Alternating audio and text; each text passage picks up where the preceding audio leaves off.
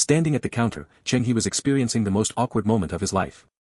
The shop assistant's gaze at the three of them was laced with knowing sympathy, as if saying, "Look at them, broke kids trying to flex on the street." Cheng He thought about suggesting they buy a better optical computer and even considered paying himself. But then it hit him, if he paid, wouldn't he be inserting himself into their financial dealings? That would only drag him into their mess.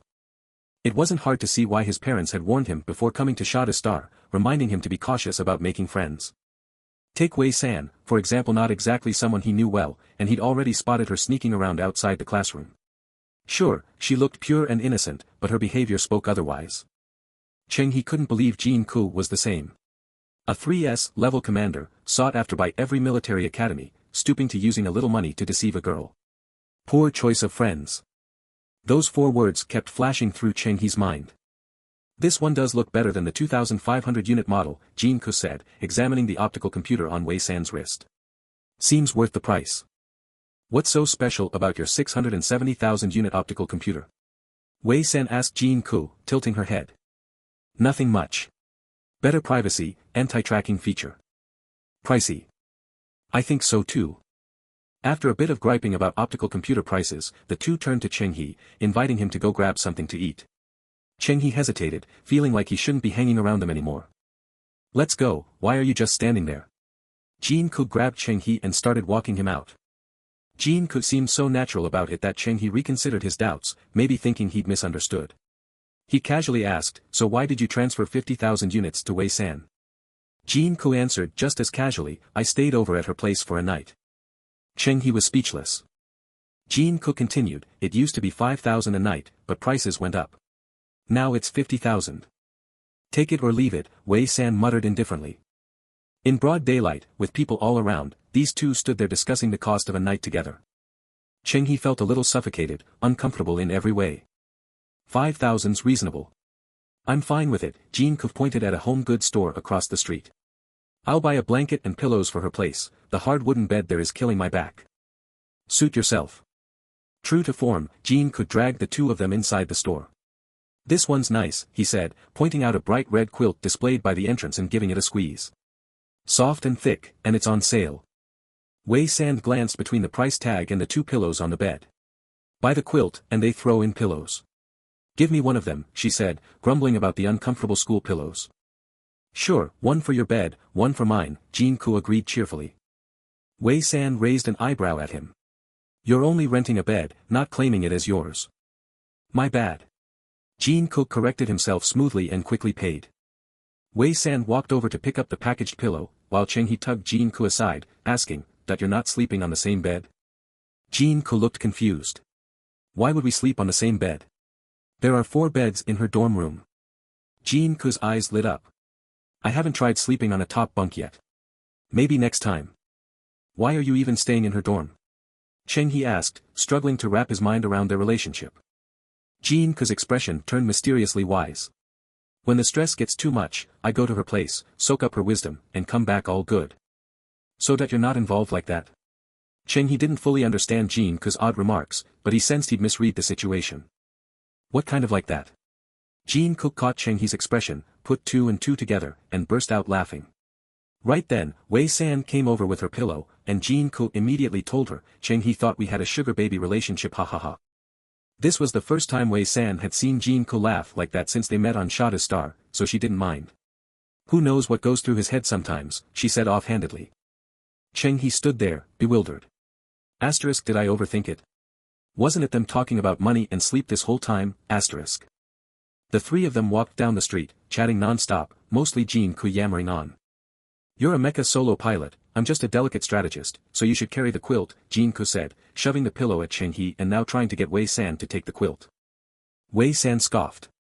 Better work on your stamina. The more you train, the less you'll get chased down on the battlefield. Damn, Jin Ku had always loved taking advantage, anyone would think he was the one who couldn't afford to eat. Who's paying for the meal?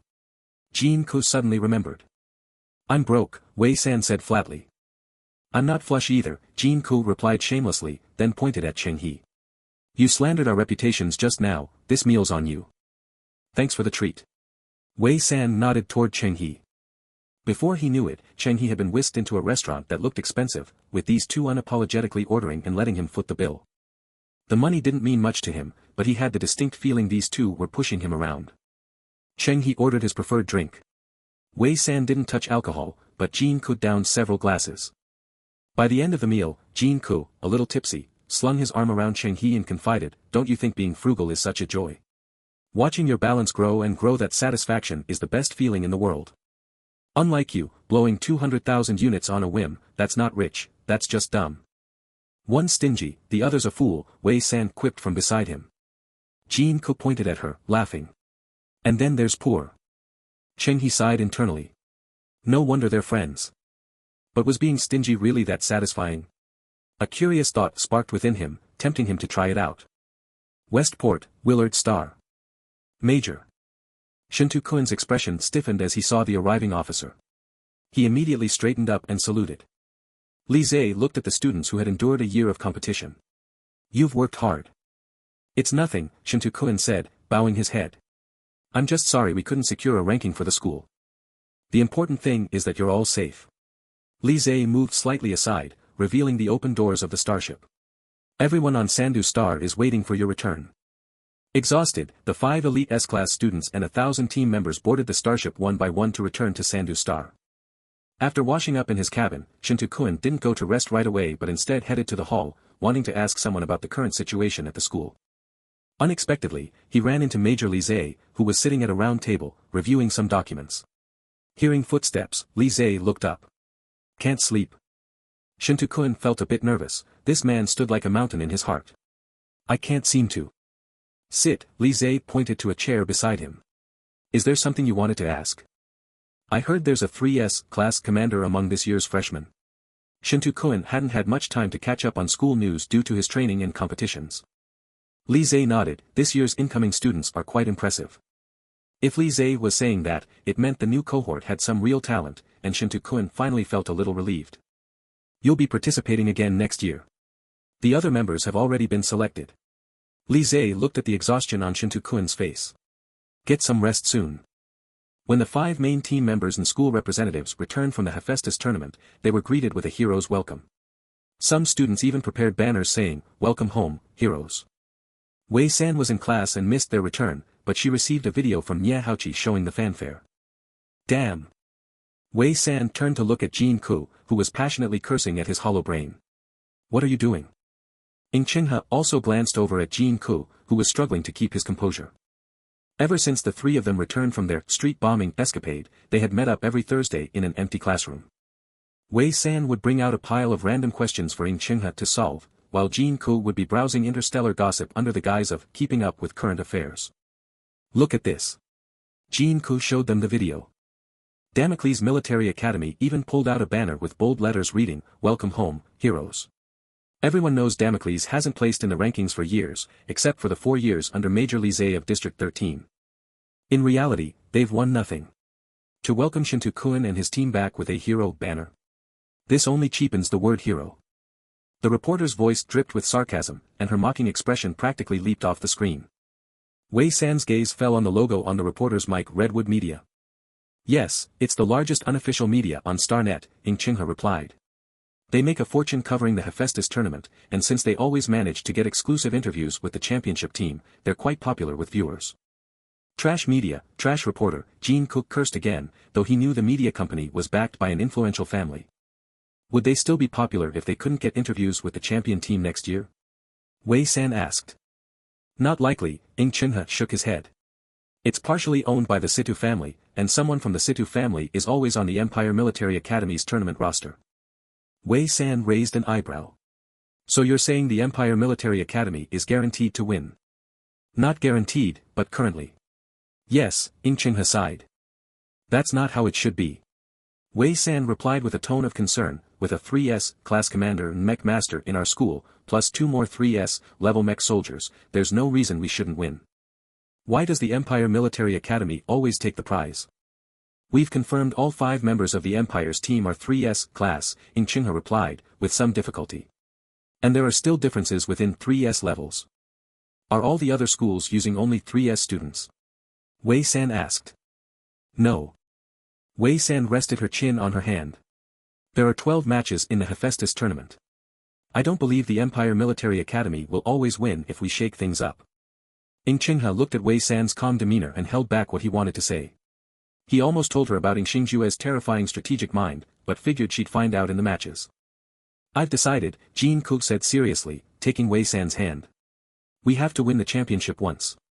Then, when we're on the podium, we can refuse an interview with Redwood Media. Wei San picked up on something else in his statement. So, there's no prize money?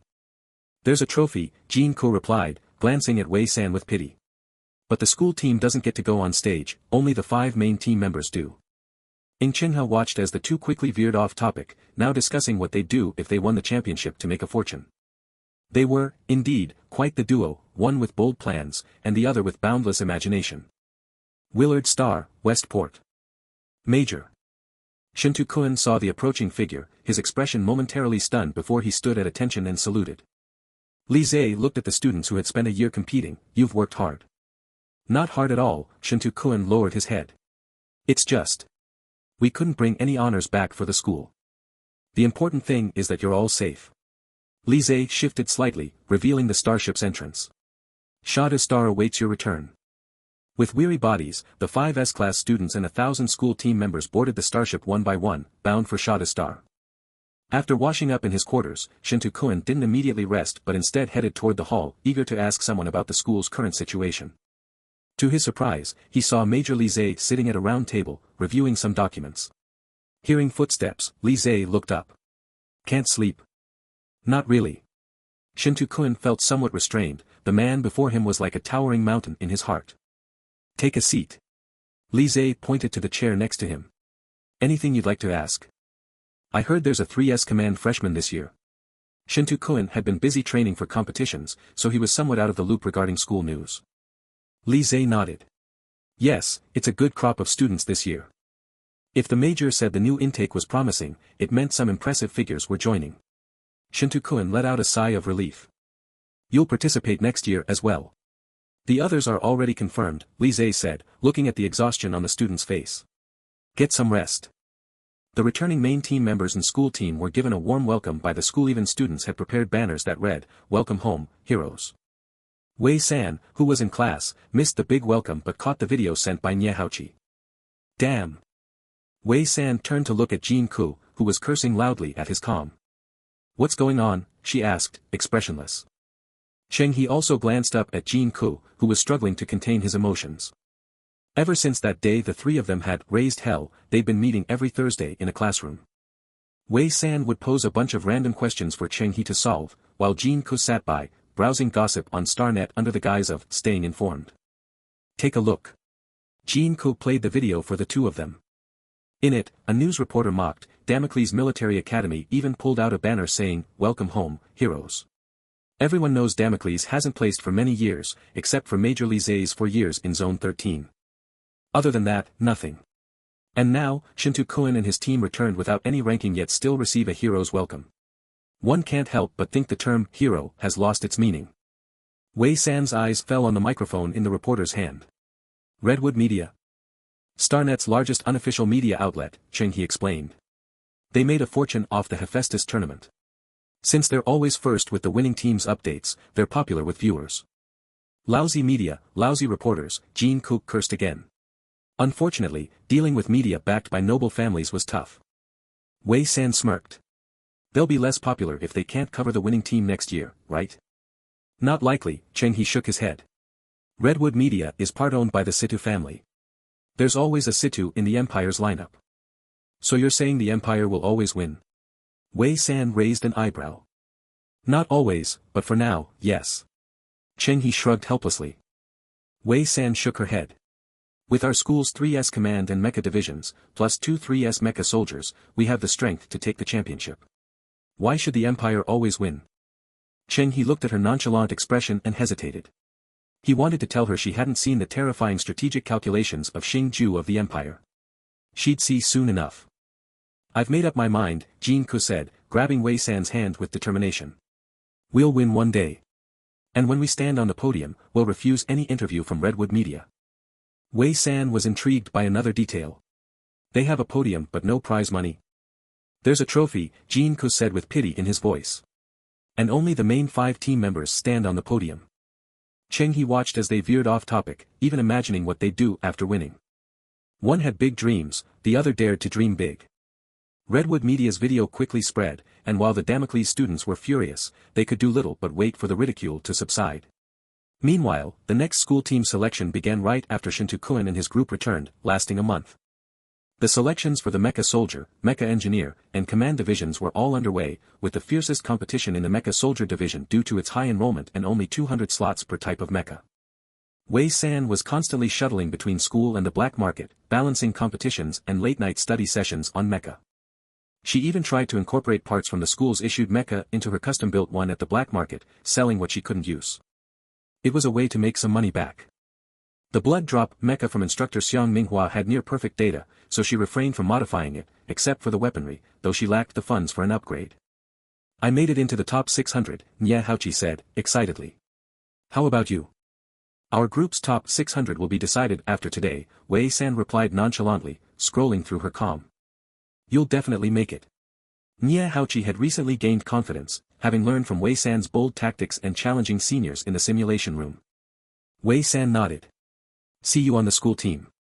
But the school mechas are lacking, Nye Haochi sighed. I plan to get a custom mecha to get familiar with it sooner. Wei San glanced at him. A custom mecha? You're not from No Name Star, so where's the money from? There were 2 ways for mecha soldiers to obtain a mecha. They could buy standard mechas from the market or get one custom-made by a mecha engineer. The latter was pricier, and the more renowned the engineer, the higher the cost. Nye Haochi looked puzzled. Why wouldn't people from No Name Star have money? Wei San. So she was the only broke one from No Name Star. But I haven't decided on which engineer to hire yet. Famous engineers are hard to schedule. Nye Haochi had been mulling over it. Wei San coughed lightly. Actually, I know a pretty skilled mecha engineer. Really? Yes, and they're close with Cheng He. Wei San pulled up a photo on her comm to show him. This one. Cheng He, you recognize them? Our school's 3S mecha engineer, Nye Haochi observed. You're close with them? Quite close. I met Cheng He through this engineer, she said, glancing around before adding in a low voice, the engineer has some free time lately. I can contact them if you're interested, but keep this private. Absolutely. Nye Haochi agreed immediately, lowering his voice. How much would a custom mecha from them cost? This engineer is good friends with a 3S mecha engineer, Wei San said, putting on a mysterious air. Offer what you think is fair. Nye Haochi's excitement grew. Anyone friends with a 3S mecha engineer was probably S-class. Some S-class engineers made top A-class mechas for fun, like the blood drop model. He held up a finger. This much? Wei San looked at him. 10 million. A bit low, barely covers upgrades. Nye Haochi shook his head, adding another 0. Wei San resisted the urge to gasp. You're rich. My parents saved up for me to get the best A-class mecha possible. He smiled, somewhat embarrassed. If the engineer's fee is much higher, I might struggle. It's enough, they'll accept this price. Wei San assured him. Shouldn't you ask your engineer friend first? Nye Haochi hesitated. I'll haggle on your behalf, Wei San replied. Consider it settled. Thank you, he said sincerely. The billion-credit deal was set. As soon as the funds arrived, Wei San requested Nye Haochi's training data to design the mecha tailored to his abilities. She explained that her engineer friend preferred minimal contact with new clients, so she'd be handling communication. Nye Haochi didn't doubt her at all. This was Wei San's first full mecha design experience, and it wasn't easy. There were significant gaps between theory and practice, so she often sought information at the library or asked Cheng He questions, although he was little help. By day, Wei San competed, by night, she stayed up late designing. She soon sported dark circles under her eyes as she walked through campus. Are you advancing to the top 300 tomorrow? Jean Ko asked, standing somewhere dark, speaking to her through her comm. Wei San looked up from her blueprint. Yes. Jean Ko adjusted the light screen, letting Wei San seeing Chingha standing nearby. We'll return to campus tomorrow and come watch your match, he said. All right. Just before ending the call, Wei San vaguely heard Jean Ko saying something about getting more rest. The next day, the Damocles Military Academy's field was packed with people. The top 200 students in each type of mech would be selected for the school team, joining the competition, while the next 100 would serve as alternates. Wei San was set to compete in 2 matches today, winning both would secure her a spot on the school team. Each arena had evaluators, who would score the performance of both contestants, ensuring that strong students wouldn't be eliminated unfairly. Since Wei San's number was farther down the list, she leaned against the field railing, half closing her eyes to rest. Those eyes. Ding Hame had just finished her own match, scoring high without any suspense. Seeing Wei San resting, she thought for a moment and said, "Very unique." Wei San, not fully understanding her meaning, casually responded, "You're unique too, senior." Ding Hame scoffed, "Have you been secretly training at night to end up like this? Be careful you don't overdo it." "Yeah, Wei San, take care of yourself and don't put too much pressure on yourself." The senior who had been kind to her before also came over. "Did you know why Senior Ding didn't make the team last year? She got sick and couldn't participate." Ding Hame glared at him. "You talk too much." It was her lifelong regret. Wei San, number 536. The call for her match came, and Wei San gathered herself and headed towards the arena. "Wei San. Team up with me if you make it." Ding Hame shouted after her. The school team's 10 top shooters could choose their teammates, and Ding Hame had already assumed Wei San would secure a spot. Upon entering the arena, Wei San immediately spotted her opponent's mech, which was clearly of high quality. She felt an itch to get her hands on it. However, with this being the military academy and in broad daylight, she kept her urges in check. "Wei San, you got this." In the center of the field, someone suddenly yelled through a loudspeaker. Another person was holding a cardboard sign with, "Wei San, strongest," written on it.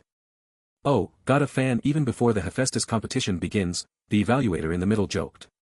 The evaluator on the left squinted and recognized the person shouting with the loudspeaker. "That's Jin Ku." The other evaluators turned at the mention of the name. And the student beside him. It was Chingha, standing with an expressionless face, holding up the cardboard sign. This was beyond embarrassing. They had just returned from training off campus. Jin Ku had rushed over, grabbed a large piece of cardboard from a trash bin, scribbled on it in messy handwriting, handed it to Chingha, and then began shouting into the loudspeaker himself. Students quickly recognized them, unsure if they should envy or resent Wei San. An A-rank student, yet she had 2 S-rank supporters cheering her on. Could it be her wall-jumping charm? Some students started eyeing the academy's walls, wondering if jumping over one could bring them fame too. In the arena, Wei San, hearing the noise, blinked at the 2 in the center of the field, then hopped into her mech cockpit, preparing for the match. Her opponent was also using a mid-sized mech, skilled in close combat and clearly well-trained. Every move was textbook perfect. "Seems like Wei San is still lacking in experience," one evaluator commented to another. "Her moves are a bit clumsy." "True, but her opponent hasn't managed to land a single hit," remarked another. A third evaluator squinted, observing for a long while. Inexperience aside, there's a certain, unorthodox edge to Wei San's style. Who taught her? That last spin and counter-grapple was pretty standard, another evaluator laughed. She's a military cadet from nameless star. Where would she pick up any unorthodox style?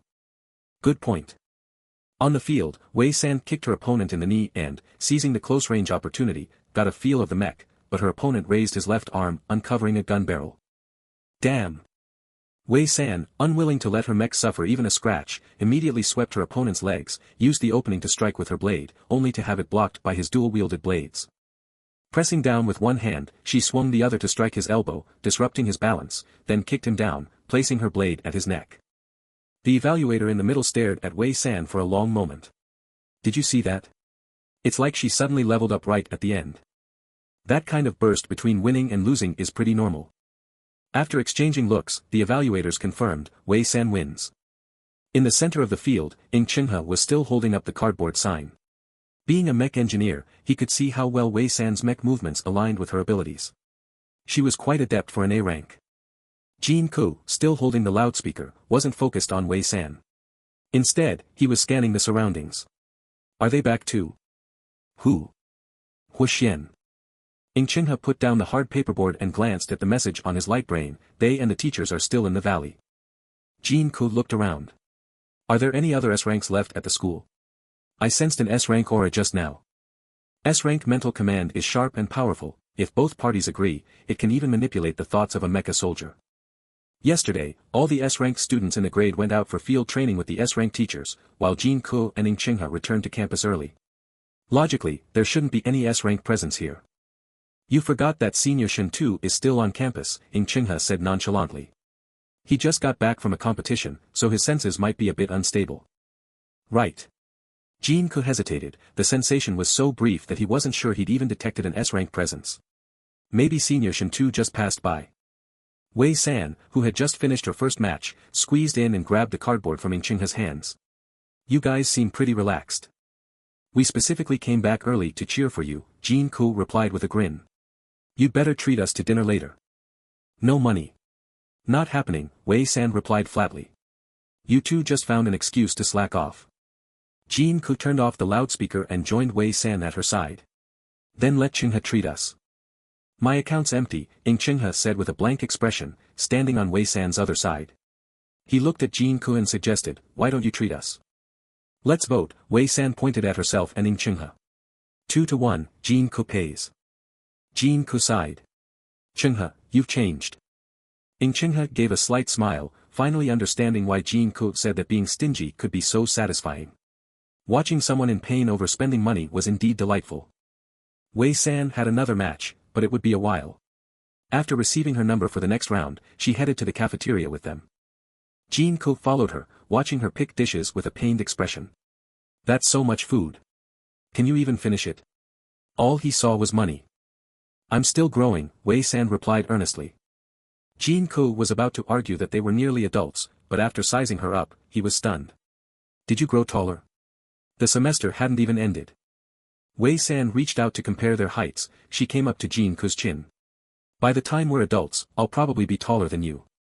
Jin-ko ordered an extra dish for himself, mumbling, no, I'm still growing too. Jin-ko wondered if he should consider a gene enhancement shot. At the back of the group, Chingha's gaze fell on Wei San. She truly had all the hallmarks of an outstanding mecha soldier, tall, already reaching 1.7 meters, with a large appetite, high nutritional needs, and a natural affinity for controlling mechas. Yet she was deeply interested in becoming a mecha engineer, and sometimes she even asked questions he hadn't considered himself. Shorter and smarter, Wei San commented to Jin-ko as she carried her tray. As a commander, being short might be an advantage. That's nonsense, Jin-ko immediately retorted. Commander Xingjue is tall. You've met him? No, but I saw gossip about the Imperial Double Stars on the Imperial Military Academy forum. What's the Double Stars? The 3S ranked commander Xingjue and the 3S ranked mecha soldier Ji Chuyu, the two most powerful talents among the new students in the Empire. Jin-ko put down his tray, pulled up a photo on his light brain, and said, here's Ji Chuyu. The photo was a candid shot capturing Ji Chuyu's handsome features, tall, lean build, and striking blonde hair. Standing on a training field, he wiped sweat from his chin with one hand, his piercing gaze directed at the camera. Pretty good looking, Wei San commented, glancing at the photo as she speared a piece of meat with her fork. Jin-ko scoffed, I think he's a bit pretentious. What about the other one?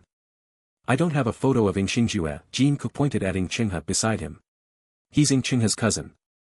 Wei San raised her eyebrows, exchanged a glance with Jin-ko, and then the two stared at Chingha. Chingha, distracted by other thoughts, looked up to see two pairs of curious eyes on him. What? Do you have a photo of your cousin? Jin-ko whispered conspiratorially, we want to see what Xingjue looks like. Supposedly, Xingjue didn't often appear publicly, so even the Imperial Military Academy didn't have his photo. Most information about him was spread through word of mouth. As the Hephaestus tournament began, the main members of the 5 military academies would be in the media spotlight anyway, so there was no harm in showing them. Chingha searched his album. We're not that close, and I don't have any recent photos, just an old family photo. Wei San looked at the photo and froze. It was of a young man with dark hair from years ago. Imperial Double Stars, blonde hair. Jin-ko, show me that photo of Ji Chuyu again. What for? Jin-ko asked, but he still pulled it up. Wei San studied Ji Chuyu's photo again. Sure enough, he was another blonde youth. She picked at her food with her chopsticks. Yeah, he does seem a bit pretentious. You're my friend for a reason. Great taste. Jin-ko said, cheerfully putting away Ji Chuyu's photo. These two. Chingha didn't know if he should call them jealous or just clueless. Your cousin's hair is better maintained than yours, Wei San observed sincerely as she looked at Chingha. I've been meaning to tell you, take better care of your hair. Jin-ko reached over and touched Chingha's hair. Like straw. Probably burns well, too. Chingha brushed his hand away. When you're busy, who cares about hair? Wei San, yours isn't any better. Wei San sighed. That's because I'm broke. Jinka had a sudden thought. Maybe you too can ask Ing Xingjue for hair care tips when you see him at the competition. I've barely said a few words to him since we were kids, Ing Qinghe replied, his expression complicated.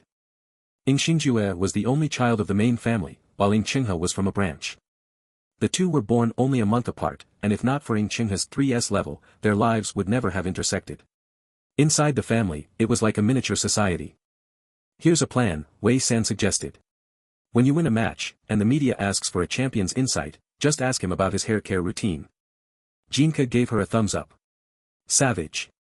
Ask for tips, throw shade at the Empire A masterstroke. Ing Qinghe rolled his eyes. Let's win first. After their light-hearted conversation, they finished their meal, and Wei San headed off for her second match. It wasn't too challenging, and she easily secured a spot on the school team. She also signed up for the shooters' trials, which would be held the following Monday. If she clinched one of those spots, she'd have her 30 credits. On the weekend, Wei San returned to the underground combat arena, though she hadn't seen Qianxi around. It seemed he hadn't shown up recently. An L3 level fight here earned 50,000 star coins per match, enough for most people to live comfortably for a while. But for mecha enthusiasts, it was like a pebble tossed into the sea, barely a ripple. Currently, Wei San could manage 7 matches a day, 3 in the morning, 4 in the afternoon, reserving her evenings to repair her mecha. Slaughter Day bets are open. On Sunday morning, Wei San noticed an eerie excitement throughout the 3rd level of the underground arena. Banners promoting Slaughter Day were everywhere, urging people to place their bets. She stopped someone and asked what it was all about. You're new to L3. Slaughter Day is when all the major arenas merge. Everyone online in this tier has to fight, the person explained, pointing to the spotlighted fighters on the big screen.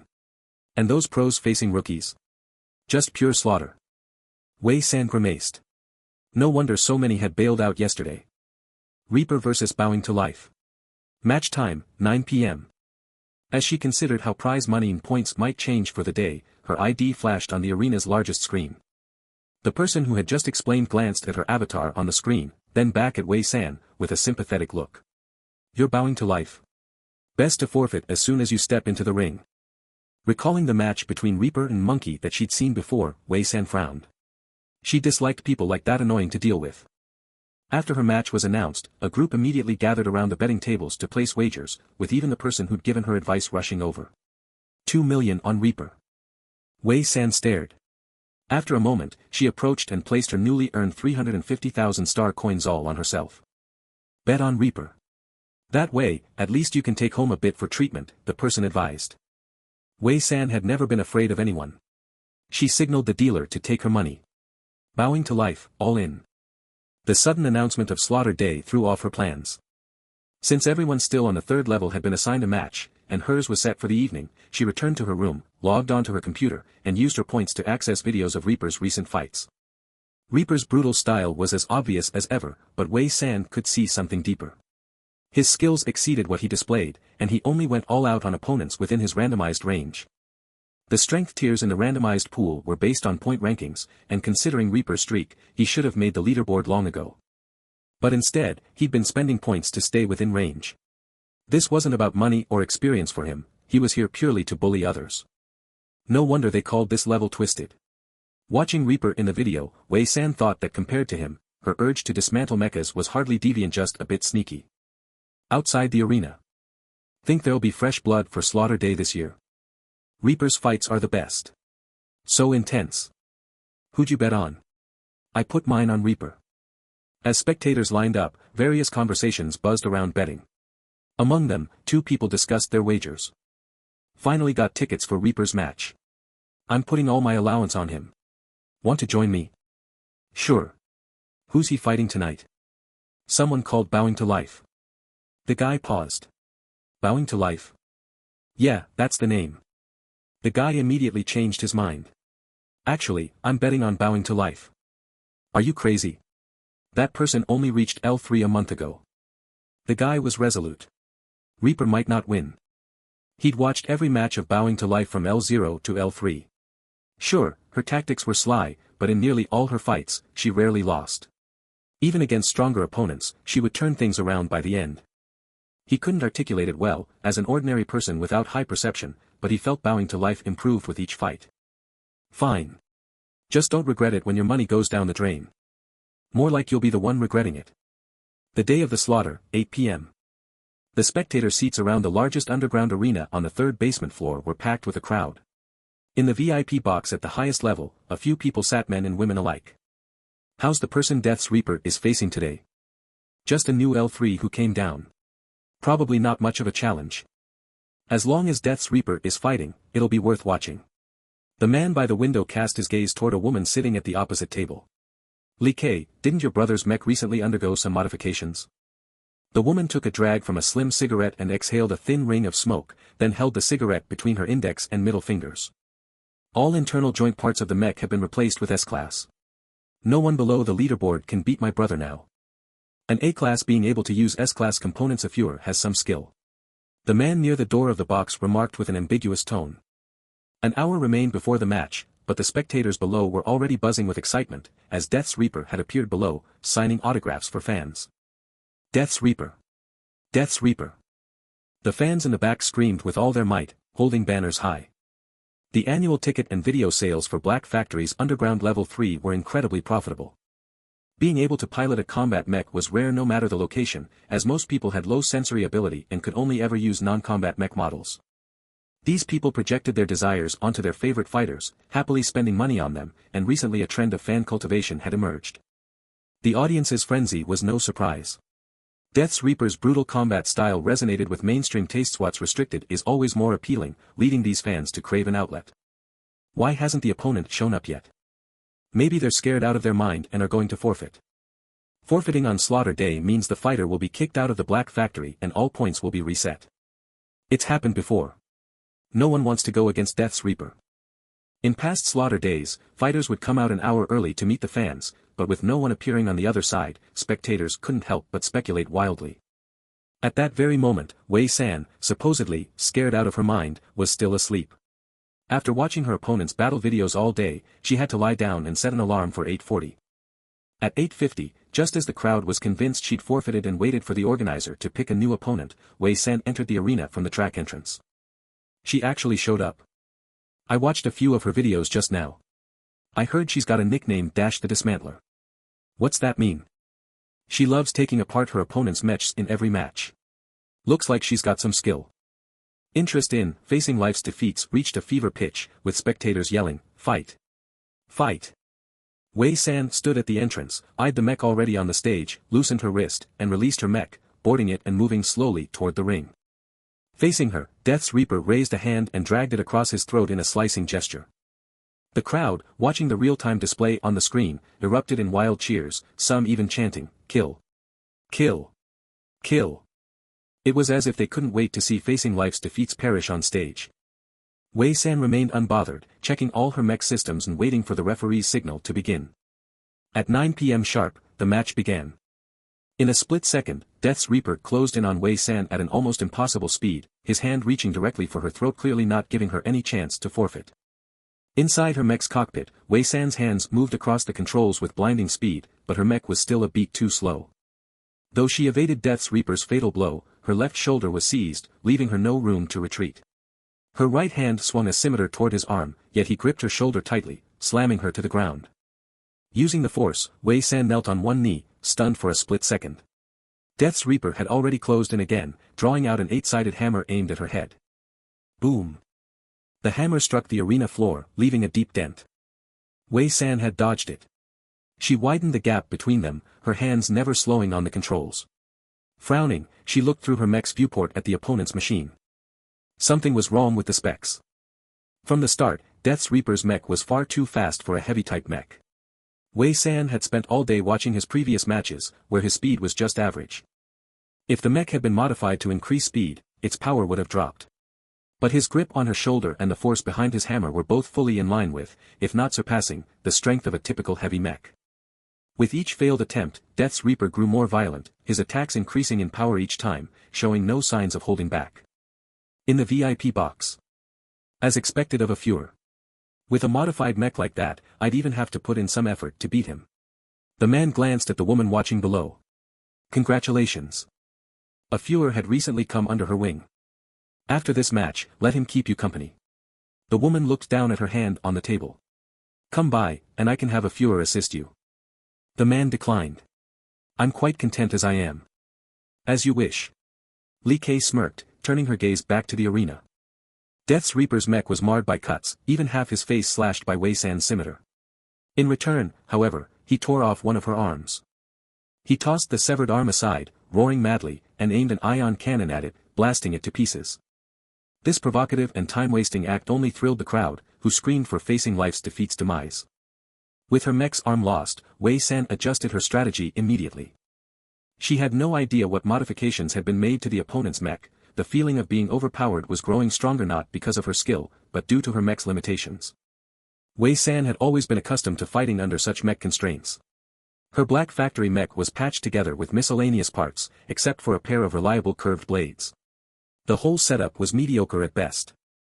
Yet even if she had blood drop, she wasn't sure it would allow her to beat Death's Reaper quickly. His mech.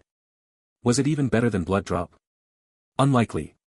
Blood Drop was a top A-class mech with balanced stats, optimized to the point where Wei San couldn't make any adjustments. Wei San rotated a single scimitar at high speed, forming a makeshift shield to block Death's Reaper's cannon fire. The crowd was momentarily stunned by the move. Seriously? Looks like Bowing to Life has some real skill to withstand so many hits from Death Reaper. Her mech's too low grade, or she'd have a fair shot. Death Reaper kept pressing in, seizing the moment of Bowing to Life's hesitation. His hammer struck hard against her mech's chest. Bowing to Life and her mech crashed to the ground. It's over. This Bowing to Life is really about to lose her head. Everyone knew Death Reaper's signature move was ripping off the opponent's mech head.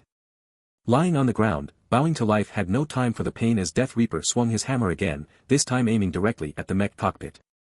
He was intent on ending her. Bowing to Life manipulated her mech, using both legs to kick the hammer away. Death Reaper roared and threw his fists at her, clearly targeting the cockpit. She spat out a mouthful of blood just as Death Reaper lifted her mech, smashing it to the ground with force. Damn it! Bowing to Life was genuinely enraged. Ignoring the blood on her lips, she commanded her mech to flip up and sent a kick flying at his head. The kick landed. Death Reaper paused for a moment, and Bowing to Life grabbed his neck, giving him a taste of his own backthrow. They fell together, his ion cannon now aimed directly at her cockpit. With no expression, Bowing to Life reached with one arm, and at a speed invisible to the audience, dismantled his ion cannon. Death Reaper had underestimated her, not even bothering to research his opponent beforehand, let alone her mech model. He had no idea she could dismantle his weapon on the spot, leaving him stunned. Without giving him a breather, she punched his head repeatedly. Damn, all because of a mech. Attack her, break her arm. This was going to cost her. The more she thought about it, the angrier she became, and she struck with all her might. Looks like Death Reaper's head might be caving in, murmured a spectator. Up in the box seats. Maybe your brother's mech head needs reinforcement next time, or it'll get caved in with just a few punches, the man near the door kindly suggested. Lee Kay glared. Mind your own business. After a few powerful hits, Bowing to Life realized her remaining arm was about to give out. She switched tactics, using the nearly broken arm to start dismantling his mech, first his limbs, exposing the internal joints. She squinted at the pale gold material of the joints. She'd never seen such a substance used in a mech before. So this was where his mech's upgrades were focused. Once she understood, Bowing to Life rose, delivered a final blow to crack the cockpit, then pulled the unconscious pilot out and tossed him off the platform. Her last arm gave out entirely, splitting from the shoulder, fingers and internal tools completely shattered. Seeing the referee hadn't announced the victory yet, she calmly extended a leg and kicked Death Reaper's mech off the stage too. The crowd collectively gasped at this blatant taunt.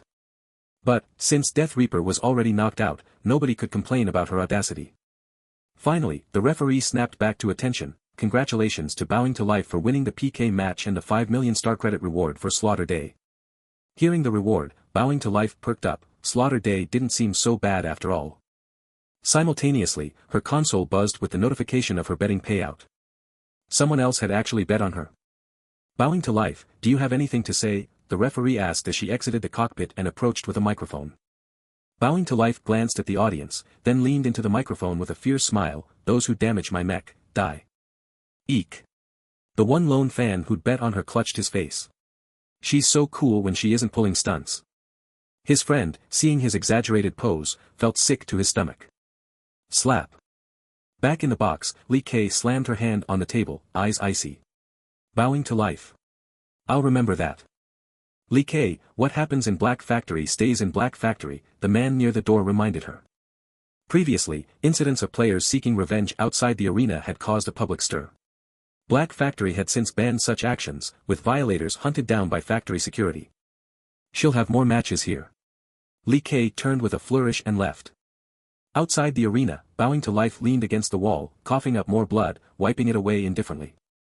The Black Factory mech was completely totaled, she'd noticed as she stored it. Even the engine was likely burned out. But with the match reward and the betting payout, she calculated, she could afford to make herself a brand new, high-quality mech. Thinking of this, she decided the match had been worth it. Underground Level 4 of the Black Factory. In a certain room, the match between Wei San and the Grim Reaper was playing. The match lasted 27 minutes and 6 seconds. To be more precise, this, bow down to life, turned the tide in just 5 minutes and 4 seconds, even dismantling the Grim Reaper's mech in the process, said a middle-aged man dressed in a black silk nightgown, reclining in a chair. He gestured to someone nearby. What was in the palm of her mech? A mixed alloy knife, explained someone sitting at the table, it looks like the tools we mech pilots use. So, she used that to dismantle the mech. The middle-aged man sneered, his gaze focused on the hologram. Kids today sure love to play, pretending to be harmless while plotting a sneak attack. Next to the video of Wei San's match was footage of Qi Anshi's competition. Wei San limped back to school, luckily it was dark, and no one could clearly see the injuries on her face. After the match, she had struggled to get out of her mech, as the right side of her body was deeply dented, leaving her half-pressed against the damaged side of the machine. That's when her face got hurt. Wei San thought it was just surface wounds, so she didn't bother with the treatment pod, partly because it would cost money, and partly because she didn't like the sensation of being in one. Passing by a pharmacy, she bought some medicine and applied it in her dorm.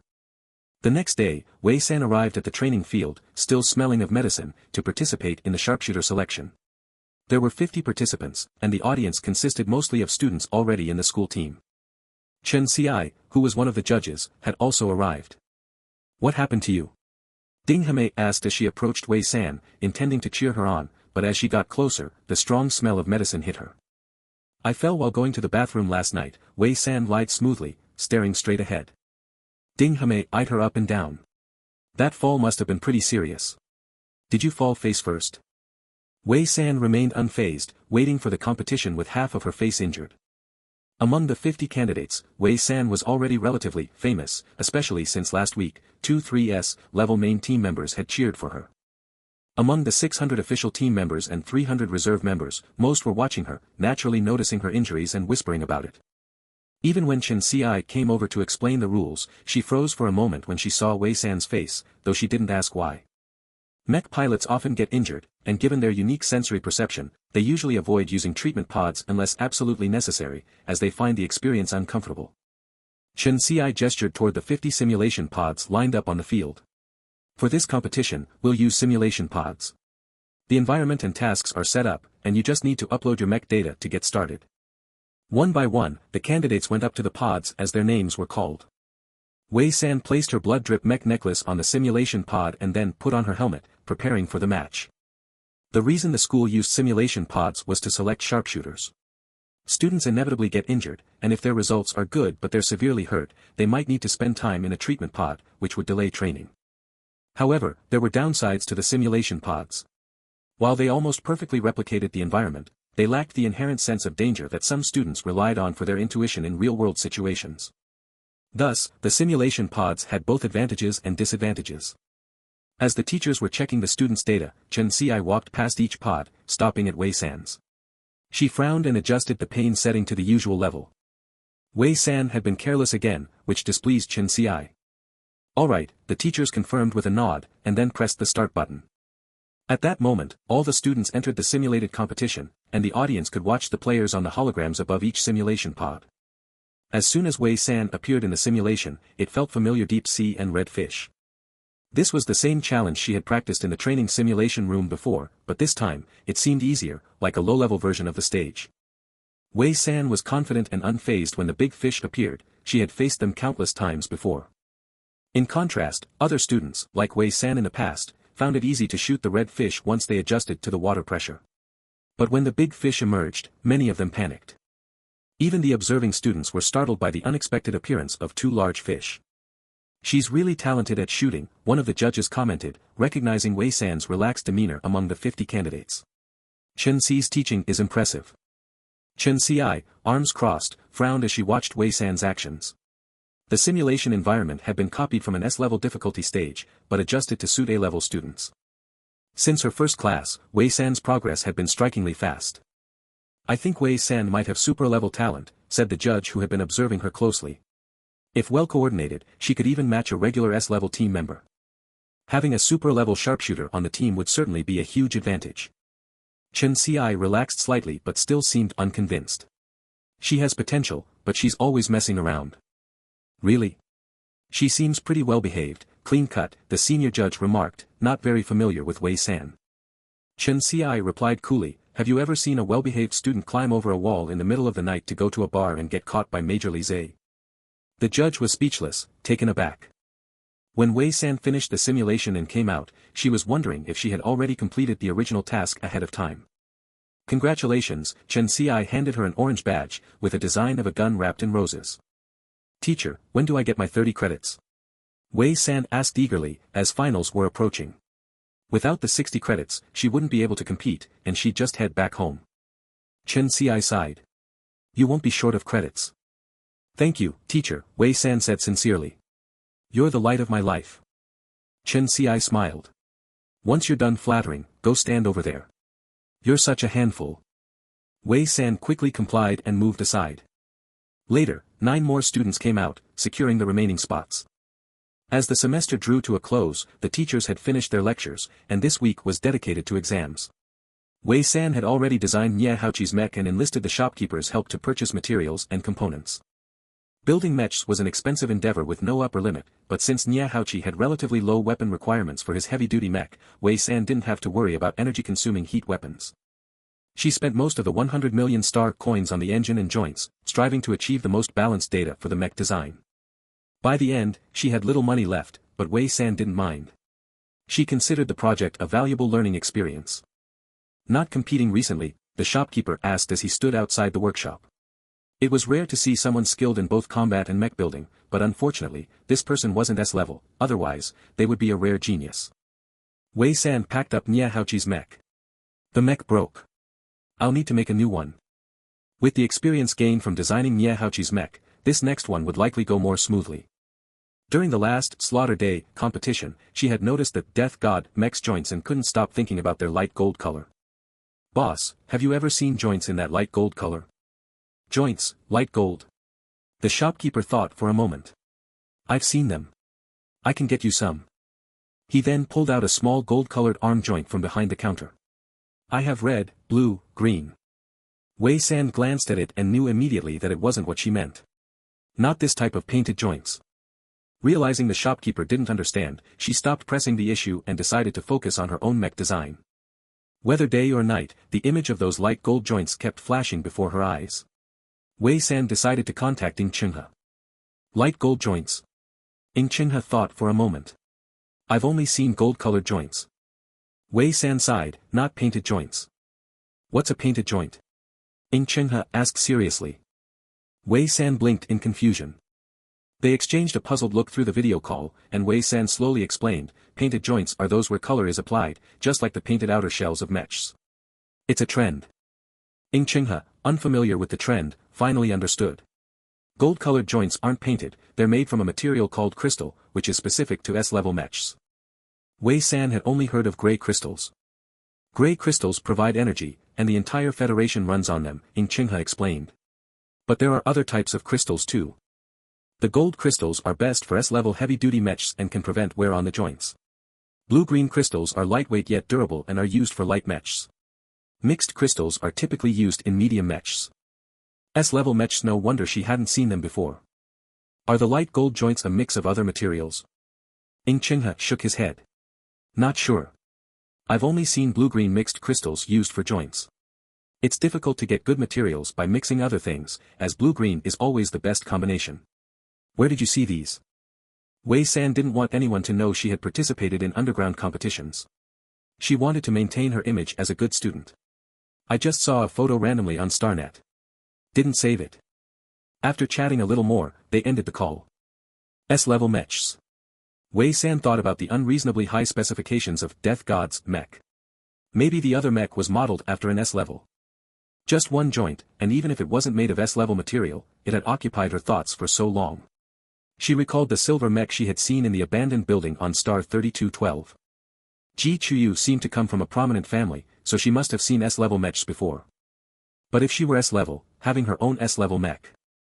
Wei San thought about it, but quickly dismissed the idea. Top-tier A-level mechs were already so expensive, and that was without including the costs of mech masters. If she were S-level, she would probably be stuck in poverty for the rest of her life. Then again, Instructor Xiang's S-level mech was provided by the school, but there must have been some kind of exchange involved. Wei San pondered for a while before getting back to designing her A-level mech. Using her blood drop reference, she was able to calculate the specs that best suited her. The last day of exams arrived. Students who hadn't made it into the school team were free to go home, while those who had joined the team stayed behind for training until mid-March, when they would head to Imperial Star for the competition. Wei San sat in her dorm room, calling Li Pai and her master's wife, asking if they had time to come visit. Not coming home? Li Pai asked. I can't leave for now. I'm staying for training to participate in a Hephaestus competition. Li Pai was a bit surprised. That Hephaestus competition? The Federation's top commanders and tacticians often came from that competition. Wei San noticed Li Pai's expression and immediately clarified, I'm just A-level, only in the school team, not a core member. Well, still pretty impressive, her master's wife said with a smile. Not bad, Wei San said, shamelessly. Master's wife, I can't go back, but you both can come visit me on Shada Star. I'll book your tickets and hotel. You've made it big? Li Pai asked her. Wei San, still holding on to the large sum of money she hadn't spent on materials yet, confidently said, I have money now. Alright, we'll come over. They set a date, and Li Pai and her master's wife began preparing to travel to Shada Star. Thinking about the teacher and his wife coming over, she had to take them out for a tour. Over the past few days, Wei San had been busy working on her mech, but as usual, she would sneak out at night. Now that the holiday had started, the school team was training, and the campus was no longer locked down, allowing them to come and go freely. Due to her late-night sessions, dark circles had reappeared under her eyes, and with her pale skin, it made her look especially striking. Are you secretly training behind our backs? Ding Hame asked, pulling Wei San aside. No. You better not be, Ding Hame said seriously. Now that we're a team, we need to build up some chemistry. Don't act on your own. In Ding Hame's mind, Wei San was an unstable factor. I know, senior, Wei San replied indifferently, half closing her eyes and dozing off during the break. So. What are you doing every night staying up late? Ding Hame asked with a curious tone. Wei San sat on the ground, resting her chin on one hand, casually making up an excuse. I go to a bar to dance and unwind.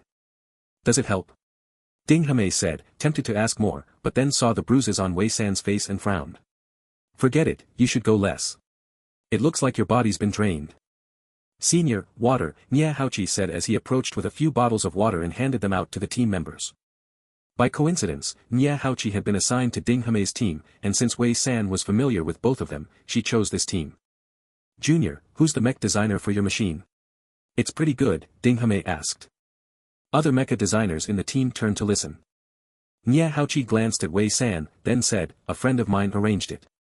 I heard this mech designer is familiar with an S-class mech designer. S-class mech designer? Maybe the one who built your mech is an S-class, Ding Hame joked. I'm not sure. It's always been arranged through my friend. I've never met the mech designer, Nia Haochi replied, feeling that the mech worked well for him. Most skilled mech designers have strange personalities, one of the mecha designers chimed in. Your mech is well balanced. It's not inferior to top-tier A-class mechs. Wei San, the eccentric mech designer, thought to herself, she agrees, it's a pretty good job. How much did this mech cost in total? One of the nearby mecha designers asked. 100 million. Just 100 million. Is the mech designer doing charity? Sometimes, the fees for a top-notch mech designer could reach 100 million. Nia Haochi glanced at Wei San again, always feeling it was because of her connections that this mech was so good. Training. Before the conversation could go any further, the instructor called for everyone to get up. The school team's training these days was focused on building chemistry in 5-person squads, with thousands of students training together in large groups. Each squad consisted of 3 mech soldiers, 1 commander, and 1 mech designer. In the competition, the mech designer handled repairs, while the squad commander took orders from the main team members and led the squad. Generally speaking, because of the harsh environment in the competition, the 5 S-class main members would lead the way, with the school team following behind to clean up. If all the main members were eliminated, even a complete school team of 1,000 would quickly collapse. This was because high-level insect beasts couldn't be handled by A-class mechs, and there were plenty of these beasts in the competition. However, there were also cases where students from the school team rushed to the final circle and pulled out flags. Such a situation had happened at Damocles Military Academy, but it wasn't a good thing. The school had a shortage of S-class students, and the 5 main members couldn't be gathered. Instead, they sent an A-class mech soldier. If they had continued ranking last, Damocles Military Academy would have been disqualified as one of the top 5 military academies. To earn points, students sacrificed themselves during the 12 rounds of competition, especially in the final round. When the main members mech designer, commander, and an S-class mech soldier were eliminated, only 2 S-class and A-class mech soldiers remained, determined to rush to the finish line. At that point, 2 military academies had already reached the finish line. The third was Samuel Military Academy, which blocked Damocles Military Academy from getting to the flag. In order to secure 4th place, which would never earn a spot on the podium, an A-class mech soldier self-destructed, and an S-class mech soldier was severely injured. In the end, all the shooters from the school team sacrificed themselves to allow one person to reach the finish line and grab the flag. 2 military academies suffered heavy casualties, and Samuel Military Academy ended up in last place, while Damocles gained 3rd place. That year, Damocles Military Academy and Samuel Military Academy became sworn enemies.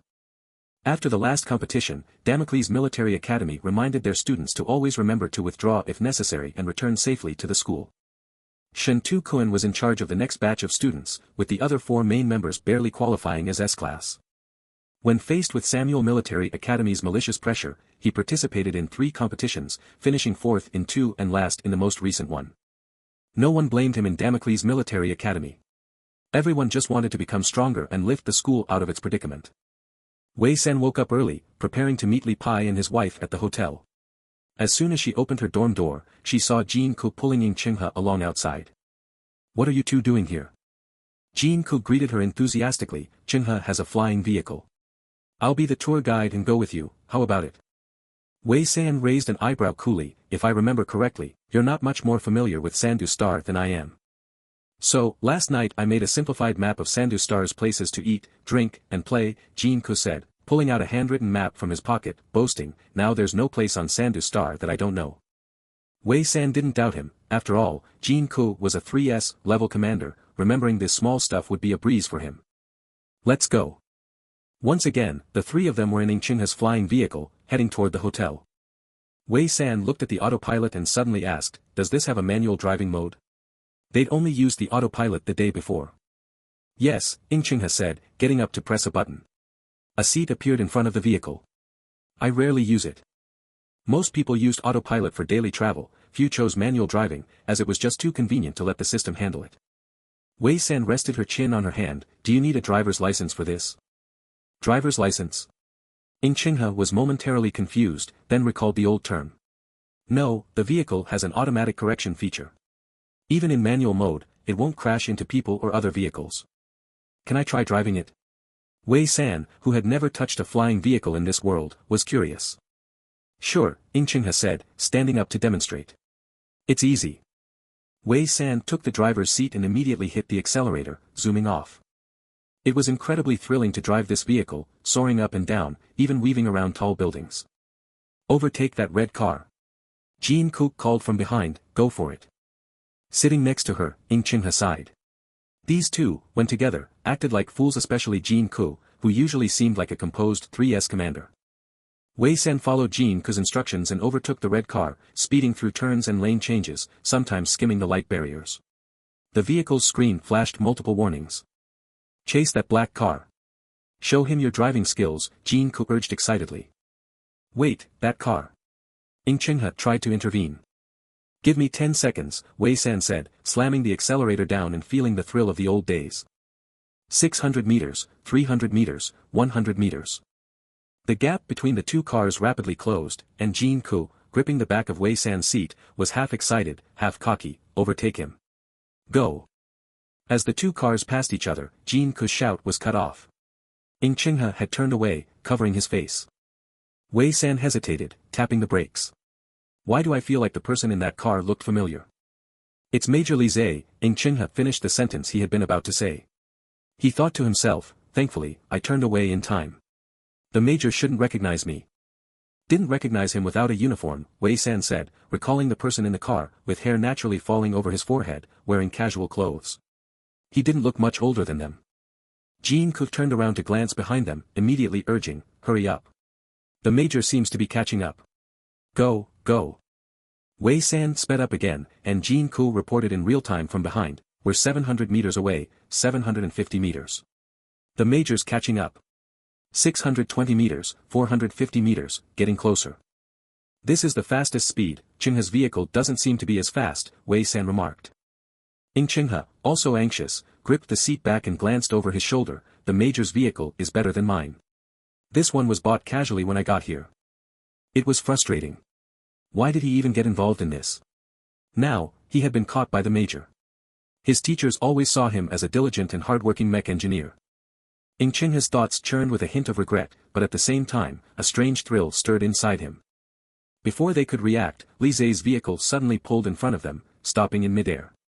He jumped out, landing on the hood of their vehicle, and smashed the front windshield with a punch. As expected from the Major, the manufacturer had claimed that the windshield of the vehicle couldn't be broken, but Major Lizhe shattered it with one punch. Lizhe had originally gone out to handle some business when the vehicle suddenly swerved past him. Inside, Jean Cook was staring at him with a distorted expression. In that moment, several thoughts flashed through Major Lizhe's mind, all centered around the possibility of someone attempting to kidnap a 3S-level commander from Damocles Military Academy. Chingha. Lizhe didn't expect to find a student inside the vehicle. Wei San had braked just in time when Lizhe's vehicle had stopped abruptly earlier. Now, she was facing his fist. Looking at the two students inside, with their limbs free and their faces flushed, Lizhe finally noticed something was off. He withdrew his fist and stared at Wei San through the broken windshield. After a long pause, he asked, "You're the one who climbed the wall, Wei San?" In the end, all three were dragged down. What was with that distorted face pressed against the glass?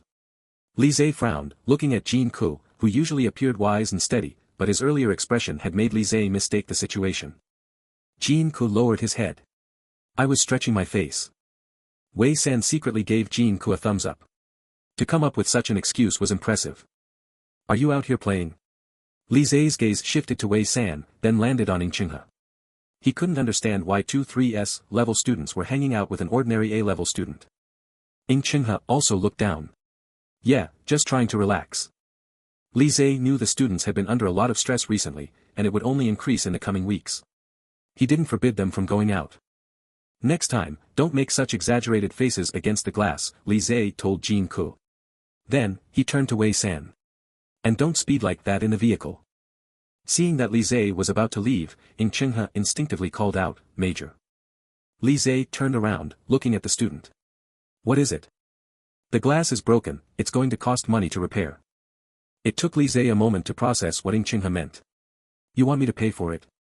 Lizhe had expected Chingha to immediately refuse, but instead, he firmly replied, just pay for the glass repair.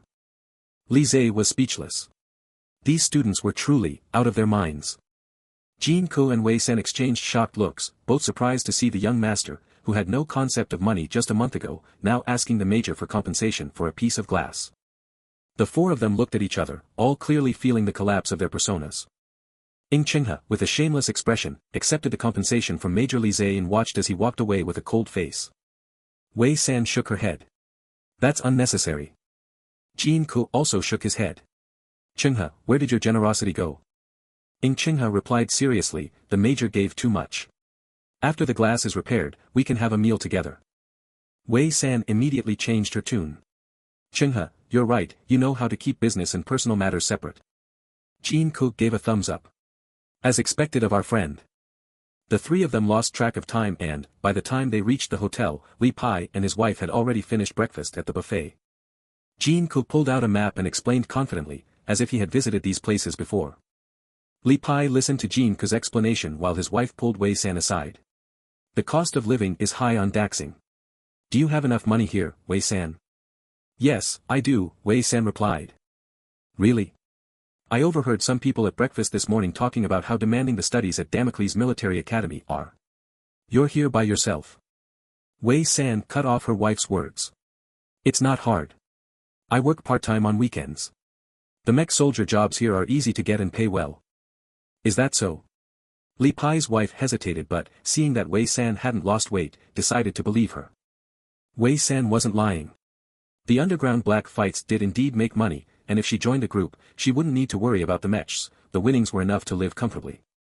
Unfortunately, mechs were an expensive hobby. Materials and weapons all cost a fortune. This is the city center of Star. Jean pointed to a section of the map and explained, there's a famous landmark here, a statue. The Sword of Damocles, I've heard of it, Li Pai said. Wei San followed Li Pai's wife onto the flying vehicle. She knew the story of the Sword of Damocles, but she didn't know there was a statue of it on Star. This sword was made by Yu Qingfei using scrap materials from mechs. It's been in Damocles Military Academy for 100 years, reminding students to always stay vigilant and never relax, Ing Qinghe explained slowly. Later, the academy moved it out, hoping the whole of Star would inherit that spirit. However, in recent years, many people online mocked the old headmaster's decision, claiming that moving the sword ruined the academy's feng shui, causing Damocles Military Academy's rankings to drop. We should go see it, Li Pai's wife said with interest. Everyone agreed, and they flew the vehicle toward the city center. There are so many people, Li Pai's wife exclaimed once they arrived. The metallic statue of the Sword of Damocles was right at the center of the plaza, and they spotted it immediately. As they walked toward the square, Wei San instinctively studied the scrap materials in the giant sword. There was a variety of parts, like a mech parts catalog. I'll take a picture for you, Jean volunteered. Sure, Li Pai's wife agreed, pulling Wei San and Li Pai into a shot. Then she asked Ing Qinghe if he wanted to join. Ing Qinghe stood next to Wei San, while Li Pai and his wife stood together. Jean took the photo, but feeling a bit cheated, he asked a passerby to take another photo, squeezing into the frame. The five of them smiled together at the camera. Let's switch places. I want to stand next to Wei San, Jean suggested, wanting to swap with Ing Qinghe. You stand with Li Pai's wife, Ing Qinghe responded, unwilling to move. He thought the current spot had the best lighting. As the two argued, Wei San suddenly changed her expression and quickly entered her mech, placing herself between the others and the danger. A large-tailed mutant wolf appeared in the center of the plaza, only about 100 meters away from them. Ing Qinghe reflexively reached for his mech, but Jean stopped him. Don't move, Jean whispered. Ing Qinghe met his gaze and, after a moment, lowered his hand and shielded Li Pai and his wife as they retreated. Meanwhile, the plaza erupted in chaos, with people screaming. Xiao Wei. Li Pai's wife said anxiously. It's fine, it's just an A-level mutant beast. Wei San can handle it, Jean and Ing Qinghe continued to protect Li Pai and his wife as they retreated, quickly contacting the Academy's command center through their neural interfaces. Wei San won't do anything she's not confident about, Li Pai said calmly, holding his wife's hand, though his heart was uneasy. As the four retreated, Wei San faced the mutant wolf head-on. Her blood-red mech exuded a chilling aura under the sunlight as the mutant wolf charged at her, its claws cracking the ground with every step. Wei San leaped into the air and swung her blade to meet the attack. The mech and the mutant wolf collided mid-air. Wei San's blade struck the mutant wolf's forelimb, producing a sharp clang. It was already metallized. Inside the mech, Wei San paused, then quickly landed, opening the right arm cannon and aiming for the mutant wolf's eye. However, as it charged, the wolf closed its eyes, and the bullet couldn't penetrate its eyelid. It seemed to have metallized its entire body. Full body metallization, the mouth is the breakthrough point. Wei San was still thinking about how to strike when the message flashed in her mind, feeling like someone had directly issued her an order. Before she could think further, the mutant wolf was already upon her. She dodged its claw, not choosing to fight head-on, and kicked its head, the sound of metal colliding with metal ringing out. The mutant wolf turned and snarled, saliva dripping from its mouth. It swiped at her, but she evaded and danced around its face. The wolf instinctively snapped its jaws at her. In that instant, Wei San raised her left arm's energy blade high, stabbing it into the mutant wolf's open mouth. She gripped the blade with both hands and quickly stepped forward, slicing the beast open from its throat to its abdomen. At the same time, Jean and the others were surrounded by several other A-level mutant beasts. These creatures had seemingly appeared out of nowhere. Jean scanned the area. The crowd was in chaos, but the beasts seemed to be focused solely on attacking their group. Seeing someone getting injured, Ing Qinghe raised his hand, but Jean stopped him again. Someone's coming, Jin-Ku said quietly. Chingha froze for a moment and then saw a deep blue mech appear in the sky. It was Major Li. S-class mecha pilots have no problem handling A-class mutated beasts, and those beasts were swiftly killed. The Sandu Star Guard arrived shortly afterward, and Major Li retracted his mecha and approached Jin-Ku and Chingha. Return to school. Jin-Ku glanced at Wei San, confirming she was unharmed, then replied, okay. When Wei San walked over, Jin-Ku and Chingha were already boarding the military flying vehicle. Are you okay, little Wei? The teacher's wife nervously checked Wei San up and down. I'm fine, Wei San reassured her. Li Pai patted her shoulder without speaking. The lack of awareness in ordinary people could sometimes be a blessing, but entering the military academy meant the constant risk of losing one's life. I'll take you both back to the hotel, Wei San said as she glanced at the square. The Damocles sword remained standing in the sunlight. A message popped up on Wei San's optical brain. Chingha, you take the flying vehicle, the password is. Jin-Ku, hee, in the heat of the moment, I directly linked with your sensor. Wei San read the message and replied, you can control me. Jin-Ku, S-class commander's sensor is special. The higher the commander's sensor ability on the battlefield, the more mecha soldiers they can link with. To put it simply, yes, I can control you. Wei San recalled the strange thoughts she had received earlier and realized that control wasn't quite the right term. It felt more like Jin-Ku had sent her his ideas, rather than controlling her. Wei San replied, this world is a bit dangerous if mutated beasts are popping up in the city center. Jin-Ku, someone's after me and Chingha. Luckily, you were here today. Wei San, using A-class mutated beasts against you guys. Do they think too little of you? Wei San then sent another message to Chingha. After I drop off my teacher and the teacher's wife, I'll park the flying vehicle at the school's right side parking lot. Chingha, okay, stay safe. The next day, the media reported on the incident sharply, accusing Sandu Star of having a lab that manufactures mutated beasts. They called for an investigation from other military districts. But with the backing of the 12th and 13th military districts, it was unlikely any external district would be allowed to investigate.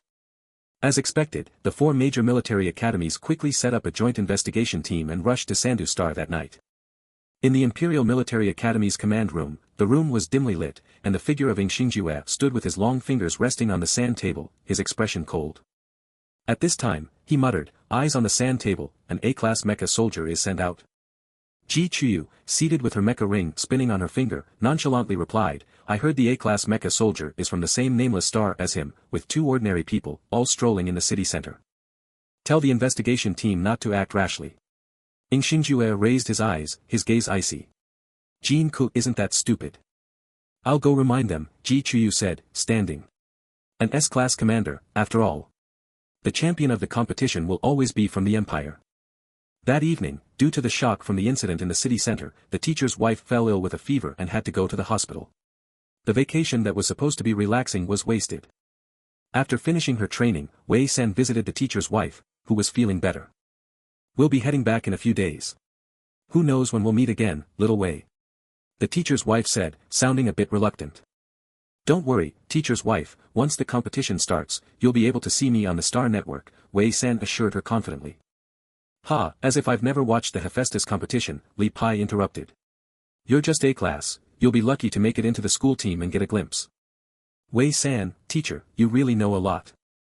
On the day the investigation team arrived at Sandu Star, Wei San was sending Li Pai and the teacher's wife back to Star 3212. Little Wei, stay safe, the teacher's wife said, still uneasy about the events in the square. However, Wei San was a military academy student, and such incidents would only become more frequent in the future. I know, teacher's wife, Wei San replied, handing her luggage back and watching them walk through the security checkpoint. Li Pai lingered behind, turned to look at her, and suddenly stopped, waving at her. Wei San quickly caught up. Teacher, what's wrong? Buy a few more clothes, Li Pai said, his gaze falling on her pants. Didn't you notice your pants are too short? I'll buy some when I get back, Wei San replied. She had been so busy lately that she hadn't had time to think about her clothes. At least she remembered to wear them. Li Pai shook his head and followed the teacher's wife toward the starship entrance.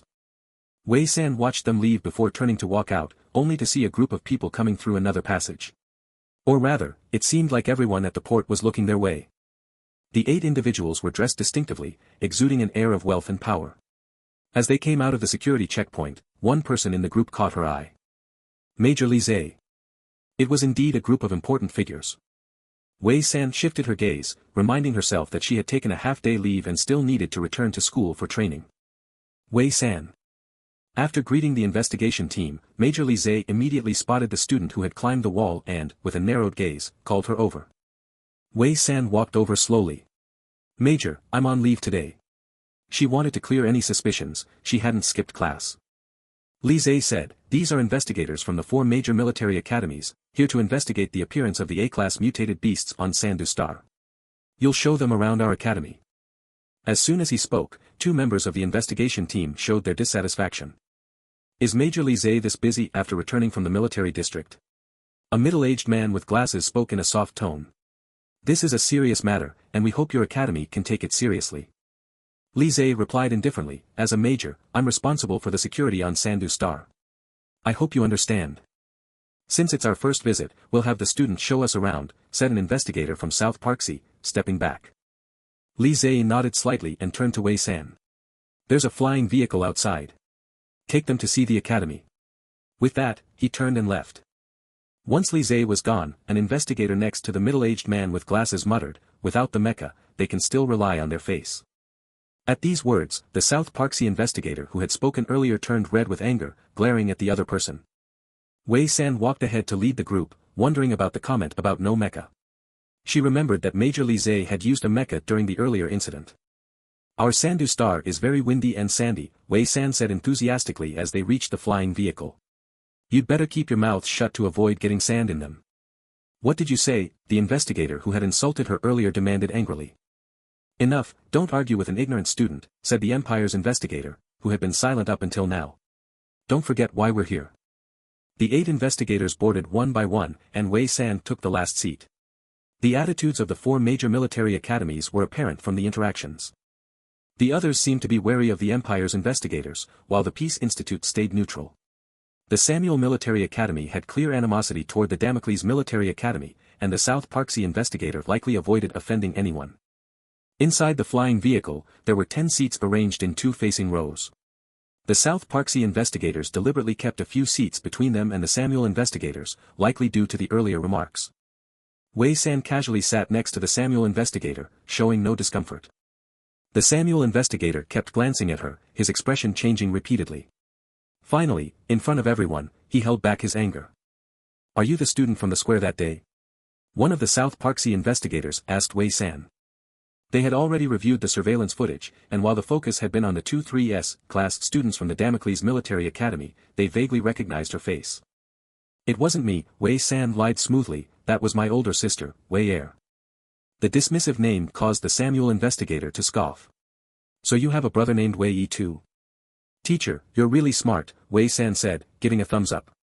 "My brother's name is Wei Yi." The Samuel investigator's forehead twitched in frustration. What should have sounded normal from anyone else came out of her mouth with a sarcastic tone. Meanwhile, Major Li Zhe, monitoring the flying vehicle's cameras, turned to the person next to him. "Does the academy have a sister named Wei Er?" The person next to him replied, "The data shows she has no siblings. She's an orphan." Li Zhe frowned at the reply.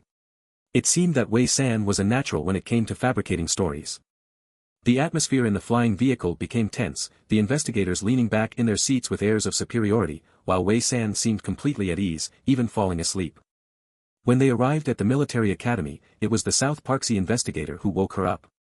Before getting off the vehicle, an investigator from the Imperial Military Academy looked up at the monitor inside the spacecraft, then followed the others down. "Teachers," Wei San stepped out of the vehicle and walked ahead, "I'll show you around the Damocles Military Academy, and we won't be retracing our steps." The investigation team was not interested in the Damocles Military Academy's environment. The campus hadn't been renovated in years, and any of the top 4 military academies would be more luxurious than this one. There weren't many people on campus, just the 1,000-member team and 500 alternates. Only one cafeteria was open, offering free meals.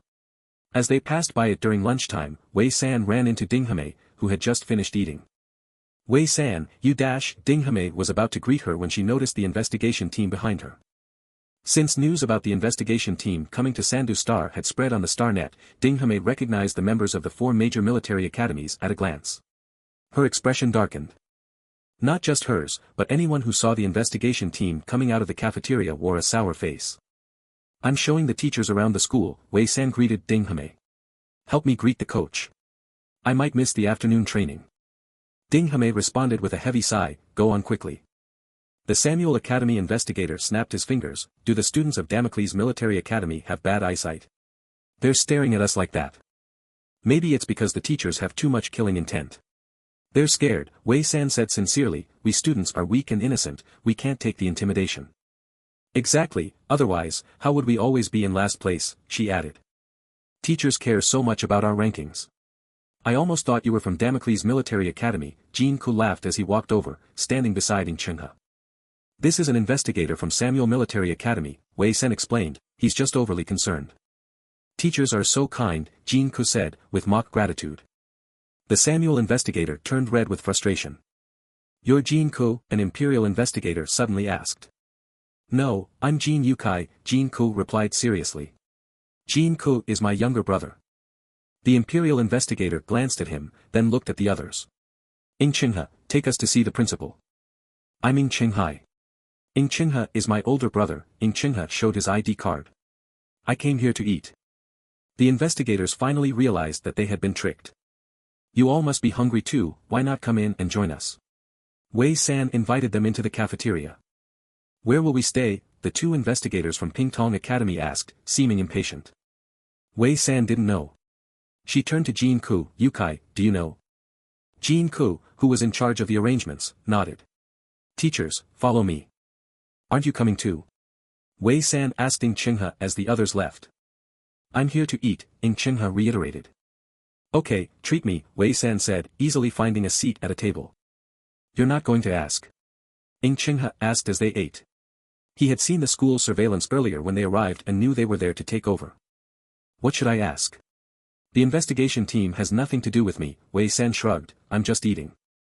The military spacecraft has internal surveillance cameras. Major Li had been watching, Chenghe explained. The investigators' intentions are all over the place. When they arrived at the port, Major Li received a message from the principal to keep a low profile. Wei San raised an eyebrow. I heard them talking about Major Li's mecha being gone. What does that mean? His mecha was destroyed in battle, and the one he's using now is just a backup. For S-level and higher mecha pilots, it's rare to change mechas, as they've spent years adapting to a specific one to fully harness its capabilities. Major Li's mecha was destroyed, and now he had to find a new S-level mecha, which meant starting over. Wei San didn't feel much sympathy, muttering, a backup mecha is still S-level. Must be nice to have money. Chenghe didn't respond. Never expect sentimentality from Wei San. Inside a room in Beiwang Tower, Major Li, Jin Ku, and other school officials were gathered. Pingtong Academy never handles external matters. They're probably just here for the procedure, someone said. What's the investigation turned up about the mutant beasts? Major Li said coldly, the other side covered their tracks well. We haven't found any clues. This case is suspicious. Normally, no other academy would do such a thing. With so many 3S level new students this year, maybe one of the academies panicked. Major Li turned to Jin Ku, what do you think? First, we can rule out the Imperial Military Academy. They wouldn't waste time on us. The most likely candidate is Samuel Academy, but that's too obvious, Jin Ku said cautiously. Could it be an independent military force? The room fell silent. Finally, someone from the school council broke the silence, we'll continue investigating. Make sure the investigation team doesn't cause any trouble here on Sandu Star. Major Li, take them out. Training can't be neglected. Understood. After the others left, Major Li and Jin Ku were alone in the room. Why suspect an independent military force? Major Li asked. The independent military has been lurking for years.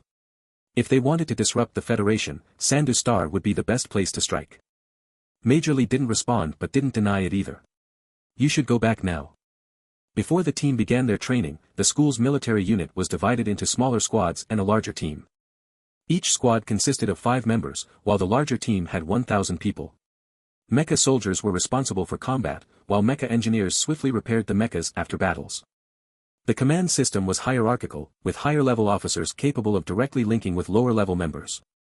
The greater the gap in rank, the stronger the connection, allowing 3S ranked officers to control A-ranked soldiers. Some exceptionally powerful 3S officers could even control SS level ones. This linking system made squad-based teams the most efficient configuration, with 5 members being ideal, a standard maintained throughout major competitions. 2 years ago, Imperial Military Academy's star, Xingjue, famously controlled an entire battlefield during the Phantom Knight battle, including S-level mecha soldiers, securing victory. Jin Ko, also a 3S-level commander, was capable of controlling the entire battlefront's command but could not control all mecha soldiers. Attempting to do so could even harm his own senses. That's why, during the competition, you didn't control me? Wei San asked, sitting beside Jin Ko on the bleachers. I was busy coordinating with other commanders, and mecha soldiers weren't within my range, Jin Ko responded casually. If something happened to our main team members, the squad leaders could carry on longer, though. Wei San was puzzled. Wasn't the priority supposed to be safety first, not the competition? Squad teams can handle themselves, main team members are out of their control, Jin Ko said with a smile as he watched the students resting below. Us 3S ranked officers are the future of the military. Losing one means another military district might get their hands on them. The Federation had 12 military districts, with 3 owned by the Imperial Military Academy, 2 each by other military academies, and 1 that had become an independent faction. Over the years, the competition had seen casualties, with the previous tournament having the highest death rate due to 4 military academies attempting to take over Damocles Military Academy. Jin Ko continued, this year's competition will be even more brutal. All the military academies have formidable commanders, engineers, and soldiers. But with Xingjue leading, at least 10 major officers will be assigned to rescue duties during each match. Many of them came up through the competition. Will Major Li Zhe be there too? Wei San asked. He will, but he won't be assisting as a rescue officer. His mecha was destroyed, and he's still looking for a mecha engineer to rebuild it, Jin Ko explained. Can a 3S-level commander interfere with another 3S-level commander's control? Wei San asked, curious. Jin Ko knew immediately what she was getting at. Yes, but if I were to face him, it wouldn't end well. Not a dead end, but close. Wei San looked toward Xingjue and shrugged. He doesn't look that healthy. Maybe I could mess with him during the competition. That's because his senses are too high, and it drains him, Jin Ko said as he got up, urging Wei San to follow. Come on, let's go to the training. Wei San took one last look at Xingjue and followed Jin Ko, ready for her own training. The mecha soldiers in the training grounds practiced with their squads, while the commanders linked and coordinated. The mecha engineers observed their respective squads, ensuring everything was in perfect working order. After a break, Wei San took her mecha out to the field. Blood drop. Wei San's squad engineer, seeing her activate her mecha, rushed over to check it, gushing with excitement. I've always dreamed of touching a high-tier mecha, the engineer said as he fawned over it. Wei San didn't mind the attention. She understood the fascination she'd felt the same way before, curious about the differences between A-level and S-level mechas. But nearby, Ding Hame and Nia Haoqi were unimpressed by the engineer's behavior. To them, this felt like an affront to their mechas. Can you put your hands off my mecha? Ding Hame whispered, clearly uncomfortable with the engineer's touch. Just a quick check, Wei San replied, unfazed. I also love looking at others' mechas. Ding Hame, still a bit flustered, muttered, I thought you were a carefree type. I didn't expect you to be so serious for the competition. Your teacher must have misunderstood you before. Wei San looked puzzled. What? The engineer, finally finished with his inspection, looked at Wei San with satisfaction. If Teacher Xiang hadn't sent you, I'd never have had the chance to touch Blood Drop. Blood Drop, an S-level mecha built by a legendary engineer, was renowned for its perfect design. Each mecha was one of a kind, as even the same engineer, with the same materials, couldn't replicate the exact model. Can you hurry up with the checks? Ding Hame urged, concerned her own mecha might be next. It's almost done, the engineer said, scanning the data. The left knee joint of the light mecha has some wear. Ding, you should pay attention to that. This one. He paused. Looks fine. I think it's much better than the previous one, Nia Haoqi said as he touched his new mecha. He felt like it improved his performance significantly. Since it's new, make sure to train more to get familiar with it, the engineer advised. The balance is excellent, but it's strange. What's strange? Nia Haoqi asked, getting anxious. Nothing major, just that the balance is surprisingly good, the engineer said, shaking his head. I'll go do a few more tests. Wei San, hearing the praise for Nia Haoqi's mecha, agreed with the engineer's assessment. She believed that if he increased his budget, she could improve the weapons even further. Speaking of mechas, she hadn't participated in any black market competitions lately because she didn't have a mecha to use. However, her designs were ready, she just needed the shop owner to get the materials. At night, Wei San received a message from the shopkeeper, saying that most of the parts had arrived, with only a few missing. She immediately went to the basement of the black factory to begin assembling the mech frame. Why? The shopkeeper stood outside, staring at Wei San, voicing his long-standing question, why is building a mech so easy for you? It hadn't been long since she finished building a mech, and now she was starting another one. The thing is, building a mech involves a lot of perception work. The internal structure is complex, and for mech engineers, finishing a single mech could take months, or even years, to fully recover from the strain.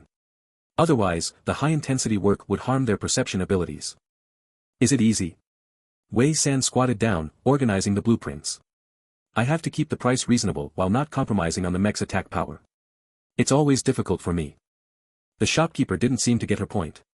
He suspected she was just pretending to be modest. Do you know Qianxi? He asked. We're acquainted. He modified my mech once, Wei San replied as she stood up, holding the blueprints. Why do you ask? Qianxi is challenging his top 10 ranking today, and his position in the random pool is rising. Based on this, he's going to face the Grim Reaper tomorrow, the shopkeeper said, clearly intrigued. Back during the massacre day, your score swapped places with the Grim Reapers, and now he's at the bottom. The Black Factory is betting on who will win. Of course Qianxi will win. He's formidable, Wei San answered without hesitation. The Grim Reaper relies on a strong mech, but his fighting style is erratic. He exposes flaws whenever he attacks. The tickets sold out. Use your player account to buy one for me, and I'll pay you, the shopkeeper asked. The next day, Wei San was still working on the mech in the basement. The shopkeeper, having secured a ticket, went to the third basement level to watch the match. Meanwhile, Wei San opened her light brain and used some points to buy the live stream of Qianxi's match. On the screen, the Grim Reaper's mech, fully repaired, stood arrogantly in the arena, ready to take down his opponent. Qianxi jumped into his mech, unfazed, waiting for the match to begin. The Grim Reaper's fighting style was predictable brute force and reliance on the mech, but he wasn't very skilled. Against a regular A-grade mech, he'd dominate, but Qianxi, with his swift movements, was more than a match for him. The Grim Reaper couldn't even land a hit and only became more furious. Wei San sat at the control station, biting on a piece of the mech's parts, watching the two competitors clash.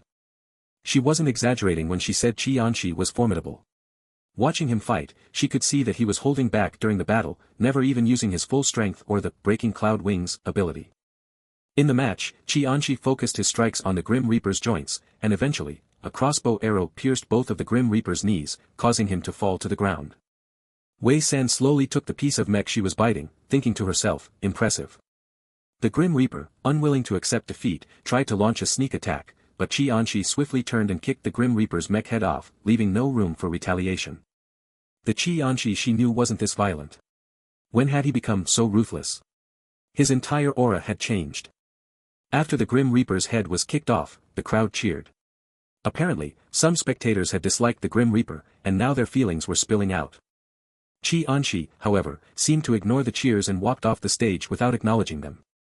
Wei San, sitting in the workshop, watched Qianxi's back as he left the arena. She couldn't help but admire, Brother Qi is as direct as ever. However, Qianxi's killing intent seemed much heavier now. She couldn't help but wonder what he had been up to lately. Turning off her light brain, Wei San continued working, closing her eyes as she used her perception to probe the internal components of the parts. Without even needing to open her eyes, her hands moved seamlessly, connecting the pieces with precision. She spent an entire day working on the mech's torso and finally managed to put together a rough version by evening. After taking a short break, she squatted outside the shop and shared a bowl of noodles with the shopkeeper. Suddenly, she received a message from Qianxi, want to join a team competition? Wei San almost choked on her noodles. Why would he want to team up with her for a competition? You and Qianxi seem pretty familiar, the shopkeeper, squatting next to her, leaned over to look at her message and asked, can you get me his autograph? Wei San glanced at him, instinctively turning her back to shield the screen, but the shopkeeper managed to see the entire message anyway.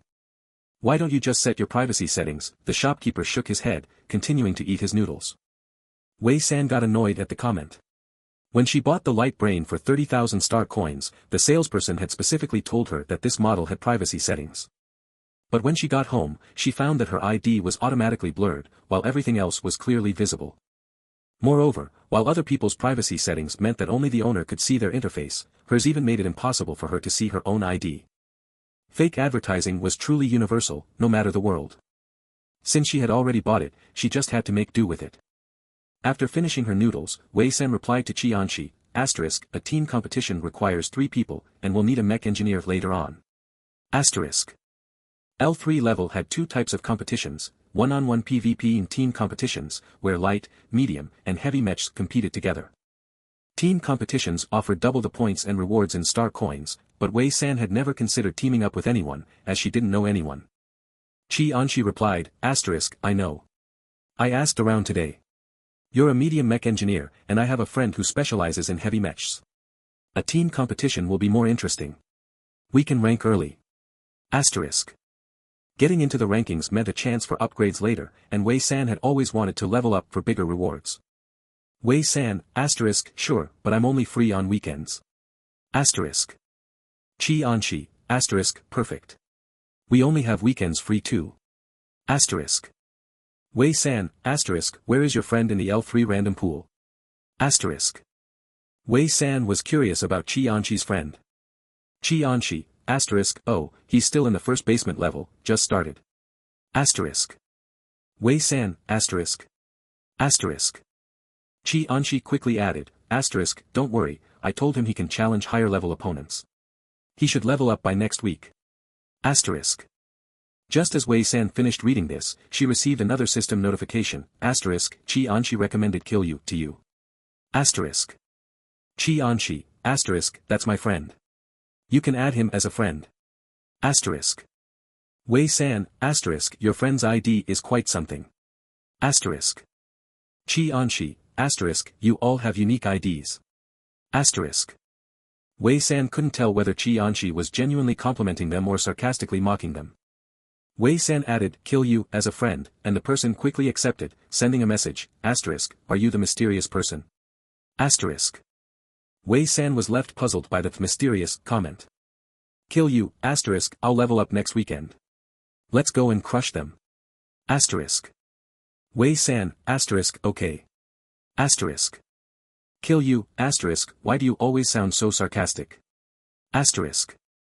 Wei San, asterisk, dot. Asterisk. It was the first time someone directly pointed out her sarcastic tone. When facing an opponent, her sarcastic remarks suddenly seemed inferior. The 3 of them created a group chat, and the name Crush the Black Factory was clearly not chosen by Qianxi. People's personalities were truly distinctive these days, Wei San couldn't help but think with a sigh in her heart. Because of the sudden addition of the 3-person group, Wei San's progress on the mech accelerated.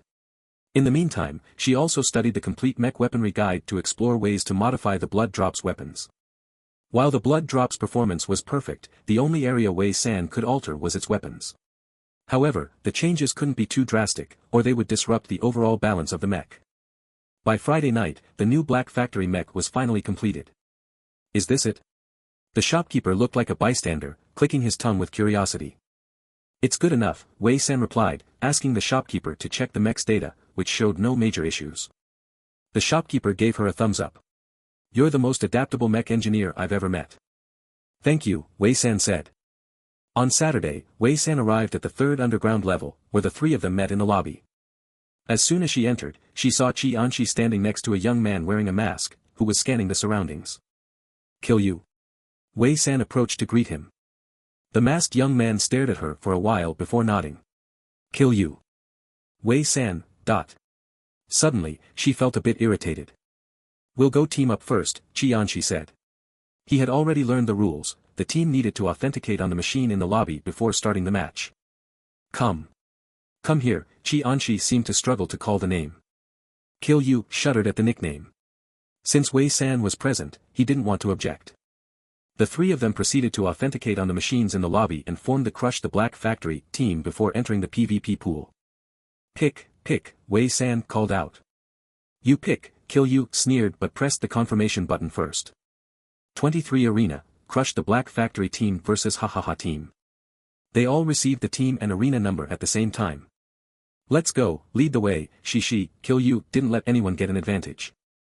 Since there were 6 mechs in the match, the team arena was larger. With no prior match before them, they entered directly through the hallway. As soon as Wei San deployed her mech, Yu was shocked. Your mech is so ugly. He had never seen such an unattractive mech in his life. Even Qianxi was stunned. He had seen Wei San's colorful mechs before, but this time the shock was much greater. Her mech was completely raw, with no paint applied.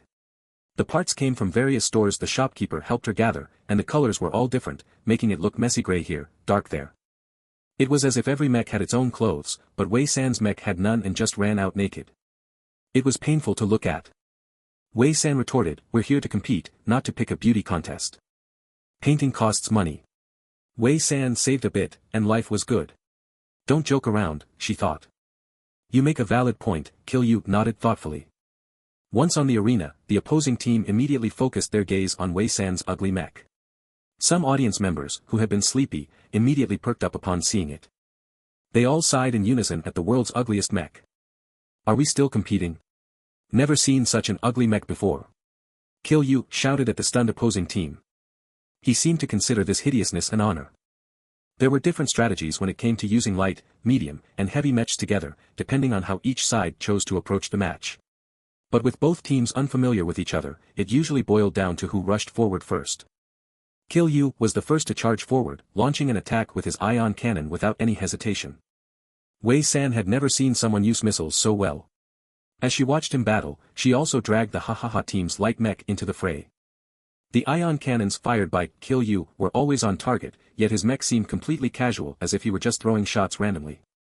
Despite being a heavy mech, his movements had a lightness to them, like agility was built into the machine. The Ha team didn't expect the heavy mech from the Black Factory team to be so strong. Qianxi, dealing with the medium mech, exploited an opening and shot an arrow straight into its throat. The sensation of suffocation from the arrow instantly transferred to the mech's cockpit. Before the sensation could clear, Qianxi closed the distance, pulled the arrow out, and drove it back into the mech, destroying its cockpit. Damn! Wei San was distracted, watching the two of them. She had never seen Yu fight before, but Qianxi's brutal style was a surprise. His close-range tactics and resourceful use of discarded weapons were something she hadn't seen from him before. In the past, Qianxi had been swift, kicking his opponents away, forcing them to surrender. But after the recent encounter with the Grim Reaper, he kicked the head off, and this week, every move was deadly, leaving no chance for his opponents. Had Qianxi undergone some kind of training? The other two had almost finished their match, not even bothering to help, just watching as Wei San tangled with the remaining opponent. Lower your head, what's your strategy? Just kill him. Yu shouted from the side, arms crossed. Wei San, The last opponent from the Ha team saw his teammates fall and was further provoked by Yu's shout. He seemed ready to take Wei San on in a battle to the death. Wei San, who had been coasting along, was startled. Her newly made mech, though incredibly ugly, couldn't afford to take any hits. As the audience saw the ugly mech move faster than they had ever expected, it zipped past the opponent. Boom dash. The opponent's mech lost a third of its upper body, the cockpit exposed. The man inside stiffly reached up to touch his hair, then collapsed. You sure know how to make things interesting, Yu said as he returned his mech, addressing Qianxi beside him. This way of fighting is clean and to the point, kind of like me. With her mech still intact, Wei San let out a sigh of relief and stepped out. As soon as she did, Yu came up to her, slinging his arm around her shoulders. Didn't expect you had some skill. Form a team. The middle-aged man in the Black Factory's underground fourth floor was surprised. Qianxi and Xiang Xingding. Yes, they got their team certified in the lobby this morning. They're already in their fourth match, and they've won all of them. Interesting. Who's the other one? ID called Yu joined last week, leveled up to L3 in 2 days. Looks like Qianxi brought them in. I see. Once they crack the top 100 in the rankings, send them an invitation, the man said, crossing his hands. They'll take the 3 spots. But. No buts. Send them the invitations.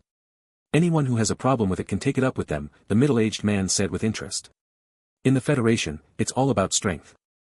The Chow Fan Black Factory team kept competing, though the 3 of them hardly coordinated. Each handled their own opponents. Wei San always ended up last, unable to help but watch her teammates, noticing many moves she hadn't seen before. Later, Wei San simply started using moves she liked and applying them on her opponents right away. Low-key, you're shameless, Yu said when he got off the field. Stealing our moves. You can learn from me too, Wei San said without a shred of shame. Learn from you? You don't have anything worth learning. Kill you, shook his head. Your style is too wild. I can't copy it. This is about taking the best from everyone, Wei San said with a smile. Whatever. I'm bored. Can we level up faster? Kill you, sighed, clearly unchallenged. He had come here because Qi Anshi had told him it was interesting. Qi Anshi checked his score. L3 can only challenge the top 10 in a random pool. Then let's challenge the top 10. They all agreed, and Qi Anshi made his selection to challenge. Group battles were quite rewarding, especially when both teammates were experts. Wei San had nothing to worry about. Within just 2 days, her balance was no longer empty, and her points were climbing rapidly. Back at school, Wei San had to order an entire table of food for every meal. Wei San, is your stomach a bottomless pit? Ding and Mei asked, holding a pair of chopsticks in shock. It was common for mecha soldiers to have big appetites due to the physical and mental drain of piloting mechas, so eating multiple plates at once wasn't rare. But Wei San had taken it to the extreme. How many rounds had she gone through now? Been a bit hungry lately, Wei San said, not looking up. The school also provided free meals for the team training. I can't eat this much even after a full day of training, Ding and Mei shook her head. Each major tournament lasts 15 days, and you can only bring a limited amount of rations. How are you going to survive? Can't we find food there? Wei San finally looked up. The arenas are set on different planets. We should be able to find something to eat. You can, but it's dangerous. One year, the entire team got wiped out because they set up a fire improperly and got attacked by beasts. They all got eliminated, Ding and Mei recalled.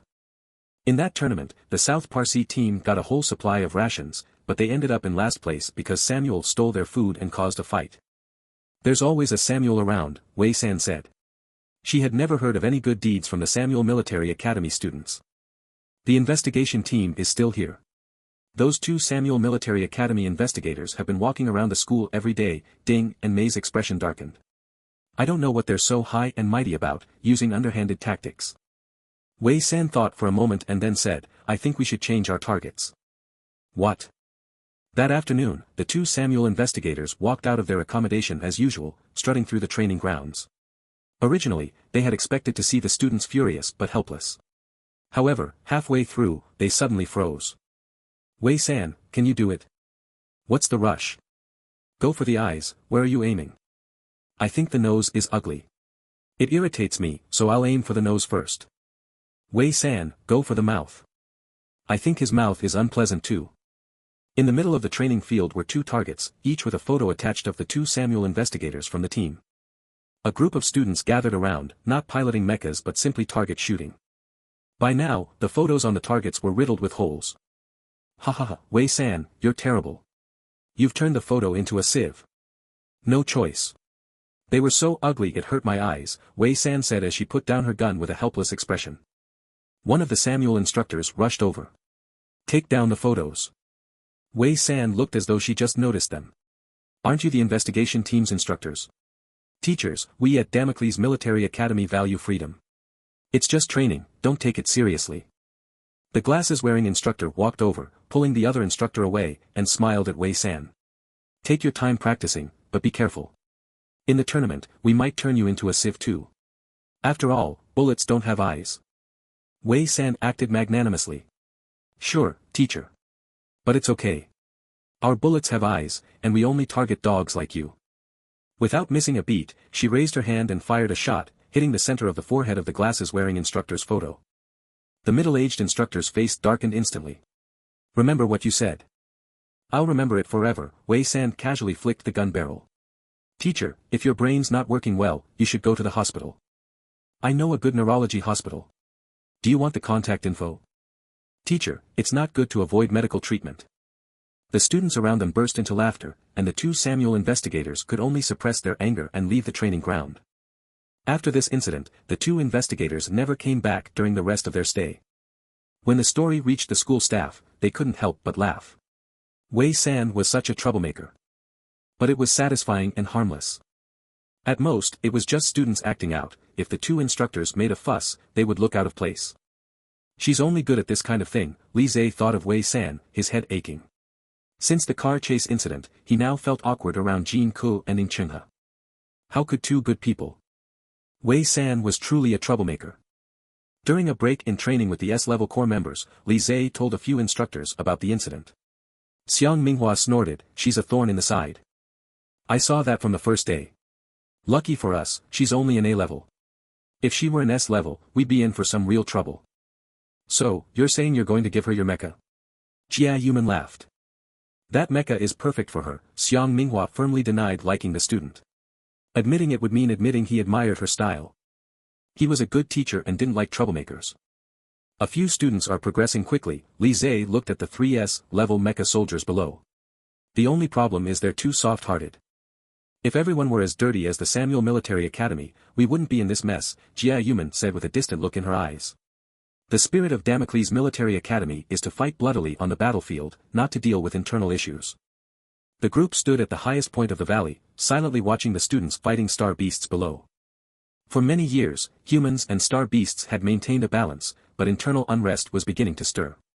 Everyone wanted to become the leader, forgetting the days when they fought side by side against the star beasts. Now, it was all about who could still hold on to their original ideals. Recently, things had been going too smoothly for Wei San, and her thoughts were starting to wander. She was dying to learn more about S-level mecha knowledge. The only S-level mecha master she knew was Chingha. However, during training, only Jin Ku occasionally came to the training ground, and other S-level core members did not participate. It had been a while since Chingha and Jin Ku had appeared together. It was rumored that Chingha was busy making final adjustments to their mechas. The Hephaestus competition would assess three major aspects: command coordination, the combat ability of individual mecha soldiers, and the skill level of the mecha masters. The mecha masters in the core team were not just simple mechanics, they had to design defensive mechas for both themselves and the commanders, which was the perfect opportunity to make a name for themselves. After training, Wei San was feeling bored and couldn't resist approaching Chingha. Private message: what's the requirement to view the books on S-level mechas at the school? Chingha: requirements? None. As long as you're a student here, you can check them out. Private message: where are they? I want to see. Chingha, squatting on the ground, his long hair dry and tangled, didn't care about his disheveled appearance and immediately called her on video. Why do you want to see these? S-level mechas were a different system altogether. Constructing one required enormous perception, especially during the first test, when all the chaotic mecha data flooded into the mind. Without strong perception, it could damage the brain. So, A-level mecha masters usually didn't bother with S-level research. The gap was so vast, it was like giving an elementary student who only knew basic math a book on advanced calculus impossible to understand. Wei San replied earnestly, I just want to see the S-level mecha materials, curious about what's inside. In a couple of days, I'll take you to the library, Chingha responded. Then a ding sound echoed from his end. He glanced over, turned back to Wei San, and added, Damocles Military Academy has all of Qingfei's drafts and books. But many are just random notes he wrote, and all the mecha masters' legacies are stored on chips. Only those with S-level perception can use a neural interface to learn from them. In other words, Wei San wouldn't understand anything just from reading the books. Chingha was in a hurry to check some experimental results, so he ended the call quickly, leaving some things unsaid. Among the 5 major military academies, the mecha masters left behind chips, except for Damocles Military Academy, which kept Qingfei's books and notes. It was said that Qingfei personally entrusted these materials to the Academy's president for safekeeping. As for the books, Chingha had flipped through a bit of them, and it was a complicated matter to explain. Wei San had often heard about or seen information about Qingfei from others or on the Star Network forums. Without exception, he was a master, a top mecha expert who pioneered lightweight mechas, an exceptional individual. When she heard Chingha could take her to see Qingfei's notes, she felt like time was crawling by. She couldn't wait for 2 days to pass. On Thursday, right after training, Chingha came to find her. Wei San, let's go. Wei San was still chatting with a classmate and she saw Chingha and immediately became excited. She was about to see books related to S-level mechas. Your hair. Wei San pointed to the long hair behind Chingha as she approached. Did it get burned? Chingha glanced back. I blew up a machine, and it caught my hair. His hair, which was already a bit unruly, now looked like dry, tangled straw. Wei San fell silent for a moment, her shoulders shaking slightly. She couldn't possibly cry just because his hair got burned. The next moment, Chingha realized his mistake. Wei San looked up with a smile she couldn't completely hide, opened her light brain's camera function, and snapped a few photos of his hair. She immediately sent them to Jean Ko to share the fun. Private message, ha ha ha ha, Chungha's hair finally got burned. Jean Ko, ha ha ha ha ha ha, it's a shame it wasn't burned sooner. Chungha, that I'm still in the group. Private message, my apologies. Jean Ko, my apologies. Chungha, my cousin's hair would look even better if it were burned. Jean Ko. Jean Ko, Ching Ching, you've changed. Private message, wouldn't that burned fire be called the Empire's fire? Chungha, then you all should try to show me the Empire's fire. After sending the message in the group, he grabbed Wei San's hand and led her toward the library. When they arrived at the entrance, Chungha helped Wei San register her identity, using his own ID as the referee.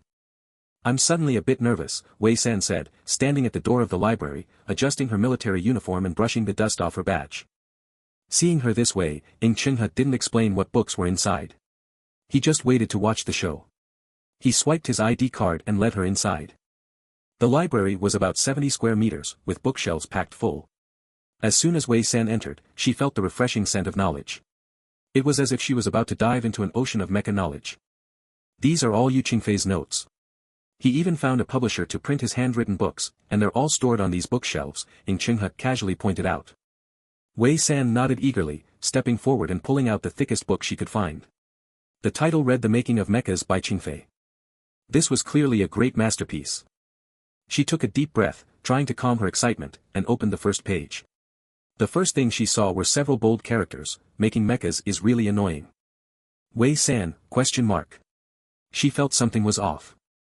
She continued flipping through the book, and it wasn't the mecha knowledge she had imagined, but rather a diary. Star Calendar 4008, July 19th, I went to the new cafeteria for breakfast this morning. Damn it, how can something this bad be served? It made my stomach hurt. I don't want to make mechs anymore. I'm taking the day off. Star Calendar 4008, July 22nd, I was hit on the head by a falling leaf at noon. My hair got hurt. I feel sorry for my weak self. Why bother with mechs? I'll rest. Star Calendar 4008, August 4th, the principal changed his hairstyle today and totally ruined my eyesight. My eyes hurt. I'll rest. Tomorrow, I'll start designing a new mech. For sure. Wei San persisted in flipping through a dozen pages, finally slamming the book shut with a bang. This book was supposed to be about mechs, but it could have been titled Qingfei's 10,000 Excuses for Slacking Off. Is this really his diary? Wei San flipped through several more books, all similar more of Fish Qingfei's ranting and slacking off diaries. Chungha couldn't help but feel amused seeing Wei San's disappointment, though he kept a calm expression. Yes, the past principals wanted to protect Fish Qingfei's reputation, so they didn't let students tell the truth about these. Wei San felt deeply let down. However, since there was nothing else to do at school besides training, she decided to persist. Can I come by myself next time and borrow these books? You still want to look? Chungha asked, surprised. Wei San casually picked up another book, once again Fish Qingfei's complaints about everyday life. It's interesting when I'm bored. Fish Qingfei definitely wasn't a serious person. How's your training going? Chungha pulled out a book and sat down with Wei San. The individual training is whatever. It's just two more people working together, Wei San said nonchalantly. Ever since she teamed up with Qi Anxi and Gon Gon in the Black Factory, training at school had felt a bit dull. It wasn't that Ding Hame and Nie Haoqi were bad, but they couldn't compare to Qi Anxi and the others. She had thought Qi Anxi was also a student at Damocles Military Academy since he only came on weekends. However, after training with the school team for such a long time, she realized she knew all the top-level A-class mecha pilots, but had never heard of anyone like Qi Anxi and Gon Gon. Maybe they were from some prestigious family and didn't attend military school. Wei San had heard that some mysterious families didn't interact with military schools and trained their own mecha soldiers, staying out of the military districts. These people were usually called scattered mecha soldiers, with their own families' training methods not entirely self-taught. My mech isn't finished yet, Chungha leaned back in his chair. The reason he came out today was to relax for a while. As the competition date drew nearer, the pressure grew, and he felt like his mech still needed some improvement. Didn't you finish it already? Wei San remembered Jean Ko had mentioned it. Yeah, but I want to increase its offensive capabilities. Wei San turned to look at him. You and Jean Ko's mechs. Yeah, the Imperial Military Academy and Ping Tong Academy have their own commanders and mecha pilots, whose strength can rival ordinary S-class mecha soldiers. Plus, Xingjue's sensing ability is so powerful that it can interfere with mecha soldiers at critical moments. That's why he wanted to improve the mech. Offensive capabilities aren't necessary. Wei San recalled the last match in the competition. Mecha pilots and commanders aren't meant for battle. If you're going to improve offense, you might as well focus on defense. Make it so that no matter how they're attacked, the mech isn't affected, at least not until the mecha soldiers can come to your rescue. For some reason, Chengha suddenly remembered the ugly mech he had seen on the magic cube forum, one that looked like it had a turtle shell on its back. Chengha suddenly stood up. I'll leave first. Seeing him rush off, Wei San shook her head and turned back to look at Fish Qingfei's books. This master was like a rant machine, always coming up with new complaints. His life was colorful. Too bad he didn't write anything about mechs. Wei San browsed through the entire library and finally found a book that seemed somewhat decent, titled Qingfei Aesthetics. It was about mecha coloring and matching, completely unrelated to the technology, just pure aesthetics. As someone who would skip painting altogether to save money, Wei San hesitated for a long time but ultimately decided to borrow this book. She was curious to see how the master's aesthetics differed from ordinary people's. Back in the lab, Chengha pulled up the mecha data he had downloaded from the forum earlier. The mecha was created by someone under the username, Poor Person Who Can't Afford Mecha, and though it wasn't a high-level design, it featured several incredibly novel structures. He had spent an entire night analyzing it but couldn't figure out the structure. He sent a few private messages asking for advice but got no reply. When he logged in again later, he found he had been blocked. Chengha wasn't too surprised. Anyone who had the skill and eccentricity to design a low-level mech would probably do all sorts of strange things. Fortunately, all the data for that mech was publicly available on the forum. Chengha tried again to break down the mech data and figure out the principles behind those structures. On the other hand, he also registered a new account called I Have Money to add Poor Person Who Can't Afford Mecha as a friend.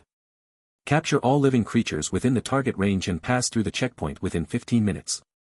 Chen Xiai stood on the training platform, watching the 10 shooters below, all of whom were students with a natural talent for shooting. The 10 shooters immediately jumped into their mechs, leading their teams into the simulated laser room designed for the checkpoint challenge. At the same time, the training instructors entered as well. Senior Ding is scouting ahead, Wei San is in the middle, and Nia Haoqi is covering the rear. The team leader quickly adopted the most classic formation and moved forward.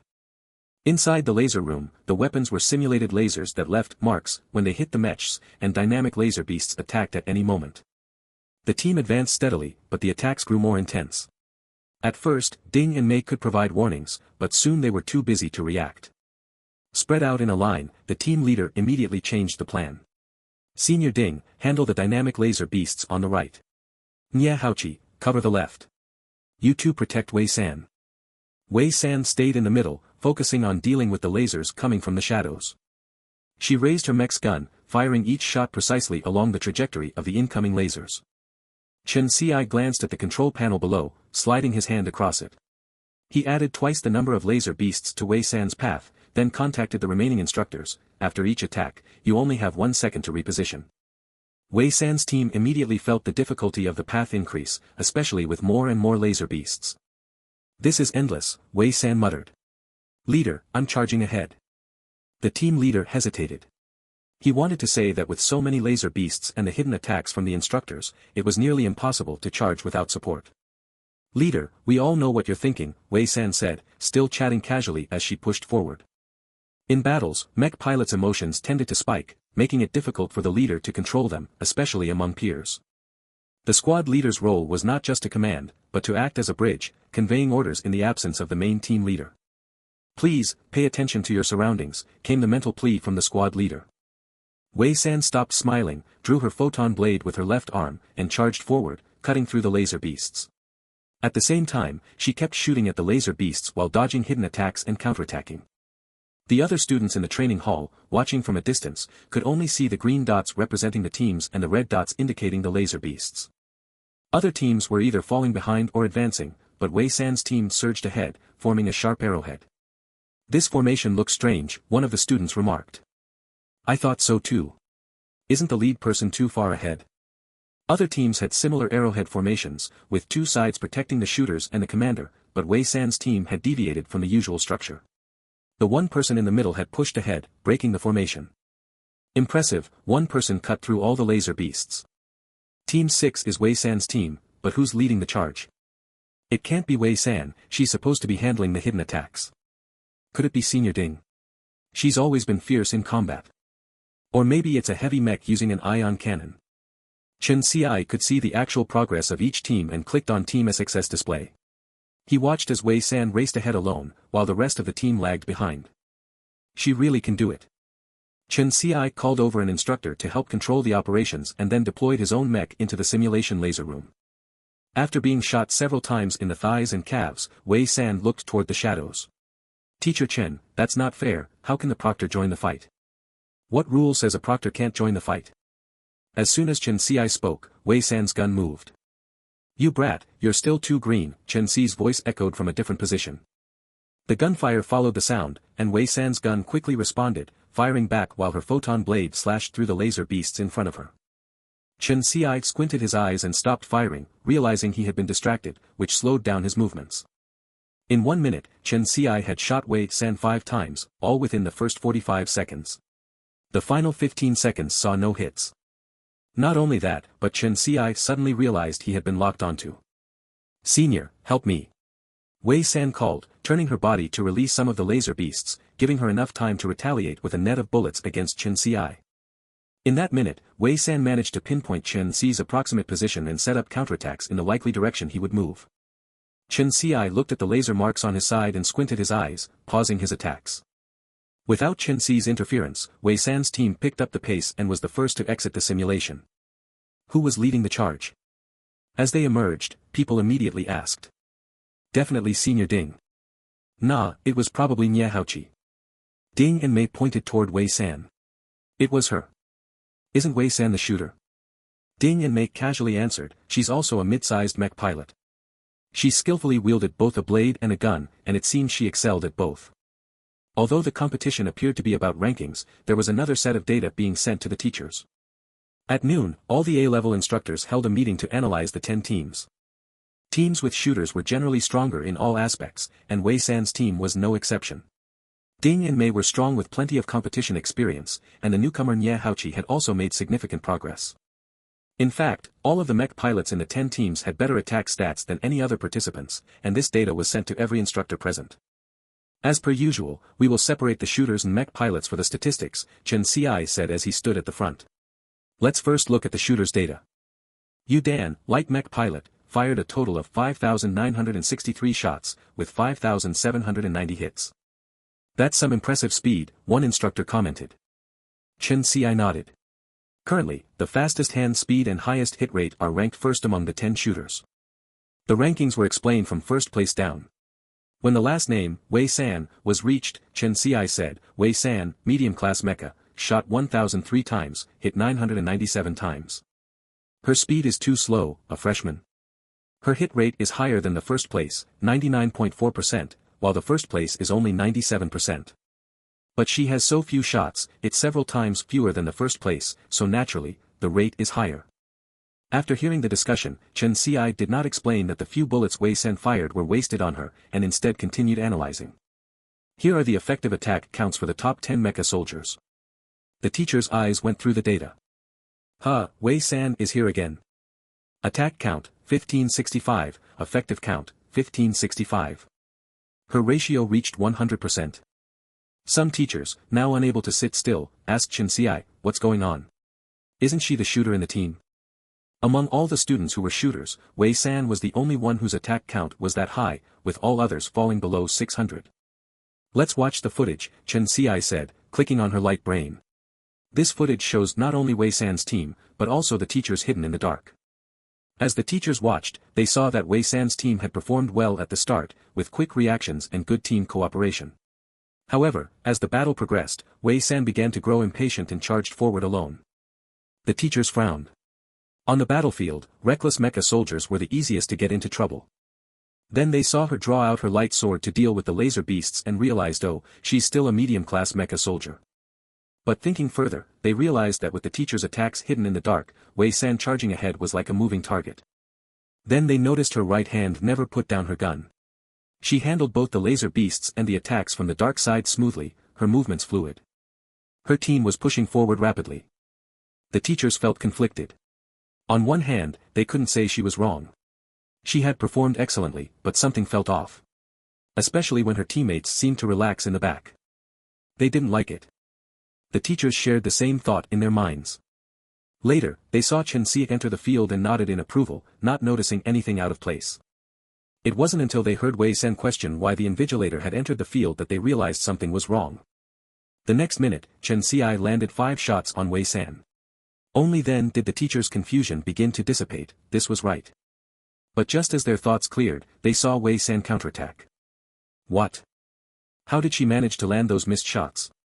Chen Xiai turned off the footage. She's balanced in every aspect. Nothing is lacking. Every shot she takes is precise and swift. At first, she thought Wei San had a natural talent for shooting, but now she realized it wasn't just that her skills were well-rounded. We could mention Wei San to Jean Ku. She could be useful in the competition. I remember Jean Ku knows Wei San. I think they're friends. I suspect she might reach Super A class. Chen Xiai said as she walked down. Super A class wasn't something machines tested, it was a definition based on years of observation. While machines provided a rough estimate, within a given class, there could still be significant differences in skill. In recent years, it had been suggested that machine testing was inaccurate, and a more detailed classification should be established. This semester, Wei San only started using A-class mecha, but her progress has been too fast. If she reaches Super A-class, our school team will gain an edge.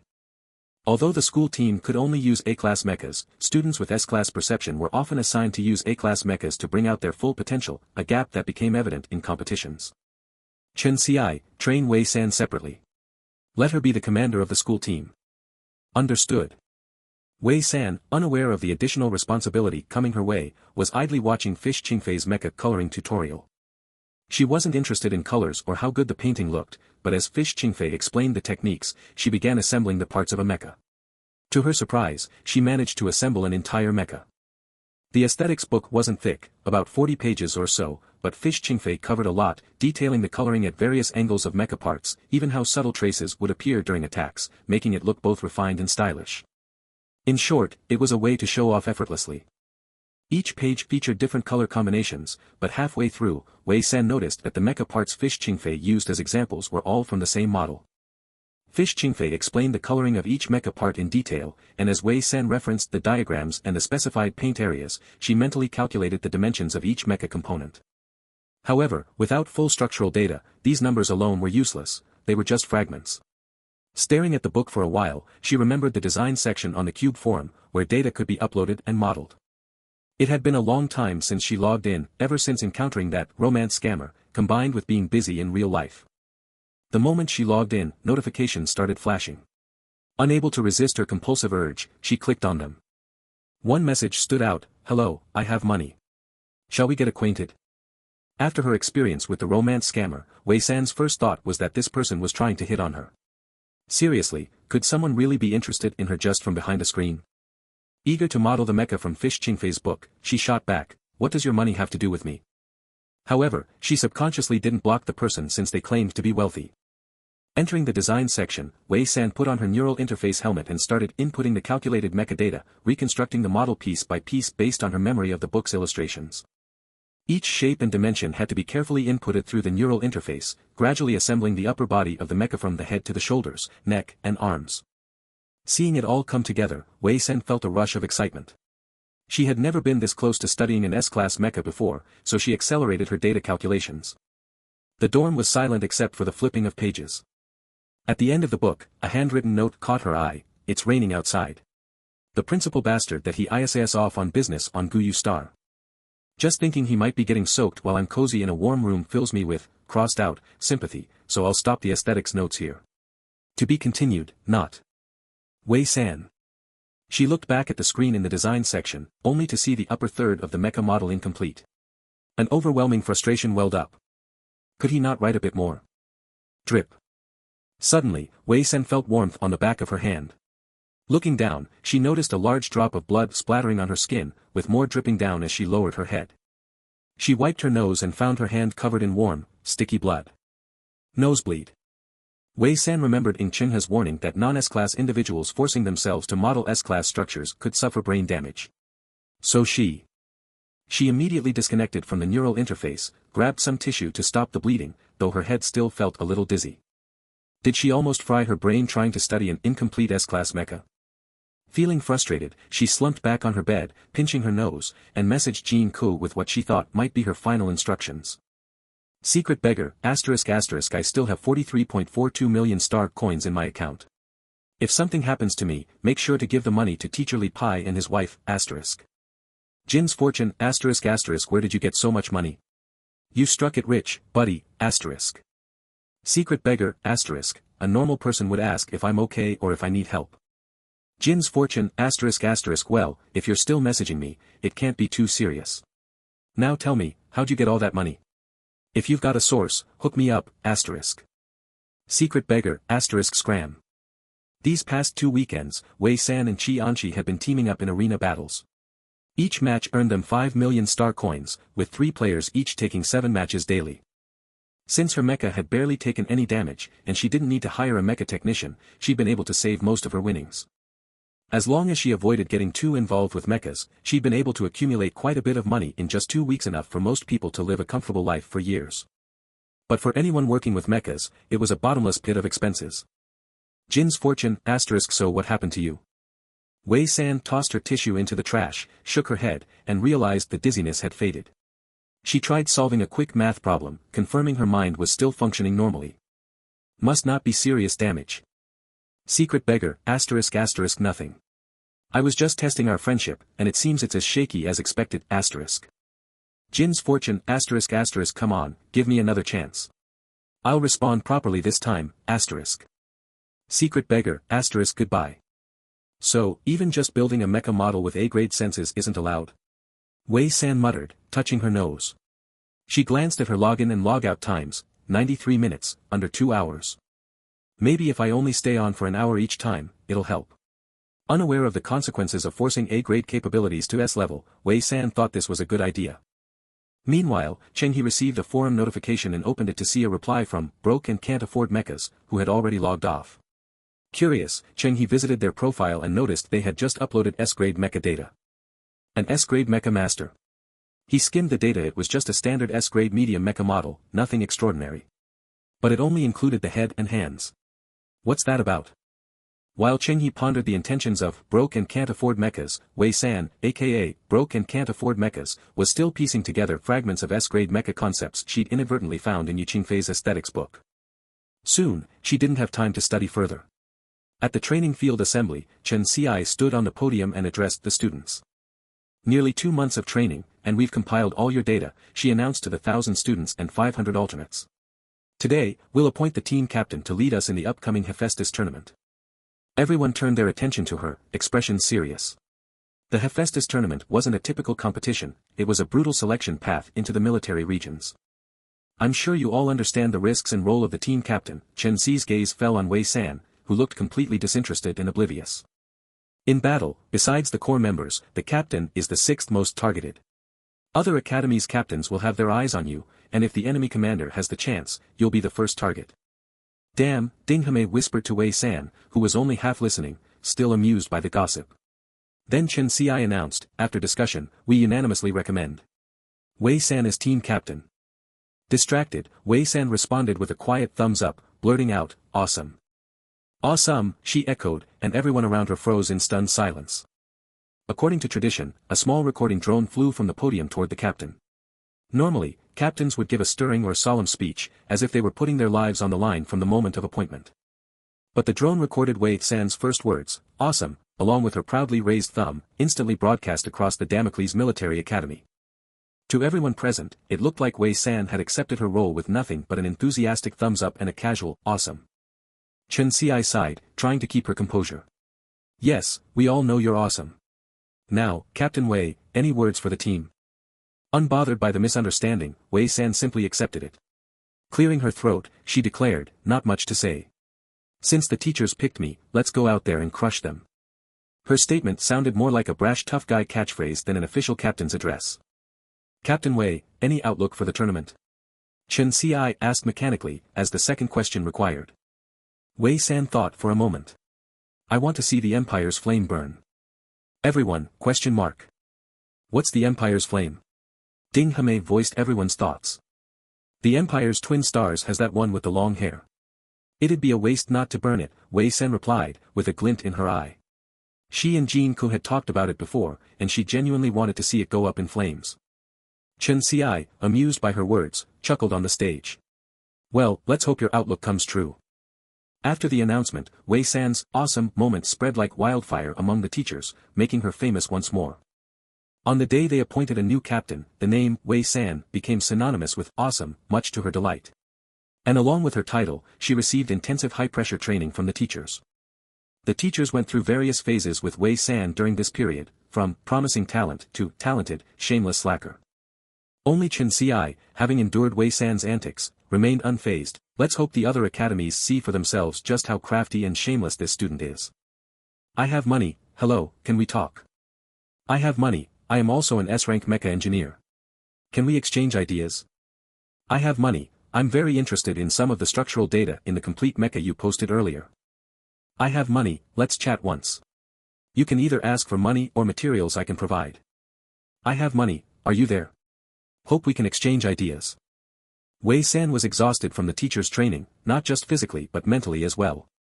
She had a sharp mind for mechanics, but tactics were giving her a headache. Dragging her tired body back to her dorm, Wei San lay on the bottom bunk and casually logged into the Rubik's Cube forum design section, hoping to look at the S-rank mecha that only had the head and arms. She was greeted with several messages from, I have money.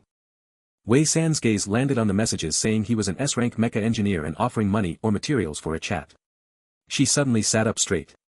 Such a good deal. She could chat with him all day.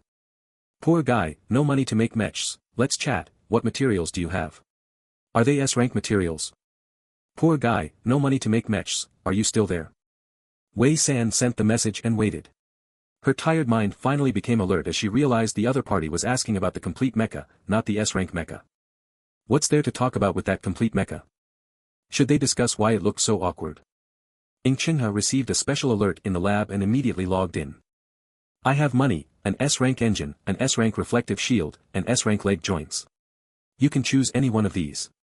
6 months ago, Chingha would have started by offering the highest price, not these 3 common S-rank materials, and asking the other party to choose one. But Wei San and Jin-ko had taught him a valuable lesson, don't be too generous from the start, or people might take advantage of you. Even so, Wei San, who had never seen anything like this, was taken aback. Chatting and getting S-rank materials. Poor guy, no money to make mechs, what's your name? If you want to know about any structure, I can explain. Big heart. Poor guy, no money to make mechs, I want the engine, thank you. I have money, sure, give me an address, and I'll send the engine over.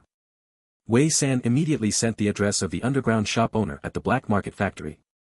I have money, I've analyzed your mecha.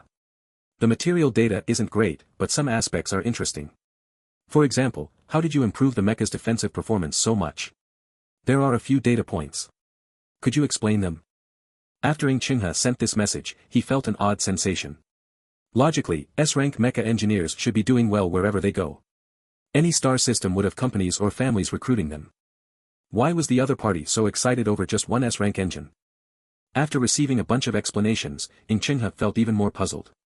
Could a single mecha engine really extract the most important structural data of a mecha engineer? I have money, are you really giving me the data this easily? Poor guy, no money to make mechs, are you backing out? Don't want to send the engine anymore. She had just contacted the shop owner to keep an eye on the delivery. I have money, such important data for a mecha engineer, it seems too easy for you to give it away. Poor guy, no money to make mechs, look at my ID, the kid's starving. Chingha frowned as he read this message, you. Are you very poor? He immediately imagined a middle-aged person who couldn't afford an engine and had a starving child with them. Are there really so many poor mecha engineers in the world? Poor guy, no money to make mechs, yes, I'm poor. The kid hasn't seen anything good in a long time. Sigh, I'm lacking materials. I have money, if you're willing, I can recommend you to a mecha R&D center. There are many mecha engineers there, and you won't have to worry about your living situation as long as you're strong enough. These centers are generally for developing mass-market mechas, established to increase production. But top-tier mechas can only be made by individual engineers. Poor guy, no money to make mechs, no, I can't leave right now. Thank you for the offer, though. If you could send more materials, it would be even better. I have money, then I'll send you a reflective shield. Poor guy, no money to make mechs, thank you, do you have anything else? Chingha. He chose to ignore this message and continued asking, what about the thing on the back of the mecha? I tested it many times and always thought it was unnecessary. Poor guy, no money to make mechs, it's actually useless. I just saw this extra piece in the materials, and it seemed a bit lonely, so I didn't leave it out. Chingha. No wonder he couldn't find any information on it in the data, and the machine always showed that the piece was useless. Poor guy, no money to make mechs, but if you have good defensive materials, it would work if you put it on the back. As soon as someone attacks, you can turn around. Wei San said this casually and didn't take it seriously. This defense wasn't reliable. But Chingha's mind stirred when he saw the message. Previously, Wei San had suggested maximizing defense, and he had thought about it. Adding a shield to the mecha's back could allow it to mimic a turtle shell, as long as the materials were configured correctly. But it wasn't as simple as the other party made it sound. I have money, alright, those two materials should reach you soon. Chingha wasn't surprised by the detailed address. He knew the black market factory in Sandu Star. Every major star system had a black market factory, and it was difficult to track the materials that entered. Chingha just thought the other party was cautious and used the black market for shipping. After the noon training, Wei San saw Jin Ku and Chingha together in the cafeteria for the first time in a while. Chingha's treating today, Jin Ku said as they entered. Eat more. Wei San looked up and asked, what good news happened? The mecha's almost finished, Chingha replied, his energy restored and his previously dry hair now slightly smoother. Congratulations, Wei San said, grabbing a tray and heading with Jin Ku to the counter for food. Of course, they used Chingha's card to pay. But it still doesn't have a name, Chingha added as they walked behind. The registration deadline is coming up. Once registered, the 5 major military academies would know all the participants and the mechas they were using. The 3 of them sat down at a table by the window. Chingha pulled out a model diagram of their mecha. Here's our mecha, he said. Now that the registration was almost done, the mecha didn't need to be kept a secret anymore. Wei San stared at the model for a while before saying, is that a turtle shell on the back? Chingha nodded. Yes, the turtle shell is made from inorganic material, greatly enhancing its defensive capabilities. Wei San leaned closer to get a better look. Can it retract? The mecha's knee joints and several other parts had similar materials. She started mentally simulating how it could fold, thinking it might turn into a ball. Yes, if there's danger, the whole mecha will retract, losing all offensive power but gaining full defense. But unless it's someone like Ji Chuyu, no one can break through it. Losing the ability to attack meant that no matter what happened and they entered the mecha and activated the simulation, they wouldn't be able to help their team. However, after reviewing the mecha modification plan, the Academy unanimously agreed. This year's situation was more complicated than before, and having a way to protect the 3S Commander and 3S Mecha Master was a welcome outcome. Undying Turtle, Wei San suddenly said. Jin Ku and Chingha both looked at her. Undying Turtle. Wei San nodded. How about this name? Chingha read it out a few times before replying, it's perfect. I'll register it this afternoon. How are you handling the role of commander? Colonel Lizhe has already heard about your impressive feats, Jin Ku said, teasing him. Let him know, Wei San shrugged. Being a commander means nothing. It's all about fighting other academies' commanders. Jin Ku corrected, or being the 6th target of our main commander.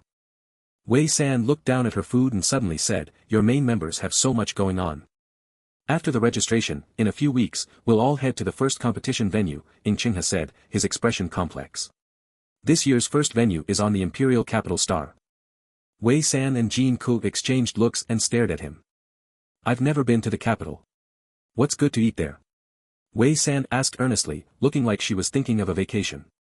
Chingha, take us sightseeing when we get there, Jin Ku said seriously. Chingha.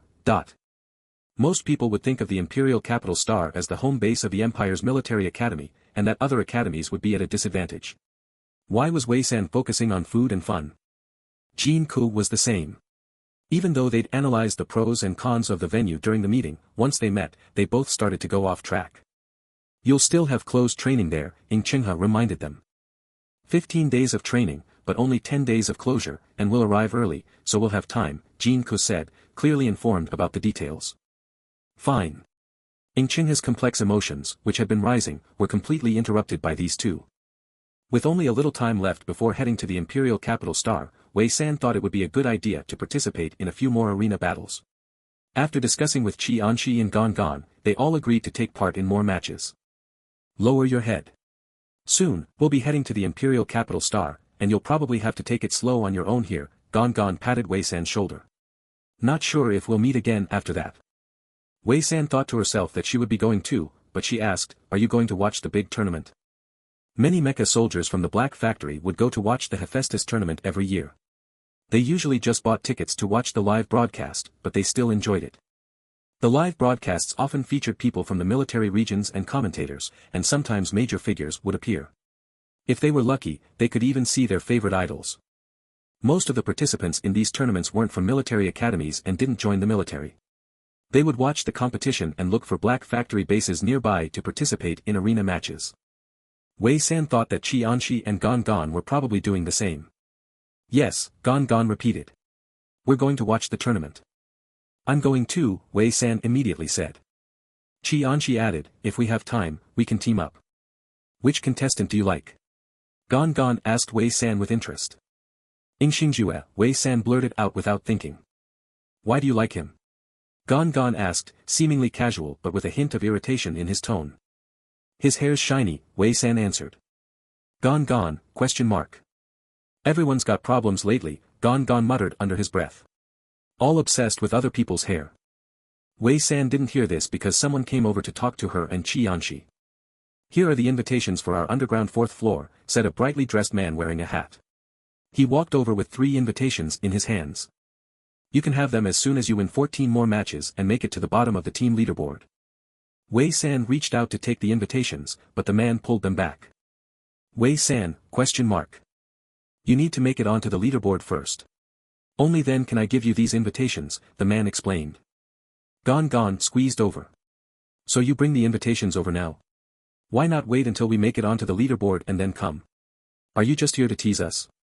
The man with the hat stammered, well, this. Gon scoffed. I can't stand show-offs. If you're going to give them now. If not, forget it. Wei San turned to look at Gon. She had to admit, sometimes he could be more irritating than she was. The man with the hat said, giving them out early isn't the proper procedure. So you're here early to follow the procedure? Gon crossed his arms, looking down on the man with a bit of arrogance. We're leaving. We don't have time for invitations. The man, just trying to show off, sighed in defeat. Please wait a moment. The man with the hat hurriedly called out to them and handed the invitation to Gon. This year, the Black Factory will hold a points tournament. Only the players ranked in the leaderboard can participate, and the rewards are generous. We're going to watch the tournament, we don't have time for this, Gon dismissed him. Sweat beaded on the man's forehead. This points tournament is different from the past. The leaderboards from all the Black Factory branches across the stars will be aggregated and re-ranked. Wherever you go, as long as there's a Black Factory branch, you can use the invitation to enter.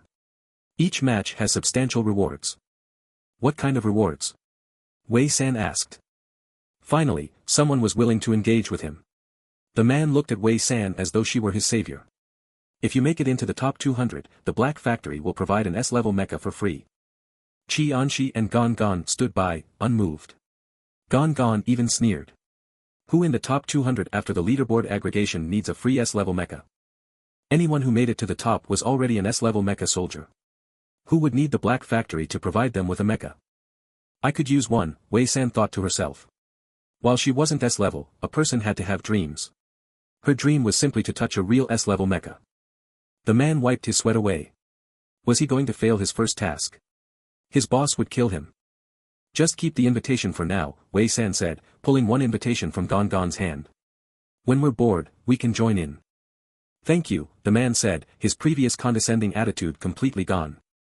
As soon as we have a chance, we can set up another time to participate in an arena match together, Qianxi said to Wei San before they left. Sure. The following week, the Damocles Military Academy's team was set to leave for the Imperial Capital Star, so the campus went into lockdown. An invisible sense of anxiety spread among the students, even those who had previously been part of the team couldn't escape the tension. The main participants from the 5 major military academies were now known. The Imperial Military Academy had all 3 S members, Pingtong Academy had all 3 S members, Samuel Military Academy had all but one heavy mecha soldier, who was a double S, while the rest of their main members were all 3 S. As for Damocles Military Academy, aside from the double S ranked Shintu Kun, all others were 3 S. Compared to the number of 3S members, they only managed to beat the South Paxi Military Academy. But the two SS main members from the South Paxi Military Academy were Long Fengzi, who supposedly had psychic abilities.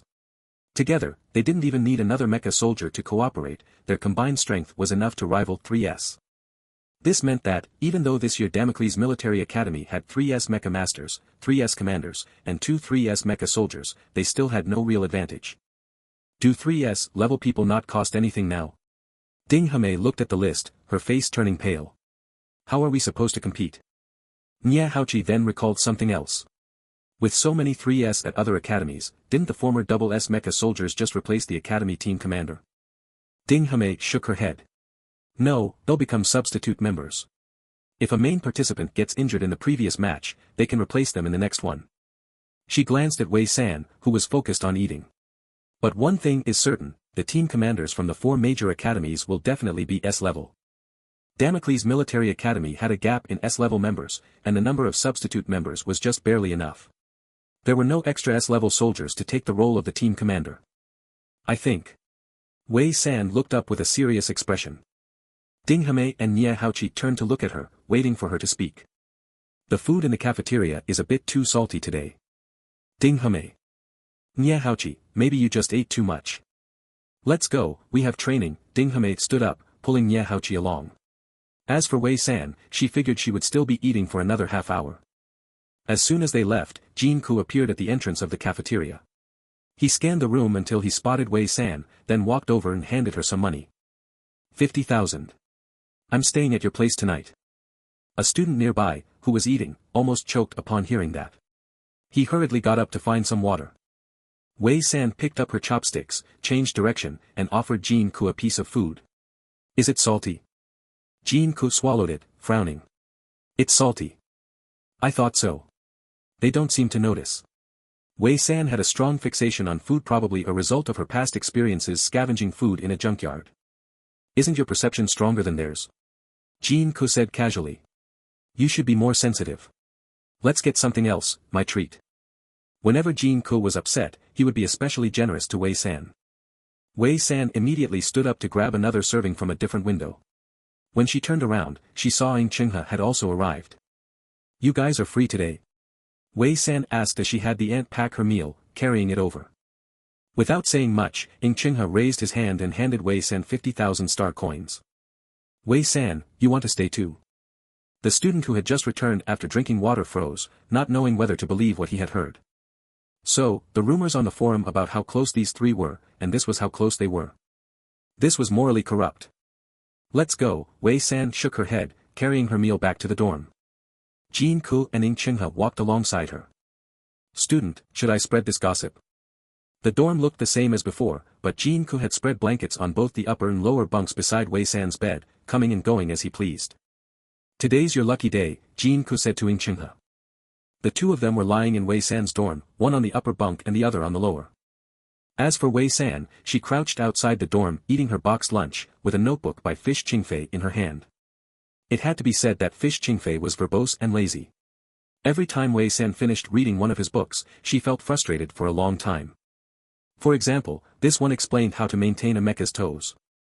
Fish Qingfei even went into detail on how to maintain and paint the mecha's toenails, weaving in a story where he, under the pretext of maintenance, painted the principal's mecha toenails with nail polish, only to be caught early.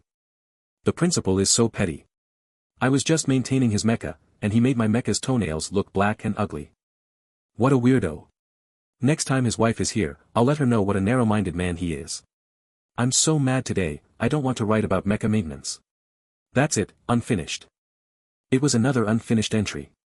Now, Wei San had learned some mecha data, but it was never about the same mecha.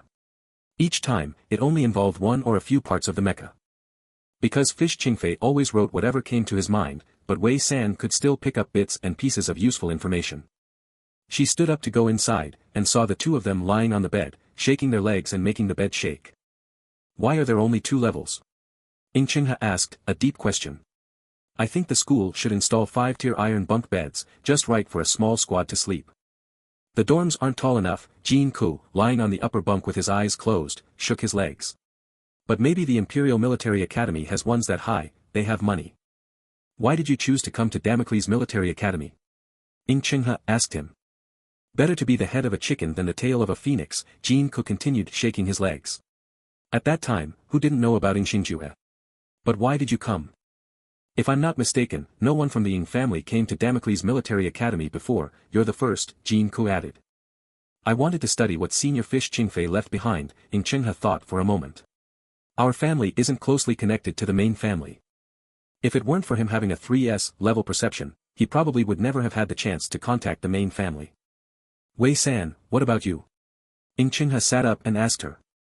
Wei San replied seriously, before coming, I browsed through the star net and felt that our Damocles Military Academy is the most simple and unpretentious. I really appreciate this school spirit. Other schools have a serious atmosphere of comparison, so in the end, I decided to come here. If it weren't for Wei San repeatedly fooling him with her pure and sincere expression, Ing Chingha would have believed her. Jin Ko also turned over, no longer joking. Wei San, be careful during the competition. They're strong, but their mechs are still A-level, Wei San wasn't worried. A-level mechs had limits, even if S-level mechs were stronger, there was still a limit. Blood Drop's mech is no worse than the main mech of other military academies. As long as the main members don't focus on dealing with her, it shouldn't be a big issue. Ing Chingha had seen her perform in previous selection competitions, and she had a great understanding and control over mechs. That was months ago, and now she was even better. Then just hold them back, Jin Ko said, lowering his eyes. I'll take the opportunity to see how the other 3S level commanders operate. You guys sleep, I need to go out for a while, Wei San suddenly said. So late, where are you going? Ing Chingha instinctively asked. Something important. Wei San waved her hand and turned to leave. Jin Ko lay back down. He never asked where Wei San was going. What if she was going to see some master? Wei San certainly wouldn't want to tell them. After a while, Ing Chingha spoke up, if I remember correctly, the school is under lockdown. Wei San is known as the wall-climbing queen, Jin Ko said lightly. Oh. The two boys, feeling the pressure, each spent 50,000 star coins to rent a bed from Wei San and spent the night there. On the lower level, Wei San took out Blood Drop. The shopkeeper tossed a box of materials to her. The materials you wanted.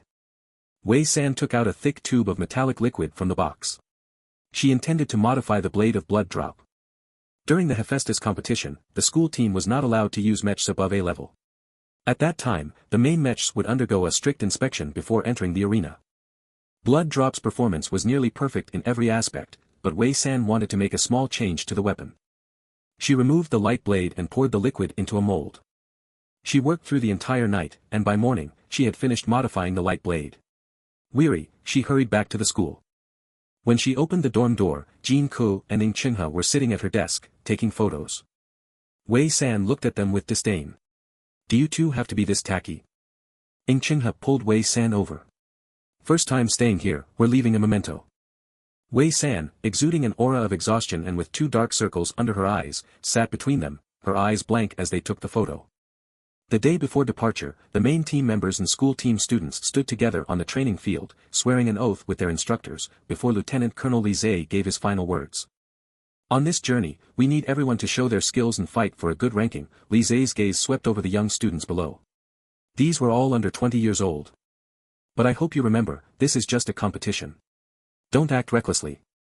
Damocles Military Academy is always behind you. As long as you're here, it's here. It will never disappear. Yes. 1,000 students boarded flying vessels in batches, heading for the port. Local media controlled miniature cameras that flew overhead, capturing the scene, the military's flying vessels, escorting the young students to the Hephaestus competition. Who among them would never return from the arena? Years later, everyone would know that the most outstanding trio of Mecha students had set sail from here, and from then on, the glory of Damocles Military Academy would forever be etched in history. The school team passed through security in turn and headed towards the starship. Surrounding the starship were escort ships, with military district personnel on board. This port was exclusive to the military district, so aside from the instructors and participating students, only military personnel came and went. Wei San was singled out by Xiang Minghua.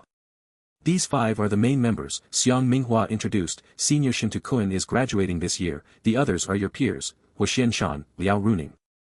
The last 2 you know.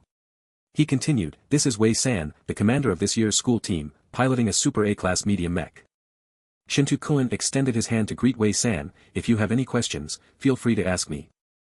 Thank you, senior. As they passed, Li Zhe heard her hoarse voice and turned around to see Wei San's pale face, with 2 dark circles under her eyes. He furrowed his brows. Did you sneak out again last night? Then Li Zhe saw Wei San's unfocused gaze, with Jin Ko and Ing Qinghe either looking at the sky or the ground. Great, these 3 were still causing trouble right before the competition. Move her room to the one next to mine, Li Zhe said to someone beside him. These 3 shouldn't be allowed to stay together. Xiang Minghua had originally planned for the 3 mech soldiers from the main team to familiarize themselves with Wei San, but only Shintu Kun had time to greet her before Wei San was pulled into the starship by Lieutenant Colonel Li Zhe. The rooms inside the starship were all the same. Li Zhe motioned for Wei San to enter. The school is under lockdown, yet you can still sneak out. Truly deserving of the title of Super A-class soldier. The way Li Zhe, an S-class lieutenant colonel, said this carried an unmistakable sense of sarcasm. Sir, I've been at the school the entire time, haven't gone out, Wei San raised 4 fingers. I'm telling the truth. Go look in the mirror and see how you look right now. Pale, thin, with 2 huge dark circles under her eyes. Li Zhe found it hard to describe his feelings in this moment. It was like a melon field, where everything grew well, full of potential. Suddenly, he found one of the plants was crooked, and then he realized this crooked plant had dragged 2 others down with it. Once Wei San was moved to Li Zhe's neighboring room, no one came to look for her. Alone in the room, Wei San started exploring. The starship she was on was far better than the one she had taken before, with luxurious single rooms. TSK, military academy students really did have a higher standard of living. Jean Jeffa asterisk, ha ha ha ha, Wei San, did you not sleep again last night? Liao Runing just asked if you were on drugs, ha ha ha. Dark beggar asterisk, had a headache last night, couldn't sleep. Ing Qinghe asterisk, stop pulling all-nighters. Jean Jeffa asterisk, it'll take 4 days from Shadow Star to Imperial Capital Star, get some rest. The 3 chatted for a while, and Wei San turned off her light brain and lay down on the bed to rest. It was clear she hadn't been getting enough rest lately, as her head always ached. After spending 4 days on the starship, Wei San was well-fed and well-rested, feeling energetic when disembarking. As she walked down, she suddenly remembered that she hadn't told Huxianshan and Liao Runing yet about her tendency to submit to life. Wei San quickly caught up with Jin Ku, Huxianshan, and the others. Just as she was about to speak, a voice came from the side. The Damocles Military Academy really is as poor and shabby as ever. Aren't you supposed to be the future generation? And you're sent over on a starship like this? A tall red-haired boy wore a look of feigned sympathy before shifting to mocking, but, I suppose this is all you deserve. Before anyone could react, Liao Runing rushed forward and kicked him. Are you crazy? How dare you make a move, the Samuel Military Academy students shouted from behind. Xiao Lai, noticing Liao Runing approaching, swiftly stepped to the left, a smile tugging at the corners of his mouth, Damak. Seeing him retreat, Wei San acted without thinking, blocking Xiao Lai's path and slapping him across the face. Smack dash. The sharp sound of the slap echoed. Wei San looked down at her hand and slowly said, a good slap always sounds satisfying. Xiao Lai, furious, was about to retaliate when Huxianshan stepped in to stop him. Your Damocles Military Academy has 3 people ganging up on one. If they lay hands on someone, they'll be disqualified from the competition. Jin Ku opened his holographic computer, locating the competition rules. Calmly, he said, the Hephaestus tournament rules state that anyone who fights in the military training field will be disqualified. But since this is the port, it doesn't count. The Damocles Military Academy teachers, who had just finished arranging for all the students to disembark, looked speechless. In the time it took them to turn around, things had already escalated. Another starship arrived at the port, this one from Pingtong Academy. Their students were silent and composed as they disembarked, none of them sparing a glance at anyone else as they made their way to the training field. They seemed more like soldiers heading to battle than students coming to compete. If you want to fight, I'm ready, Xiao Lai said darkly, his eyes fixed on Wei San's arm badge. Just a mere commander. Wei San didn't care about his harsh words at all. Instead, she looked toward the Samuel Military Academy teachers. Among them, she spotted a familiar teacher wearing glasses. She quickly rushed up to them, warm and sincere, teacher, long time no see. All the Samuel Military Academy students had disembarked, with the lead teacher standing at the front. When Xiao Lai came over to provoke them earlier, they were watching from a distance, showing no intention of intervening. Things escalated so quickly that all they heard was the sharp sound of a slap, followed by their student clutching his face, glaring with fury. Just then, a student from Damocles Military Academy sprinted over, grasping Zhang Jinping's hand with an overly enthusiastic and sincere voice. "Teacher, long time no see, you've become even more handsome." At these words, Zhang Jinping felt the gaze of the surrounding teachers and students from his own school. His face stiffened, pulling his hand back as he distanced himself from Wei San. "Is Damocles afraid they won't make the rankings, so they're trying to flatter us?" Wei San acted as if she hadn't heard him and turned to call out to Niehaochi, "Teacher Zhang is here, come over and greet him. He even said he'd invite us to Samuel for a visit." Zhang Jinping had never said such a thing, and he was about to explain in front of his colleagues when, at that moment, a few S-class students from Damocles Military Academy arrived. "Teacher Zhang even said he liked our Sandu Star's local specialties and wanted to stay at Damocles," Jean Ko said warmly. "I asked when we arrived, and it turns out there's a teacher position open at the school. When would you like to come over?" "So you're Teacher Zhang, we've all heard that you're a good person," Liao Runing also chimed in, his clear features making him appear amiable. "If not for the sudden kick from earlier, people would likely think of him as easygoing." Samuel and Damocles had always been rivals, and for a student from Damocles to call Zhang Jinping a good person could only mean that Samuel's enemy was speaking highly of him. "Stop spouting nonsense, when have I ever been a good person?" Zhang Jinping's previously graceful demeanor was replaced with visible frustration. Yes, you're not a good person." "Teacher, please don't be mad," Wei San said, lowering her voice but still loud enough for the nearby Samuel teachers to hear clearly. Niehaochi came over holding a package. "Teacher Zhang, this is a small token of my appreciation. Sandu Star's specialty cookies." Niehaochi had originally brought the snacks for himself but decided to part with them to give them to good person Teacher Zhang. Wei San continued calling out to the group, "Teacher Zhang Jinping is here, everyone come over and say hello." The school team, who had all participated in target practice together, simultaneously shouted, "Good morning, Teacher Zhang Jinping." The volume and enthusiasm of their greeting made it clear to anyone listening that Zhang Jinping was respected by the students of Damocles Military Academy. At first, the teachers and students of Samuel Military Academy didn't believe what Wei San and the S-class students were saying. After all, Zhang Jinping was their lead teacher for this competition. How could he possibly have ties to Damocles Military Academy? But after hearing one or two students, and seeing the entire Damocles Military Academy treat Zhang Jinping with politeness, doubts began to arise. At that moment, all the students and teachers of Samuel turned their gaze toward Zhang Jinping with suspicion. Rationality told them this might be a scheme from Damocles Military Academy, but in this situation, it was impossible not to question Zhang Jinping's position. Zhang Jinping's face turned dark with anger, and his accompanying investigator did not approach. No one from the team knew about his connections to Damocles, except for the deputy leader who had lost to him in the competition.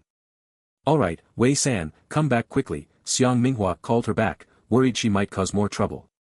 They had barely stepped off the starship, and already things were escalating. He couldn't even imagine what would happen over the next year. Xiang Minghua glanced at Wei San and then at the other S-class team members.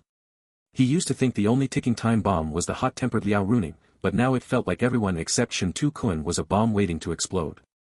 Then he looked at Major Li Zhe, who seemed completely unfazed.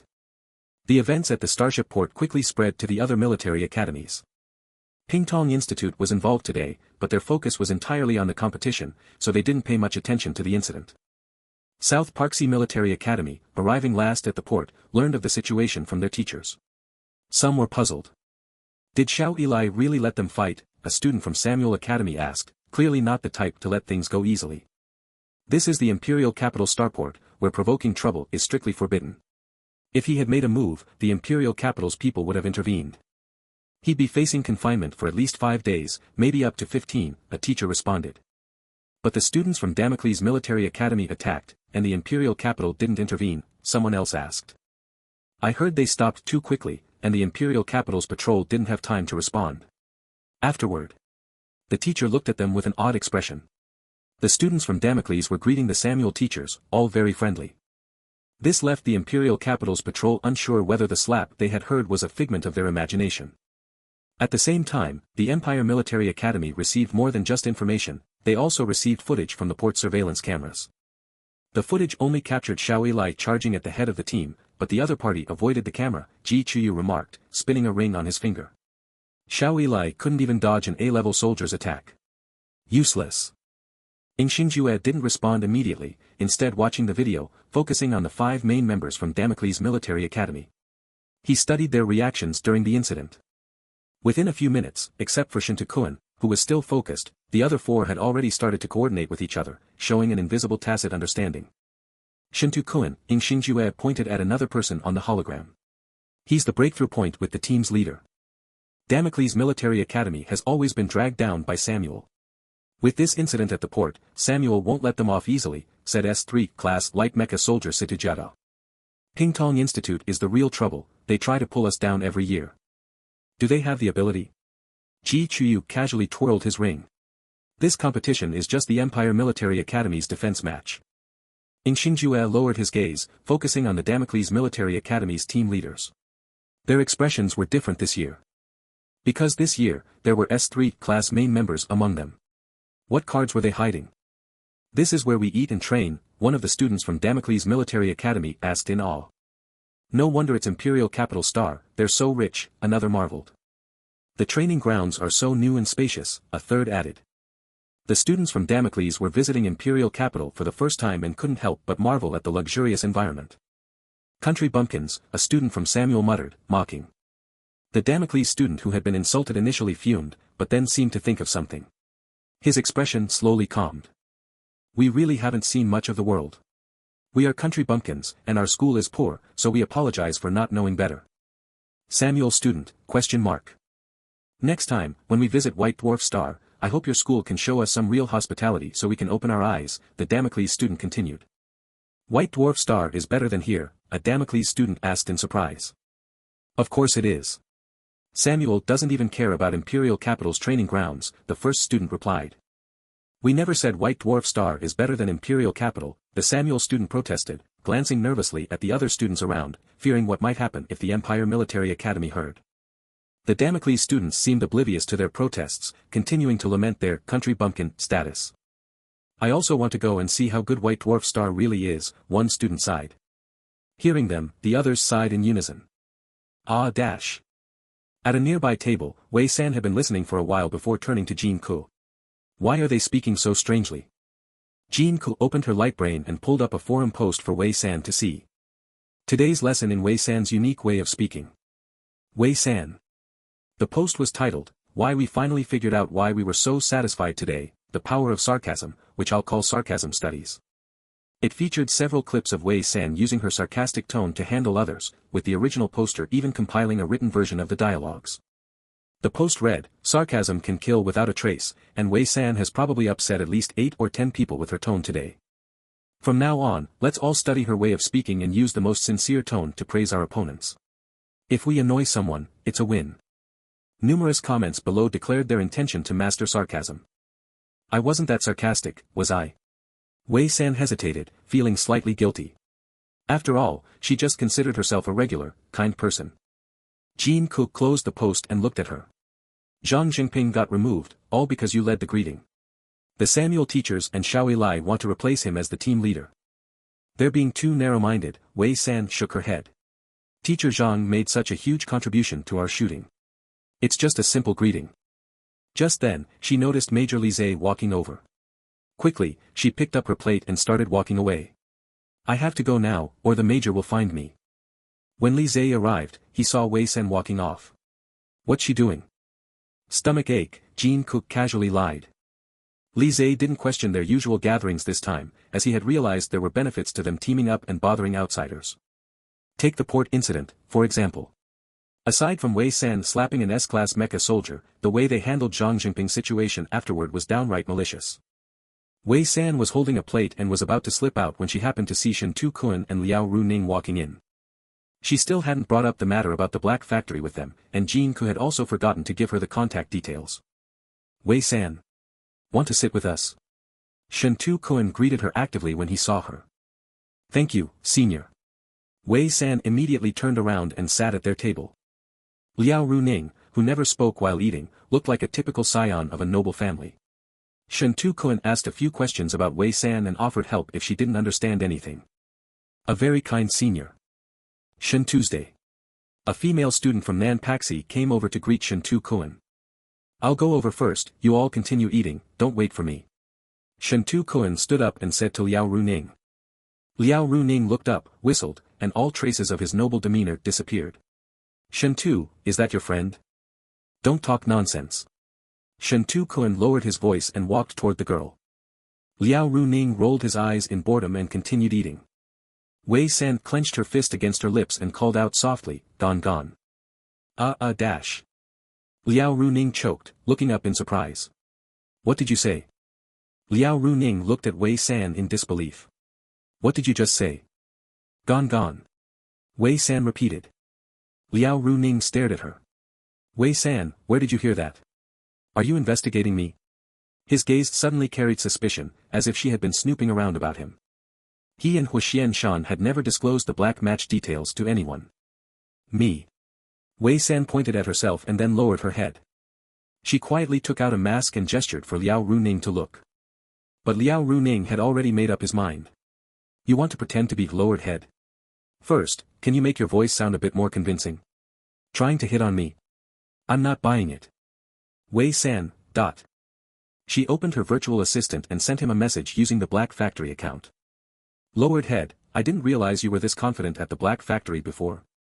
Liao Runing froze for a moment after seeing the message. He then leaned in and stared at Wei San, as if deciphering a secret code. "You, really are lowered head?" Huxian Shan had always said that lowered head might be a scattered S-class soldier. Liao Runing thought it was him, but suddenly, the same person turned out to be the captain of their school team. "Otherwise? Huxian Shan is CC, right?" Wei San asked him. "I recognized you both on the starship that day, but I forgot to bring it up afterward." "He went home, we'll come over tonight." Liao Runing finally believed Wei San was lowered head. "You. Did your voice change? Were you pretending before?" Wei San touched her neck. "My voice changed recently. I thought you were scattered soldiers." "We thought you were too." Liao Runing remembered what Wei San had done at the port. "No wonder your operation was so familiar." "Wei San, there are some things it's better to say directly. One should be direct, not hypocritical." Liao Runing relaxed, knowing that Wei San was a familiar person. "I, Liao Runing, am an honest person." Wei San, heh. "So, the one bragging was you." Liao Runing finally made the connection between lowered head and the rumored Wei San. "No wonder, it's you, lowered head. What are you two talking about?" Shen Tu Kun and the female student from Nanpaxi returned after their conversation and saw that Wei San and Liao Runing were chatting lively. He instinctively asked. Liao Runing had a bad temper and a sharp tongue. He often argued with Jin Ku and others during training. Even teachers could sometimes be left speechless by him. He didn't expect to have such a good conversation with Wei San. As soon as he approached, Wei San and Liao Runing both fell silent. Both of them shared the same thought, the matter of the black match could not be known by others. "Did I say something wrong?" Shen Tu Kun looked at the two of them, surprised at their sudden silence. "We were just discussing what you and the Nanpaxi girl were talking about earlier." Liao Runing changed the subject. "Senior, tell us what it was." Shen Tu Kun was a bit embarrassed. "It was nothing. I helped her during the competition, so she came over to thank me." "Senior, you helped the opponent during the competition?" Wei San raised her eyebrows and asked.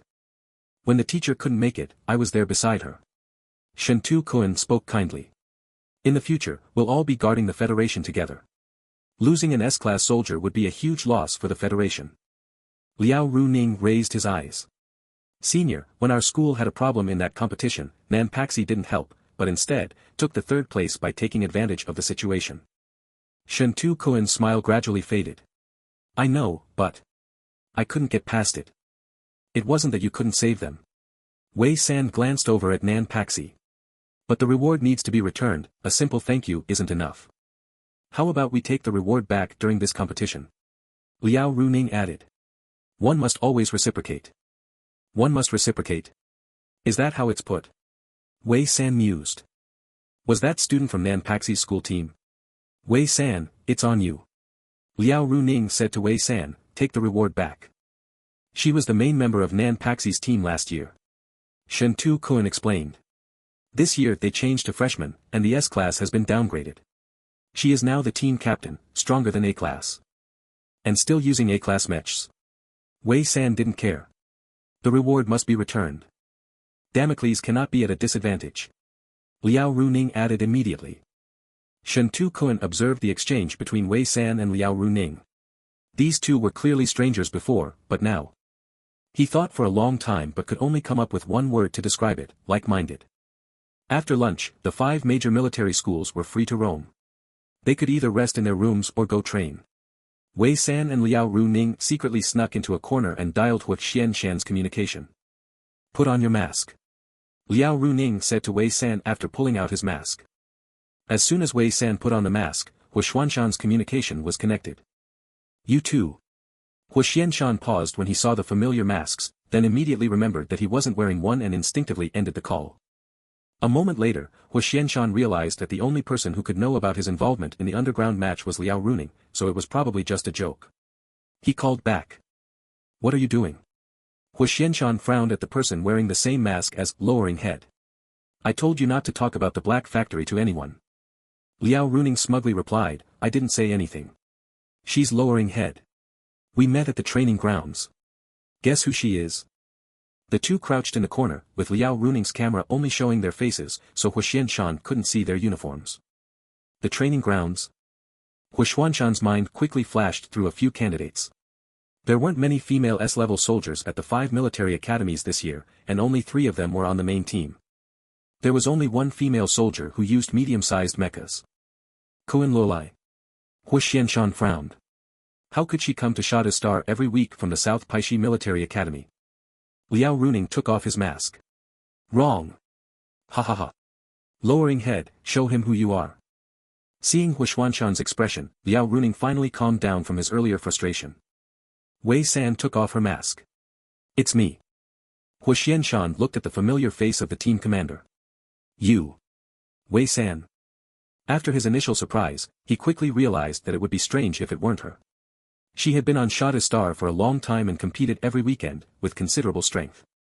However, Hu Xianshan had always thought that lowering head was an S-level soldier, and he knew all the S-level soldiers from Damocles Military Academy, which led him to assume that lowering head was a scattered academic soldier.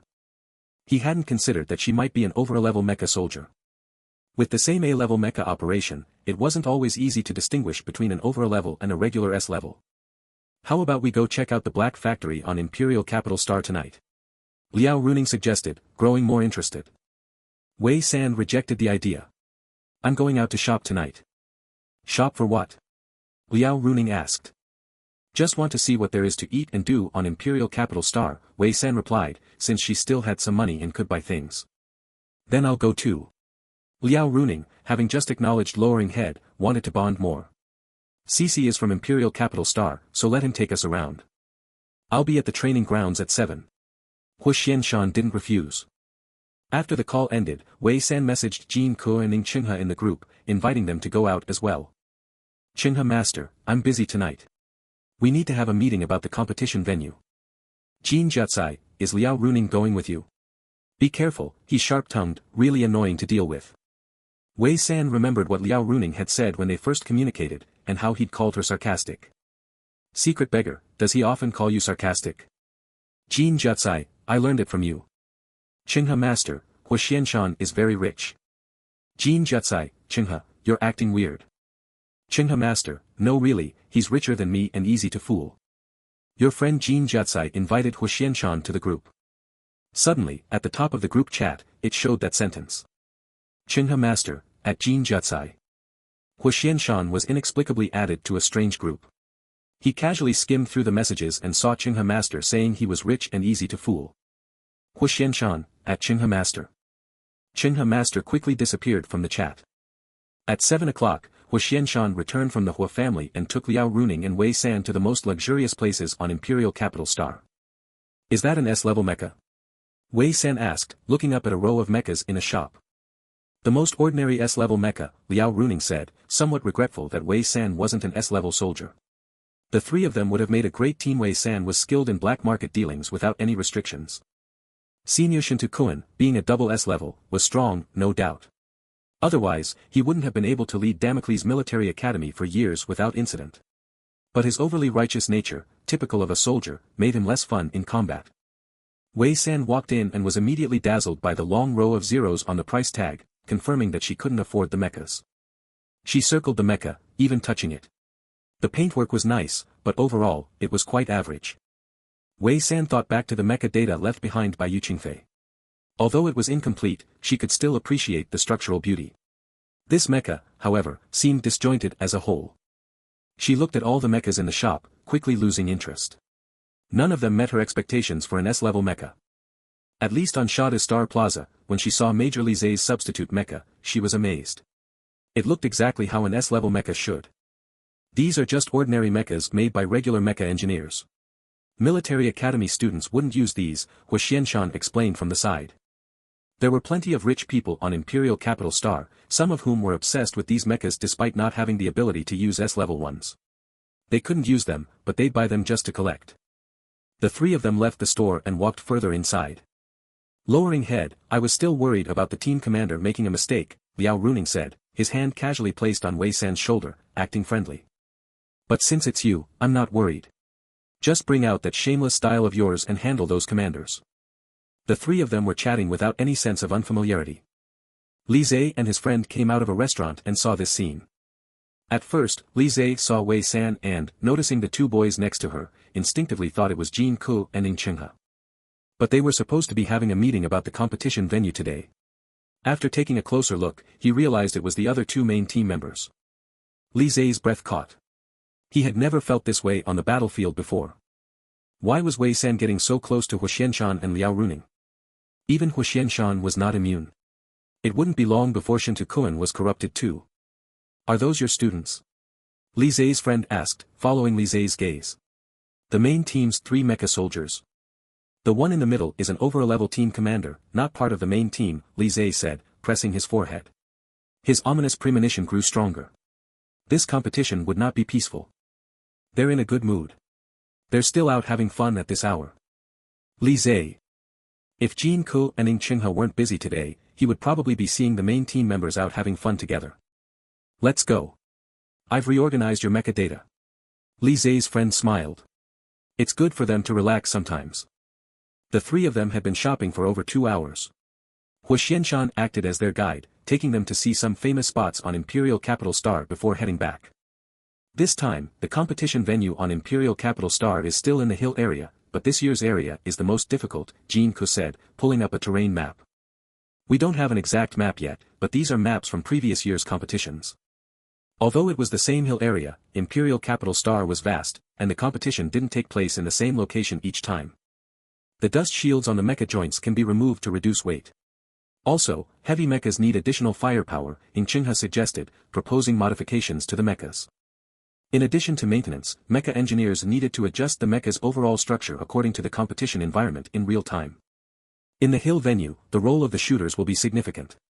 Make sure the other soldiers on the team are aware of that, Xiang Minghua reminded. As for the other deployments, Jin Ku, you'll figure that out during the competition. Once we get the map, think carefully. Understood. At 7 o'clock, Hua Xianshan returned from the Hua family and took Liao Runing and Wei San to the most luxurious places on Imperial Capital Star for a visit. Is that an S-class mecha? Wei San asked, looking up at a row of mechas in a store. The most basic S-class mecha, Liao Runing remarked, feeling a bit disappointed. If Wei San were S-class, the three of them would make a great team. Wei San's unpredictable moves lacked boundaries. Senior Shinto Kuan, being a double S-class, was strong, but that also meant he didn't get to have much fun. He was too righteous, more of a typical soldier, so his fighting style was rather boring. Wei San entered the store and was immediately stunned by the long list of prices behind the tags, confirming that she couldn't afford these mechas. She circled one, even touching it. The paint job was decent, but overall, it seemed rather average. Thinking back to the mecha data left behind by Yu Qingfei, though incomplete, there was a certain structural beauty to them. But this one? It looked rather unbalanced. She quickly lost interest after inspecting all the mechas in the store, none of which matched her expectations for an S-class. At least on Shada Star Square, the replacement mecha of Major Li Zhe had impressed her. Now that was what an S-class should look like. These are just regular mechas made by ordinary mecha engineers. Military school students wouldn't use these, Hua Xianshan commented. There were many wealthy people on Imperial Capital Star, some without S-class capabilities, but they were obsessed with these mechas. Even if they couldn't use them, they'd buy them for collection. The trio walked out of the store and continued inside. Look down, I was worried the military team commander would mess up, Liao Runing said, patting Wei San's shoulder like a buddy. But since it's you, I'm not worried. When the time comes, just use your shameless style to deal with those commanders. The three of them stood together, chatting away with no sense of awkwardness. Li Zhe and his friends had just exited the restaurant when they saw this scene.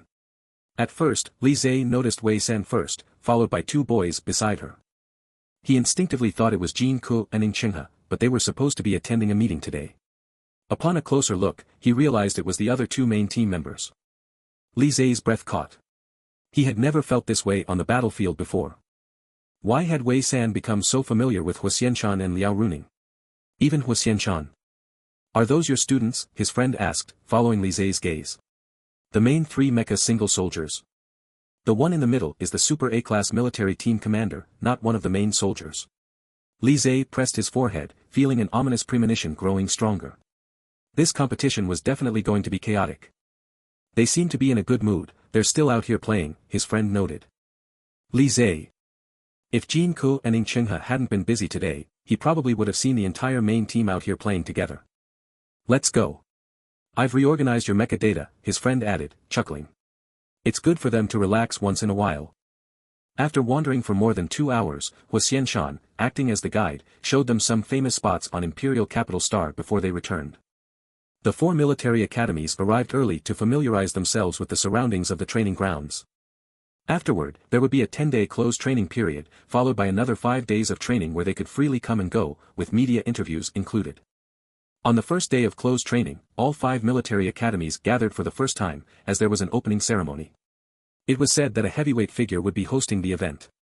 South Part3 Military Academy was the first to arrive at the training grounds, followed closely by Samuel Military Academy and Damocles Military Academy, who arrived at almost the same time and bumped into each other. The path wasn't narrow, and even if another military academy walked by, they could still walk side by side. However, Samuel Military Academy's tradition was to make things difficult for Damocles Military Academy, forcing them to yield. Leading the charge, Xiao Eli seemed oblivious to the Damocles Military Academy students, walking straight ahead with his team, pushing them toward the side. Just as they were about to collide, Wei San suddenly turned to her team. Samuel is coming, hurry up and move, don't block the way. The students from Damocles Military Academy quickly stepped aside, even the main team members followed suit, except for Shintokuan, who was still a bit dazed. Senior, move over, they need to pass, Wei San tugged Shintokuan aside. Shintokuan was confused. Normally, Damocles Military Academy would stand their ground against other academies in these situations. The previous few years had been like this. Now, they were voluntarily stepping aside. Wasn't this giving them a reason to laugh at them? It wasn't just him. Samuel's students also felt something was off. As they squeezed past, Damocles Military Academy students simply stepped aside, looking at them with warm gazes. Gross. Samuel's students couldn't understand why they felt this way. A bottom-ranked school should just leave sooner, Xiao Eli sneered, both satisfied with their retreat and scornful of their weakness. Samuel Military Academy is the best, we stand shoulder to shoulder with the sun, what's the Empire Military Academy?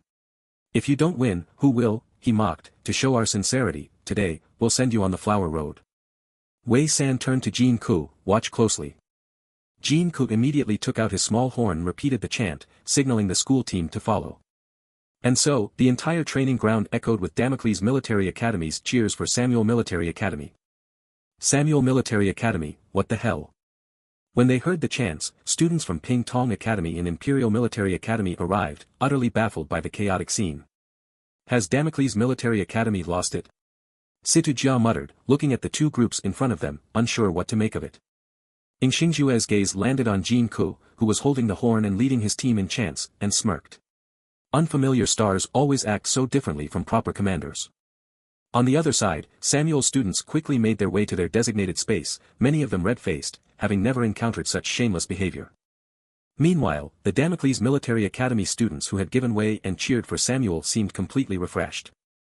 Wei San, I admire your kind of shamelessness, Liao Runing said as he walked alongside her, giving her a thumbs up.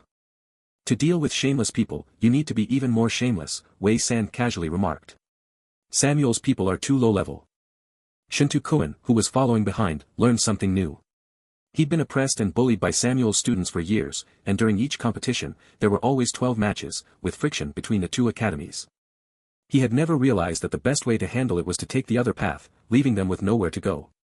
During the opening ceremony, the 5 military academies were arranged according to the order of their founding. Ping Tong Academy stood in the front, followed by Damocles Military Academy, Imperial Military Academy, South Parksea, and finally, Samuel Military Academy at the back. The 5 main team members stood at the front, and the team commanders were at the end of the line. Wei San stood at the back, lazily glancing around at the other academy teams. Students from Ping Tong Academy were noticeably different from the others. They stood in a rigid, organized formation and remained still like rocks. Wei San didn't know much about Ping Tong Academy, so she turned her attention to Imperial Military Academy instead. Their team commander was also at the end of the line. But this commander. Wei San pulled out a candy that Ing Chinghe had given her, pinched it between her fingers, and flicked it toward the Imperial commander. At that moment, the Imperial Military Academy commander sensed something and shot a sharp glance toward her. When he saw who it was, his voice faltered, Wei San. Wei San raised an eyebrow, here's a candy for you. Tai Wuda smiled at first, but remembering his position, quickly suppressed his smile. Opening ceremony, don't mess around, we're opponents. Wei San was bored and didn't care about the opponent talk. She pulled Tai Wuda into a casual chat, aren't you A-class? Imperial Military Academy should have S-class mecha soldiers. Why are you the commander? I'm a super A-class soldier now, Tai Wuda said proudly. The school has S-class soldiers, but they use A-class mechas, and I've won. Well, I'm also a super A-class soldier, Wei San patted her arm badge. I'm the commander of the school team, see you in the competition. The nightmare of always being suppressed by Samuel's students surged in Tai Wuda's mind. Damn, I won't lose this time, will I? No. He was now a black horse who could defeat S-class, and he was sure Wei San would be crushed under his feet. The 5 military academies stood in the exercise field for 2 hours before anyone appeared on the stage. At the same time, the team leaders from each academy also walked out and took their positions at the front of the teams. When Xiang Minghua arrived, he observed the students' expressions. In previous years, there were always some tensions before the opening ceremony, but this year, everyone seemed calm. Students from all the military academies, I am Yu Tianhe, said a tall woman with long curly hair, wearing a bright red gown. She smiled slightly. I am one of the commentators for this year's Hephaestus competition. To my left is Commander Ing Yuanyong, and to my right is Mecha Specialist Shi Hao Tian. Ing Yuanyong, dressed in a blue tang suit, took the microphone and continued, the competition consists of 12 rounds, each set on a different star. The goal in each round is simple, reach the designated location and take the flag to earn points.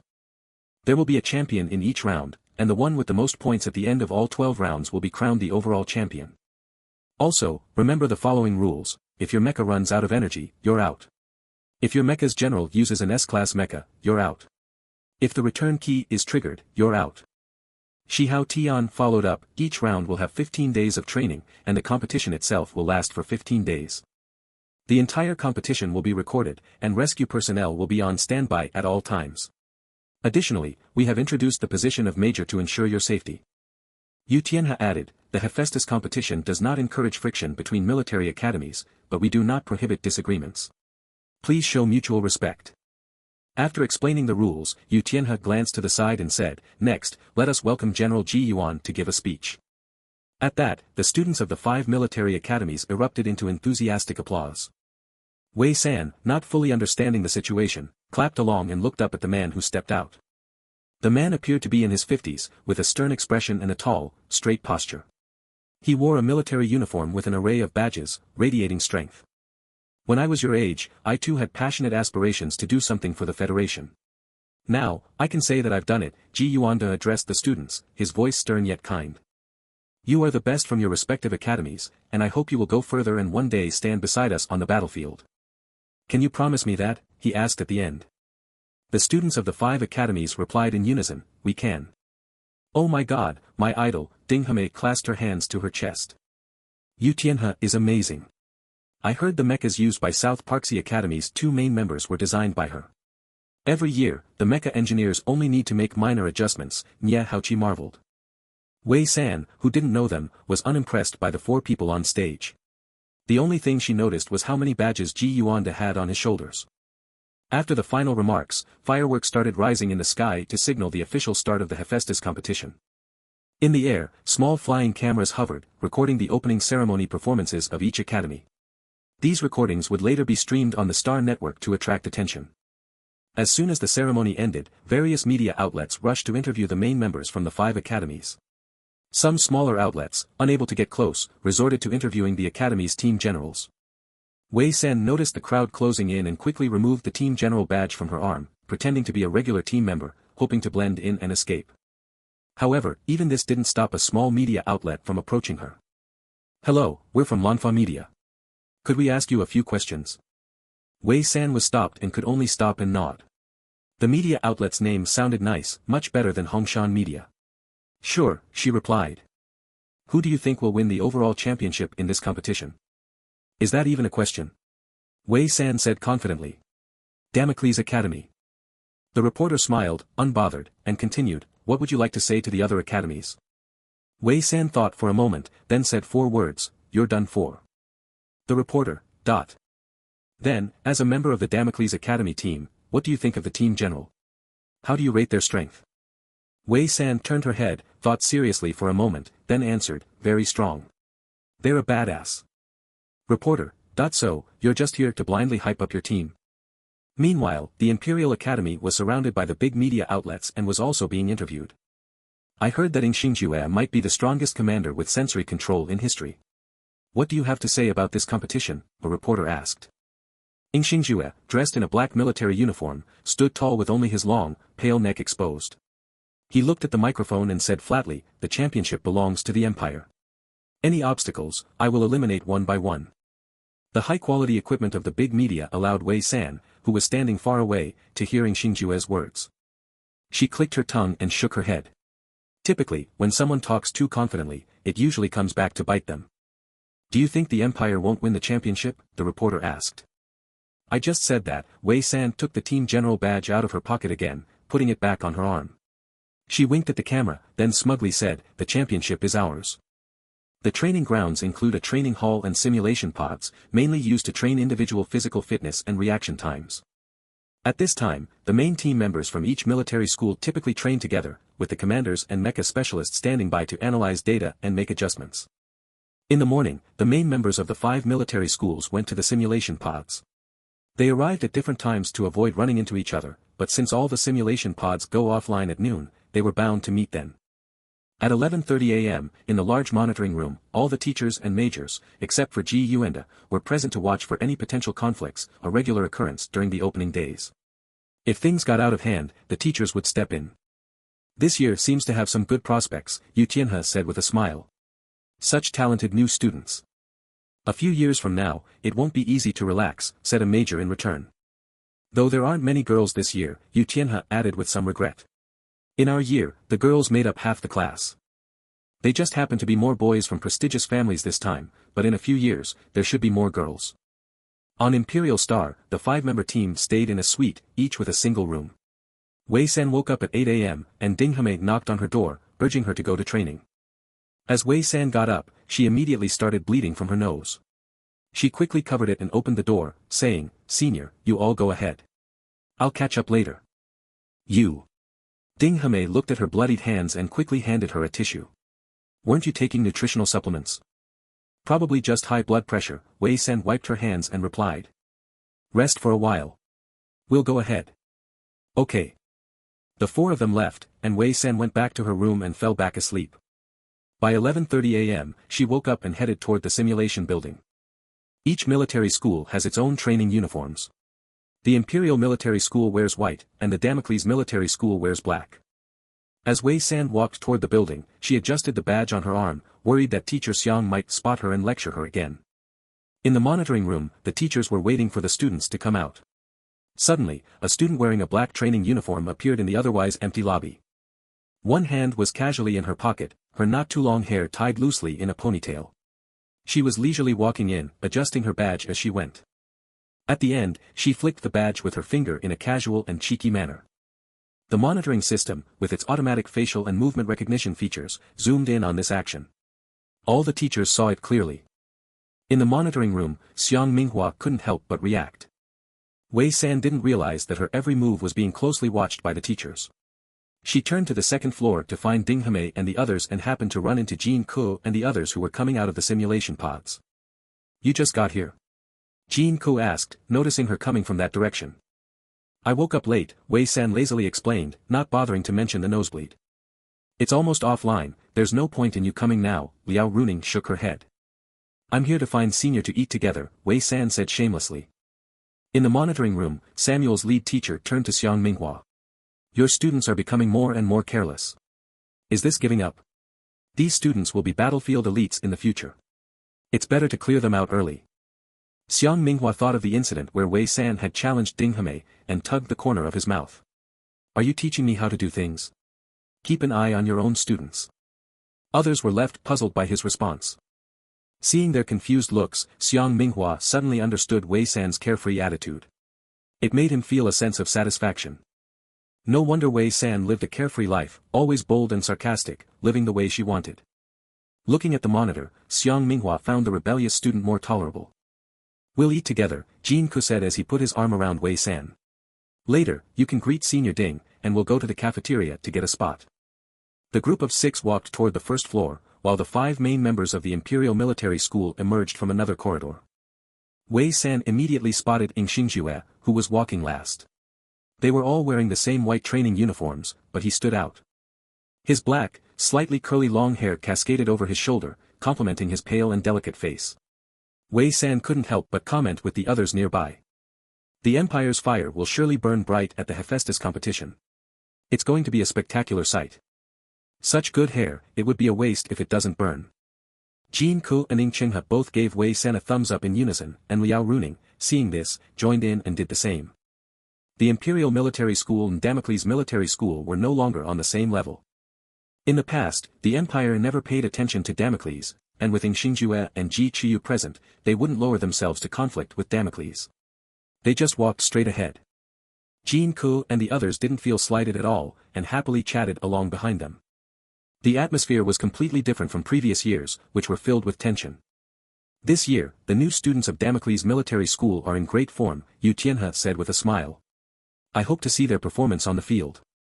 Samuel Military School's teacher surprisingly didn't interject. This year, Damocles Military School was acting unusually from top to bottom. I hope so, Xiang Minghua replied. After creating some distance, Ing Xingjue opened his light brain and sent out a few messages. What's up? Ji Qiyu asked. They're too close to the team commander. Ing Xingjue's eyes flickered slightly as he spoke softly. The team commander was just an A-level mecha pilot, merely a slightly more significant pawn in the eyes of the commander. There was an insurmountable gap between A and S levels. Mecha Master Gong Yiju didn't care, isn't that typical of Damocles Academy? Their hierarchy is chaotic, and in the past, Li Zhe also got close to the team commander. Ing Xingjue remained silent. He remembered the past competition records well and was aware that Damocles' main team members had better relationships with the team commander compared to other academies. But that person earlier, he couldn't help but feel concerned. As a 3S level commander, sometimes the unexplainable concerns were the details he missed. We'll know once they check it out. Ji Qiyu turned his ring. This time, the middle-tier mecha pilot from Pingtong Academy is Zongjingyu. I can't wait to meet those people from Pingtong Academy, Situ Jia sneered. In the past, the seniors were foolish, giving them hope and thinking they could win. This time, we'll make sure they don't even get a chance. Ing Xingjue sent someone to investigate the team commander from Damocles Academy, and that night, he received the report. Name, Wei San, gender, female, age, 17, origin, nameless star. Nameless star again. Ing Xingjue lingered on the words, nameless star, for a few seconds. Damocles Academy had many students from Nameless Star every year, far more than other academies, and the media often mocked it as a garbage recycling academy. Students from Nameless Star had no backing and barely managed to pay for their mecha expenses, with many relying on the school to support them. With more such students, there were fewer elite family members, and without donations from influential families, the school's financial situation had been on a decline. The Imperial Academy had a strict selection process for students from Nameless Star, only allowing those with exceptional abilities to stay. This ensured the school's resources circulated efficiently. Ing Xingjue scrolled further and didn't find anything remarkable about this mecha pilot Wei San, just that an Ultra A-level performance at Damocles Academy was only considered passable. She was caught climbing the wall by Major Li Zhe. It seemed unusual for a student from Damocles Academy to be so careless. Ing Xingjue continued to scroll down. There are rumors about a romantic relationship with 3S level Commander Jin Ku and 3S level Mecha Master Ing Chenghe. A schoolmate saw the three of them together, checking into a hotel. Link #%@. The investigator attached a photo found on Jin Ku's social media, showing the three frequently together, especially one where Wei San, looking pale, was caught in a close group with them. According to the timing of the sighting, this photo was leaked the following day. The rumor has an 80% chance of being true. Ing Xingjue didn't click the link, but recalled the several times he had seen Jin Ku and Ing Qinghe close to Wei San. Jin Ku was particularly close, often putting his arm around her. He closed the light brain and pressed his fingers to his temple, hiding the tiredness in his eyes. He believed the investigation was 50% credible. Students from all the major academies were under a lot of pressure, and sometimes did outrageous things. The Imperial Academy was no exception with its fair share of scandals. Wei San was completely unaware that she had already fallen into a romantic rumor. That night, she was knocking on Liao Runing's window. Liao Runing, alert, approached the window and saw Wei San clinging to the outside of the 16th floor window like a gecko. Wei San. What are you doing? He opened the window and pulled her inside. Once inside, Wei San swung her legs over a chair and sat down. I thought about it, and I can't just let the people from Samuel Academy off. What do you mean? Liao Runing immediately knew she was up to something. I'm going to mess with their team commander. I observed them this afternoon, the ordinary S level, I can just knock them out. The key was that this S level had been one of Samuel Academy's main members last year. Beating him up would feel incredibly satisfying. Isn't fighting prohibited in the training grounds? Wei San smiled slightly. Fighting is prohibited only when using mechas or in direct physical confrontations. If we beat them up without fighting back, how is that considered fighting? Liao Runing hadn't expected such a cheeky explanation. I wanted to ask if you want to join in. That Zhao Wilyi is in the next room. You and Xian Shan can deal with him. Liao Runing agreed immediately. He led Wei San quietly out of the room and knocked on Xian Shan's door. Wei. Xian Shan was surprised to see Wei San. Liao Runing immediately covered his mouth, signaling for him to go inside. Wei San followed, closing the door behind them. After hearing them out, Xian Shan fell silent for a long time. All right. To avoid being seen by the other students, the three of them climbed out of the 16th floor window. There are a lot of cameras here, but I've memorized them. Wei San crouched in the bushes below, then pulled out 3 hoods from her pocket. Just in case, wear these. Liao Runing clicked his tongue. Is this how you sneak out? Let's go, keep up. Wei San put on her hood and blended into the night without a sound. Liao Runing and Xian Shan followed closely behind. Although it was their first time doing this, they were surprisingly skilled. 5 military academies each occupy a dormitory building, with Samuel Military Academy and Damocles Military Academy separated by the Pingtong Academy. Though surveillance is strict around the perimeter, there aren't many guards inside the exercise fields, except for patrol teams. Since the competition started, the organizers clearly hadn't anticipated that some might stir up trouble in the middle of the night. Wei San led Xian Shan and Liao Runing smoothly to the Samuel Military Academy dormitory building, hiding in the shadows. You two go to Zhao Yuli's room. I'll handle the school team captain's room, she whispered. The school team captain was her primary target, but since Zhao Yuli, a 3S level officer, lived next door, causing any disturbances could bring trouble. She needed Liao and Hua's help. This plan also benefited from Samuel Military Academy students not cooperating. Unlike Damocles, where many students were cramped together in shared rooms, Samuel's main members had separate suites. Wei San had a score to settle with the school team captain since their first day. As the captain of Damocles Military Academy, she had caught the captain repeatedly insulting Senior Ding, and once she saw it firsthand, she couldn't just let it slide. The training period was still long, and Wei San wasn't about to let him get away with it. Be careful, Xian Shan warned as they parted ways. Wei San nodded and sneaked into the Samuel team captain's room. The man was sound asleep. She stood silently at his bedside. He startled awake, reaching for his mech necklace. Wei San twisted his hand outward, snapping his other hand with a quick motion. As he tried to scream, she kneed him in the stomach and shoved something into his mouth. A sock. Wei San grimaced as she removed her hand, wiping it off on his clothes. She slapped him several times and kicked him between the legs. He curled up in pain, sweating heavily. After teaching him a lesson, Wei San knocked him out with a chop to his neck and left the room. She looked up to see Xian Shan and Liao Runing had also finished. Done? She asked. Liao Runing casually spun his wrist. All done. Zhao Yuli was pretty alert, but we handled him quickly. Despite the nonchalant tone, it was a close call. Luckily, Xian Shan had acted fast. The trio quietly returned to their dormitory building and split up to get some sleep. The next morning, Wei Qinghe noticed the increased security. What happened? He asked, sensing something was off. Jin Ku glanced at his light brain. Someone attacked Samuel Academy students last night, including Zhao Yuli. Hu Xianshan and Liao Runing, standing nearby, acted as if they were hearing this for the first time. Do you think the main members will suspect us? Shen Tu-kun frowned. Jin Ko looked at the unusually silent Liao Runing before responding, not likely. Another school team captain was also attacked, and his injuries are much worse. Xia Yuelai was probably just collateral damage. While the others trained, the instructors began investigating the incident. As Jin Ko had predicted, the suspicion didn't fall on the Damocles students. The school team captain's face was swollen, both hands broken, and there were signs of additional trauma to his lower body. On the other hand, Xia Yuelai, who had been knocked unconscious, showed no injuries besides being stunned. The evidence suggested that the attack was aimed at the school team captain, with Xia Yuelai simply being in the wrong place at the wrong time. 3 people were involved, Xia Yuelai only saw one man.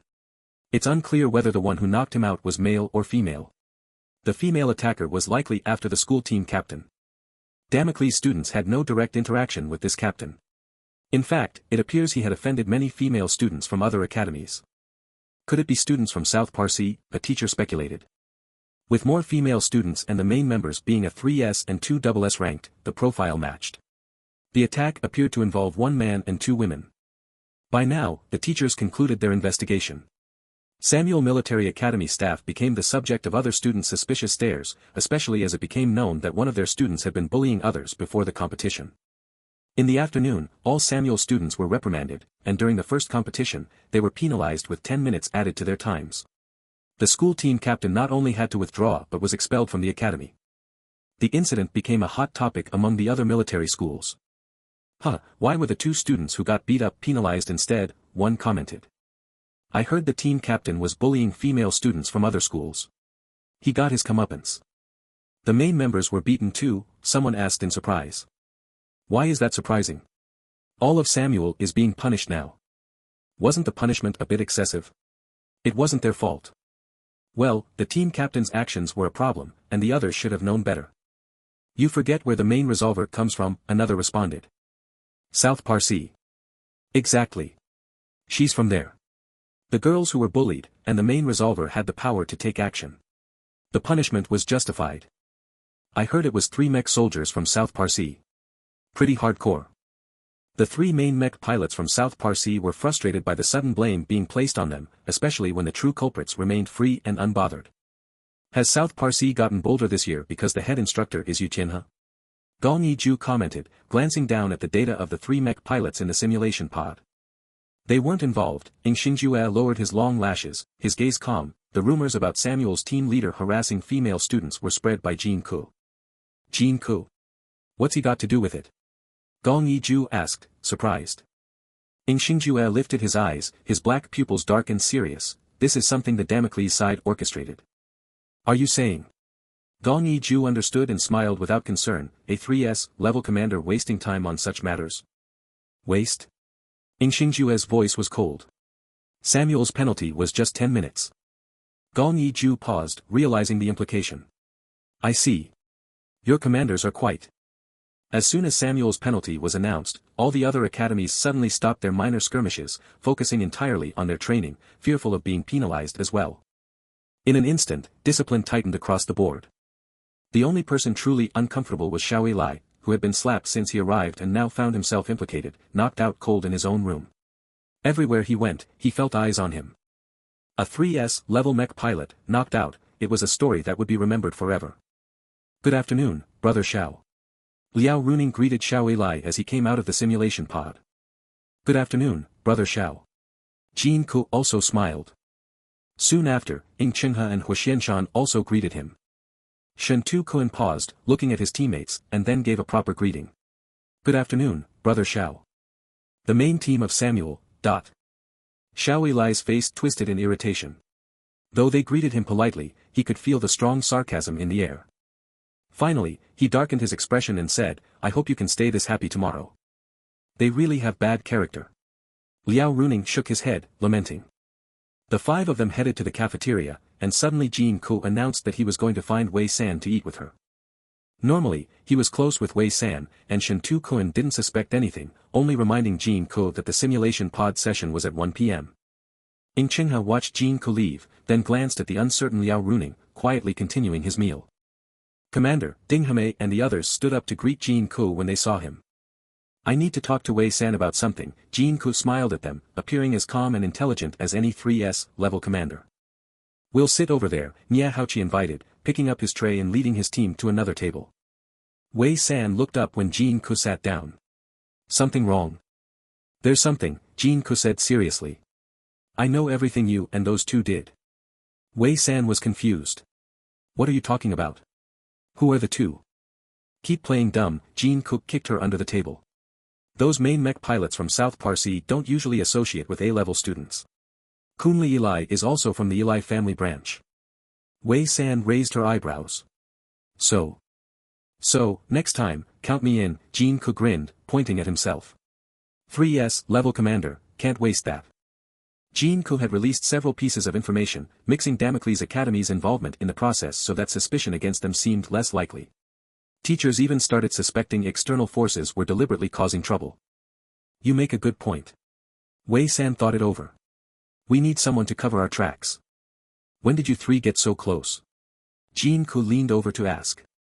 Liao Runing's bad temper made it inevitable for him to be close to Wei San, but how did Hu Xianshan get involved in this?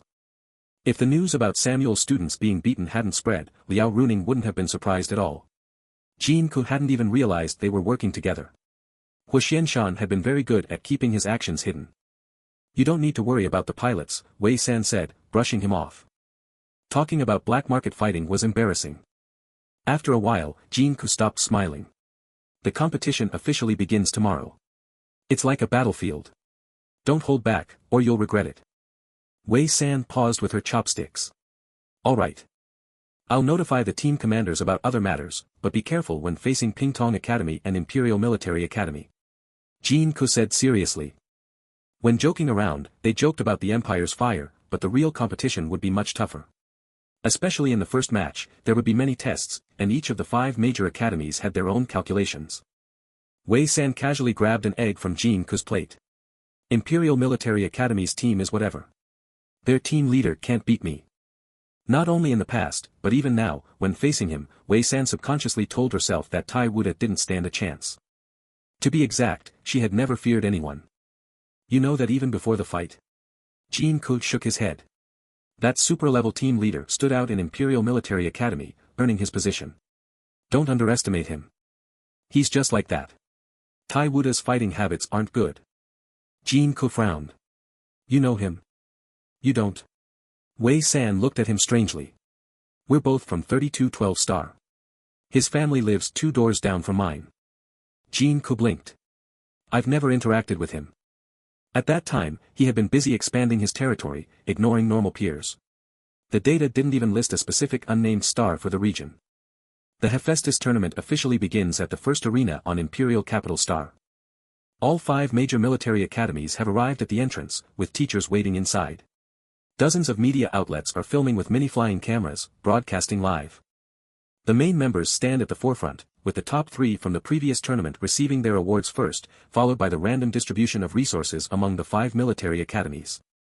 Redwood, the largest media outlet in the Federation, is currently broadcasting live, with commentary.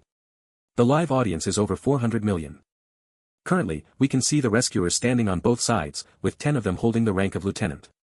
This year's tournament sees a complete overhaul of the main members of the 5 major military academies, except for Damocles Academy, which still has a 4th-year student, the reporter laughs. This is normal, though.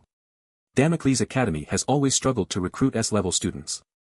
After the graduation of this dual S student, they will likely have to rely on S-level soldiers. On 3212 Star, Li Pai and his wife Jiang Weining are watching the broadcast at home. When they hear the reporter's comment, Jiang Weining looks displeased. Why is this reporter talking like that?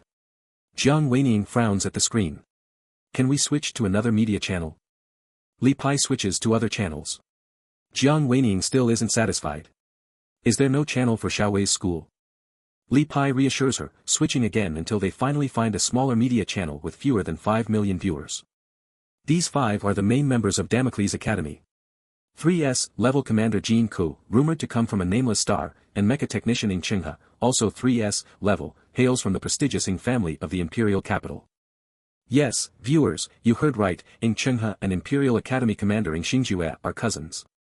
The Ying family is the only one in the Federation with both commanders and mecha technicians. Ying Qinghe is the first member of the Ying family to join Damocles Academy, the reporter continues.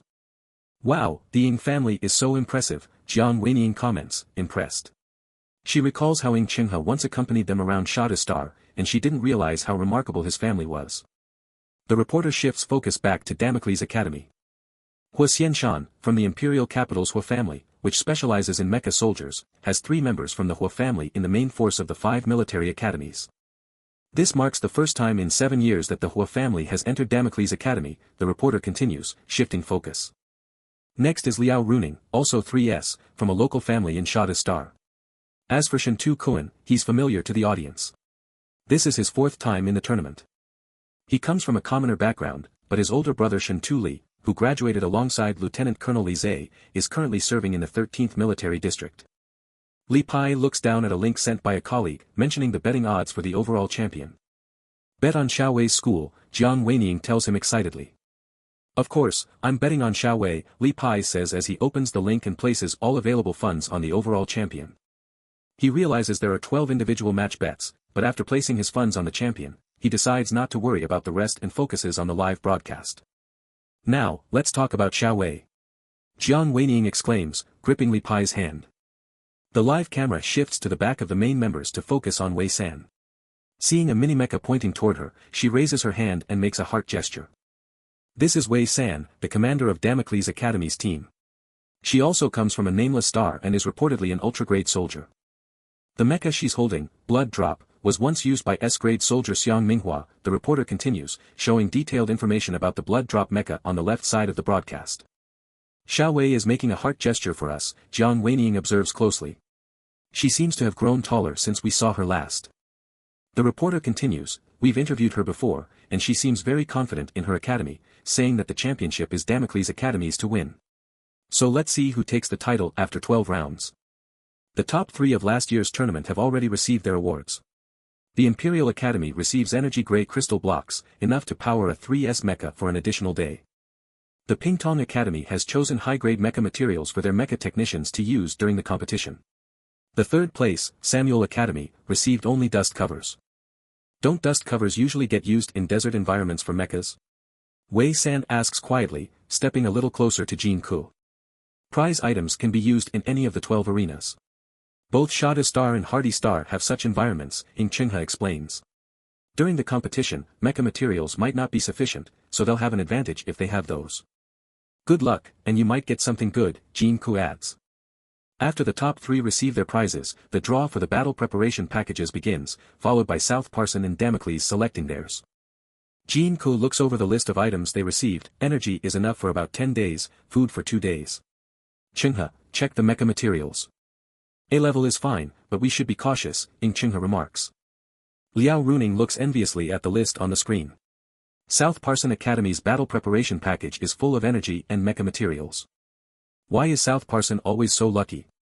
Jin Ku remarks, quickly memorizing the contents of other schools' battle packages. Let's hope they can last longer this year. Once the resources were distributed, the 5 military academies proceeded into the hill arena in order. Samuel was delayed due to a penalty, falling behind South Pazi, with Damocles Military Academy entering last. Yu Tianhe and the other 2 main commentators sat at the live viewing platform surrounded by ticket-holding spectators. They were able to see the live broadcast from all 5 academies through official feeds, with high-ranking military district commentators joining them. The hill arena has been cleared by the military district over the past half-month, Yu Tianhe explained. There are limited high-level star beasts inside, and as long as the main members are present, there shouldn't be large-scale casualties. There are also medics stationed who will assist any student who exits the competition.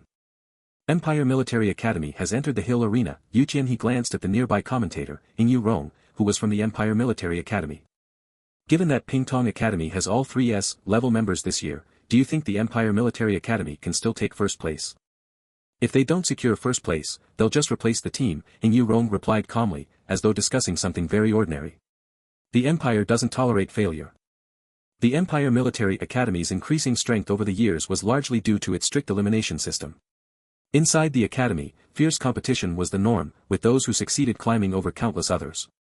1 hour later, Damocles Military Academy entered the hill arena as the last team. Wei San surveyed the surroundings. The hills were rolling, but there were no other obstacles besides the mountain ranges. As soon as Jin-Ku entered, he closed his eyes and released his perception, connecting with the 200 commanding officers of their academy. What's wrong? Ding Hame, standing next to Wei San, asked. Nothing, Wei San replied, pressing a hand to her neck. She had felt a strange sensation earlier, as if Jin-Ku had created a network with his perception that spread throughout the academy's team. She had noticed this before during training, but this time the sensation felt stronger. With the command network established, the 5 main members took the lead in clearing the potential high-level star beasts. The terrain of the hill arena was rugged, and with Damocles' academy lacking enough energy resources, they didn't fully deploy their mechs. Huaxian Shan is scouting ahead, and Senior Shen Tu is in the middle, Jin-Ku instructed. He didn't let Liao Runing deploy his heavy mech, as it consumed more energy. Light mechs can enter energy-saving mode. Senior Shen Tu will maintain full vigilance, Jin-Ku continued, taking out a map from his combat pack. He looked at it and paused. This map is ridiculously simple, just an entrance and a marked destination, everything else is blank. The others stared at the map, speechless. Who drew this? They shouldn't be allowed to draw again next time, Jin-Ku muttered, shoving the map back into his pack. Huaxian Shan, who had been investigating the surroundings before entering his mech, pretended not to hear and remained calm. South Posse has good luck. If we rob them, we can probably get the map and replenish our energy, Ing Chinghe mused. Shen Tu Kuan, who had just entered his mech, blinked. I've participated in several of these competitions, but this is the first time I've heard such a direct suggestion from my own teammate, no less. Outside the arena, Yutian he commented, it seems like this is the first time Damocles Military Academy has shown a clear intent to take the initiative. Their morale is high. On the other side, 6 kilometers from the hill arena entrance, Wei San led her team cautiously forward. The area was eerily calm, like the quiet before a storm. Halfway through, she suddenly raised her hand, signaling the team to stop. The team's command officers were puzzled. The main command shows everything is normal, and there are no high-level beasts here. No beasts, but there are people, Wei San said, releasing her mech and immediately entering battle mode. She aimed her linear gun at the opposite direction of the hill. The figures on the other side were forced out. It was Samuel's team, who had not moved forward but were instead lying in ambush, waiting for them. The team immediately went into alert mode. Good eye, but Samuel's newly appointed captain, Xiao Lai, had been given orders to deal with Damocles' team captain. This is where you stop. You weren't taught by your father, were you? Wei San charged forward, kicking him. Don't talk before a fight. This is the earliest I've seen 2 military academies clash this year, Yutian he chuckled, watching the battle unfold. An S rank against an Ultra A rank, who do you think will win? In the live broadcast, Samuel's captain narrowly dodged, but behind him, Wei San's linear bullets followed, locking on to the target unless destroyed. Samuel's captain deployed his wings, rising into the air, preparing to shoot down the bullets. However, the bullets didn't follow him. Instead, they shot straight toward Samuel's team. Ha, Xiang Minghua laughed at Wei San's swift actions. The 25 bullets hit critical areas on Samuel's team commanders. Samuel Military Academy's 25 command officers are out. Repeat. The first announcement rang throughout the entire hill arena. The first announcement came unexpectedly. The main forces of the 5 military academies, all advancing, stopped and looked up at the sky as 25 beams of light suddenly shot up into the air. In less than an hour of entering, one of the military academies had precisely lost 25 of its commanders, something no one had anticipated. 25 commanders. Lu Shibai pondered, did Damocles or South Parsi make the first move? The other soldiers from Ping Tong Academy looked at the man standing in the front, holding a long spear. Master, should we send someone to scout? Zhong Jingyu Ren, holding the spear, paused for a moment before answering, Shibai is the commander, everyone follow his orders. We don't need to waste time on them right now. There's a river 40 kilometers ahead, and we need to get there before nightfall and set up camp, Lu Shibai said, looking down at the map. Losing the commanders wasn't important, only if the main commander fell would it really cripple a military academy's strength. Empire Military Academy. Commanders. Situ Jia smirked, these people are still amateurs fighting among themselves. Making such a big scene right from the start, it would only stir up hatred and give them plenty of time to play. Southeast, 2S level high-grade star beasts, Ing Xingjue opened his eyes. Our mission for today. Ji Chuyu, holding a sword, asked, shall we go full speed ahead? You and Situ are in full combat mode, Gong Yi will take the lead with Hu Jian, Xingjue quickly commanded while ordering the connected commanders to move at full speed towards the southeast and engage any other academies they encounter. Didn't expect the Empire Military Academy's defensive mechs to be upgraded to dual-seat models, they're bold, Yu Tianhe, a mech operator himself, observed. Other academies are still conserving energy, but Empire Academy is already preparing to take the initiative. This is something the other schools can't compare to. In the competition, academies could steal resources from each other, but what they captured could only be used in the current round. However, killing star beasts rewarded more. The higher the grade of the beast, the more they could earn, including energy and materials, which could be kept for future rounds. Damocles' main team hasn't responded, Yu Tianhe remarked, surprised, watching the live feed from Jin Ku's team. The connection between the main commanders and their teams worked like an extended set of senses. Once an academy entered, Jin Ku should have noticed, but he continued moving forward, without stopping or giving instructions to his team. This led the commentators to wonder if Damocles had been planning this all along. On the live feed, Damocles' team remained on alert, simply watching Wei San. As Samuel, the general of the Samuel team, took to the air, he saw 25 of his team's commanders fall and heard the announcement. His face went pale with rage. He dived down, gripping his particle sword, aiming to cleave Wei San's mech. Wei San did not dodge. She pulled out her light blade with her left arm, meeting his attack. The two clashed, one high, one low. Meanwhile, Samuel's team entered combat mode but did not yet engage with Damocles' team. No academy wanted to get caught in a skirmish this early in the competition. Samuel's general is using a light mech, which is weaker than Xuedi's, said Shi Haotian. Yu Tianhe disagreed, Samuel's in the air, which gives him a gravity advantage. It's hard to say who will win. Shi Haotian smiled, look at Wei San's legs, she still has energy left. Her shooting is so precise, she's likely one of the top shooters. No wonder Xuedi is in her hands. Xuedi was always at the top in any ranking of top A-level mechs, its balanced design making it both powerful and difficult to control. This general must be formidable, using Xuedi's power to easily resist an average S-level. Haotian, what do you think Wei San will do next? Two possibilities, either she'll suppress him with force, or loosen her lower body and swing her light blade horizontally. If she's fast enough, she can wound his abdomen. Just as Haotian finished speaking, Wei San made her move. She stepped back slightly, loosening her grip on the light blade as though preparing for the second option. Samuel, expecting this move, began his sword strike downward.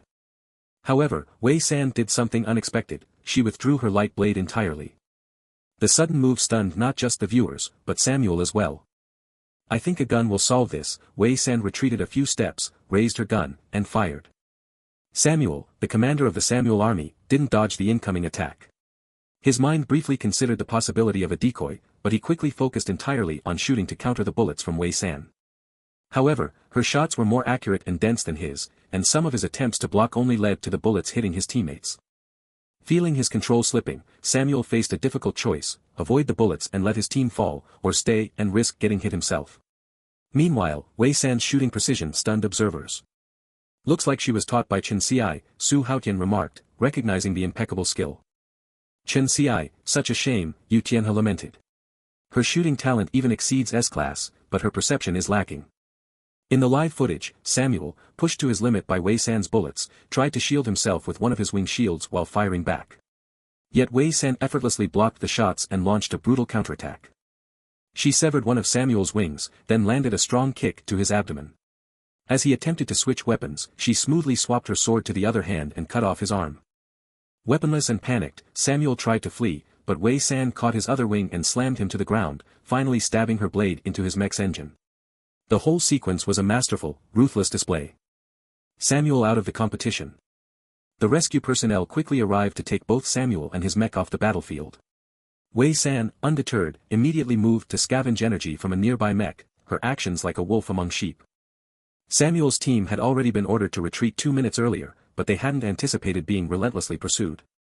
As the news of Samuel's defeat spread, it drew the attention of other school teams, and soon, the competition's live broadcast was buzzing with excitement. The media coverage for the victory continued to rise, as more viewers tuned in to see Wei San's daring maneuvers, which now had everyone talking. The Empire Academy slays a double S-star beast and 4 S-class star beasts.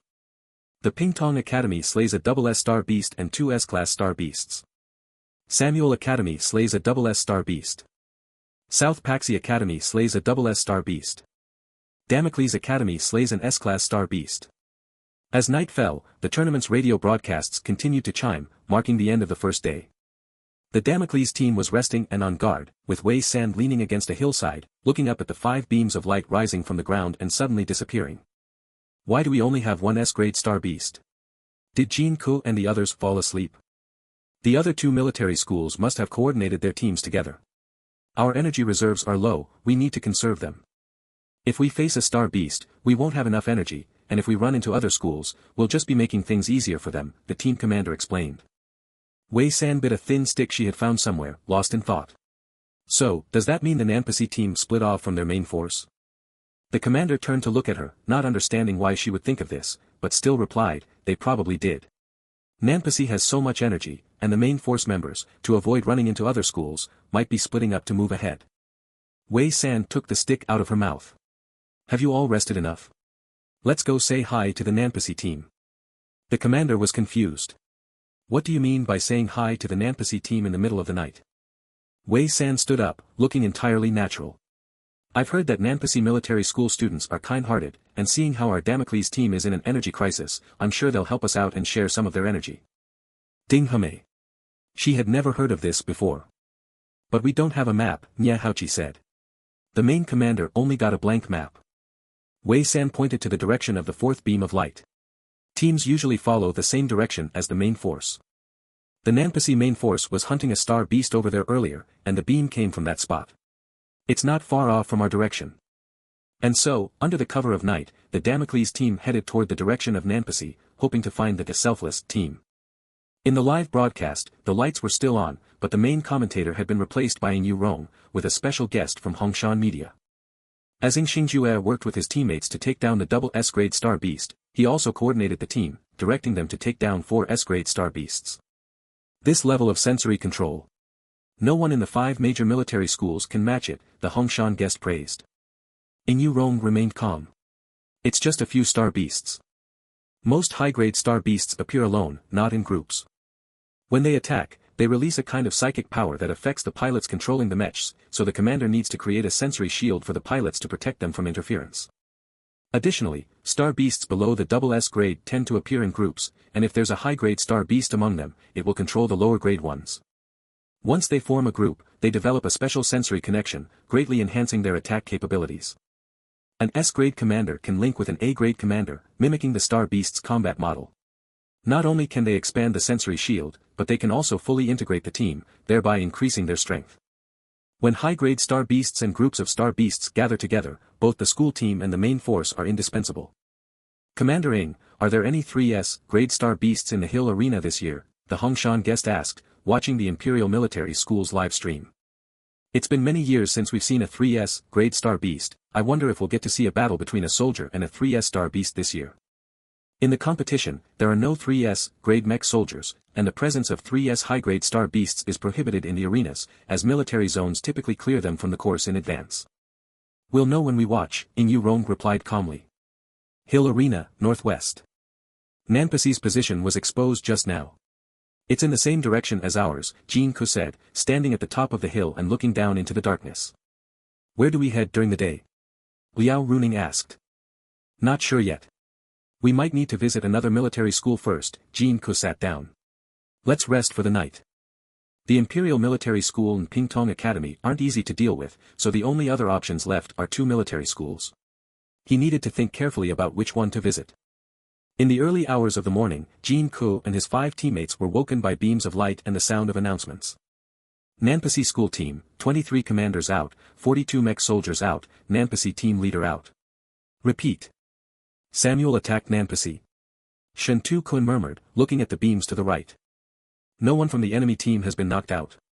Ing Qinghe frowned. They lost so many people during the day, and yet they dare to attack another school team in the middle of the night, and no one's been taken out. Jin Ko shook his head. It's not Samuel's school. Gao Xuelin wouldn't have allowed the team to take action at this time. If too many team members are taken out, the rest won't be of much use. The competition mimics extreme natural conditions, and once inside the arena, all mech communications are blocked. The main force and school teams can only rely on the commander's sensory abilities. If the distance is too far or the commander's ability is insufficient, the link could break. Maybe they ran into each other. Shen Tu Kun guessed. The main commander doesn't always focus on the school team. Yeah. It's us, Jin Ko suddenly said. He had just switched shifts with Liao Runing, and Hu Xianshan looked at Jin Ko. Wei San did it. He said it with certainty. Jin Ko didn't speak. He took out a blank map and began filling it in. Shen Tu Kun looked at the others in confusion, not understanding why they all seemed so unfazed. Another side. Can we contact Jin Ko? Wei San crossed her arms and stood beside the commander. Think carefully and show him, don't make a mistake. The commander closed his eyes, nodded, and established a connection with Jin Ko, attempting to transmit what he saw in his mind. To understand what had happened, we need to go back 2 hours. The South Pashi team was a distance away from them. Wei San thought for a moment and decided to take a few small teams and move the mechas at full speed to reach the South Pashi team, who had already set up camp to rest. Wei San, along with Ding Hame and Nye Haochi, attacked the South Pashi commander, while the 4 shooters in the rear were responsible for ambushing other commanders and distracting attention. Wei San, you deal with the commander. We'll handle the other 2. Ding Hame ascended into the air and engaged with the commander of the South Pashi team, who piloted a light mecha. Although there were few people from the Damocles Military Academy, they were ruthless. They protected their corps from injury, paying no attention to the damage caused to their own mechas. Their sole focus was to dig into the energy supply. If they succeeded with a single blow, they would even dismantle the mecha. The mecha operators of the small team stayed close, pointing out which parts of the mechs to target. The South Pashi team faced an attack just as brutal as that of the Samuel team. The Damocles and South Pashi teams rarely clashed directly in recent years, and there was even a sense of mutual sympathy due to their shared struggle. No one expected the Midnight Attackers to be from Damocles, an academy known for its discipline and upright school spirit. In an instant, confusion spread. Hey, I know you, Wei San said, while she continued to engage the South Pashi commander, drawing her away from the team. You have a close relationship with our main soldier, Senior Shintu. You. We're just ordinary friends, the girl, about 18 or 19, blushed. Apart from training, she had little experience in other matters and hadn't expected someone to say such a thing. I know you're just ordinary friends. I saw you two in the cafeteria, you were very polite with each other. Wei San said this while shooting at her knee with a linear gun and dodging her whip. But Senior Shintu is really a great guy. He looks good, too. Senior, I think you're beautiful and capable. Why don't we? Wei San stretched her tone. The South Pashi commander couldn't help but be distracted, and the force of her whip weakened slightly. Wei San didn't dodge but took the opportunity to grab the whip, pulling it toward her with force. The commander reacted, trying to retract her whip, but failed. She raised her hand to shoot at Wei San. In the cockpit, Wei San's reflexes were incredibly fast. She maneuvered her mecha in a twisted, extreme posture to avoid the attack and got closer to her opponent. Why don't you just exit, Senior? Wei San added coldly, finishing her earlier sentence. The South Pashi commander looked down and saw a light knife stabbed into her abdomen. Wei San pulled out the light knife, slammed the commander's mecha to the ground, and directly dragged her out. The mecha was still functional, and the commander didn't have time to press the exit button. The medic couldn't get there in time. Senior, let's make a deal, Wei San said, signaling her to look at the South Pashi team. Draw us the map, and we'll leave. Otherwise, more of your people will go out of commission. Our people are here. Ding Hame came over after taking care of the enemy soldiers and reminded her. Senior, you have 30 seconds to decide, or I'll slaughter your whole team. Wei San spoke in a relaxed tone, completely unaffected by the pressure. The South Pashi team commander was an S-level, and her A-level mecha was no match for Wei San. The other team members were even weaker. Senior, think about it. It's just a map. Other military academies have them, so Damocles won't miss out. Nye Haochi also arrived, calling her senior, in a very friendly manner. You can retreat now. The South Pashi commander gritted her teeth. This year was different from previous ones. There was a high possibility of encountering a 3S-level high-ranking star beast, and if it appeared along with a group of star beasts, the team would be essential. All right. Wei San, while pulling her away, didn't forget to take the commander's mecha with her. Once the commander finished drawing the map, Wei San extracted the mecha's energy source. A minute later, the medics arrived to take the South Pashi commander away. This reminds us that we can't be lax in guarding at night, Wei San commented. The squad commander said nothing, unable to refute that the South Pashi team was not lax in their guard. If Wei San hadn't ambushed their 5 hidden shooters, things wouldn't have progressed so smoothly. With just the 10 shooters from the South Pashi team, they couldn't compare to Wei San alone. You can establish a link with Jin Ko and show him the map. Wei San handed the map drawn by the South Pa Shi commander to the squad leader. Hurry up and get it done. Due to limited attention, the live commentary switched hosts. After the main squad of the 5 military academies made their first move, Xiang Minghua went to rest, as per the usual routine, assuming nothing significant would happen during the late hours. However, when morning came, there was a change in the number of survivors in the arena. How did the South Pa Shi team's commander go out? Xiang Minghua wiped his face, still half asleep, and instinctively said, "Did they run into the Samuel Military Academy?" No, their commander was eliminated yesterday morning. Other military school teachers. Keep acting. Continue pretending. How long can our energy last? Jin Ko asked after confirming the supplies with Ing Chinghe. One day, Ing Chinghe turned and checked Liao Runing's mech. If we slay a double S rank star beast today, we can last another 2 days. Jin Ko ran his fingers through his hair. Our luck's been bad this round. He hadn't sensed any high-tier star beasts. After the incident with the Nanpaxi team, their main squad should have changed direction. Samuel had also kept a low profile, unlike in previous years when they would actively target them. Let's wait for the school team to catch up, and we'll head this way, Jin Ko pointed at the map. The terrain here is suitable for star beasts, we should encounter some. Empire Military School has slain 1 3S star beast, 2 SS star beasts, 4 S rank star beasts, and 56 A rank star beasts. Repeating. Damn, did they raid a star beast nest? Liao Runing cursed. With that many star beasts, once they replenish energy in materials, they'll fly straight to the finish line. Empire Military School, 10 commanders out, 10 mecha pilots out, 30 mecha infantry out. Wait, what? 10 squads have been eliminated. Ing Chinghe frowned upon hearing the second announcement. The numbers are too coincidental. Decoys, Jin Ko said calmly. With that many star beasts, they didn't just appear by chance. Pingtong Institute has slain 1 3S star beast, 1 SS star beast, 5 S rank star beasts, and 57 A rank star beasts. Repeating. Pingtong Institute, 20 commanders out, 64 mecha infantry out. 20 minutes later, another light beam appeared from a different direction. They'll definitely reach the finish line today, Shintu Kun said, but he wasn't entirely sure of his feelings. These 2 military schools had the advantage from the previous rounds, and the first match would undoubtedly widen the gap. It was only the 5th day of the competition, and they were already near the finish line. But he also wanted to see his own military school win, even if it wasn't the championship, just a chance to claim the 3rd spot. In this match, we're just fighting for 3rd, Jin Ko said indifferently. The school team is close to us. A few hours later. The Damocles Military School's main squad and the core team officially reunited. We'll go after the star beasts, the school team will handle those ranked S and below. Jin Ko looked over at Wei San, whose complexion had improved. You guys seem to be doing well these past few days. Not bad. Want some canned food? Wei San took a can of meat from her pocket.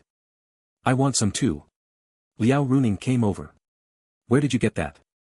We only have a little bit of nutrient liquid and dry food in our supply packs. From the Nanpaxi school team and the Samuel school team, Wei San pulled out another can. The Samuel team was especially generous, they insisted on giving it to us. Shintu Kun looked confused, when did they get so close to the Samuel military school? Shintu, here. Wei San handed him a can of fruit. Thank you. Shintu Kun was a little surprised, opened the can, and took a big bite of the fruit. Ing Chinghe and Huashuanshan remained silent, watching her. Finally, Huashuanshan reached out his hand. What about us? Wei San shrugged. Gone, you two can share. As Shintu Kun ate the fruit, Wei San suddenly remembered. By the way, this canned fruit is from the Nanpaxi school team's commander's supply pack. I saved it for you. Cough dash. Shintu Kun choked, lifting his head in embarrassment. Why? The competition is ruthless.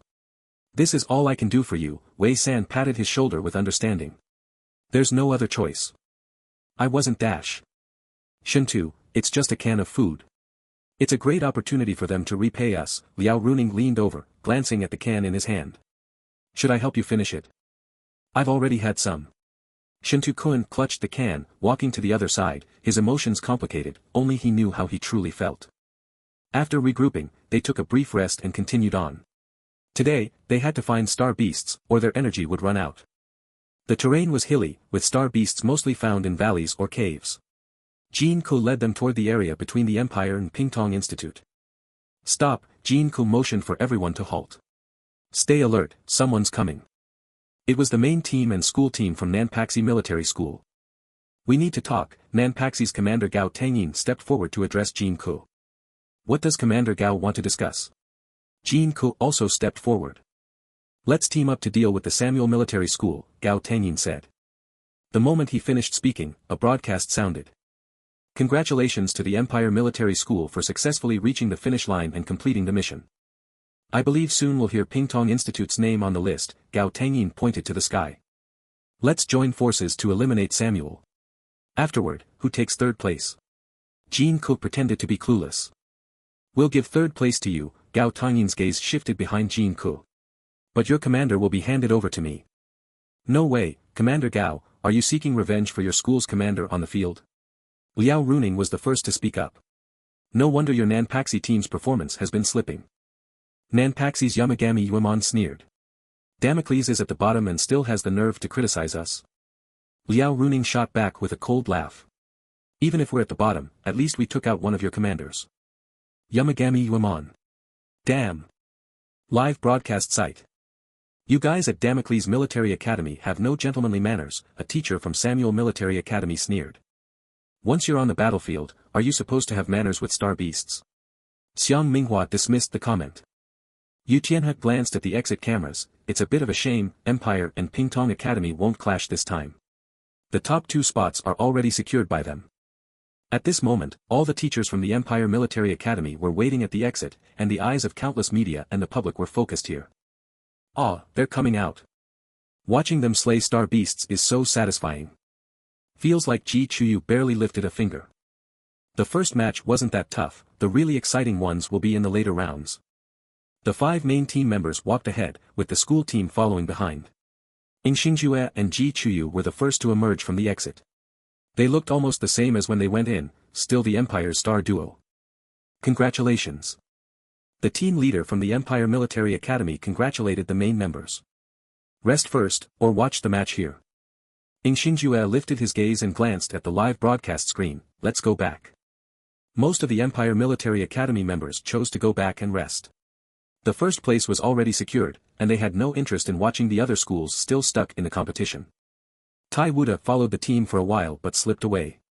He found a resting place to clean himself off. His mech had been heavily damaged, and after getting materials for repairs, he needed a break. Fortunately, the resting area had plenty of supplies.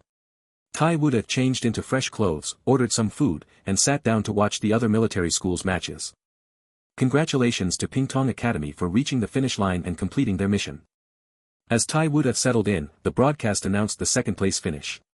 He already knew this would happen and instinctively searched for Damocles Military Academy's live feed to see how Wei San was performing. I just want to ask, are we going to do this deal or not? Gao Tangyin asked Jin-ko. No, Jin-ko answered without hesitation. Meanwhile, Wei San, holding her face, squatted in the back, her feet tired from walking. Damocles Military Academy has been around for so long, and now you're just going to give up your chance at a ranking? Jin-ko raised a finger and shook it. Damocles Military Academy doesn't trade ranks for anyone, not even for regular members. Gao Tangyin stared at him for a long time before turning to leave. Wait. Jin-ko called out. Gao Tangyin turned back with a frown. What else do you want to say? It's not about saying anything. It's just. Jin-ko pointed to her and the members of South Pazar Military Academy. You all need to stay and cooperate with us. Gao Tangyin was stunned by the words. You just said you wouldn't trade. Now you want us to cooperate? Jin-ko raised his eyebrows and replied, I'm not making a deal. I just want you to stay. Jin-ko. Gao Tangyin reacted and gritted her teeth, warning, aren't you afraid of both of us getting hurt while Samuel Military Academy takes advantage? I'm not afraid. Jin-ko shrugged. We've been at the bottom for years, being at the bottom again doesn't matter. Gao Tangyin. By the way, we'll team up against Samuel, and third place goes to me, fourth to you. Jin-ko said straightforwardly. Fourth gets the advantage in the next round. Seeing his shamelessness, Gao Tangyin's expression darkened, and everyone from South Pazar Military Academy entered combat mode. Jin-ko raised his hand, and all members of Damocles Military Academy entered their mechs. Wei San flew over to join the main team. Your general is gone, but I'm here. Let's see what kind of damage I can cause, shall we? The atmosphere grew tense.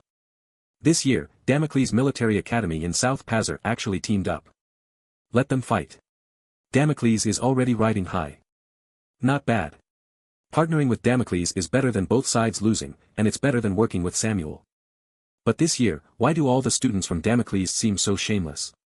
Tai Wuda, munching on popcorn, thought to himself, Wei San has been shameless since childhood, this is nothing new. Fine. Gao Tangyin looked at Jin Ku, quickly calculating in her mind, and finally agreed to the cooperation. Pleasure working with you. Jin Ku retracted his mech, signaling Damocles to lower their guard and shook hands with Gao Tangyin. When opportunity knocks, don't let it slip. However, Jin Ku's eyes scanned the 3 South Pazar mech soldiers. This was just the beginning. TSK, you guys are real trouble. Liao Runing crouched next to Wei San and muttered. Wei San swatted Liao Runing's hand away from her gear bag, like you're any better. The 2 military academies stopped to reorganize, while Jin Ku and Gao Tangyin continued to negotiate, occasionally hearing angry shouts from the South Pazar commanders. Jin Ku, don't push it. Calm down, let's sit and talk, no need to get angry, Jin Ku soothed. About an hour later, Jin Ku returned, triumphant, with a third of South Pazar's energy crystals. Impressive. Liao Runing looked at the grey crystal energy, truly impressed. Jin Ku, I was wrong about you. You're good for more than just sarcastic comments. Take this, we're responsible for them now, Jin Ku's expression turned serious. For the next rounds. This operation didn't go as planned, the energy was too little, and they hadn't encountered many star beasts. They wouldn't last until the end. After the 2 military academies reached an alliance, they moved toward the finish line, encountering star beasts along the way and splitting up to deal with them. The Damocles Academy exchanged all the star beasts they killed for energy. 70 kilometers to the finish line, Samuel is getting closer, Gao Tangyin said, watching the beam of light rising from the distance. Not hearing a response, she turned around and saw that Jin Ku, who had been standing next to her, was now making subtle gestures toward the Academy's general. So, not trading the general wasn't about integrity, but rather this kind of relationship between the two. Inwardly sneering, the South Paxi commander waved his sleeve and returned to his own team. We're almost at the finish line. What if South Paxi betrays us and doesn't restrain Samuel? Liao Runing asked, pulling Jin Ku aside in a low voice. South Paxi's students aren't like that. They value their promises, Shintu Kuan tried to explain on their behalf. The others looked at him with complex expressions, and Wei San patted his shoulder, her expression saying it all without words. Liao Runing responded, Shintu, I know you're pure-hearted, but I didn't expect you to be this naive. Ing Qinghe looked up at the sky, avoiding the conversation. Before this year, Damocles Academy was always strict and upright, Hu Xianshan said, with implied meaning. In the live broadcast room, viewers filled in the rest of Hu Xianshan's statement. After this year, they're all about robbery and surprise attacks. Ha ha ha, it's like a group of cunning wolves surrounded by innocent sheep. Shintu Kuan is just too righteous, getting screwed over in the past few years. LMAO, these new students from Damocles Academy are all shameless, I suddenly want to follow their live stream. Am I the only one who wants to know why the general and main team members of Damocles Academy are so close? Add me, besides South Paxi, the other military academies' generals are only slightly better than normal team members. I heard it's because of their close relationship with the main commander. Upstairs, I heard it's because of their connection to the main mecha engineer.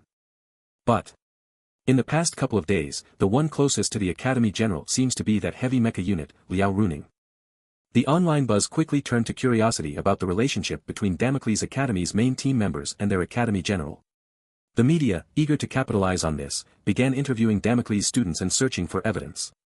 The few in the competition had no idea, and on the second-to-last day of the competition, the 3 academies met near the finish line. So, you 2 academies have finally formed an alliance. Gao Shuolin's gaze landed on Wei San. Did you kill our general? Friend, stop with the kill talk, it's bad luck. He just got eliminated, Wei San said nonchalantly, exuding an attitude of, I did it, what are you going to do about it? Suddenly, Xiao Wudong from Samuel erupted in action, moving at incredible speed and swinging her sword at Wei San. Wei San didn't move. Hu Xianshan immediately activated his mecha, lifting her up into the air to dodge the attack. Nearby, Liao Runing fired his anti-gravity cannon at Xiao Wudong. Xiao Wudong raised her hand to deploy a shield, blocking the attack. The brief exchange was a blink of an eye, and both sides reacted quickly. Hu Xianshan and Liao Runing make a great team, Yu Tianhe praised. Onlookers could see that Hu Xianshan and Liao Runing worked well together, but many assumed that the academy's general was either too scared to move or hadn't reacted in time. Xiang Minghua, watching the scene below, felt something was off but couldn't quite put his finger on it. He thought about it carefully but still couldn't figure out what was wrong. On the other side, Chen Xiai, watching the live stream of the competition on StarNet, narrowed her eyes as she observed Wei San, who had not moved since the start. Slowly, her brow furrowed. As a naturally gifted sharpshooter with a sharp sense of danger, Chen Xi's sensitivity to such threats had helped her stand out among other A-grade soldiers, even enabling her to strike down ordinary S-grade opponents. Having trained Wei San for a long time, Chen Xiai knew her performance better than anyone else. In this situation, it was impossible for Wei San to have no reaction at all, especially without even deploying her mecha. Chen Xiai extended her hand and blocked Wei San's image on the screen. If she replaced Wei San with Shintu Kuan, the cooperation between the three would have been seamless.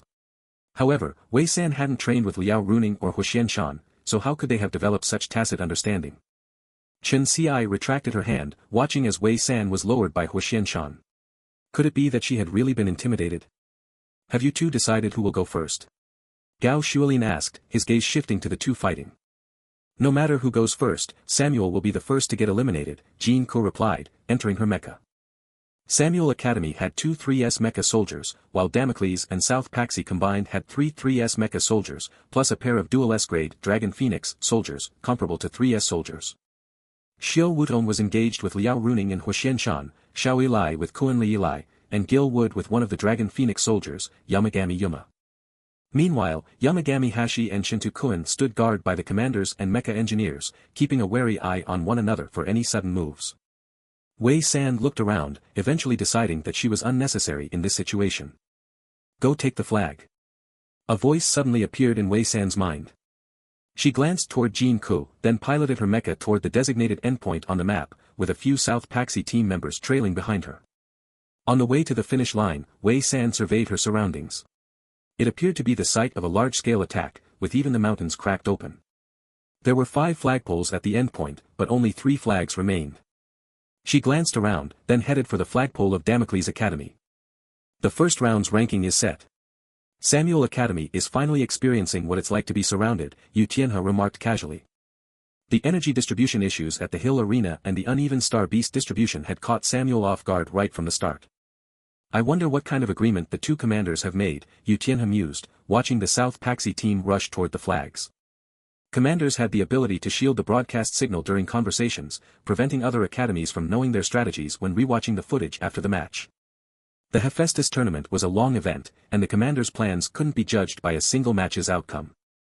No matter what agreement they've made, it's just for third place, Ying Yu Rong said as she packed her things, preparing to leave the stage.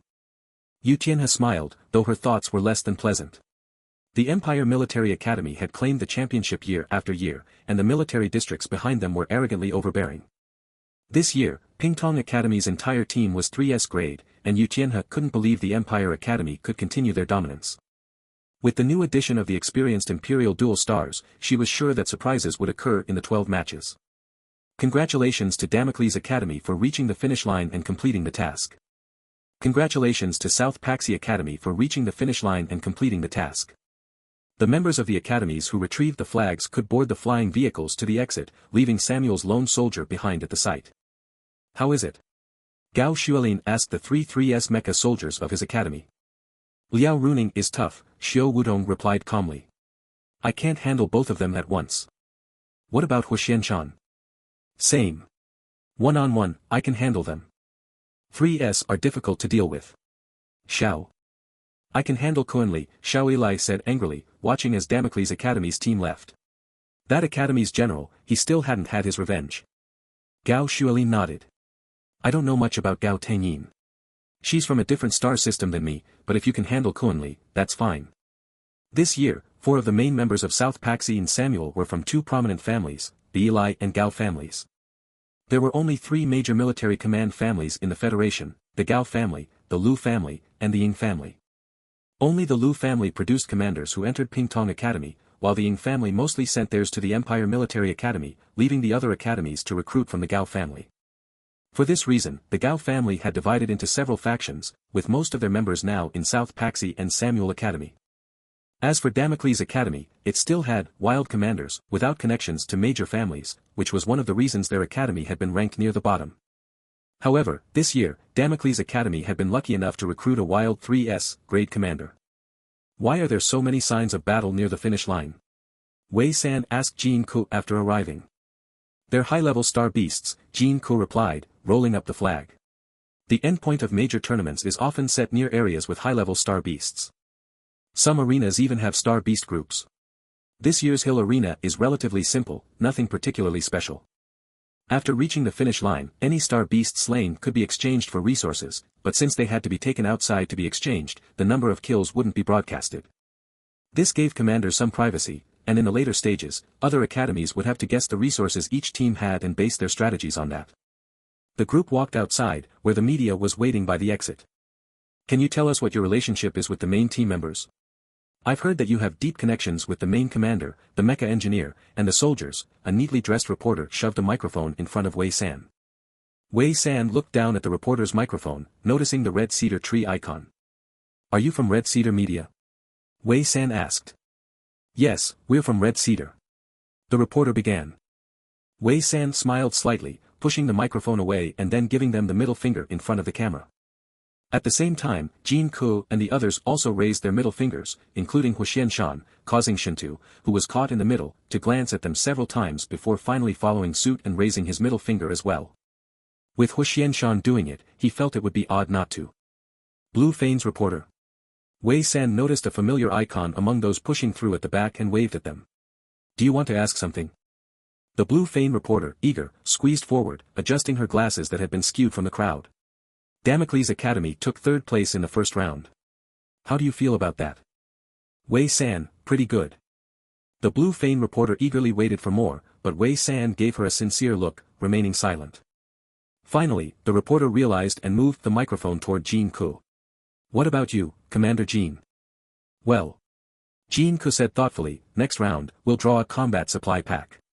We need someone with better luck. Huxian, our team probably doesn't have anyone with good luck. The Blue Fane reporter was speechless. It seemed true that Damocles Academy had terrible luck every year. This year, even with a 3S grade member, their luck hadn't improved. The group only gave an interview to the Blue Fane media, then went back to rest. With the 10-day competition period over, they had advanced early and could now enjoy a well-deserved break. When the students from Damocles Military Academy exited, the teachers were waiting by the exit. A few excited teachers rushed over to hug Jin-ko and the others, nearly moved to tears. Well done, Xiang Minghua said as he approached, then pulled away a teacher who was about to hug Wei San. Stay focused. This is just the first round. Every victory is worth celebrating. The teacher wiped his slightly red eyes. Though the first round was relatively easy, for some reason, he saw hope in these students. Go back and watch the live stream reviews from Imperial Military Academy in Pingtong Institute, Xiang Minghua instructed. Especially the one near the finish line. Wei San, be careful in the next round. The blood drop mecha was one I used before. Its parameters are thoroughly studied. From now on, others can target you directly, Xiang Minghua said seriously. Don't slack off in training. Before the first round started, everyone's attention had been drawn to the many 3S level main members, so the news about Wei San and blood drop had not received much attention. Now that Wei San had offended two high-ranking generals and stepped into the spotlight, the mecha's performance was completely transparent. Afterward, they went back to rest. A few hours later, Samuel Military Academy arrived at the finish line, and the first round of the hill race officially ended, with the 5 major military academies not even coming into direct contact during the event. Tomorrow, they would be on stage to accept their awards. After a shower and a few hours of sleep, Wei San thought about taking a walk to see the bustling world again. But as soon as she stepped out of her room, Chenghe grabbed her. What's up? Wei San looked him over, noticing he was still wearing his training uniform. You haven't changed yet. No time, Chenghe pulled her toward a private training room and swiped his card to get in. Let me see your mecha. Wei San followed his instructions, releasing her mecha.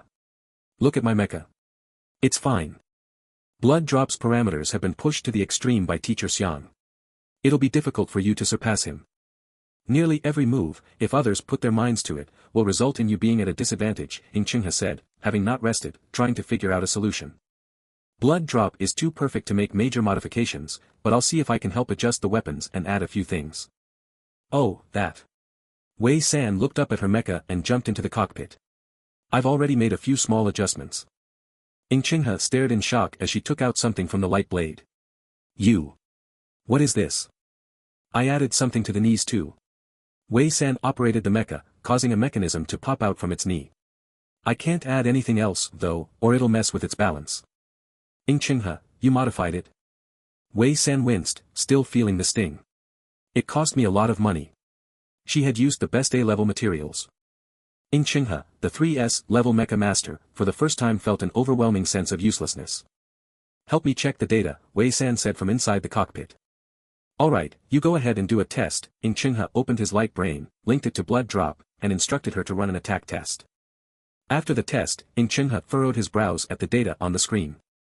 Is every self-taught mecha engineer this good now? How is it? Wei San jumped down from the cockpit. I think there's nothing else I can modify. The mecha engineer who built blood drop was too good. Great.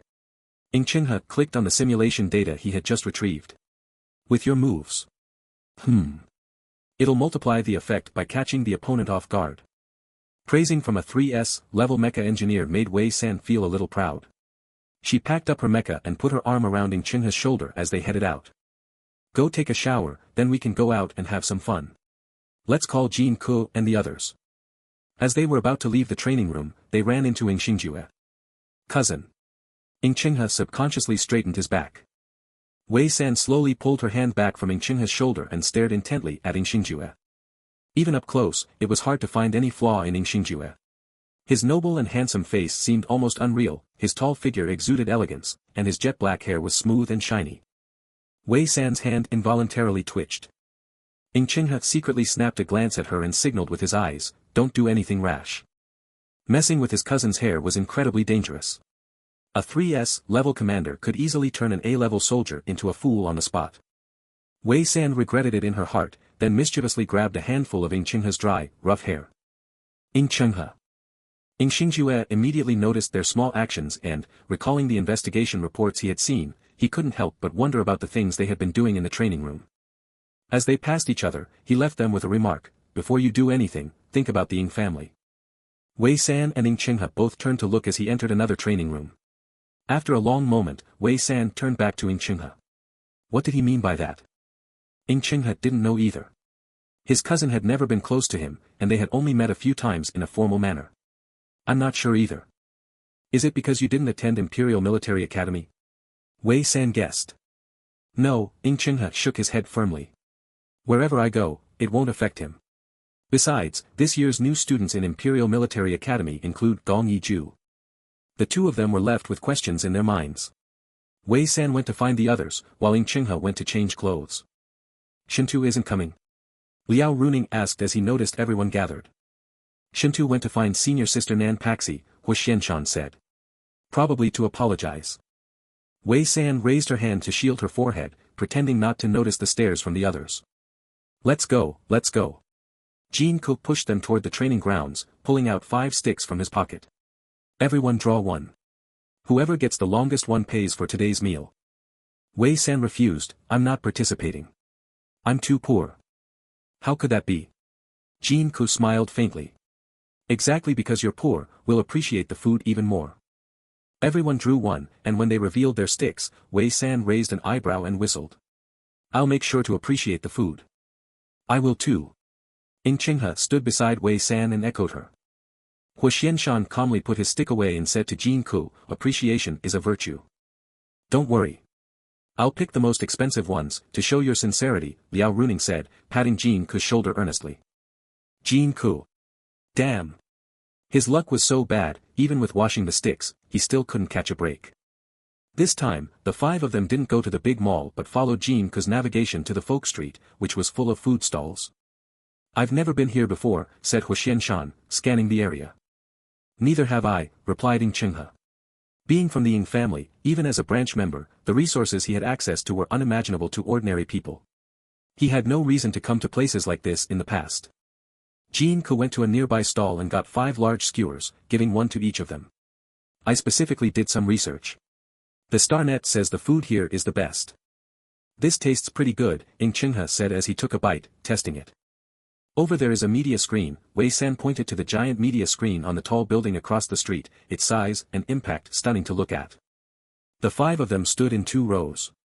Jin Ku, Wei San, and Ing Chenghe stood in the front, while Liao Runing and Hu Xianshan stood in the back.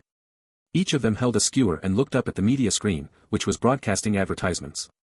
After a while, Ing Chenghe suddenly said, "This media screen seems to be under Hongshan Media." The 5 of them turned their attention away, preparing to stop looking at the screen. Although the Hilltop Arena has ended, our media team has uncovered something interesting. The screen suddenly switched to the Hongshan Media channel, and the voice coming from it caught the 5's attention again.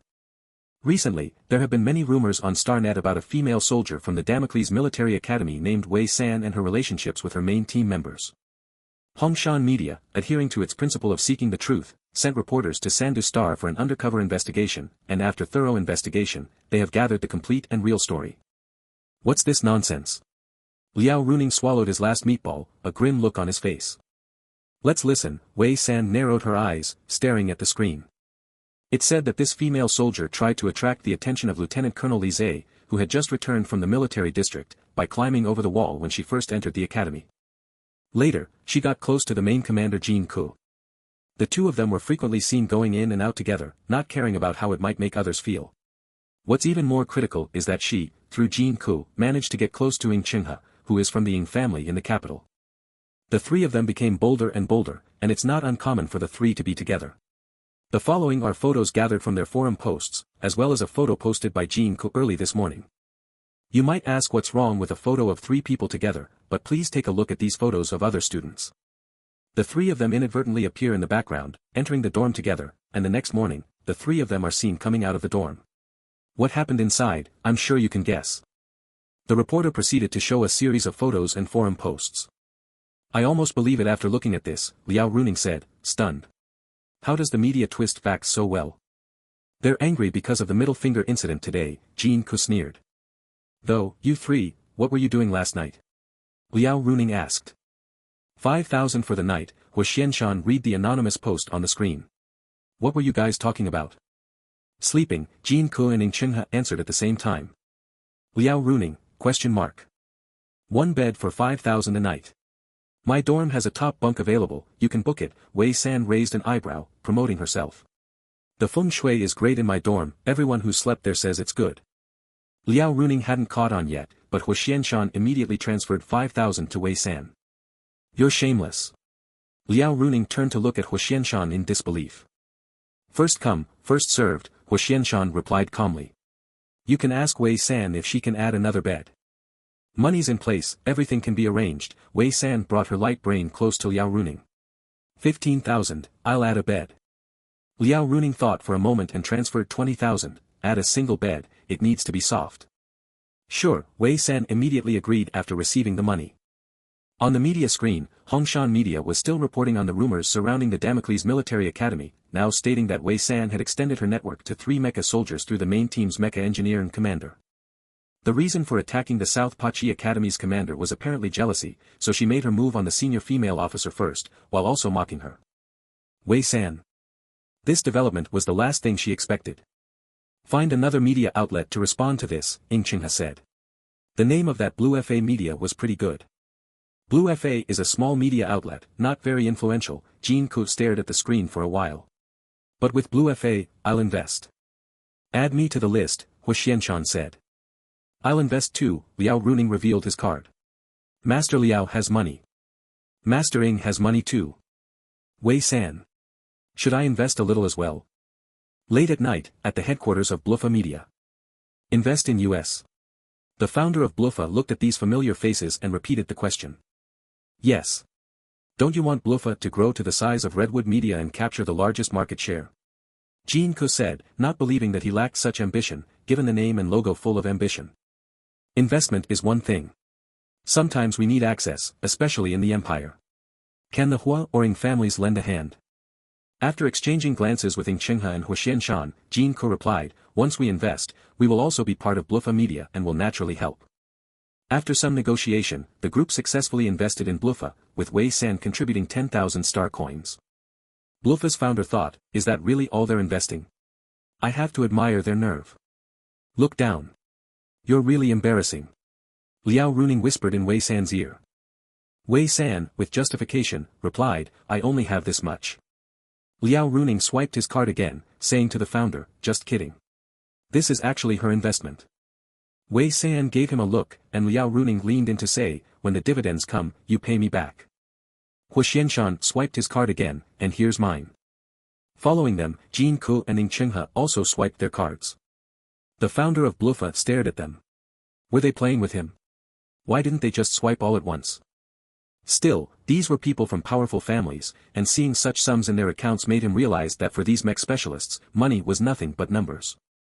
After completing the transactions, Wei San became the largest shareholder. Now, the shareholders want to release a video. Please send it to all the major platforms on StarNet, Jin Ku said after signing the documents. The founder of Bluffa nodded, agreeing since Bluffa was now backed by influential families. It was just a video after all. Do you need me to find professionals for you? No need, we'll record it ourselves. You just need to send it out afterward, Ning Chenghe politely responded. Can we borrow this office for a while? Of course, do as you wish, the founder said, leaving and closing the door behind him. The five of them sat in a row, opened their light brains, quickly recorded a few words, and handed the video to Bluffa, asking them to send it out the next morning.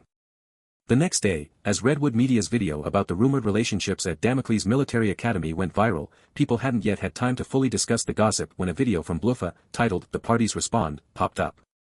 Most people clicked on it, expecting the individuals involved to explain that it was all a misunderstanding.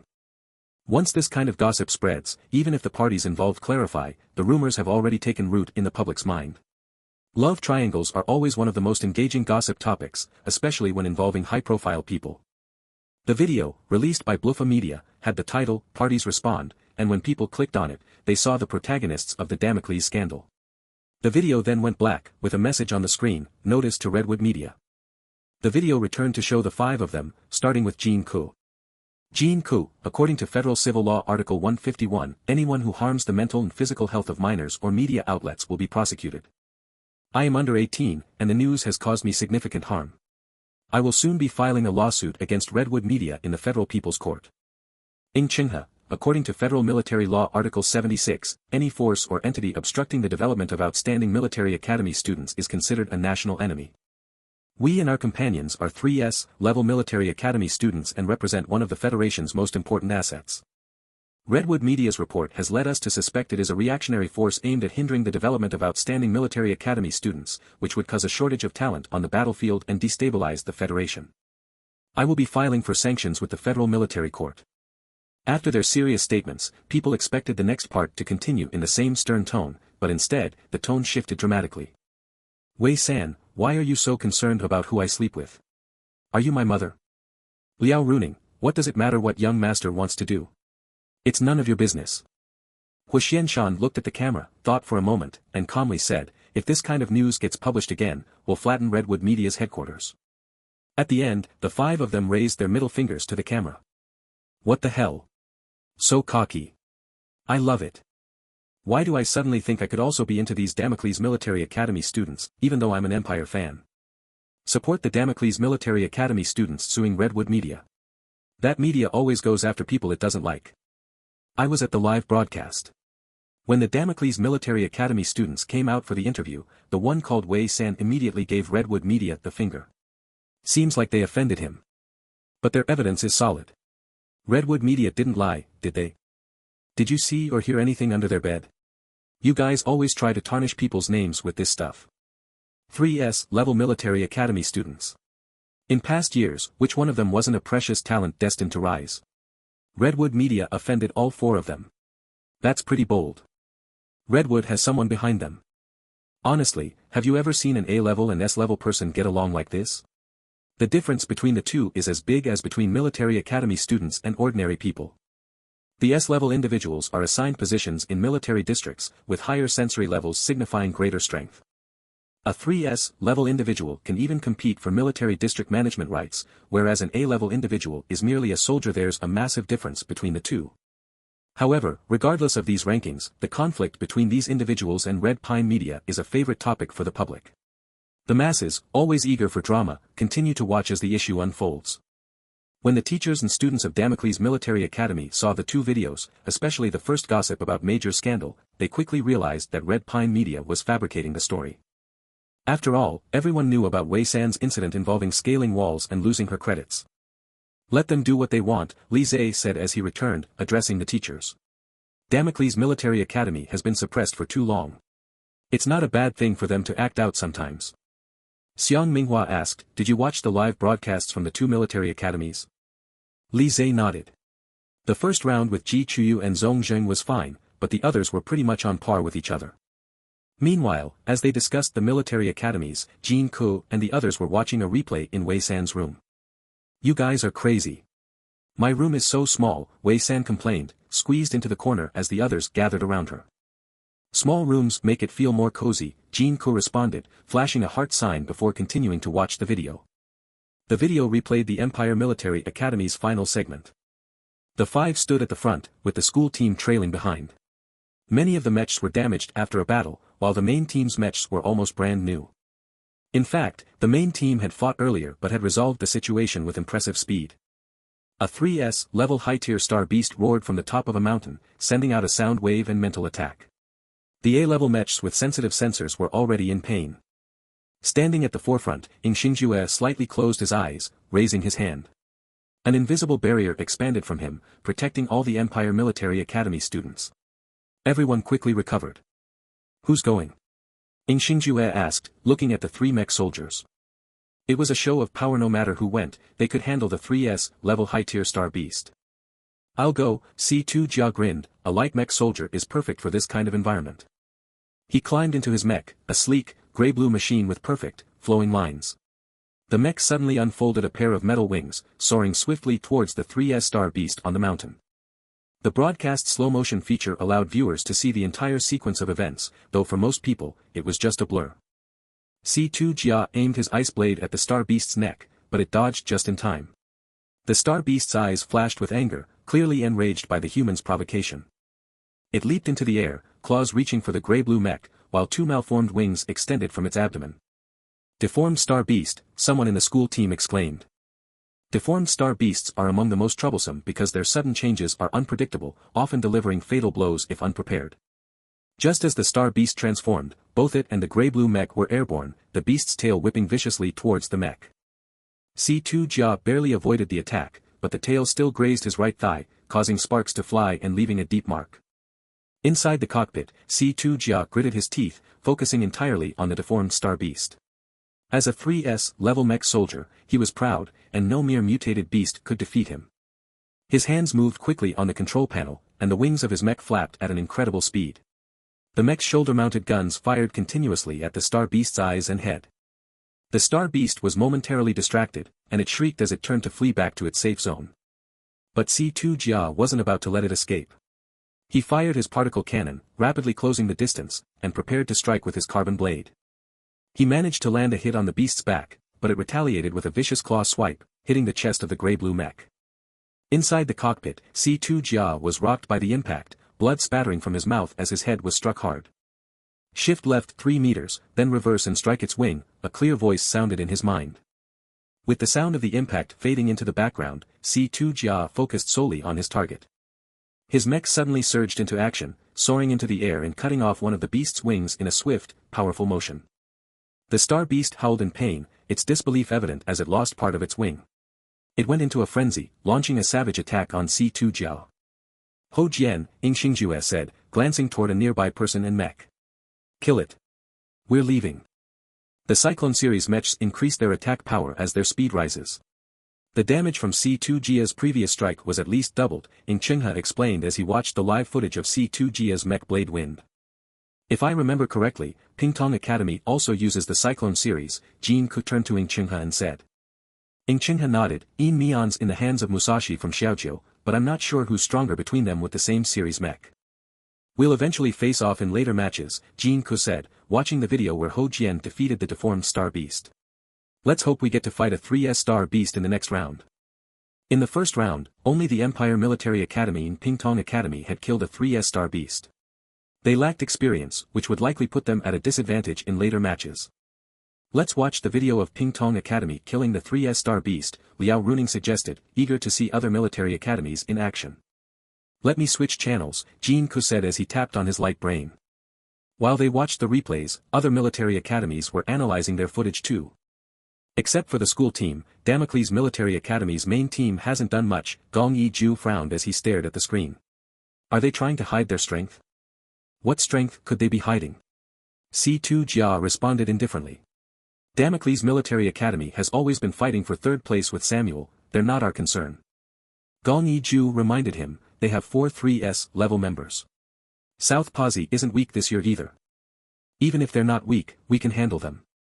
The most important thing right now is how to deal with Pingtong Academy, C2 Jia said.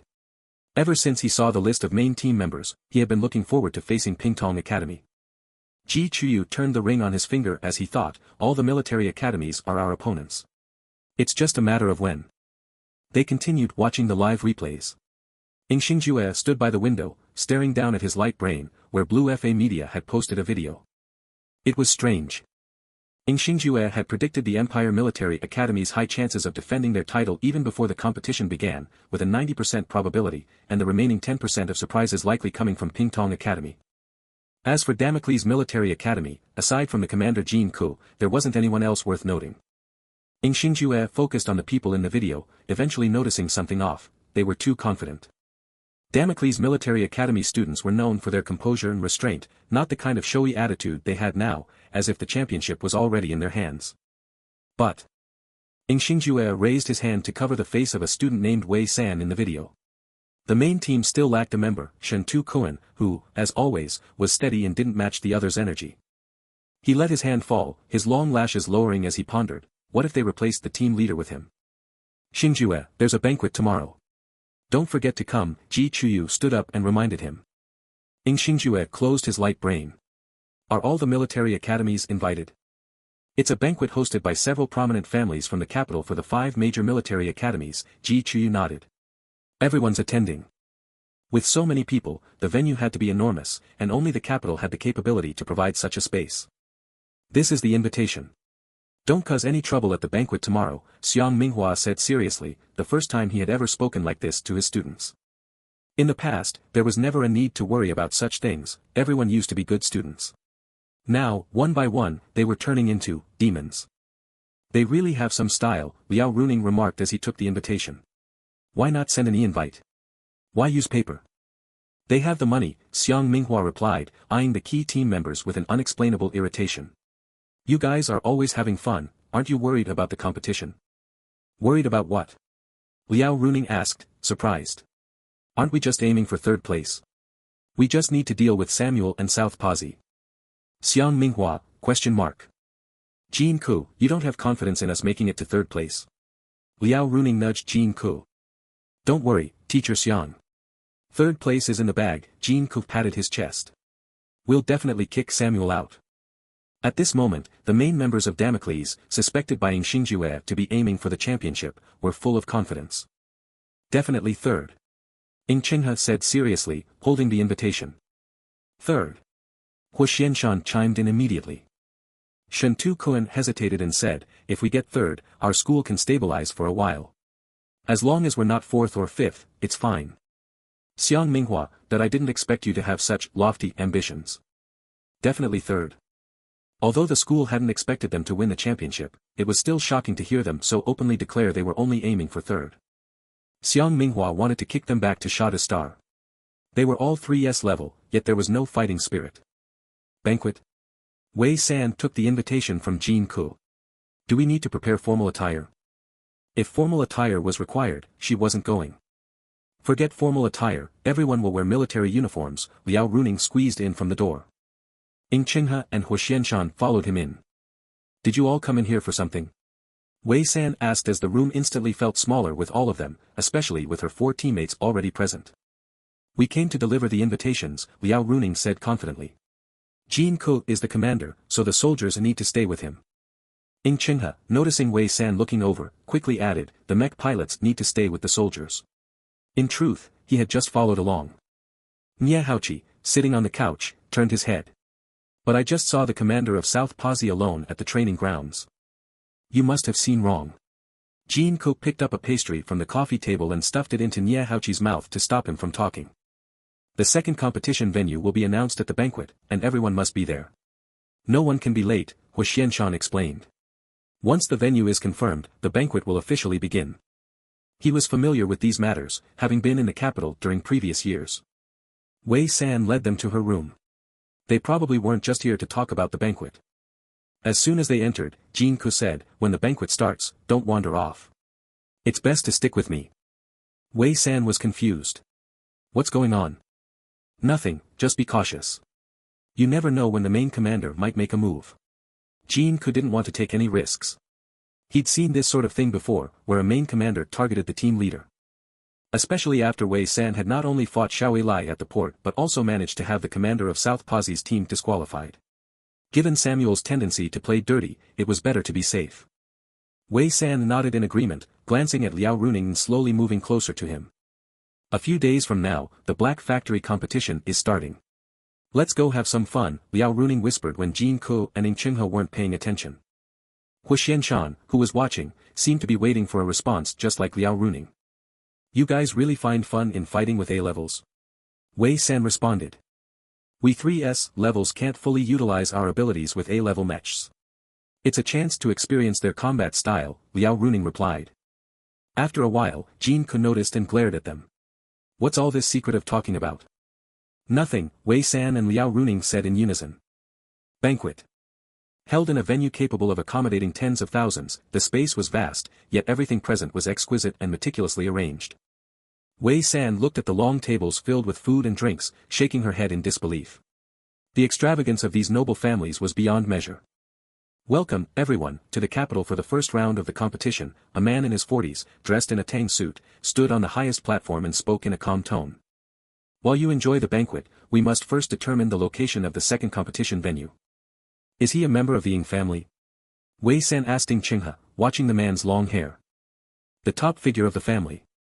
The Ying family has many tiers, it's a complex structure," Ing Qinghe explained. "Ing Qingdao is the current representative, and he's the one who attends most public events on behalf of the family. But he's a B-level." "B-level?" Liao Runing was shocked. A B-level is the representative of the Ying family? The difference between B-level and ordinary civilians was that they could pilot mechs, but no normal family would appoint a B-level as their representative, especially not the Ying family, the most famous family in the entire federation. Ing Qinghe nodded, confirming, his methods have always been effective, and the key is that Ing Qingdao's son is Ing Xingjue. Liao Runing immediately lost interest.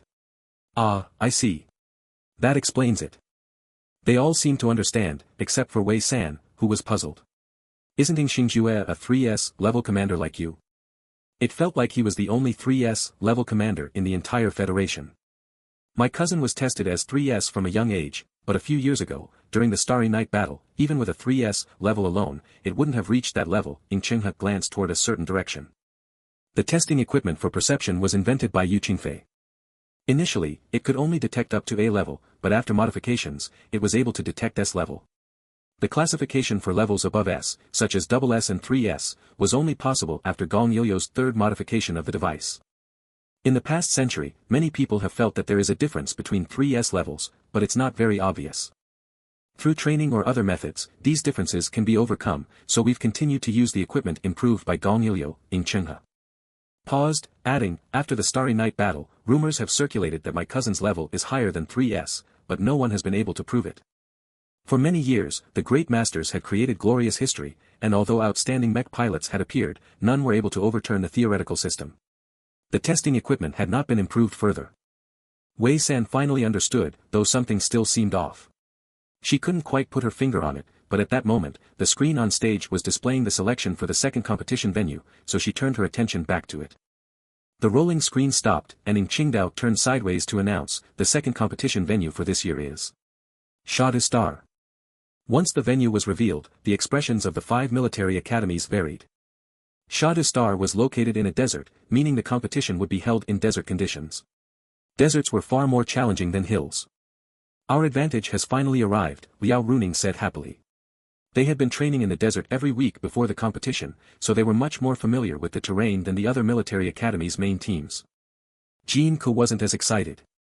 He glanced toward the Pingtong Academy side, his mind racing with thoughts. The competition venue has been decided. You may now enjoy the banquet, Ing Qingdao said, then left the stage. Wei San wasn't interested in the drinks, so she grabbed a plate full of pastries and turned around, only to see Jin Ku and the others being called away.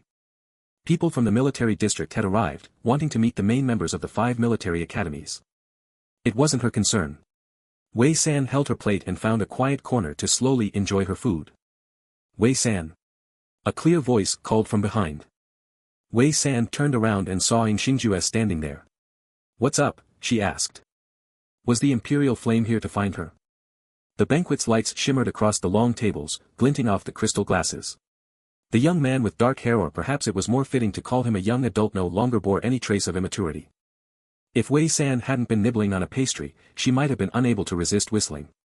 She had to admit, the Imperial Flame's appearance was top tier. Ing Xingjue looked toward Wei San, who was lazily leaning against the wall.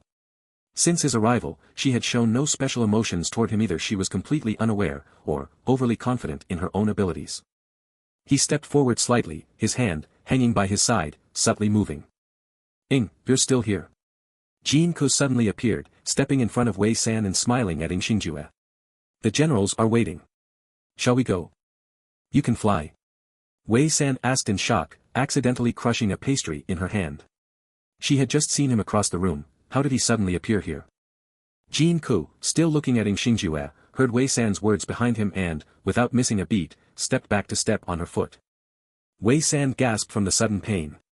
The pressure made her almost drop the plate. Jin Ku kept his gaze on Ing Xingjue and, with a sideways motion of his hand, gestured for him to go ahead. Commander Ing. Ing Xingjue lowered his eyes, taking a step back. He nodded toward Jin Ku and turned to walk toward the military district. There would be plenty of time for other matters later. Once he left, Jin Ku turned back to warn Wei San, don't be alone with other commanders. Jin Ku instinctively kept a guard against Samuel Military Academy's commanders, not expecting that the person planning to make a move at the banquet would be Ing Xingjue, especially since he and Wei San had never interacted. Wei San, now understanding Jin Ku's warning, replied, he just called my name. If he was going to make a move, he could do it directly without calling her name. I saw his hand move like he was about to lift it. A commander's perception isn't something to ignore, Jin Ku frowned. We'll talk about it later. I need to go. Don't stay in places with few people. Watching Jin Ku walk away, Wei San shifted her foot, realizing how solidly he had stepped on her. At the center of the banquet stood the people from the 1st and 2nd military districts, including General Ji Yuenda and several generals and lieutenant generals from District 2, all there to meet the main members of the military academies. It's been a long time since I've seen so many outstanding students. I look forward to seeing you all truly fight for the Federation 4 years from now, General Ji said from the center, his tone filled with emotion. The Hephaestus competition is just your first test.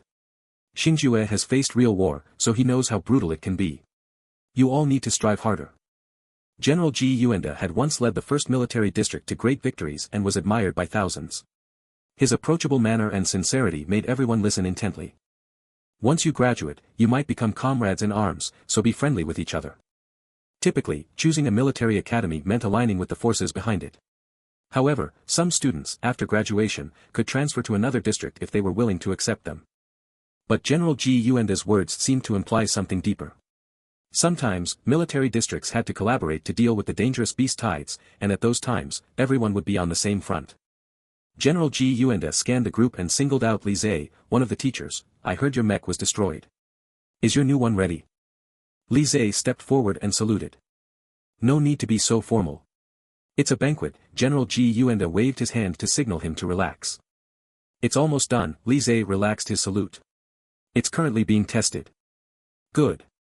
The circle around General Ji Yuenda was mostly composed of key figures from current and future military districts. You're Jin Ku, right? Make sure to perform well with Damocles this year, General Ji singled out Jin Ku. Everyone else in the circle was from prestigious families, but Jin Ku was a rare exception rumored to have come from a small, unknown star. In such a setting, the main members of other academies kept their distance, smiling politely when General Ji Yuenda mentioned Jin Ku. As for what they thought internally, only they knew. This year, there were so many exceptional military academy students, each one a key figure in any other year, that General Ji Yuenda had specifically rushed over for military affairs to meet them. The brief conversation ended, and Ji Chuyu and Ing Xingjue were called away by Ji Yuenda. What happened just now? Ing Qinghe asked Jin Ku.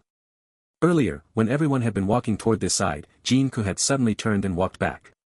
Ing Chenghe had turned just in time to see his cousin and Wei San over there.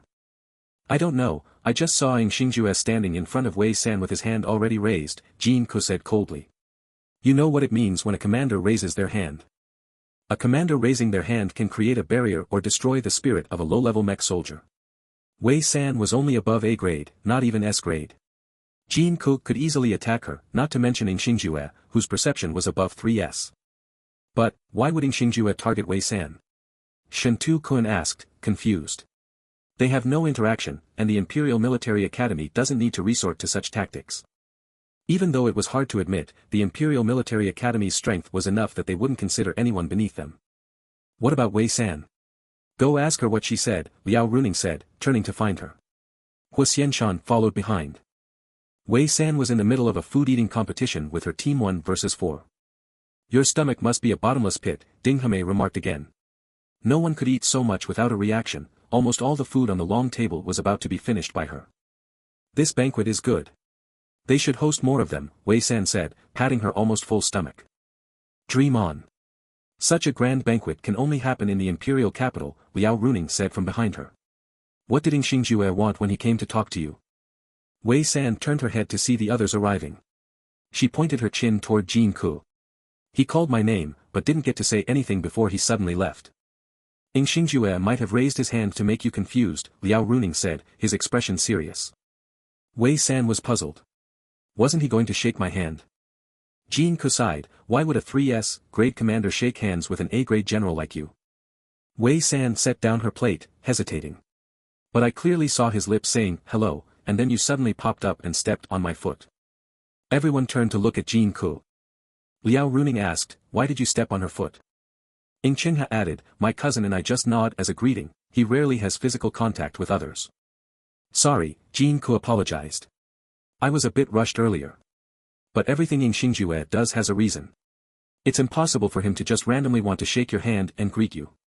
Maybe he just wanted to get to know Wei San. Hua Xianshan said seriously. Boys don't need a reason to meet girls. Give it up. Did he fall for her dark circles? Hey, I don't have dark circles anymore. Wei San retorted. You. Jin Ku immediately jumped up in protest. What's with the little fatty nickname? Liao Runing asked curiously, while the others looked on. Wei San was about to explain when Jin Ku covered her mouth. The group continued bickering, while Nie Haoqi, standing to the side, found it odd. Why do they all seem like they're on the same team? Is it because they're all freshmen? Ding Hame chuckled and patted his shoulder. Go take a look at the other military academy teams, they're not as close. Being in sync during battle doesn't necessarily mean being good at playing around together. In the meeting room, Ji Yuanda sat at the head of the table, looking at Ing Xingjue.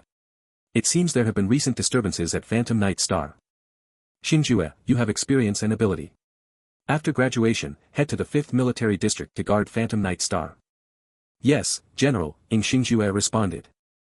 Chuyu, after you win the championship in this competition, take some time to rest, then come with me to the 1st Military District, Ji Yuanda said. The 1st Military District is complex, you need to get familiar with it first. I'll go to the 5th Military District, Ji Chuyu glanced at Ing Xingjue beside her. I have experience in the Phantom Night battle. With the twin stars of the Empire united, we can guard the Federation and prevent any star beasts from crossing the line. Ji Yuanda's expression grew serious, and he knocked twice on the table. Ji Chuyu, you're almost of age. We have 3 military districts. We can't let you both stay together. Xingjue will help guard Phantom Night Star from the rear, and you will lead the other military districts. Seeing Ji Chuyu about to speak again, he raised his hand. No more discussion. The matter is decided. You may leave. Once outside, Ji Chuyu kicked the wall in frustration. What does the general mean? Is Phantom Night Star such an important place that only he can go? The general wants you to take his position, Ing Xingjue said indifferently. Ji Chuyu's expression didn't soften. There are many people who can take his position. It's not missing me. The Phantom Night Star defense has always been a weak point. If we join forces, we can protect it. We don't lack 3S grade mech soldiers, Ing Xingjue remarked. Are you talking about those people? Ji Chuyu pointed toward the banquet area, scoffing. Except for Zongjingyu, who has some skill, the others are nothing to worry about. Graduation is still far off, Ing Xingjue glanced down at his right hand. For now, focus on the competition. At this, Ji Chuyu asked, why did you go talk to the leader of the Damocles team before? Their main commander looked pale. Ji Chuyu couldn't help but sneer inwardly. Did they think the Empire Military Academy was Samuel Military Academy, using any means necessary? Nothing, Ing Xingjue lowered his hand. I just couldn't figure something out. You also have things you can't figure out. Ji Chuyu's cold mood dissipated slightly, a hint of youthful vigor showing in her eyes. Liao Runing looked at the invitation in his hand, then glanced up at the tightly closed gates of the Imperial Capital Star Black Factory. Has it closed down? It shouldn't be, Wei San replied, looking down at the Sandu Star Black Factory forum. Things there seem normal. Hua Xianshan flipped through the invitation and pointed to the small text in the lower right corner. There's contact information here. Liao Runing made a call, spoke briefly, and hung up. They said the Imperial Capital Star Black Factory is under maintenance and temporarily closed. Then we'll have to go back to Sandu Star and participate there, Hua Xianshan said, putting the invitation away. Wei San was a bit disappointed. I wanted to see what's different here from Sandu Star. The three of them had no choice but to head back. The second competition venue was confirmed, and the 5 major military academies would soon depart for Sandu Star. The atmosphere now is different from when we first came, Jia Yuman said, standing in front of the transparent window of the starship, looking at the space lanes outside. Taking third place has really made those little brats happy, Xiang Minghua said, a touch of anger in his voice. Our team, at least, had some confidence, but the main team always acted like they had the championship in the bag, only to end up aiming for third. Jia Yuman smiled. Last year, in the first competition, we also got third. We weren't so excited then either. The students were all quite solemn. Now, everyone is full of sarcastic comments, Li Zhe added, walking out. Lieutenant, time to change titles, Jia Yuman turned around. Colonel. It's just a title. Right now, I'm just one of the team leaders, Li Zhe said, in a good mood, as a friend had helped him rebuild a mech. How's the adjustment to the mech going? Xiang Minghua asked. I'm getting familiar with it, Li Zhe glanced at the students. The second competition is in Sandu Star. They need to be mentally prepared. The desert star beasts are vicious and different from the ones in mountainous environments. The distance between Imperial Capital Star and Sandu Star was vast, and it would take several days to reach. During this time, the major military academies trained aboard their respective starships. Wei San, meanwhile, was in her room, browsing the Magic Cube forum and chatting with the person known as, I Have Money, trying to gather information on S-grade mechs. Upon arriving at Sandu Star, many civilians took the initiative to hold banners welcoming the students from Damocles Military Academy. However, because they were at a military port, the civilians couldn't enter and had to stay outside. Damocles, you can do it. You're the best. The 5 major military academies didn't exit the port but were instead picked up by dedicated flying vehicles. Other academies, waiting for their own vehicles, did not leave either. Xiang Minghua led the Damocles students a few steps outside to greet the crowd. In fact, no matter the outcome in previous years, the people of Sandu Star always came out to greet the Damocles Military Academy students, and this year was no exception. When they saw them, the crowd became even more excited. You're going to win for sure. Go for it. Damocles Military Academy is the strongest. Hearing the cheers, the Samuel student sneered. Taking third place makes you the best. Shouldn't the first place be aiming for the skies? The Imperial Military Academy students, who were aiming for the first place, shot cold glances at the Samuel students. The Samuel students immediately backed off. Soon, the cheers from the crowd took on a different tone, becoming a rivalry between fans. Shen-Tu Kuan, you go for it. No more being the caretaker. Jin Ku, go take down the other academies. Ing Chenghe, mommy loves you. Master Liao is the most handsome. Nonsense. Hua Hua is the most handsome. Hua Hua makes my heart race. Xiang Minghua shook his head and gestured for the students to head back inside. Had he not noticed before how lively the people of Sandu Star were? After greeting the crowd, the Damocles students turned to walk back toward the port to board the military flying vehicles. At that moment, a voice from the crowd suddenly rang out, painfully loud, Wei San. Keep being shameless forever. Already halfway into the port, Wei San turned with a confused look. Everyone turned to look and saw a boy in the crowd, being lifted by others, wearing a shirt with a graphic of Wei San making a middle finger gesture, shouting, San San, stay shameless. I won't watch the competition without you. The crowd below joined in, shouting in unison, "Shameless fans forever." Liao Runing, holding onto Huxianshan's shoulder, couldn't contain his laughter any longer, ha ha ha ha ha. Even Li Zhe, standing nearby, couldn't help but smile. "You've got fans now," Ing Qinghe said to Wei San, and then he too laughed. Why did everyone else get fans, but only she had shameless fans? With a complex expression, Wei San boarded the military flying vehicle, and the group burst into laughter. "Congratulations, ha ha ha ha." Jean Ku leaned against her and, still laughing, added, "How about we do some business together?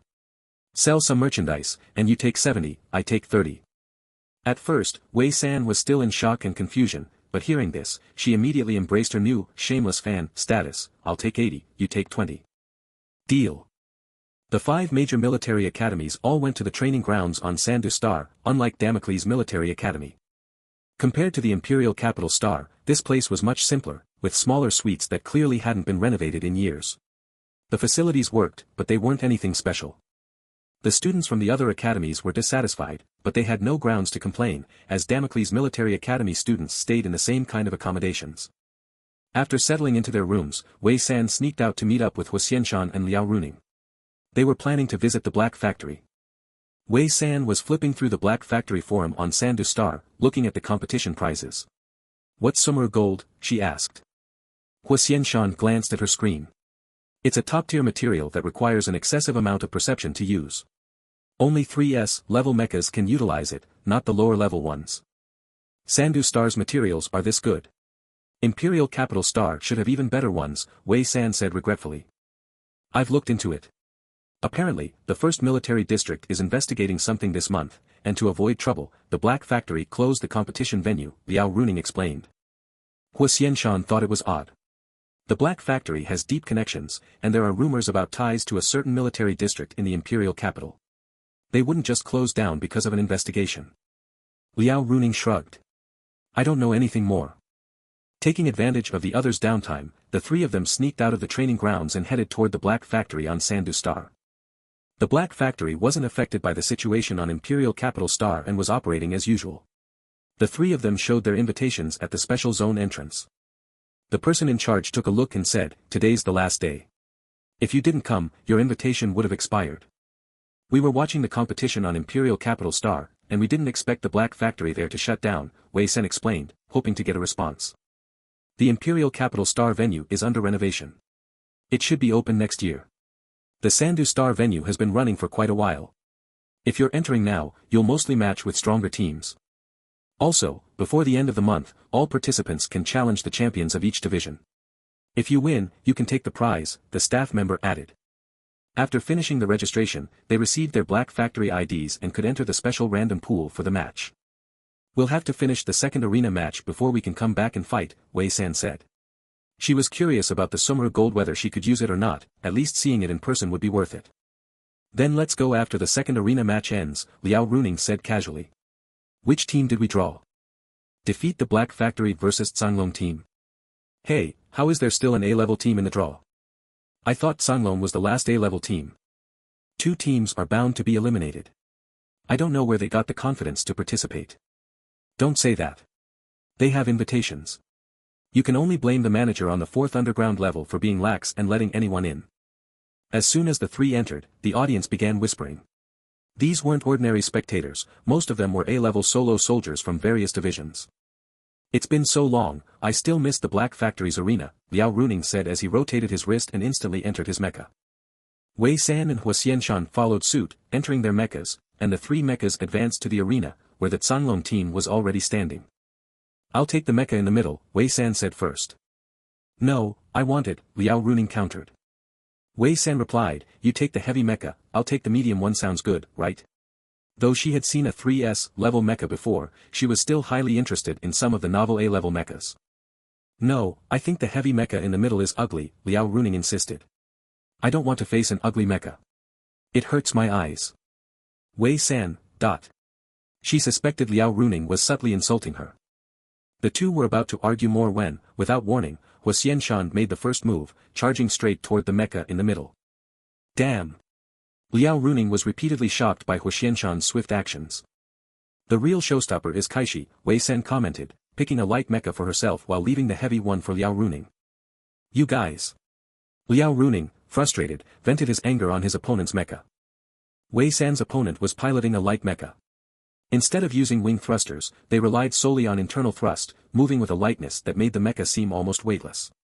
Wei San tried to catch up, but each time she almost got close, her opponent would leap forward, almost as if they were playing with her. Wei San decided to stop chasing. She drew her double chain scimitars and stretched them out to strike. Her opponent avoided the two scimitar strikes, but their speed slowed down involuntarily. This was the brief moment Wei San had been waiting for. She pushed her mecha's speed to the maximum, closing the distance and turning it into a close-range fight. At that moment, her opponent drew a hooked light whip. With a sharp crack, the whip hit Wei San's mecha, and sparks flew as the hook struck the metal surface. Liao Runing, who was teasing his own opponent nearby, heard the noise and turned around. He whistled and silently wished the person luck. After the strike, a deep scar was left on Wei San's mecha. She lowered her mecha and looked through the window, seeing the damage on her mecha. At that moment, her opponent swung the whip again, aiming to attack Wei San. Wei San raised her hand and tightly grasped the whip. She spoke slowly, "You are finished today." Naturally, her opponent didn't take her threat seriously. Many people on the arena would make threats. Wei San held the whip tightly, not caring about the damage to her mecha's hand. She pulled hard, and her opponent almost stumbled. Startled, the opponent immediately used all their strength to pull the whip back. Wei San let go, causing the opponent to fall backward. Wei San had already strapped her scimitars to her waist. She took a few steps and stood in front of her opponent, no longer using weapons, but relying on her fists to punch the opponent's mecha. Inside the mecha cockpit, the opponent was rocked by the blows, feeling dizzy and unable to control the mecha. Just as the opponent thought the blows had stopped, Wei San lifted their mecha by the waist with both hands, raised it above her head, spun around once, and then slammed it down hard onto the arena. The force of the impact shook the arena twice. The other 4 participants on the arena. "It feels like she's a lot more aggressive now," Huo said, clearly recalling that Wei San hadn't been this violent before, usually preferring swift victories. "This ugly mecha, she's so protective of it." "You know she's like this," Liao Runing said, before performing a sudden stop and swinging his greatsword to sever half of the opponent's mecha. The Canlong team was down to 1 member. Huo Xianshan looked at the remaining opponent and used the Broken Cloud Wings, equipped with a weapon modified by Wei San, to defeat the opponent instantly. "How can your Broken Cloud Wings be like that?" Liao Runing asked curiously. "Which master modified it?" "You can even modify a popular weapon like the Broken Cloud Wings. The more common a weapon is, the more fixed its parameters are, making it hard to adjust. The Broken Cloud Wings were a popular weapon for A-level light mechas. Wei San helped me find someone before," Huo Xianshan said, sheathed her mecha, and walked over to Wei San with Liao Runing. Wei San had already exited her mecha, but had not retracted it. "My mecha's exterior shell is cracked," Wei San said, looking up at the scar on the chest of her mecha. "It's such a long scar." Liao Runing looked back at the Canlong team's mecha, which had been slammed into the arena floor, leaving a deep dent. He decided to comfort Wei San. "That was too much." "I agree," Wei San said, rubbing her mecha's hand. "This part is damaged too."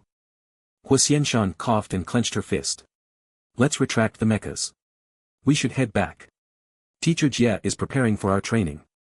"You two go ahead," Wei San said, recalling her mecha into the necklace and returning to her normal form. "I have something to take care of." "What's going on?" Liao Runing asked curiously. "Buying food? Don't forget to bring me some. I'm going to the school to borrow a book." The 3 split up, with Wei San not heading straight to the school but instead making her way to the first floor of the black factory. Wei San went to the basement, not only to repair her mecha but also to check the materials sent by "I Have Money" earlier. After leaving Sandu Star hastily for the competition, she hadn't had the chance to examine the S-grade materials. "It's been a while since I saw you," the shopkeeper said, pulling out the materials for her. "Went to the competition?" "Yes, I went to the competition," Wei San replied, moving the engine onto the workbench. "This is S-grade material. Can you use it?" the shopkeeper asked. Wei San leaned her hands on the workbench, focusing on the shopkeeper, and nodded toward the door. The shopkeeper stepped out and slammed the door with an annoyed sound, then walked over to the transparent glass and quickly pulled the curtain shut. Wei San blinked. Since when did they install curtains outside? She returned her attention to the S-grade engine. As long as she didn't try to assemble the mecha, just looking at it wouldn't cause any harm. Compared to an A-level mecha engine, the S-grade engine was integrated and couldn't be disassembled at first glance. Its smooth lines were encased in metal, covering the internal components. Every curve was perfectly balanced, and the surface looked more like a work of art. After studying it for a while, Wei San realized there were no tools available to open the engine and examine its internal structure. She messaged Master Chenghe to ask how he usually repairs S-grade engines. Master Chenghe, perception. A mecha master's perception can act as a tool, as long as the control ability is precise. Mecha soldiers and commanders generally can't do this. I see, Wei San thought, watching the engine on the workbench, her hand moving slightly. Master Chenghe, but A-level mecha masters should avoid it, even with S-grade parts. Where are you? Why are you asking this? In the training field, Chenghe was looking at his light brain and sent the message. Wei San, being an A-level mecha soldier, had already taught herself how to modify A-level mechas, and trying to exceed her level could only lead to injury. Wei San replied, just out for a bit, suddenly thought to ask. She turned off the light brain, looking at the engine on the workbench. Her hands rested on the surface, unconsciously tapping lightly. The feeling was like a hungry person staring at a delicious dish, trapped under a glass cover that couldn't be lifted. Damn it. Wei San pressed her nose with her hand, recognizing the all-too-familiar terrible feeling. She hadn't even touched the engine yet. Was it really not allowed just to think about it? She gave up on the engine, holding her nose to stop the bleeding, and left the shop, asking the shopkeeper for some tissue. Are you just really angry? The shopkeeper asked, handing her some tissue. Or is it an emotional reaction? Wei San stuffed the tissue into her nose. Low perception, trying to tamper with S-grade. She handed the engine to the shopkeeper for safekeeping. Keep this for me. Once she left, it took the shopkeeper a while to realize the meaning of what she had said. He looked confused. Was she trying to forcibly open the S-grade engine? After leaving the Black Factory, Wei San headed for the Damocles Military Academy. The materials couldn't be tampered with or dismantled, but books were fair game. The school had already started. As soon as she entered, other students recognized her, and she greeted them as she walked through the halls. Finally, she reached the section of the library where Yu Qingfei's books were stored. She picked out more than 10 books from the shelves and stuffed them into her bag before heading towards the training field. The environment of Sandu Star is dry, with many areas near the vast desert. The training field is set up close to the desert, with frequent sandstorms that greatly impact the mecha's visibility and performance. Currently, aside from individual soldiers undergoing physical training, mecha masters are working day and night to modify their team's mechas. The dust shields are missing. The team's mecha master crouched in the modification room, troubled. How many people still don't have dust shields? Wei San asked. After exchanging resources from the last competition, the main team's materials were fully used. The school team got only 2/3, and the remaining third of the team doesn't have any. Dust shields are designed to prevent sand from infiltrating the mecha's joints, especially the knees.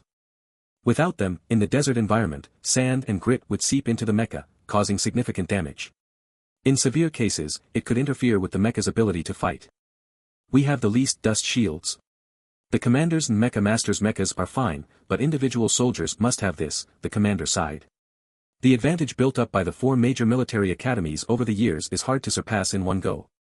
Mecha commanders and masters had their mechas designed with extreme environments in mind, while individual mecha soldiers had to adjust their mechas for battle convenience, so they couldn't pile on unnecessary equipment. Wei San looked at her team's mechas, thinking. Then we'll just take them. Take them? The mecha master was stunned. Did they really intend to steal them? Wei San returned with 3 dust shields and tossed them to the mecha master. Try this. Let's see how long it takes you to install them. She raised her hand and started the timer.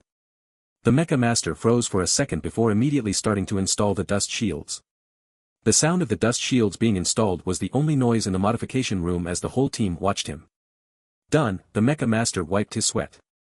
16 minutes and 32 seconds, that's too long, Wei San pointed at the mecha. Now take them off. She started the timer again.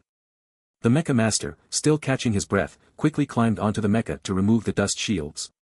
13 minutes and 9 seconds, Wei San clicked her tongue. What do they teach you at school? The mecha master explained, the average time to install or remove a set of dust shields is under 10 minutes, and I'm the fastest on the school team. Being part of the school team's main force, the mecha master was undoubtedly one of the best A-level ones. Wei San raised 2 fingers. 3 sets, total time under 20 minutes.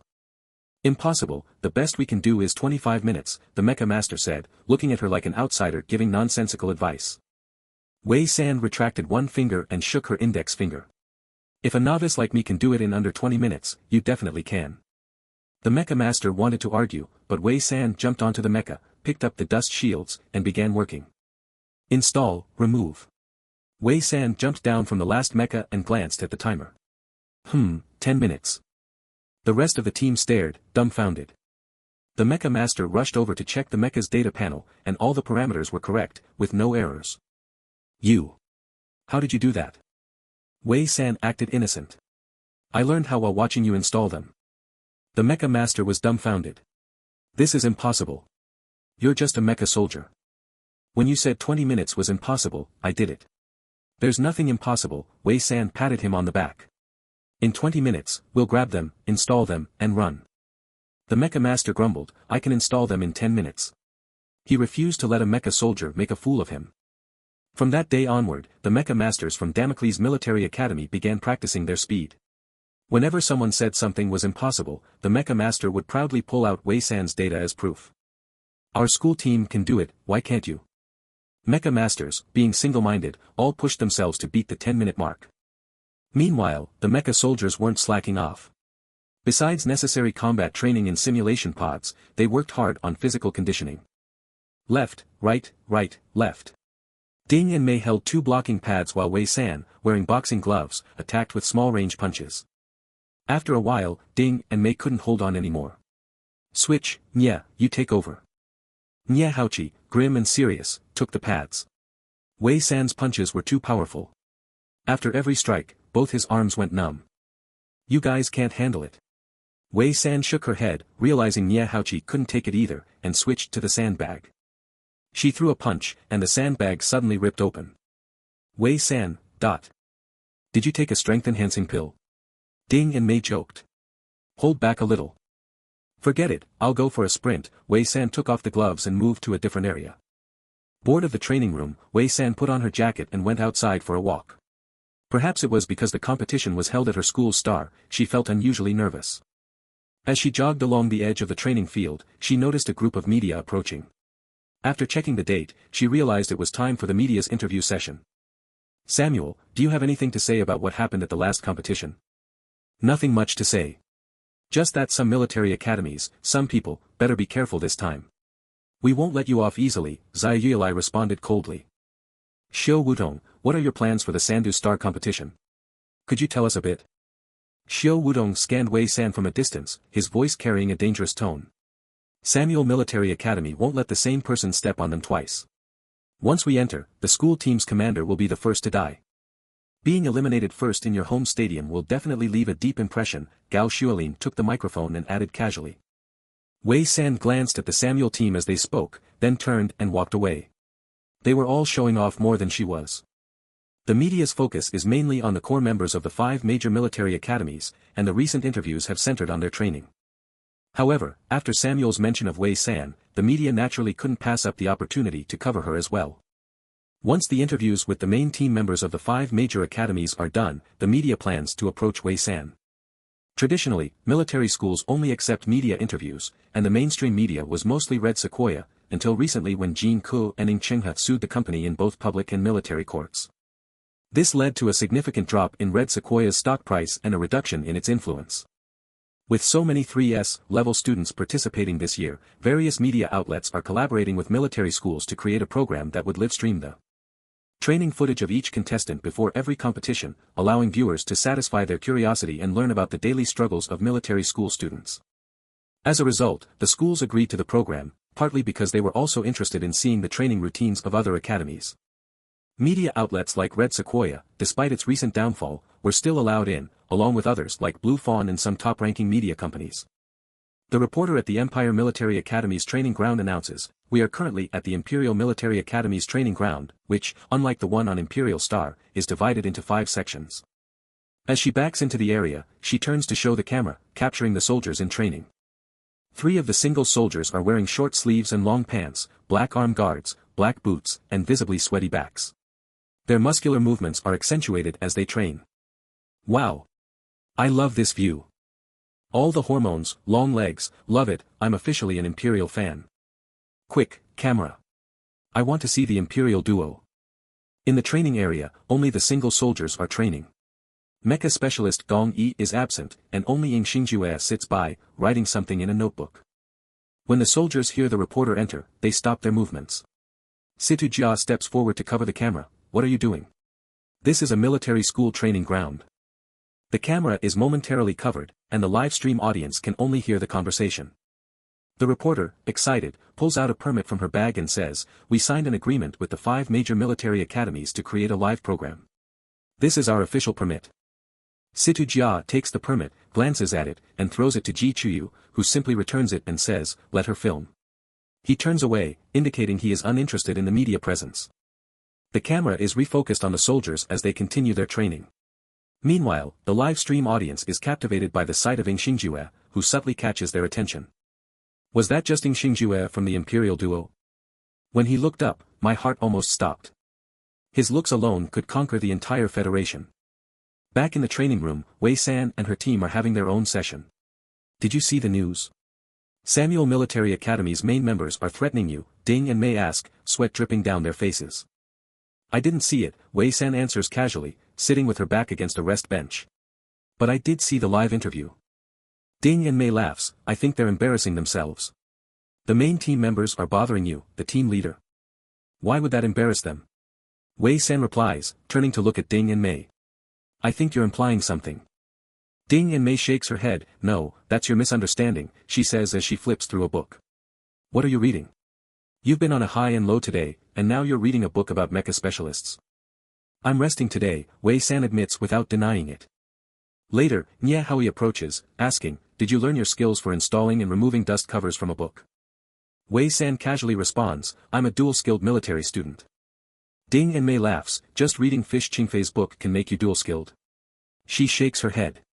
This kind of shortcut book is probably a scam, using a master's name to cheat people. The team continues their training, but Wei San decides to take the day off, not feeling up to it. So, you train with pain intensity at 90%? Jean Kun nodded and explained, the 3S level mecha soldiers are different from others. This level of intensity helps them achieve more realistic combat conditions without harming their perception. Beside him, Ying Qinghe was recording data, his fingers constantly moving across the holographic interface, adjusting the virtual mecha data to find the best balance. The live stream viewers watched their calm and efficient progress, while comments flooded the screen. The main team from Damocles Military Academy looks serious now, but why do they seem so cocky during the competitions? I like this Damocles cadet. They used to be too serious, but now they look more relaxed. No wonder, they almost dropped out of the top 5 rankings and were about to lose their military district. Speaking of which, back in that competition, South Pacey watched helplessly as Samuel and Damocles battled it out, only to grab 3rd place and secure their position. In the 12th and 13th military districts, several academies are secretly dividing up resources, and South Pacey didn't make things worse, they even helped out. Do you think the 9th and 10th military districts don't want their share? I watched the live stream of that year, and nobody expected the cadets from Damocles Military Academy to be so ruthless. Honestly, without those cadets, Damocles might not even be able to compete this year. Still impressed by them. I hope Damocles Military Academy goes further this year. The camera kept switching angles, and the reporter, responding to public requests, said they were going to check out how the team commander, Wei San, was training, especially after the harsh words from the main team of Samuel Military Academy. The reporter walked from the main team's training room toward the academy's team training area. The camera briefly passed by the mecha from South Pacey's main team in the simulation field. Is that the green sleeve mecha? Yes, it's from the U-Fish series. With Shango Bachin and Shango Yunan's coordination, it can achieve 3S level combat effectiveness. In the simulation field, Qingxiu cracked a green whip, each strike causing massive damage to obstacles. If that hit a mecha. S-level mechs are terrifying. I suddenly want to watch the competition now. The desert arena seems like it will be more intense than the hill arena. In the first round, they didn't really show their strength. The first round was just a test, of course, they couldn't go all out. Alright, everyone, we've arrived at the team area. The Damocles training room is just ahead, the reporter said, glancing down at their holographic device. We've already learned where Wei San's training room is, and now we're heading over there. The live stream audience perked up. The latest gossip had been all about Wei San, as the main team from other academies had been very low-key, and the media couldn't dig up any explosive stories about them. In contrast, a team commander had taken the spotlight. The audience was eager to see how Wei San, the commander of the Damocles Military Academy, would react after Samuel Military Academy's main team publicly declared their intent to deal with her. She must be training hard. No matter how hard she trains, if the main team wants to take her down, they could do it anytime. Poor thing, she shouldn't have messed with them in the first place. Now, she must regret it. I heard that at the Imperial Starport, Wei San slapped Samuel's main team member, Xiao Lai. No way, did she actually do that? How did she even manage to?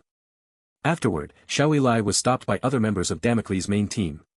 You know the rules at Imperial Starport, they couldn't make a scene, so it was dropped. But this grudge will definitely be repaid. So, in the first round, Samuel's team hung around the entrance, waiting for revenge. But it looks like Wei San got the upper hand again. Haha. As the live stream discussion heated up, the reporter pushed open the door to the training room, where Wei San was casually sitting, reading a book, exuding a relaxed attitude. But to the audience, it looked like she was lethargically flipping through the pages. What book is Wei San reading? Is she seeking peace of mind? Has she completely given up? Maybe she's too scared of Samuel now. Hello, I'm a reporter here for the live stream, and here's my permit. The reporter introduced herself right away. Wei San closed the book and glanced at the familiar blue icon on the permit. A reporter from Bluffa? The reporter nodded. Yes, we're responsible for live streaming the training situation at Damocles Military Academy. May I ask about your team? They're in the simulation pods, Wei San replied. 21 days to become a mecha master. That book sounds like one of those scam books. Just a heads up, books like these that promise quick mastery are probably just after your money. Huh, Yu Qingfei, the master of the generation, how could he write such a book? If the master finds out, he'd probably be buried under a mountain of lawsuits. Did Wei San get so scared by Samuel's words that she's considering switching careers to become a mecha master? Wei San's face went pale. Poor thing, she should have just backed down in the first place. Now it's too late. Huh, Damocles Military Academy's commander used to be so arrogant, but now she seems like nothing. Mecha Master is that easy to become? Just switching careers like that? The live stream by Bluffa Media didn't exploit Wei San's situation, especially since she was their largest investor. However, Hongshan Media wasn't content with that, so they took Bluffa's stream, edited it, and pushed the story the next day, making it a headline across the Star network. 3,212 star. Li Pai and Jiang Weining had been following the Hephaestus competition and immediately subscribed when they saw a new live stream show. In Li Pai's opinion, everything Wei San did was perfectly normal. Wei San had this annoying habit on 3212 star, sometimes she was indifferent or resistant to training, only wanting to read books or tinker with household appliances, taking them apart and reassembling them. The next day, the whole Star network pushed a story. A certain military academy cadet, overwhelmed during training, experienced a mental breakdown and tried to change careers. The headline immediately grabbed everyone's attention, and even Jiang Weining, upon seeing it, commented, "Which cadet is this? So pitiful." As they clicked on the link, a picture of Wei San sitting cross-legged on a bench, listlessly flipping through a book, filled the screen.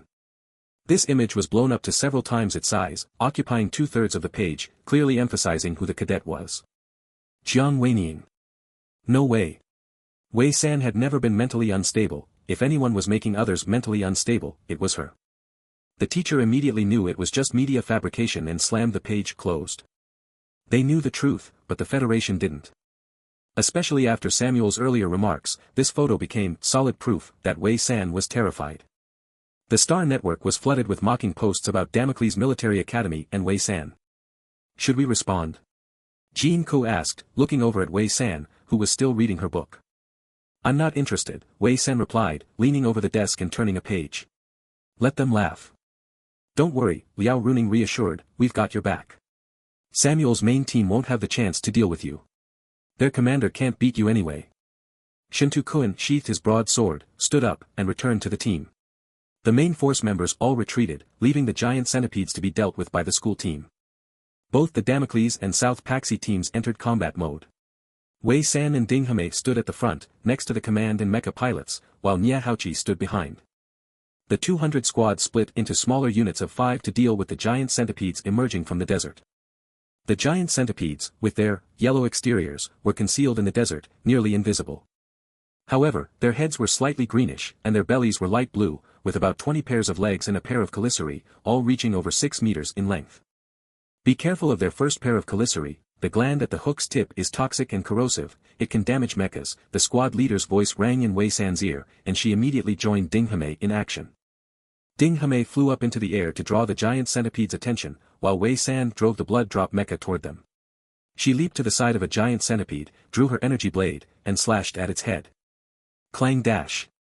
The blade hit the giant centipede's head with a sharp, screeching sound but caused no damage, only leaving a shallow scratch. At the same time, other squads encountered similar problems. The giant centipede's heads were extremely tough, and neither energy blades nor bullets could penetrate them, which only seemed to enrage the creatures. The giant centipede struck back at Wei San with its calicity, trying to pierce her mecha. Wei San bent backward to dodge the attack, but the next moment, she was faced with several of the creature's legs. Her eyes narrowed as she quickly rolled away, her right arm extending to fire a series of bullets that hit the centipede's legs, forcing it to retreat. Ding Hame dove down, her shoulder-mounted cannons continuously firing at the creature's back, leaving it no room to escape. The giant centipede hissed in pain, raising its upper body and launching both calicity and legs at Ding Hame. She used her teleportation ability to dodge, and the raised upper body provided Wei San with an excellent attack angle. In her mecha cockpit, Wei San's fingers flew across the control panel, guiding her mecha closer to the centipede. She tightly gripped the energy blade and struck at its abdomen. Zzz dash. The blade sank into the abdomen, and the giant centipede froze for a moment before it began thrashing violently, trying to tear apart the mecha. Wei San didn't give it a chance, pulling her mecha's legs forward rapidly and pulling the energy blade back hard as the centipede began to fall. The creature was cleaved in half, and its violent attack ceased as it collapsed to the ground with a loud crash. Wei San and Ding Hame didn't pause, they quickly moved to slaughter other giant centipedes, while Nia Haochi stayed behind with other heavy mecha soldiers to form a defensive fire line. This should be the first time these two schools have encountered a star beast swarm. It's a bit chaotic at first, but once they get used to the rhythm, their coordination will improve, explained Yu Tianhe on the live broadcast. The star beasts in the hill course have greatly decreased in number due to events in the past few years, and with the military deliberately reducing high-tier star beasts, it felt relatively easy. This desert course is completely different, we have no idea how many star beasts are waiting inside. The Damocles team's commander is performing well. Although lacking experience, he knows when to strike. In comparison, the South Paxi team's commander, who has participated in major competitions before, is performing a little worse, said Shi Haotian, watching Wei San on the live feed. It looks like they're not just about surprise attacks. Hearing the main commentator pointed out, the teachers from the Damocles team didn't seem overly excited. Wei San was already famous at the academy, serving as the team's commander while also taking on the role of sharpshooter. Her strength was at least A-level. In the live broadcast, the blood-red mecha moved swiftly, and as she grew more familiar with the battle, her speed increased. Eventually, she and Ding Hame separated, each killing star beasts on their own. An hour later. The blood drop mecha stood still, its feet slightly sunk into the sand. Wei San held the energy blade, which was stained with the giant centipede's light blue blood, droplets falling down the blade and wetting the sand below her feet. Wei San paused in the cockpit for a moment before jumping out. Damocles Academy has killed 243 A-tier star beasts, while South Paxi Academy has killed 201 A-tier star beasts. The broadcast echoed across the desert arena as a beam of light illuminated their location. That's a wrap, said Jin Ku, releasing his crossed arms. Everyone, take a 30-minute break. As the Academy's mecha pilots assisted with cleaning and repairing the mechas, Jin Ku and Gao Tangyin went to exchange their rewards. The staff responsible for the exchange were already in the large flying craft high above. After the first announcement, they had already flown down in a small aircraft, carrying energy, materials, and food. As expected, Jin Ku didn't exchange for dust shields but instead traded for mecha materials. Dust shields required specific conditions, and after the competition, they were rarely used, making it a waste to exchange them. In this regard, Jin Ku and Wei San's thoughts were aligned, grab what you can. 7 mechs have been severely damaged, and another 5 have sand lodged in their knee joints, which got into the engines and caused a fire during the battle, Wei San reported to Jin Ku after taking inventory. The other squad's mechs have been cleared. Jin Ku glanced back. Once the time is up, we'll continue moving forward. We'll reach the first supply station, lay in ambush, and take Samuel's shield. At that moment, Gao Tangyin approached. We agreed to split up at the first supply station. Remember your promise. After negotiating with Gao Tangyin in the last match, they had made an agreement. If Samuel blocked the path of the South Pachi, Damocles Academy would intervene. The price for this was the previous match's energy resources and their shared progress in this match to deter Samuel Academy from the rear. Of course, Jin-ko smiled. But splitting up so early, aren't you afraid Samuel might target South Pachi instead? What if we can't catch up? We've considered that, Gao Tangyin said, looking toward the distant sandy desert. If both schools stay together, splitting the star beasts will only hurt us. After Gao Tangyin left, Jin-ko's smile faded. There had to be more to her decision to separate at the first supply station. What was the real reason? Both schools continued forward, with their main commanders constantly testing each other. Wei San, irritated by the constant scheming, returned to her squad and walked alongside Ding Hime and the others. Imperial Military Academy kills 5 double S-class star beasts. A broadcast sounded during their journey, and everyone subconsciously looked into the distance. The main force was engaging now. The distance was considerable, but after a brief glance, the two academies continued walking. At the supply station. It was a simple green building, containing 5 food supplies, each with varying amounts. The main members entered while the school teams waited outside. After entering, Jin-ko immediately grabbed the 3rd supply pack, with Gao Tangyin, a step behind, forced to take the 4th. You Damocles students are too much, a South Pachi teacher complained from the broadcast area. The supplies were almost identical in quantity, but in previous years, when South Pachi had more girls, other schools usually yielded. Xiang Minghua clicked his tongue. South Pachi Academy is also a military academy. Why should others yield? All competitions are fair. The main members inside weren't dissatisfied, but you seem to insult them from the outside. The South Pachi teacher turned red-faced. That hadn't been his intention, but it had been customary for other schools to yield, especially Damocles Academy. Breaking this routine made him upset. After taking the supply pack, Gao Tangyin said, "We'll split up here." Jin-ko responded, "Okay, goodbye." After the South Pachi main force left, they quickly changed formation and silently moved in the opposite direction. Jin-ko stood outside, watching them disappear, before suddenly saying, "Wait, something's wrong. Let's go." The first 2 supply packs had already been taken, obviously by the Imperial Military Academy in Pingtong Institute. However, despite the Imperial Military Academy's killing of double S-class star beasts and both Damocles and South Pachi making gains, Pingtong Institute had been completely silent, with no signs of activity. It was as if they had vanished. Similarly, Samuel Academy, the last to enter, had also gone silent, seemingly disappearing. Given South Pachi's repeated insistence on splitting at the first supply station, Jin-ko couldn't help but think more deeply. He ordered everyone to immediately regroup and leave. Live broadcast scene. The leader of Samuel Academy's team, stroking his chin, wore an inscrutable smile. Now you understand, but it's too late. On camera, Pingtong Institute and the arriving Samuel Academy had surrounded the supply station, trapping Damocles Academy between them. They had only walked about 2 kilometers when Pingtong Institute suddenly appeared. 5 of Pingtong Institute's main members stood at the forefront, with 1,000 school team members behind them, appearing silently before Damocles Academy's students. Jin-ko signaled for everyone to stop and looked at Pingtong Institute's main commander, Lu Shibai, determined. "You're cooperating with Samuel Academy." He had thought that Pingtong Institute would focus on competing for first place with Imperial Academy, not waste time on them. But it seemed that Pingtong Institute had chosen to cooperate with Samuel instead. Lu Shibai adjusted his monocle. Times have changed. Pingtong Institute is more than willing to cooperate with other military academies for mutual progress. Liao Runing, piloting a mech, stepped forward, drawing out a 3-ringed blade. "If you want to fight, I'm here for it, young master." "We don't want to fight you right now." Lu Shibai stood on a sand dune, with 2 soldiers beside him, seemingly acting as guards. "It's not good for anyone to go all out this early in the competition." Jin-ko motioned for Liao Runing to step back, then looked at Lu Shibai. "So, what do you want?" Instead of answering, Lu Shibai looked past Jin-ko, toward the rear of Damocles Academy. Samuel Academy had arrived. The situation mirrored the previous match, except this time Damocles Academy was isolated and vulnerable.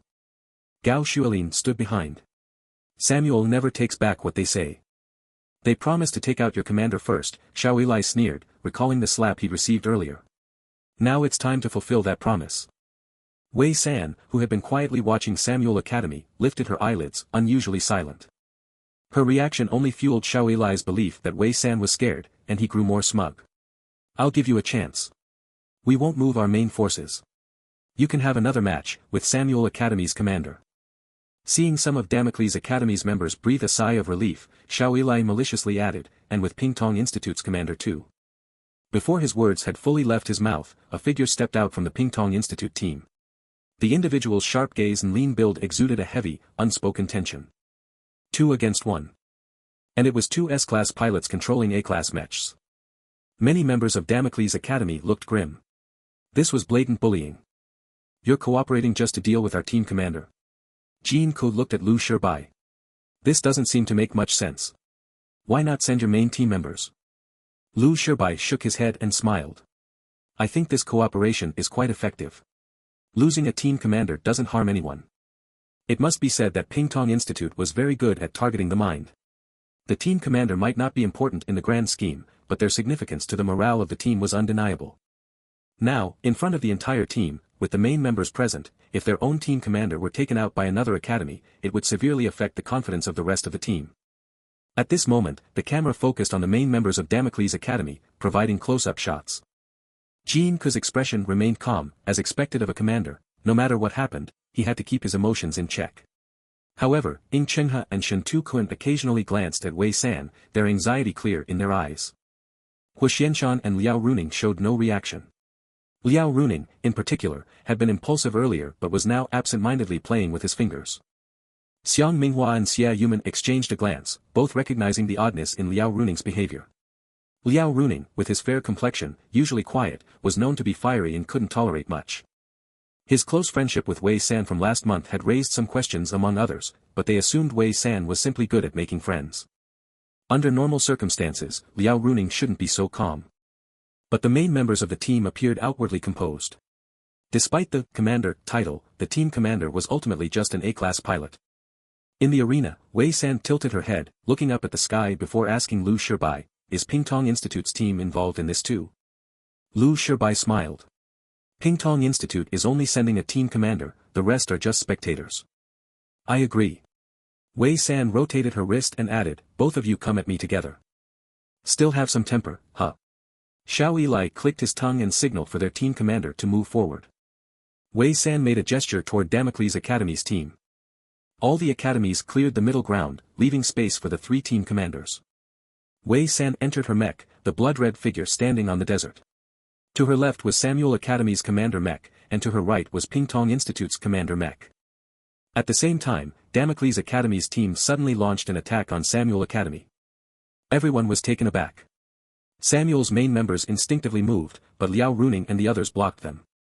Want to make a move? Liao Runing sneered. Gao Xuelin signaled for the main members to retreat. According to the private agreement with Pingtong Institute, only a team commander would be sent into action, the rest would stay out of it. It had only been 1 day since the competition began, and no one wanted to escalate things. Doing so would make it impossible to continue later. The 2 academies' teams began a scuffle, while some of Damocles Academy's mech pilots used the opportunity to strike, quickly removing Samuel's dust shields and installing them on their own team members' mechs at lightning speed. The speed was so fast that even Yu Tianhe from the live broadcast couldn't help but marvel. Damocles Academy's mech pilots are incredible, Yu Tianhe said, searching for the right words. A masterful display. With the home field advantage, Damocles Academy's team, more familiar with desert combat, used the sandstorm and terrain to suppress Samuel Academy. Samuel's main members stood still, helplessly watching their team being openly looted.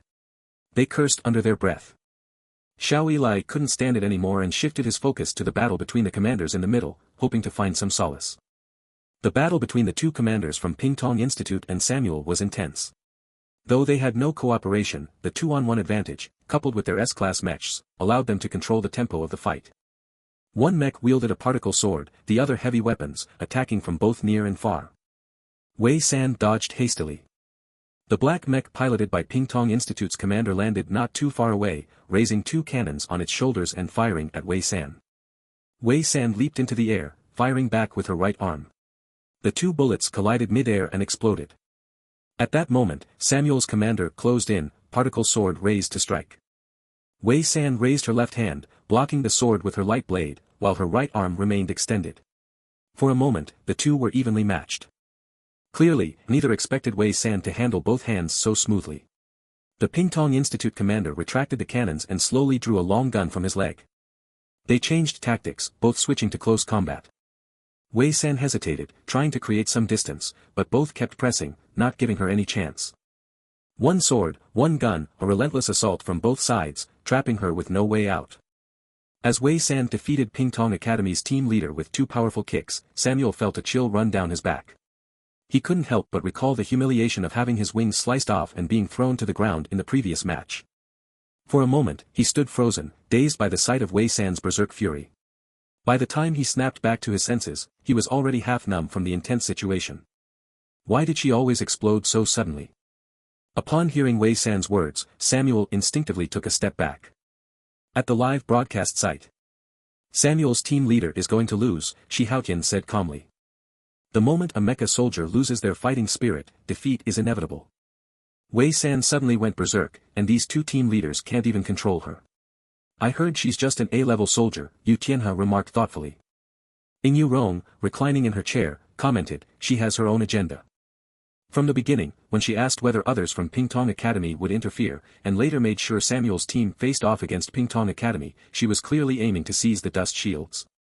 She probably planned to delay things from the start. As a strategist, Ing Yu Rong always thought more deeply than the others. Shi Haotian added, there was also the attempt to test Pingtong Academy's team leader. In the previous match, she faced Samuel, but the other team leader wasn't fully aware of her strength. Is that so?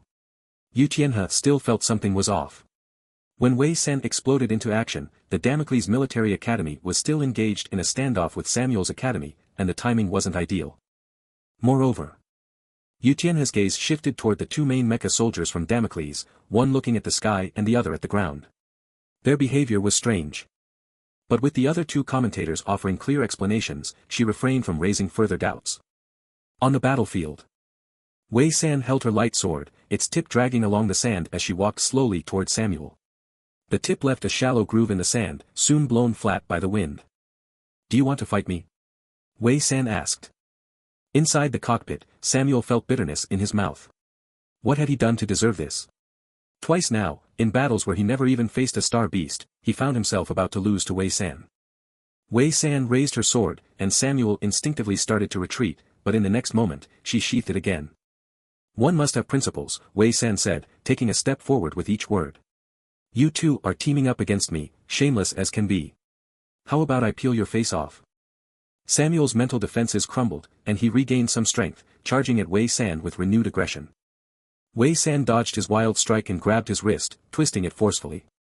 His particle sword slipped from his grip. In a flash, Wei San grabbed the sword, and with a swift motion, she severed Samuel's mecha's thigh. Ignoring the intense pain that surged through him, Samuel quickly tried to retreat, heading toward the direction of his main team. Wei San bent down, grabbed his severed leg, threw the dust shield toward her team, and then chased after him. Just as he thought he had escaped, she pulled him back with one swift motion. Where do you think you're going? Wei San planted her mecha firmly on the ground. You were so eager to fight earlier. You never retract your words, she said, pressing her foot on Samuel's chest, facing Samuel's main commander, Gao Xuelin. And neither do I retract my steps. With that, she pressed harder, her foot crashing through Samuel's mecha's chest, exposing the cockpit. In that moment, Gao Xuelin's face darkened considerably. Live broadcast room. Wow, this is amazing. I'm now a fan of Damocles Military Academy's team leader. Am I the only one who can't forget the expressions of those two main mecha soldiers earlier? I thought they were reluctant to watch their team leader be eliminated, but now it looks like they feel sorry for the other team leader. And they're still looking at the sky and the ground. Honestly, Wei San can really fight, and now how much hatred has she accumulated? It feels like all the hatred directed at Damocles Military Academy is because of her. She hasn't fought the Imperial Military Academy team leader yet, but she's already eliminated the leaders from the other three academies. Against the Imperial Military Academy team leader, she might not win. The Empire's team leader is also an A-level soldier, and their team leader has always been S-level. This year, they've come out strong, so their strength is definitely not low. As the audience discussed fervently, Wei San dismantled Samuel's mecha once again before the medics arrived. This time, she did it right in front of Samuel's main team members. The academy teams had already gathered most of the resources and stopped, with the mecha engineers heading back, their bags full. Pingtong Academy's team leader is out, Samuel's team leader is out. Repeating. Once the broadcast made the announcement, Wei San jumped out of her mecha and casually looked toward Pingtong Academy's spy. Maybe you should change your name when you get back, or else you'll be stuck with always fail for life. Ha ha ha. Liao Runing laughed first, and he laughed loudly, leaning on Wei San with schadenfreude. Maybe they just want to be called always failed.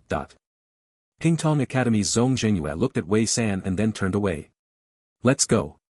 In an instant, everyone from Pingtong Academy calmed down and quickly left, their departure swift and cold. Samuel's team also grabbed their supplies and quickly left, their faces full of frustration. They had failed despite a 2v1, and then had been robbed by Damocles once again, losing a batch of dust shields. It was nothing short of the greatest humiliation in history. Jin Ku walked over and patted Wei San on the shoulder. Good job. Damocles Military Academy had not yet left and was resting their mechas in place.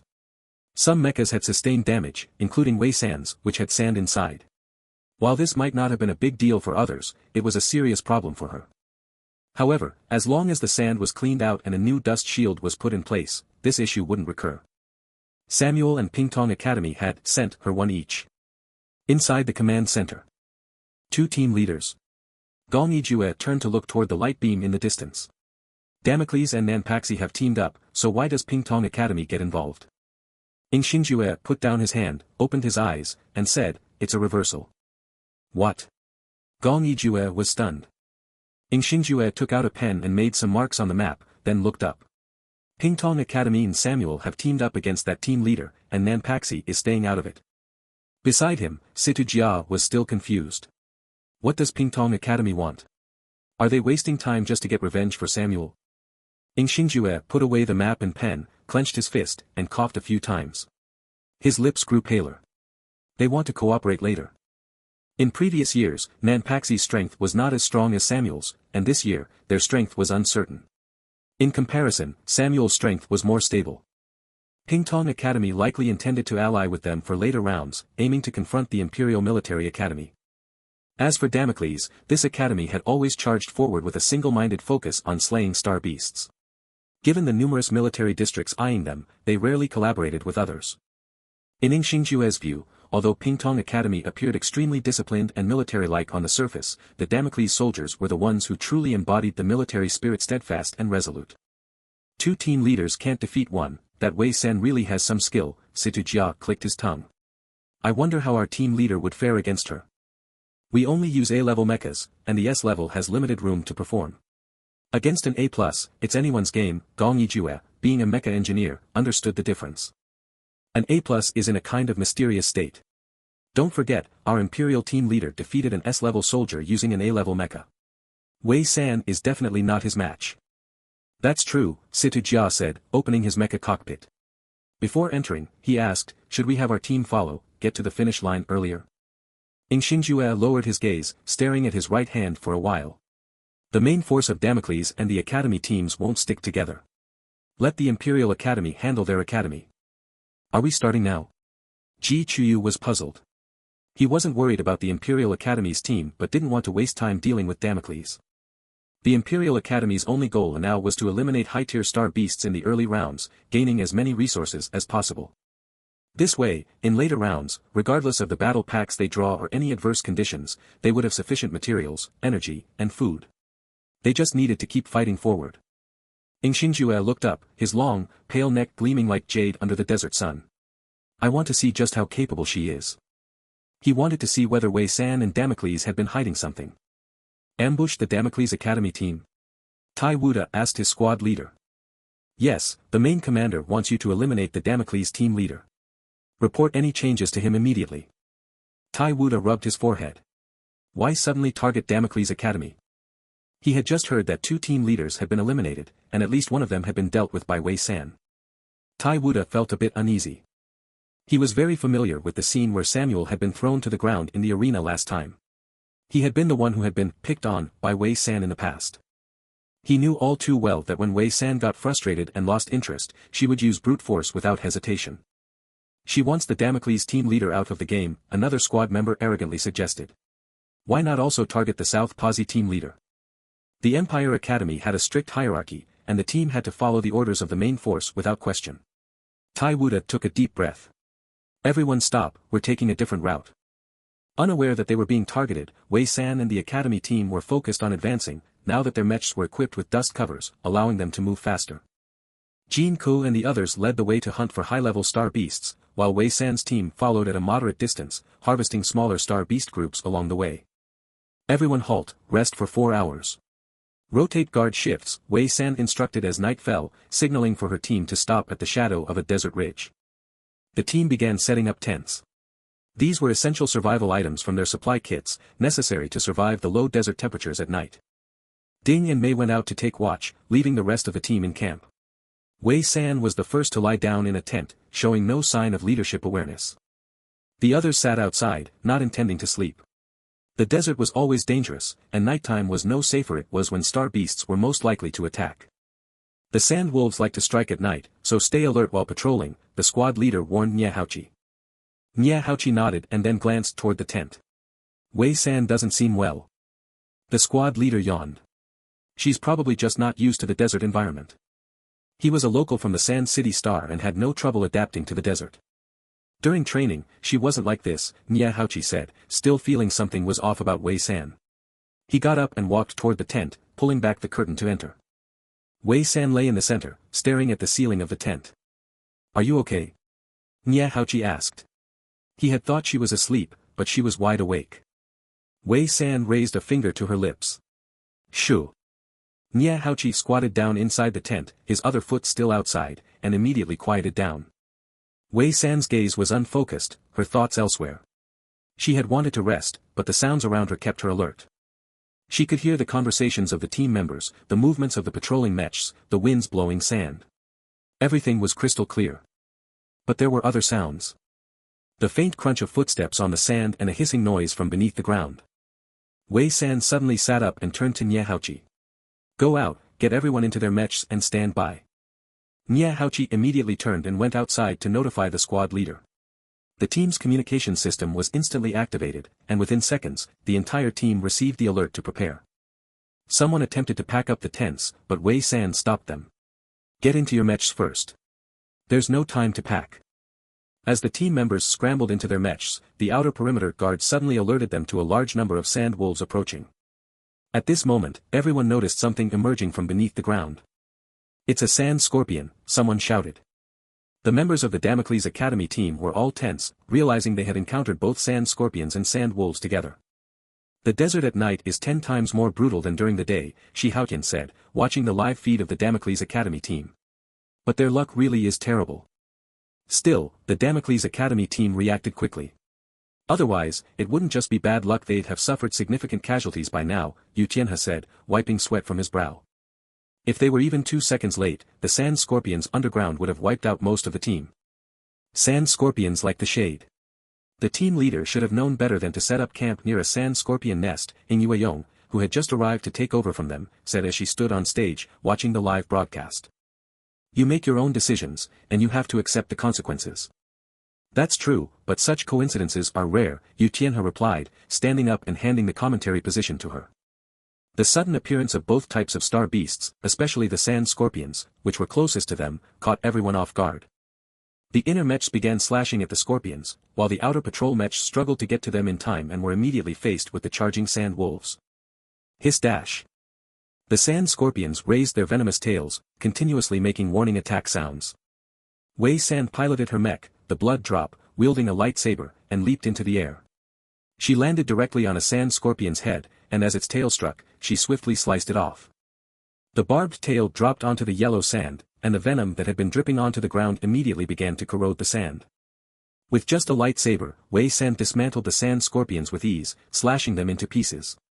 Then she moved on to the next one, nearly cutting each scorpion down in a single stroke, functioning like a relentless machine.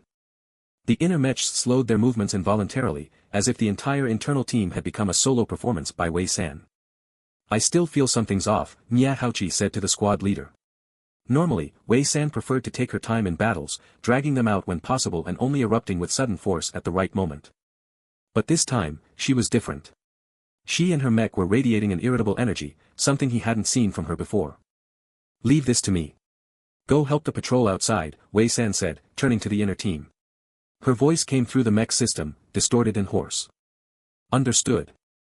The outer patrol mechs were struggling against the sand wolves, overwhelmed by their numbers. This was where the commander's roles came into play. The command network activated, connecting all the mechs in an invisible web. The mechs within this network were now coordinated, as if they were one entity. Every action by one was known to all. Wu dash. The Sand Wolves were being slain one by one, and the Damocles Academy mechs showed no hesitation, only executing their moves with precision, their focus entirely on the task at hand. Meanwhile, Wei San continued her relentless assault on the Sand Scorpions, forcing them to retreat underground. She wasn't even aware of her own condition, she simply wanted to release her pent-up frustration. When she killed the last Sand Scorpion, one that hadn't made it back to the ground in time, she felt a strange sense of regret. Was that it? Though the live broadcast and the audience noticed Wei San's unusual behavior, no one commented on it. Instead, the other mechs nearby were also caught up in a synchronized state, making it harder for anyone to detect anything off about her. The night deepened, and the cold wind swept through the scattered yellow sand, carrying the heavy scent of blood that lingered in the coarse air. All the Sand Scorpions retreated back underground, and the Sand Wolves were all killed by the Academy team. The mechs of the Damocles Academy team came to a sudden halt, and the atmosphere around them fell into an eerie silence. As time passed, the strange rhythmic flow gradually dissipated. Wei San stood among the inner team, and she regained her clarity the quickest. Perhaps she had never fully aligned with the Academy team from the start, remaining somewhat detached. The other team members hadn't noticed, and neither had the viewers watching the live broadcast. Clean up the battlefield. Gather all the usable tents, Wei San said as she exited her mech. The other team members began to move and clean up. Just then, the announcement system broadcasted once again. Damocles Academy has killed 2 SS red-legged giant spiders. The Academy team has slain 49 Sand Scorpions and 67 Sand Wolves. Repeat. 2 beams of light flashed at different locations. The main force team has finally encountered high-level star beasts, Ding Himai said, looking up at the beams with excitement. There's still time. I hope they can find more high-level star beasts, Nya Haochi said as he handed his mech to the mech technician. The technicians began repairing the damaged mechs on site, while Wei San and the squad commanders went to exchange materials and energy. In another direction. An Imperial Military Academy commander pointed to one of the beams of light. Damocles Academy should be in that direction. It's one of the possible routes marked by the main command. If we hurry, we should be able to catch up with them by tomorrow afternoon. Tai Wuda sighed inwardly but maintained the calm composure expected of an Imperial commander. Rest and regroup. We'll move out first thing tomorrow morning. There were only 3 routes to the finish line in the desert competition. The military academies ahead would push forward quickly, and if they moved fast enough, they might reach the finish line before any of the back teams could catch up, much like the hill course. However, the teams in the lead wouldn't head straight for the finish line, they would aim to find as many high-level star beasts as possible along the way to gather energy materials for the rest of the competition. For example, the Imperial Academy team had intentionally veered off course from the beginning, prioritizing the hunting of star beasts to acquire more resources, while planning to return to the main route tomorrow. 41 tents are damaged, and 11 can still be repaired and used, a soldier responsible for the inventory reported. Wei San looked at the disarray of the inner team and gave a heads up. We'll be staying here for a few more days. No tents will make it difficult. If we encounter any other teams, we should take the opportunity to attack and steal their supplies. The live chat was flooded with viewers who had just woken up after being alerted by the battle bell. So, to the Damocles Academy team, are other teams just moving storage bags? Without tents, the team had no choice but to rest together, squeezing into the available space. At the same time, outer patrols were still on duty, and the team managed to get a night of rest, albeit begrudgingly. The next morning, as the sky lightened, the broadcast sounded again. Imperial Military Academy has slain 4 SS black-tailed sand wolves. South Parshur Academy has killed 2 SS giant lizards. Pingtong Academy has slain 2 SS golden pythons and 2 giant sand spiders. Samuel Academy has killed 3 SS giant sand scorpions. 4 beams of light lit up from various directions. Wei San stood up, listening to the broadcast, noticing that only the Damocles Academy team had no updates. Let's move out. Regardless of how the main team members were doing, Wei San still led her team forward. The entire team readied themselves and set off. After walking for a while, a beam of light suddenly shot up in the direction of 10:30. Damocles Academy has slain a 3S giant spotted wolf and a 3S two-headed viper. The Damocles Academy team looked up at the light beam. After hearing the broadcast, a cheer suddenly erupted from the team. 2 3S star beasts. No team members had been eliminated. Damocles Academy had finally caught a break. These students are indeed impressive, Shi Haotian remarked as he watched the live feed, which showed Jin Ku and the others. Jin Ko and his team had been lying in wait around the area since the night before. The giant spotted wolf and two-headed viper had been fighting over territory. By 3 a.m. the two-headed viper had won, with the giant spotted wolf leaving, injured. Liao Runing pursued it, while Huxianshan and Shintukuan stayed behind to handle the two-headed viper. Jin Ko stood nearby, splitting his sensory shield into 3 parts to protect the 3 of them, preventing any mental attacks from the high-level star beasts. Despite working together, Huxianshan and Shintukuan found the two-headed viper difficult to deal with. With 2 heads and aggressive attacks, it was quick and hard to target, especially in the desert environment. Shintukuan moved toward the underside of the two-headed viper, but it quickly reacted, attempting to twist and strike him. Huxianshan controlled his mech, Blue Sea, to extend its wings and drew a silver bow. Every time he drew the bow, 8 ice arrows shot out, each capable of striking in different directions. Upon impact, the area within half a meter of the arrows would freeze and shatter. The two-headed viper, distracted by the ice arrows, turned to face Huxianshan. At that moment, its tail swung violently toward Shintukuan, who was still some distance from the viper's underside. Jin Ko raised both hands, releasing an invisible sensory wave from his palms. He sent the vision of the tail strike to Huxianshan and Shintukuan's minds. While commanding, one couldn't control mechs of the same rank or lower-level mechs trained to resist sensory attacks. However, Jin Ko could transmit what he sensed directly into their minds, as long as they didn't resist. Shintukuan quickly bent backward to avoid the tail swipe, and as it retracted, he leapt into the air and struck the tail with his sword. In pain, the two-headed viper continued its assault, but its second head turned toward Shintukuan, trying to bite him. The viper's body, which had initially been only 1/5 split between the 2 heads, began to distort and expand, dividing further. Everyone was shocked the two-headed viper was undergoing a mutation. Shintukuan couldn't avoid it in time and had to brace for impact. He was bitten, but the viper's tail also struck him, leaving a large dent in his mech's back. They were close, but their commander can't yet use sensory attacks on 3S star beasts, Ing Yu Rong commented. Shi Haotian smiled. Except for Ing Xingjue from the Imperial Military Academy, no other academy commanders can. Such combat capabilities must be honed in real battles, they can't be taught by teachers or simulated in training pods. Compared to mech operators and technicians, commanding was more difficult to master. Huxianshan fired his silver bow once more, sending 8 ice arrows toward the viper's 4 eyes from different angles. Hiss hiss dash. The two-headed viper hissed, flicking its blood-red forked tongue in pain and warning. Huxianshan and Shintukuan attacked in unison, refusing to give the viper a moment to recover. Meanwhile, Liao Runing, on the other side, took a direct approach, using long-range artillery to attack the giant spotted wolf. The wolf had been severely injured, giving Liao Runing an advantage, but the wolf's strength surged once again due to the high-stakes battle, and Liao Runing began to feel the pressure. He drew his weapon, a 3-ringed knife. The knife's back was embedded with 3 rings, which produced a slight clinking sound whenever the knife was swung. But these weren't ordinary sounds. The 3-ringed knife contained special materials within its blade, cool sound cicada wings. Every time the 3 rings made contact with the blade, they emitted a sound that could disorient opponents, causing a state of confusion. This effect worked on both star beasts and mech operators. It was similar to the star beasts' mental attacks, but the sound from the 3-ringed knife couldn't be blocked by sensory shielding. The weapon was considered a bug on the rankings because, when the rings rang, it would indiscriminately affect everyone, including star beasts, with only the wielder being minimally affected. The cool sound cicada wing was a rare material, almost impossible to find on the market, and even rarer to find in combination with a weapon. The Federation only had one such 3-ringed knife. After drawing the 3-ringed knife, Liao Runing attacked the giant spotted wolf. The brief hesitation caused by the sound allowed him to severely injure the wolf. With a swing, the rings clinked 3 times as the knife buried itself deep in the wolf's back. The giant spotted wolf howled in fury, swinging its claws desperately at Liao Runing. Liao Runing dodged and swung his knife again. With the wolf weakened by the disorienting sound, victory was assured. 10 minutes later, the giant spotted wolf was slain on the sand. After killing the 2 3S star beasts, the mechs of Huxianshan, Shintukuan, and Jin Ko were all significantly damaged. Yan Qinghe immediately began repairing them, using the mech materials they had gathered.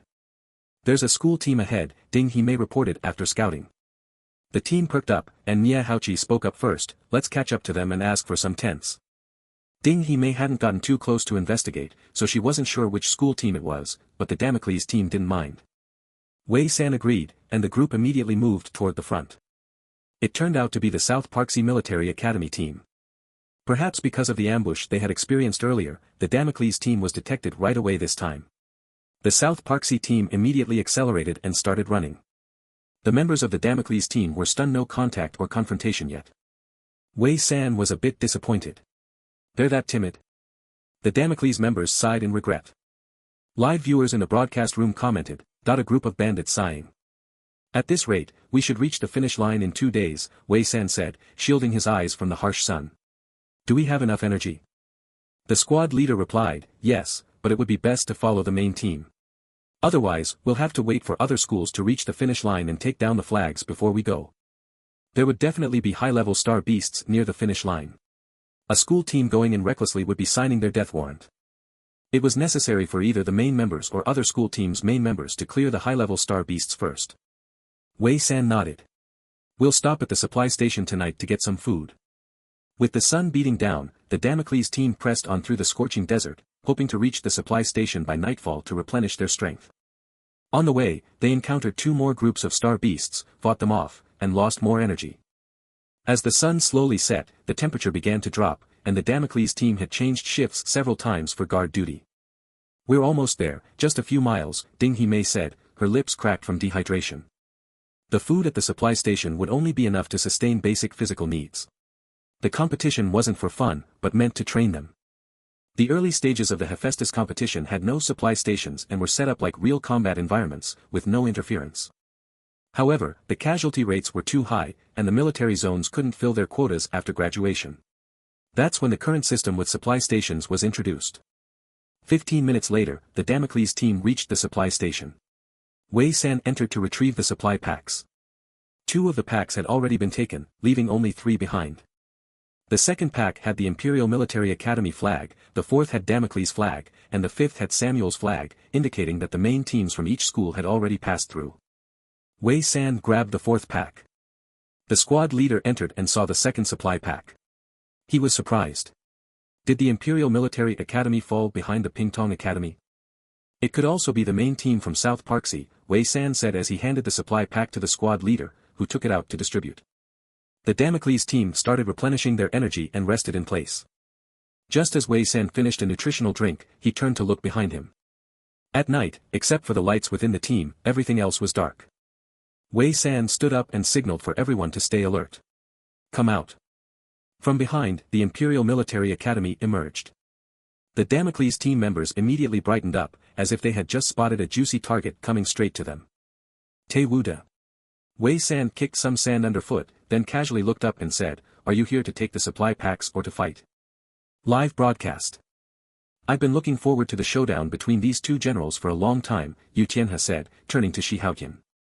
Who do you think has the advantage? It's hard to say, Shi Haotian replied, staring at the 2 on the screen. Wei San's strength is decent at the Super A level, and with the added boost from the blood drop, she has no opponents among the A rank. As for the Imperial Military Academy's general, Tai Wuda, it said he defeated a double S solo operator controlling an A-rank mecha, so his strength can't be underestimated either. Yu Tianhe rested his chin on his hand. I also can't say. Both seem to come from unnamed stars, and it's impressive that they've reached this level with less than a year's experience with mechas.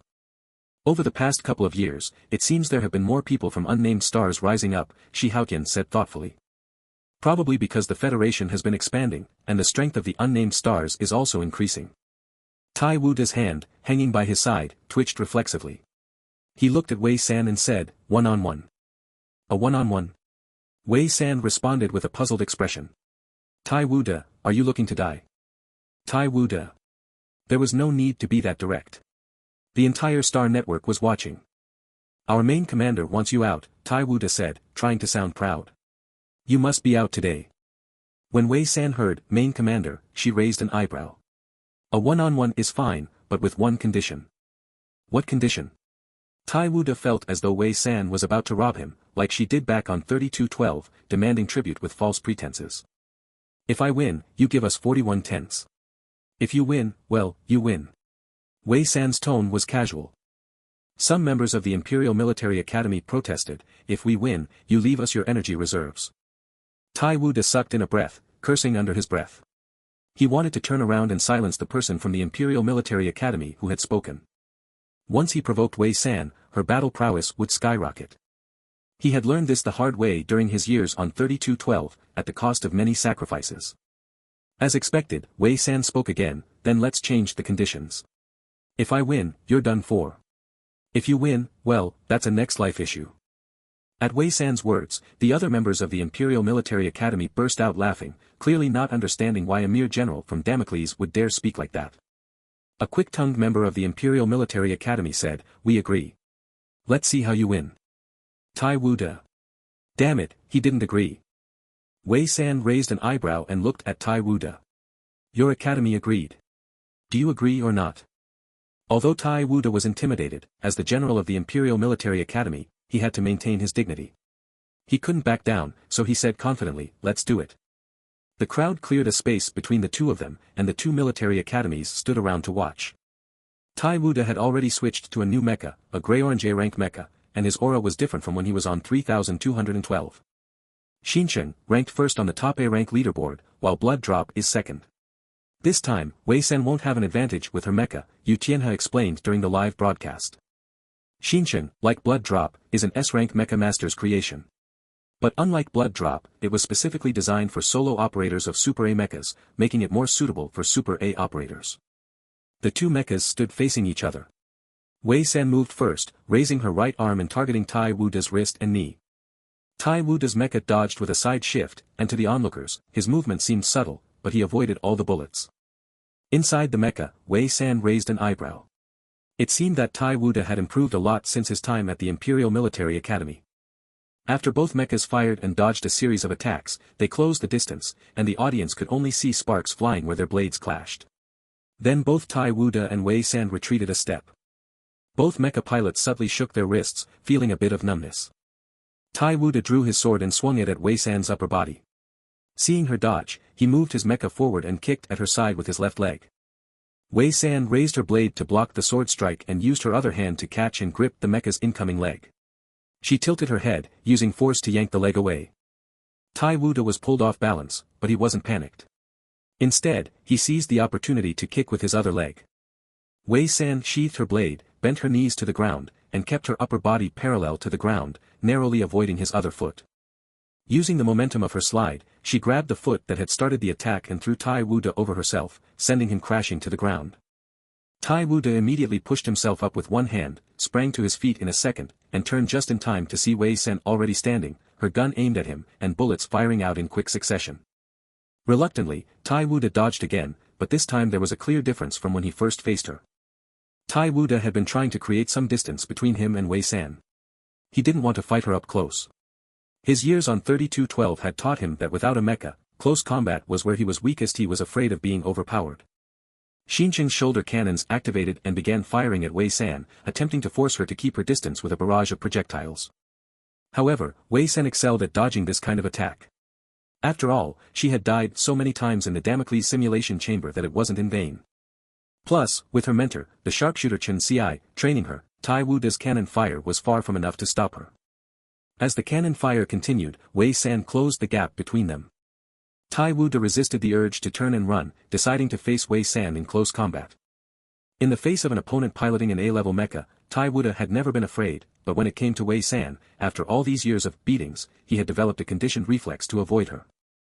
Seeing that his artillery attacks had no effect on her, Tai Wuda decisively retracted the cannons, gritted his teeth, and prepared to face Wei San head-on. As the final stray bullet grazed Wei San's mecha arm, leaving a light scratch, she briefly looked away. Tai Wuda's fist was already closing in. She raised her arm to block, then raised her knee to strike his abdomen. Tai Wuda sidestepped, dodging her attack, and then aimed a downward stomp at her shin. Wei San's leg was pinned, but she twisted her shoulder, swiping Tai Wuda's foot off, and in the same motion, her left fist shot towards his face. Tai Wuda quickly raised his left forearm to block the punch, stepping forward with his body and aiming his left hand at her neck, attempting to strike.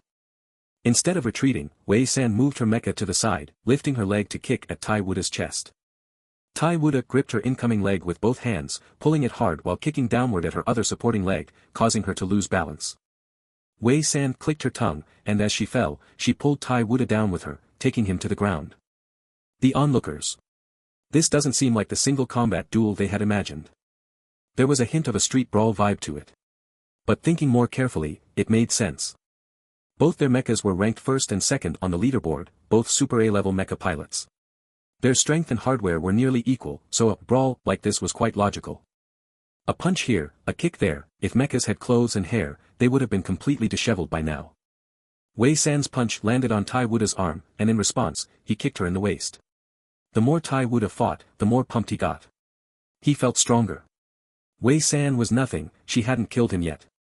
You lost. Suddenly, Tai Wuda heard a voice in his ear.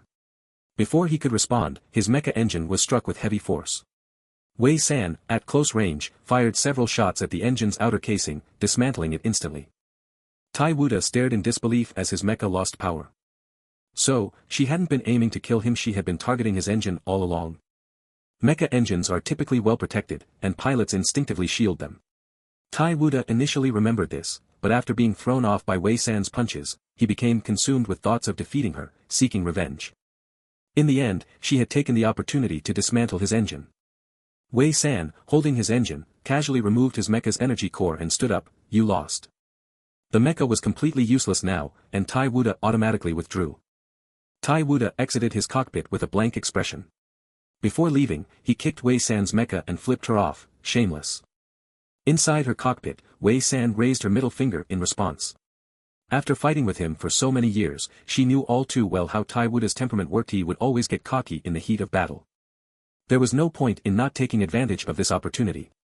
As Tai Wuda was hauled away by the rescue team, he shot a hidden, pitying glance toward his school team. Wei San would definitely take advantage once he left, and the Empire's school team was bound to be robbed. They could only say, trash talk might be fun in the moment, but regret it for a lifetime. And there was no saving them now. The Empire Military Academy team's commander has been eliminated, repeat. A beam of light suddenly shot up at the supply station, visible to everyone. The South Pax Academy team saw the beam and heard the broadcast, their faces darkening.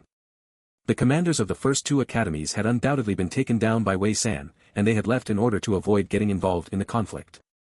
South Pax had temporarily allied with Damocles, and had it been there at the time, they would have had to remain, possibly sending out their own commander to continue the alliance. South Pax did not want to clash with Pingtong Academy. Thus, leaving early to avoid conflict seemed like the best option. Now, with the main teams ahead, the light at the supply station showed that the commander of the Empire Military Academy had also fallen to the Damocles commander. Good thing we left early. Someone from South Pax sighed. At the supply station, Tai Wuda was being escorted out. The Empire Military Academy finally came to their senses, preparing to pack up and leave. Before Wei San exited her mecha, she drew out a light blade and stood in their way. We agreed before the match, I win, you are done. One member of the Empire Academy stepped forward, don't go too far. We, the Empire. Wei San immediately slashed through his mecha and slowly added, your empire is garbage. Her words enraged everyone from the Empire Academy, and they immediately entered battle mode. Wei San said nothing more, and with a blank expression, she charged into their ranks, as other members of Damocles' team joined in. The supply station descended into chaos. 1 hour later, half of the Imperial School's team fled, and Wei San, looking at the remaining supply packs, decided not to continue the chase. 121 Imperial mech soldiers out, 34 commanders out, 26 mech engineers out. Pack up the tense energy, see if there's anything useful left on the ground, don't leave anything behind, Wei San instructed the mech engineers of her team. Live stream viewers. The Damocles team is like locusts, leaving no grass behind wherever they go. The leaders of the 4 major military schools were all defeated by Damocles' leader, so it seems the strongest leader is Wei San. I have a feeling the second round might see some of the main teams clash. I wonder if there will be a fight. Because the Imperial and Pingtong schools didn't head straight to the finish line, one was searching for high-level star beasts, and the other spent time dealing with Damocles' leader. The distance between the main teams of the 5 military schools wasn't far. They were likely to run into each other. Based on past experience, if teams met near the finish line, mech battles would break out. The Imperial leader isn't her match. Xingjue looked up at the light beam in the distance and said softly. Situ Jia, confused about his sudden interest in the Damocles leader, asked, maybe the Damocles leader is competent. I heard she's a student of Chenci, so it's not impossible for her to win. Xingjue didn't respond to him. Instead, he casually remarked, at the current speed, we, from Pingtong, will reach the vicinity of the finish line tomorrow afternoon. If the other schools move fast, they'll likely arrive within an hour after our clash. So we'll decide the winner within an hour? Ji Chuyu asked. Xingjue pointed at a spot on the map. I'll have the remaining teams lead the star beasts towards us, and we'll go hunt the other star beasts on the other side. Ji Chuyu glanced at the map and instinctively frowned. You're giving Pingtong the two SS high-level star beasts. Originally, these high-level star beasts were their target for tomorrow, while only two high-level star beasts remained on the other side. According to Xingjue's current plan, they would not only lose two high-level star beasts but also risk the chance of all five major military schools meeting each other. Having all five schools near the finish line was the most undesirable situation in the competition. It could easily lead to alliances breaking, and opponents teaming up against each other in that split second. Two SS star beasts won't delay Pingtong's time. Ji Chuyu wanted them to secure the majority of the star beasts. The map had markers for star beast groups and high-level star beasts, but many were unrecorded. Compared to other commanders, Xingjue's perception covered nearly the entire battlefield, knowing exactly where and how many star beasts were present. This was something other commanders couldn't do yet. I need to verify something again. Xingjue glanced at his right hand. He was sure there was something wrong and wanted to see if the Damocles leader was as he suspected. Live stream scene. What does Xingjue want to verify? Yu Tianhe asked the nearby Yu Rong. Commanding officer Yu Rong didn't know, so she looked at the Imperial team members on the screen. Not sure what he wants to verify, but it's probably related to the Damocles leader. Earlier, Xingjue had instructed the team to find Damocles' team, which surprised Yu Rong. She didn't know why he was spending time on their leader. Mr. Xiang, does your school's leader have some special abilities? Yu Tianhe jokingly asked Xiang Minghua below. Isn't she special enough already? Xiang Minghua replied. Viewers watching the live stream. She is already special enough, being the only one in the five major schools to blatantly rob them. Yu Tianhe looked at the live stream again. If Xingjue really follows through with his plan, this would mean several schools are converging, and he is deliberately creating conflict. Yu Rong chose not to comment. The various teams began gathering with their main forces. Occasionally, beams of light rose in different directions, signaling that the main members were slaying star beasts. The remaining Imperial members, following their commander's orders, led several high-level star beasts towards Pingtong. Along the way, some mech suffered severe damage and had to exit the battle. Wei San. Liao Ruming saw the team from a distance and approached with his mech. Did you take out the Imperial leader? Yeah, Wei San answered. Over the past few days, she had been feeling distracted and irritable, lacking enthusiasm. Liao Ruming retracted his mech. Impressive. Wei San glanced at him. Are we heading to the finish line now? Yes, Jean Ko said we need to hurry up and stop wasting time on star beasts. All of Damocles' team gathered and headed towards the finish line. Meanwhile, Pingtong and Imperial schools were still dealing with high-level star beasts on either side, while the other three schools followed their maps toward the finish line. The two SS star beasts were quickly handled by the two schools, and Pingtong's Zhong Zhengyu, driving his mech and wielding a Buddha spear, was even faster than the other two mech soldiers at killing the star beasts. At almost the same time, beams of light rose from two directions. Imperial Military School slays two SS star beasts, Pingtong Academy slays four SS star beasts. Are they still fighting at this point? Liao Ruming looked up and asked. We're on our way, Jean Ko replied, retracting his gaze. Everyone, get ready for battle. The Empire chose two star beasts further from the finish line, while Pingtong Academy encountered four star beasts drawn by the Empire's team, resulting in a delay in both military academies reaching the finish line. As a result, if the two academies were to clash, their timing would be pushed back even further. With other academies arriving later, 5 military academies were now gathered together, and the situation was bound to become chaotic. This was exactly the outcome Xingju had hoped for.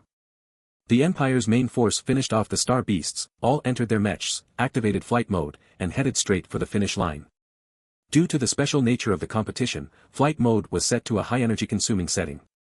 All 5 major military academies could activate flight mode, but it depended on their energy reserves. Typically, their energy wouldn't be enough to fly from the starting point to the finish line. The academies could only use flight mode in critical moments, and it was rare to see it used early in the competition due to the lack of sufficient energy.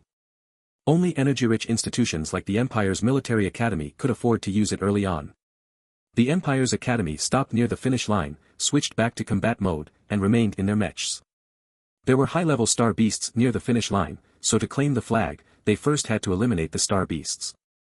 Hu Jian was the first to head toward the finish line. After walking 200 meters, the yellow sand surface suddenly bulged, and several white spider silk strands shot toward him. He paused slightly, dodging the spider silk. The unhit spider silk was sticky and had immense impact. When it struck the desert, it created a deep hole, and the flying yellow sand even hit Huijian's mech. The bulging surface of the yellow sand became more pronounced until a large, earthy yellow spider emerged from the sand, its pincers tipped with red, containing toxic glands. -3's high-level star beast, Redfoot poison spider. Huijian drew his weapon. His mech only had one sword, named 7 kills. 7 kills was his signature move, and in battle, Huijian never used more than 7 kills, whether facing people or star beasts. The Hua family was a special family within the Federation, only training mech soldiers and never aligning with any military academy. Hua family members chose military academies based on personal preference, but no one in their family was weak. Everyone in the Federation had one fixed impression of the Hua family, silent and powerful. The first strike Huijian advanced toward the Redfoot spider, moving like a shadow. If one zoomed in on the mech's foot, it would be clear that the Apocalypse mech's foot was only close to the ground, never actually touching the yellow sand. Apocalypse was a heavy mech, and logically, its movement speed should be slower than light or medium mechs. However, Huijian's speed was no slower. Apocalypse is very different from other heavy mechs, Yu Tianhe, a mech master, said, knowing the mechs of the participating students. Apocalypse has removed the traditional heavy mech firepower and lightened its weight, improving its speed, while strengthening the mech's arm power. Members of the Hua family all use heavy mechs, and with their sword skills, their combat power is not to be underestimated, Shi Haotian added. Yu Tianhe suddenly chuckled. Not all of them. Don't forget the Damocles Military Academy's main team has a Hua family member piloting a light mech and using a bow and arrow. Shi Haotian was taken aback, then corrected himself. Basically, they all pilot heavy mechs and use swords. It seemed that there were quite a few unusual cases at Damocles Military Academy. Near the finish line, Huijian maneuvered his mech to avoid the Redfoot spider's silk attack while closing in on the poisonous spider. With his knees slightly bent, he swung one hand toward its pincers. He struck precisely at the red ring beneath the pincer.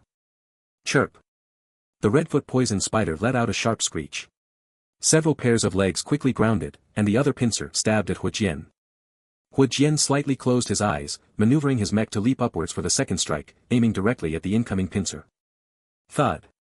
The Redfoot poison spider's pincer broke off and fell onto the yellow sand with a faint sound. High-level star beasts were naturally cunning. Even though its pincer was severed, it did not attack blindly. Instead, it opened its mandibles and attempted to bite off the head of Apocalypse. Huijian did not evade, letting the spider's mandibles approach, its wide jaws giving off a deadly aura.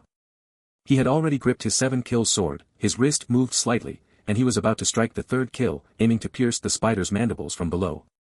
The high-level star beast quickly sensed the danger, abandoned its intended prey, and retreated rapidly with its legs. The Redfoot poison spider's sudden retreat did not alter Huijian's move. He quickly rushed forward, and the white silk from the spider's spinneret continuously shot toward him. Huijian had to dodge, which inevitably slowed his speed. At 3 o'clock, 400 meters ahead, there is quicksand. Xing Ju's voice suddenly appeared in Huijian's mind. The Sand City Star has a unique geology, where the surface of quicksand in the desert becomes liquefied once disturbed. Once a mech gets trapped in, the dust shield immediately fails, and the fine sand, like liquid, seeps into the mech, potentially disabling its power and causing it to be swallowed by the quicksand. Huijian slowed his pace, no longer chasing the red-legged poisonous spider. In the distance, the red-legged poisonous spider, seeing its prey not falling for the trap, stopped in front of the quicksand, its eyes gleaming with malicious light. Its pincers could regenerate, but this prey was one it had to consume. The spider's mental attack intensified, but it had no effect on Huijian. Within Xingju at present, even the mental attacks from a 3S star beast were useless. A tense standoff between one man and one spider ensued near the quicksand. The red-legged poisonous spider, unaffected by the quicksand, continuously tried to lure Huijian into it during their attacks. The fifth strike, Huijian severed 2 pairs of the spider's legs. The high-level star beast finally realized that this prey was beyond its control. The red-legged poisonous spider quickly turned and attempted to escape, trying to use the quicksand to evade danger. However, Huijian was not about to let it escape a second time. The sixth strike, Huijian pushed off the sand, leaping up and aiming his sword at the spider's abdomen. The 7-kill sword slashed at the spider's abdomen but was stopped as the red-legged poisonous spider's head neared the quicksand, unable to move further. With a firm grip, Huijian carefully lowered the mech, bringing the sword down once more, cracking the spider's abdomen. The spider's remaining legs struggled violently, and it emitted high-pitched screeches from its mandibles. Ji. Amidst the screeches, the red-legged poisonous spider made one last desperate mental attack, and Hu Jian lightened his grip. The spider, thinking it had succeeded in its attack, excitedly moved forward. The next moment, Hu Jian increased his strength, cleaving through the spider's abdomen, splitting it in two. The spider's head struggled briefly before falling still. Hu Jian retrieved the 7 kills sword and glanced at his teammates before moving toward the quicksand, intending to lift the spider's head. The more intact a high-level star beast was, the more valuable materials could be exchanged. As soon as Hu Jian approached the head of the now-dead spider, it suddenly sprang up, its mandibles wide open, attempting to bite him. The distance was too short for Hu Jian to draw his sword in time. The next second, the spider's mandibles couldn't close and fell back to the ground. At the live broadcast, the sudden turn of events left the audience momentarily stunned. It's Ying Xingjue's sensory attack, Shi Haotian gestured to the camera, showing Ying Xingjue's right hand slightly raised. He's about 800 meters away from Hu Jian and the red-legged poisonous spider. Yu Tianhe sighed, at his age, performing a sensory attack seems effortless. Meanwhile, the main commanders from other military academies still couldn't perform sensory attacks. At the Empire Academy, except for Situ Jia, who has not undergone military training, everyone else has been in combat, Shi Haotian remarked. This is experience other academies' students lack. While the live broadcast hosts continued their discussion, the second academy team had appeared near the end of the arena. Pingtong Institute. The two academy teams finally met. Zhong Jingyu, from Pingtong Institute, stepped out of his mech, holding a short gun. After landing, he relaxed his grip, and the short gun transformed into a long spear. It's said that Zhong Jingyu controls his mech with one hand while holding this gun in the other, and the only weapon his mech carries is a Buddhist spear. The higher the rank, the more mechs rely on cold weapons, as high-level mechs can sometimes outpace hot weapons. You're late, Ying Xingjue said, looking at Pingtong Institute's main commander, Lu Shibai. According to his prediction, Pingtong Institute should have reached this point while Hu Jian was engaged with the red-legged poisonous spider. Lu Shibai gently adjusted his monocle and spoke as if chatting with a friend, had some delays along the way. Ying Xingjue's gaze slightly dropped. There had been no star beasts along the way, and Pingtong Institute certainly wouldn't waste time clearing out the Empire Academy's team. The only thing that could have delayed them was exchanging materials. Since each subsequent arena needs to be determined by a draw, all academies are unaware of the environment in the next arena. However, material exchange must be decided at the current arena, all of which must be coordinated by the main commander. In the Hephaestus competition, many aspects are restricted to simulate battlefield conditions. Whether commanders, mech masters, or mech soldiers, all are subject to certain limitations in the competition.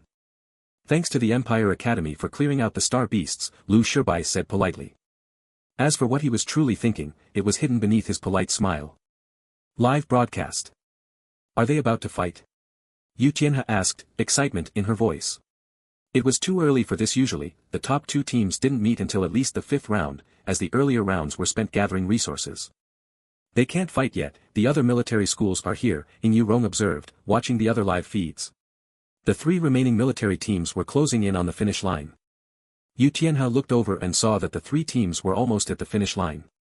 However, the first team to approach the main forces wasn't another school, but the Imperial Military School, though only half of their team remained. No one had expected the Imperial Military School to have the highest number of players eliminated among the 5 major schools. Thinking this over, Lu Shibai, the main commander of Pingtong Academy, suddenly felt a sense of relief. Even though they were outnumbered 2-1 and had lost their generals, the Imperial Military School was essentially down to nothing. The second team to appear was Samuel Military School, followed closely by Damocles Military School, who both arrived almost simultaneously. South Parksea appeared 2 minutes later near the finish line. The situation became tense. The 5 major schools stood in different directions, and no one spoke. After a while, Samuel Military School made the first move. Their main team, along with their school team, walked toward Pingtong Academy, stopping beside them, clearly showing their alliance. The desert battlefield was now divided, Samuel was allied with Pingtong, and South Parksea and Damocles seemed to be waiting, looking for an opportunity. Since it's like this, why don't we take care of these 2 first? Lu Shibai suggested, pointing toward South Parksea and Damocles, addressing Ying Xingjue. No one responded immediately. Suddenly, Wei San raised her hand, massaging her neck, and whispered to Hu Xianshan, I think someone's watching me.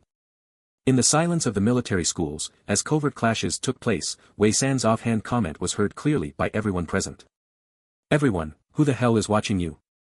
Ding Hame, standing in the second row, silently shifted her feet, avoiding the curious glances around her. It was impossible to ignore how Wei San had the uncanny ability to ruin any atmosphere. Which direction? Hu Xianshan asked, turning his face toward her.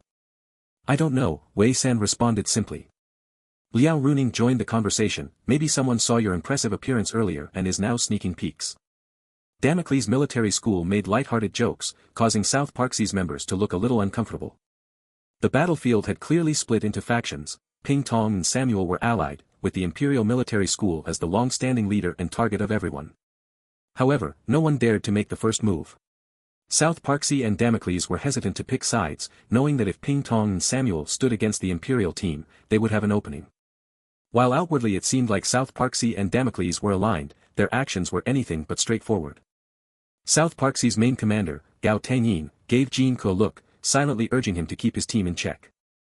Jin Ko, however, turned to Wei San, do you feel like you're being watched? Pretty much, Wei San answered, vaguely aware of the fleeting sensation. Gao Tangyin frowned, unsure whether Damocles was deliberately trying to provoke them. Everyone from the 5 major schools had shifted their attention to Damocles due to Wei San's comment, but no one noticed that Xingjue, who had heard the remark, showed no surprise at all. South Parksea isn't getting involved in any school battles. We're just aiming for 3rd place, Gao Tangyin said first. Sorry, 3rd place was already reserved before the match started, Gao Xuelin chuckled. As Commander Lu mentioned earlier, they're dealing with South Parksea and Damocles first. Though both came from the Gao family, they were now at odds on the battlefield.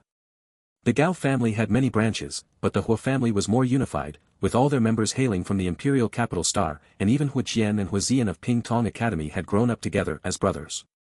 South Parksea and Damocles can handle Ping Tong and Samuel, Gao Tangyin continued, looking at Xingjue. The Imperial Military School can take the first step. She not only implicated Damocles but also hinted to Ping Tong that if they allied with Samuel, they would lose their chance at first place. Lu Shibai, still waiting for Xingjue's response, didn't look at Gao Tangyin. Xingjue, the focus of everyone, lowered his gaze to the ground. After a long pause, he raised his eyes. The Imperial Military School will not be threatened or commanded by anyone. The main commanders' faces shifted at the same time. Only Wei San suddenly entered her mecha, resuming combat mode, and turned to rush toward the desert in the back. The scene unfolded rapidly, with everyone still processing the unexpected actions of the Damocles Military Academy's team leader. Only Xingjue, with his sharp intuition, had anticipated what she was about to do. He immediately ordered his main force to prepare for combat. Wei San, with her glowing blade drawn, slashed the empty desert ground, unleashing a barrage of bullets in every direction. As soon as she made her move, the members of all the military schools saw their teams go into full battle mode. A giant 2-headed viper emerged from the desert, resembling the one the Damocles team had fought before, but this one was far larger and, notably, a female. The live commentators were taken aback. Another 2-headed viper. Yu Tianhe furrowed his brows. From its size, the one Damocles fought before must have been a juvenile star beast. This is a mutated juvenile 2-headed viper, likely raised by a female, said Yuehong, narrowing her eyes as she observed the creature on the screen. If that's the case, there should be a male as well. Mutated 3S level star beasts are often stronger than their counterparts, essentially approaching an over 3S level. The adult female would definitely surpass both the juvenile and the male in both strength and size. Yu Tianhe sympathized with Damocles' predicament. Just when they'd managed to defeat 2 high-level 3S beasts, they'd attracted a real challenge. This mutated star beast, being a snake, was known for holding grudges. The female snake likely picked up the scent of Damocles' main member, Hu Xianshan. Why did only Wei San sense the female snake? Shi Haotian frowned. As a team leader, she noticed it before the main team did. Looking back, Wei San's earlier mention of someone watching them seemed to have been her detection of the lurking female snake, though she hadn't fully explained the situation. The live broadcast fell into brief silence. Shi Haotian's words snapped everyone to attention. How had Wei San sensed this advanced star beast when others hadn't? The other school leaders looked to Xiang Minghua, hoping to see some insight in his expression. Though Xiang Minghua was mentally shocked and confused, he kept his face impassive, pretending to be calm. The attention shifted back to the battlefield on the broadcast. As Wei San drew her sword and attacked with her gun, the reactions from the 5 major academies varied. Damocles' main forces rushed toward her, while Shintu Kuan stayed behind to protect the team. Nan Paxi was blocked by Samuel Academy's main force, and the Imperial Academy headed straight for the finish line. Meanwhile, Pingtong Academy's 3 mecha soldiers attempted to confront the Imperial team. Suddenly, Xingjue, floating in mid-air, extended his hand toward the Damocles direction, summoning another two-headed viper. This one was the male, as Yuehong had suspected. The male snake, previously agitated, paused and then charged directly toward Pingtong Academy's commanders and mecha soldiers. Although they had mechas for protection, the threat of a mutated star beast was too great. The 3 mecha soldiers from Pingtong Academy dared not risk it and had to retreat to fight the male viper. With the 4 teams locked in a standoff, the Imperial team, led by Xingjue, continued toward the finish line. Is all of this under Xingjue's control? Yu Tianhe was stunned. Had he known from the moment the high-level star beasts appeared that the Imperial team would escape unharmed? No, the escape wasn't perfect unless Xingjue could control the mutated star beasts mentally. Yuehong smiled for a rare moment, acknowledging that Xingjue had likely achieved a breakthrough, something few commanders in history had ever managed, the ability to control mutated star beasts. But soon, her smile faded as she glanced at Damocles Military Academy's leader. Was she possibly a 3S level? Damocles had certainly taken a bold step this year, hiding a 3S level soldier within the team leader's position. If Wei San truly was 3S, Damocles could balance power with Pingtong Academy, and they would be a formidable opponent on the battlefield. As the Imperial team reached the finish line, Ji Chuyu planted their flag, while Xingjue stood by, his gaze turning to the distant sounds of battle. It seemed that she was indeed above 3S level. The Imperial Military Academy was the first to plant their flag and leave the arena. The team leaders were waiting by the exit, but this time, their expressions were far from simple. Without giving the media stationed at the exit a chance for interviews, the team leaders gestured to block their cameras. No interviews today. Our students need to rest, they said, before ushering the main team members into the conference room. Except for Xingjue, the rest of the main force members appeared somewhat dazed. Everything had unfolded too suddenly. Once inside the conference room, the team leader set up a jamming device on the table and then turned to Xingjue, asking the question that was on everyone's mind: what's going on with the Damocles Military Academy's team leader?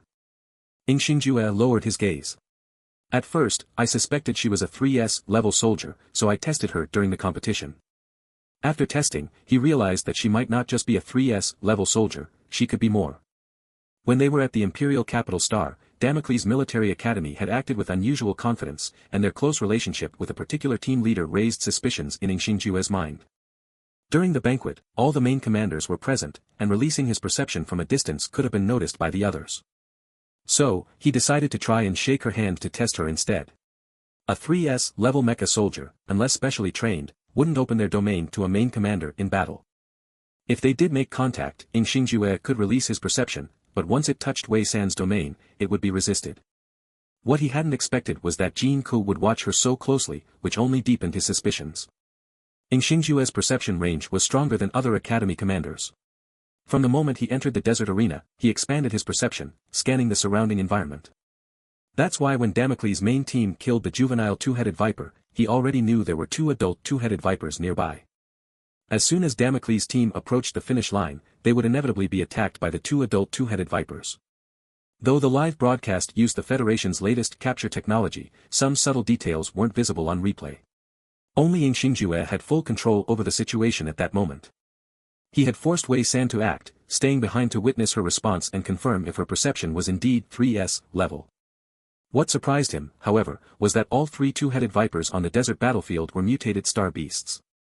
The juvenile two-headed viper wasn't as noticeable, but the adult female and male vipers were both above 3S. When Damocles reached the finish line area, the 2 adult vipers had already begun to approach, and no one but Wei San had noticed them. Xingjue, still pondering this, absently tapped his fingers on his knee. He couldn't understand her response at that moment. He knew the 2 vipers were still some distance away, so Wei San should have known there was no immediate danger to the main force. If Damocles intended to hide Wei San's true capabilities, why had she so easily revealed her perceptive sensitivity? Damocles Military Academy has been scheming more than I thought this year, the team leader snorted coldly, nodding at Xingjue. At least their intentions have been exposed now. Xingjue, you did well. Xingjue didn't respond, lost in thought, wondering if he had missed something. On the battlefield, the students from the 4 military academies had all entered full combat mode. South Park-si and Samuel Military Academy were locked in a standoff, while Damocles and Pingtong Academy were fighting the two-headed vipers. As soon as Wei San noticed the adult female two-headed viper, Hu Xianshan and Liao Runing rushed to her side. Meanwhile, Pingtong Academy's Zongjing Yueran and Xiaojiujiu Musashi fought the male two-headed viper. Pingtong Academy's Hua Ziyan broke free and headed for the finish line, only to be blocked by Shintokuin.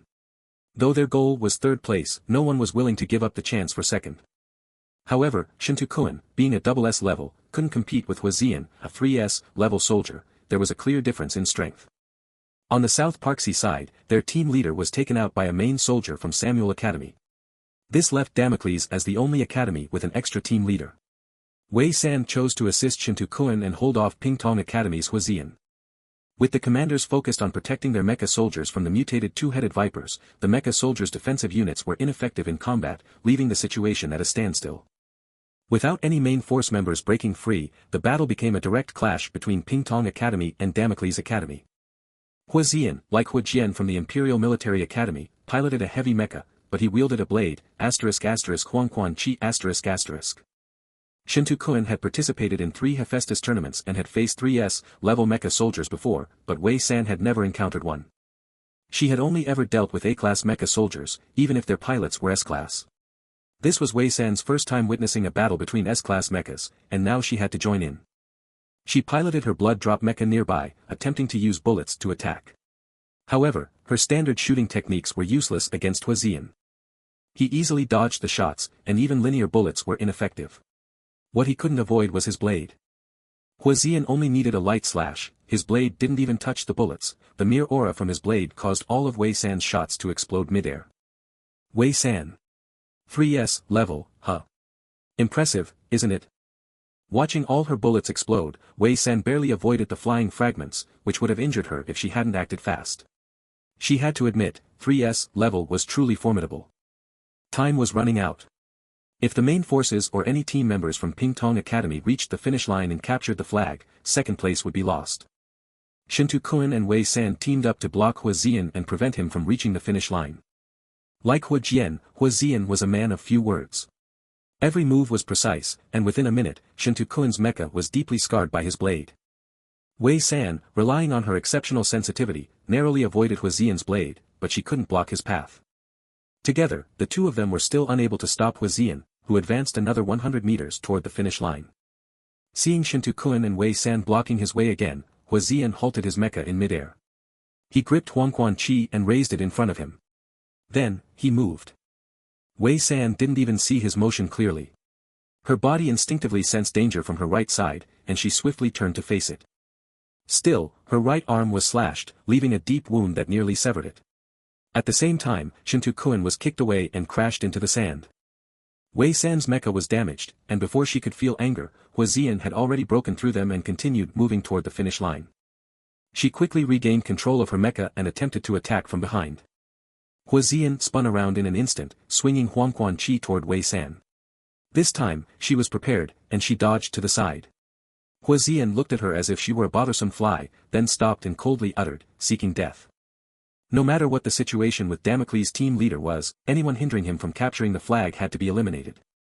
Seeing this, Shintokuin attempted to race toward the finish line, but Hua Ziyan threw Huangquan Chi behind him, directly aiming at Shintokuin's back. Shintokuin had no choice but to dodge. Before Wei San could react, she felt a dizzying sensation. It turned out that while Hua Ziyan threw his blade, he had quickly closed the distance and kicked her toward Shintokuin. Wei San was sent flying and coughed up blood. Without time to wipe it away, she immediately maneuvered blood drop back to her feet as Hua Ziyan approached. The finish line was getting closer. Wei San glanced behind her, the flags were within reach. "Senior, you must hold off Hua Ziyan," she murmured in the cockpit. She maneuvered blood drop at full speed toward Hua Ziyan, drawing her light blade and slashing at his neck. "Overestimating yourself," Hua Ziyan coldly remarked as he swung Huangquan Chi to block.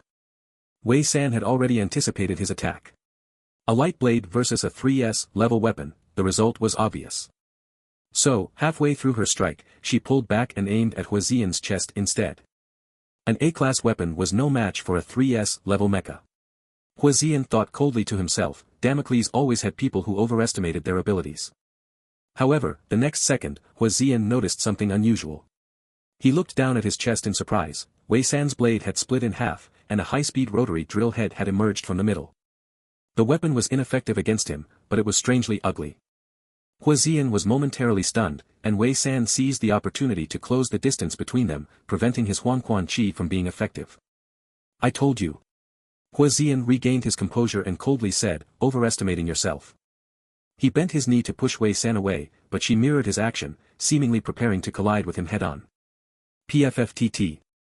Huazian felt something jam into his knee. Inside the mecha cockpit, Wei San smiled. She had installed 2 modified carbon knives on her knees. The modified light blades were meant for dealing with a general, but she had never had the chance to use them, as none of the generals from the 4 military academies had proven a real threat.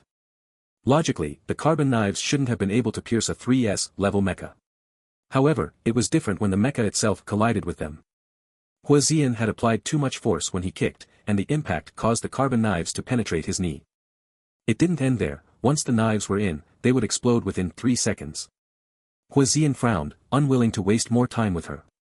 He pulled back and slashed horizontally at her waist. Wei San quickly dodged, throwing her light blade at Huazian.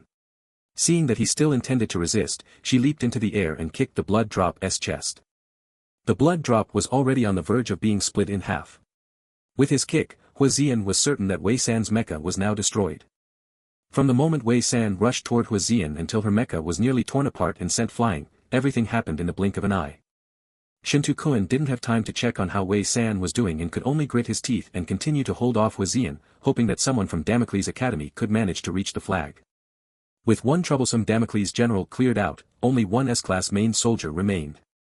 Huazian narrowed his eyes, then gripped his Huangquan Qi tightly. He stopped, his aura dissipating as he focused on the finish line. His pupils contracted, and he instinctively began to rush toward the end, but then his knee suddenly exploded. Congratulations to Damocles Military Academy for reaching the finish line and completing the mission.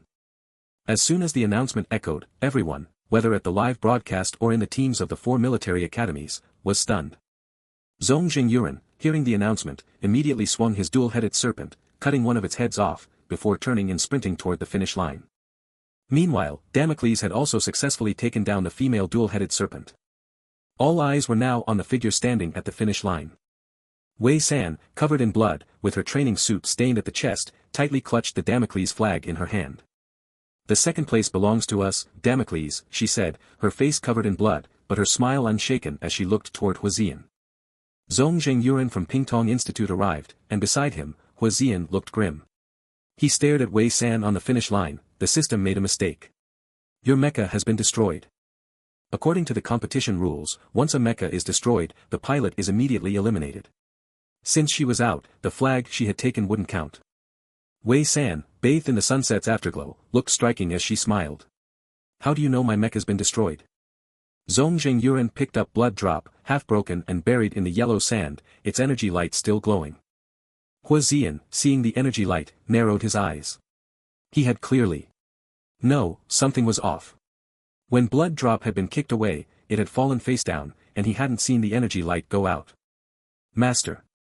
Zhong Jingyuan raised his hand to signal Huazian to remain silent. He flew his mecha to the finish line, took down the Pingtong Institute flag, and secured 3rd place for the desert arena. Congratulations to Pingtong Institute for reaching the finish line and completing the mission. According to the competition rules, once a flag is taken, the team member must stop immediately, unless they're battling a star beast. However, any star beast killed after the flag is taken doesn't count towards the score and cannot be exchanged for resources. You're impressive, Zhong Jingyuan said, stepping out of his mecha and holding his long spear, his voice cold. Wei San couldn't suppress a cough of blood. She was clearly struggling to stay upright and collapsed onto the finish line platform, but she never lost her composure. Tilting her head, she said, I think I'm pretty great too. Thanks for the compliment, brother. Zhong Jingyuan didn't engage in banter. He motioned for the others from Pingtong Institute to board their transport and left the arena. At the live broadcast. Did you notice how Wei San made it past? Shi Haotian asked Yu Tianhe. No, I was watching Zhong Jingyuan, Yu Tianhe replied, his gaze fixed on the returning Damocles team. Huazian was quick to act, but Wei San avoided the energy core as best she could. She bought at least a minute. In strict terms, that minute made no difference for blood drop, as it had no combat ability left. After 1 minute, it would automatically be destroyed. At that point, the mecha soldier would typically wait for it to self-destruct. Who could have guessed that Wei San would escape from her mecha and run toward the finish line? The closer a soldier's bond with their mecha, the more it feels like an extension of themselves. When the mecha is damaged or broken, the soldier can experience a sensory illusion that their own body has been torn apart. Plus, Wei San's kick hit the chest area, directly where the cockpit was. Wei San's mind and body were severely injured. In this situation, it would be expected for Wei San to casually let her fall within 50 meters of the finish line, but who would have guessed that she'd still crawl out of the cockpit within that minute and have the strength to take the flag? It had to be said, up until now, Wei San was the most memorable contestant in the two events. I had some doubts before, but now it's clear, Wei San is indeed Damocles Academy's trump card, Shi Haotian said, looking at the Damocles team. Though it wasn't clear why Wei San exposed herself so early, the other key members didn't seem surprised. The team leader, Xiang Minghua, looked calm, so it seemed Damocles Academy had planned this out. Let's go, we'll greet them, Xiang Minghua called to the other teachers as they headed toward the exit. Who would have thought Damocles Academy would take second place? Ha ha ha. Xiang Minghua couldn't help but laugh inwardly while maintaining a composed demeanor on the surface. As soon as the Damocles team exited, they were ahead of Pingtong Institute, and Xiang Minghua eagerly waved at Jin Ku, Wei San, and the others, over here, over here. Wei San was holding a bottle of nutrient solution, supported by Ying Chenghe with one arm, while Hu Xianshan and Liao Runing were also injured. Jin Ku, in a rush earlier, had tried to use sensory attacks on the female serpent, but overexerted himself, his face pale. He stood with Shintu Kun. Though Damocles Academy had secured second place, the team was visibly tired. Some were injured, others had overused their sensory abilities, and only the mecha pilots seemed somewhat better. A swarm of media rushed to interview the second-place Damocles students. Wei San, how do you feel right now? Wei San, are you Damocles Academy's hidden ace? Why didn't you keep a low profile? Wei San. Wei San. The barrage of media questions and flashing lights irritated Wei San, who was already in poor condition. She glanced at the reporters and took the microphone from the Blue VA media team. I just want to go back, take a shower, sleep, and eat something. As for why I didn't keep a low profile, she looked at a male reporter who had previously mocked Damocles Academy on StarNet and smiled faintly. What's it to you, Redwood? As she spoke, Pingtong Institute's team turned the corner and left without giving any interviews. After the desert competition ended, only Damocles Military Academy was in high spirits, the other military schools were all in low spirits. The Blufa media team, which was responsible for live streaming Damocles Military Academy's event, discovered the next day that their subscription numbers were steadily rising, approaching those of Imperial Military Academy's live streams. The replay views hit an incredible number. If viewers didn't block the barrage, they could hardly see the live content. Did anyone notice how Wei San passed? No, I was watching Zongjing Yuren's side. Hu Xian's move was clean, but Wei San avoided the energy core at the last moment, buying at least a minute. That minute didn't really matter for Shuedi, though, as it was already unable to fight and would self-destruct in a minute. Normally, a mech soldier would just wait for the mech to self-destruct at this point, but who would have thought that Wei San would escape from the cockpit and charge to the finish line? Up until now, Wei San is the most impressive participant in both events. I had some doubts earlier, but it's clear now that Wei San is indeed a trump card for Damocles Military Academy. At Sandu Star's military hospital, Jin Ku quietly asked Wei San, did you bet on the overall champion for this competition? Betting on the champion was only allowed before the start of the competition, later, bets were made before each round. Wei San casually replied, of course, I bet on Damocles Military Academy. I bet on our school too, Liao Runing leaned against the wall, crossing his arms. Jin Ku turned to look at Liao Runing, who loudly announced his bet. I didn't ask you. Liao Runing swung his legs, the young master just wanted to say it. I bet on Damocles too, Hu Xianshan said from the other side. Who else would you bet on if not your own school? Ying Chenghe asked, looking at Jin Ku. Some might bet on other schools, Wei San said, glancing at Jin Ku. Jin Ku reluctantly admitted, I bet on 5 military schools, to spread the risk. Which school did you bet the most on? Wei San asked. Jin Ku hesitated before looking at the ceiling, Imperial Military Academy. Wei San clicked her tongue. Ying Chenghe did the same. Liao Runing, meeting Jin Ku's eyes, gave him a thumbs up, then spun around to give a down thumb, saying, not to say, but betting on a bunch of schools is the smart move, you're doing it right. Hu Xianshan chimed in, if Imperial wins, remember to treat us to a meal. Liao Runing turned back to give him another thumbs up, not putting all eggs in one basket. You're right. Wei San immediately praised, the commander thinks ahead, as expected. Ing Cheng he nodded, that's why he's the commander. Jean Ku, where did his pride go? The door opened, and the doctor in a white coat gestured for Wei San to come in. As she walked to the door, she glanced down the hallway where the four of them stood watching her. No need to take too long, just a recheck of your sensing ability, the doctor reassured. I saw your performance in the match, you're not someone who would be scared. Following the doctor into the testing room, Wei San waited until the hallway group couldn't hear her and said, I just wanted to play a prank, they'll definitely treat me to a meal when I go out. The doctor was speechless, seems like she's the same inside and out of the competition. The doctor instructed her to stand in the orange circle, focusing on a device and releasing all of her sensing abilities, just like when operating a mech. The instrument's orange light gradually rose from the lowest level, climbing until it surpassed the S level. It then stopped moving. Is this your maximum sensing output? The doctor asked. Wei San thought for a moment and nodded. The doctor looked puzzled, then asked her to try again. The result was the same, S level. But that didn't add up, the school had reported she was 3S level. The doctor went outside to call in 2 soldiers to try the test, and both reached 3S on the meter. The instrument seems fine. Are you sure you're using your full sensing ability? The doctor asked Wei San. Can you raise the light points further? Wei San tried again, but it didn't work. The doctor frowned, I'll go request a full body checkup. Your situation is a bit strange. Wei San could only wait outside the test room with the others. Meanwhile, Li Zhe and Xiang Minghua arrived after receiving the news. Full body checkup. Li Zhe asked the doctor, she still needs training. The doctor nodded, don't worry, the new federal technology won't delay her training. The doctor mentioned that the full body checkup would take a whole day, not just a simple sensory test, so the others were sent back to training by Xiang Minghua. Following the doctor's instructions, Wei San lay down and was sent into a machine resembling a CT scanner, with the doctor standing by and Li Zhe and Xiang Minghua watching from the outside. The equipment usually doesn't have problems, the doctor said as he pointed to a transparent panel in front of him and tapped it. Wei San was sent into the machine, only able to see the white, curved metallic ceiling. Your teacher mentioned that you might be a 3S level soldier. If the machine can't detect it, it could be an issue with your body.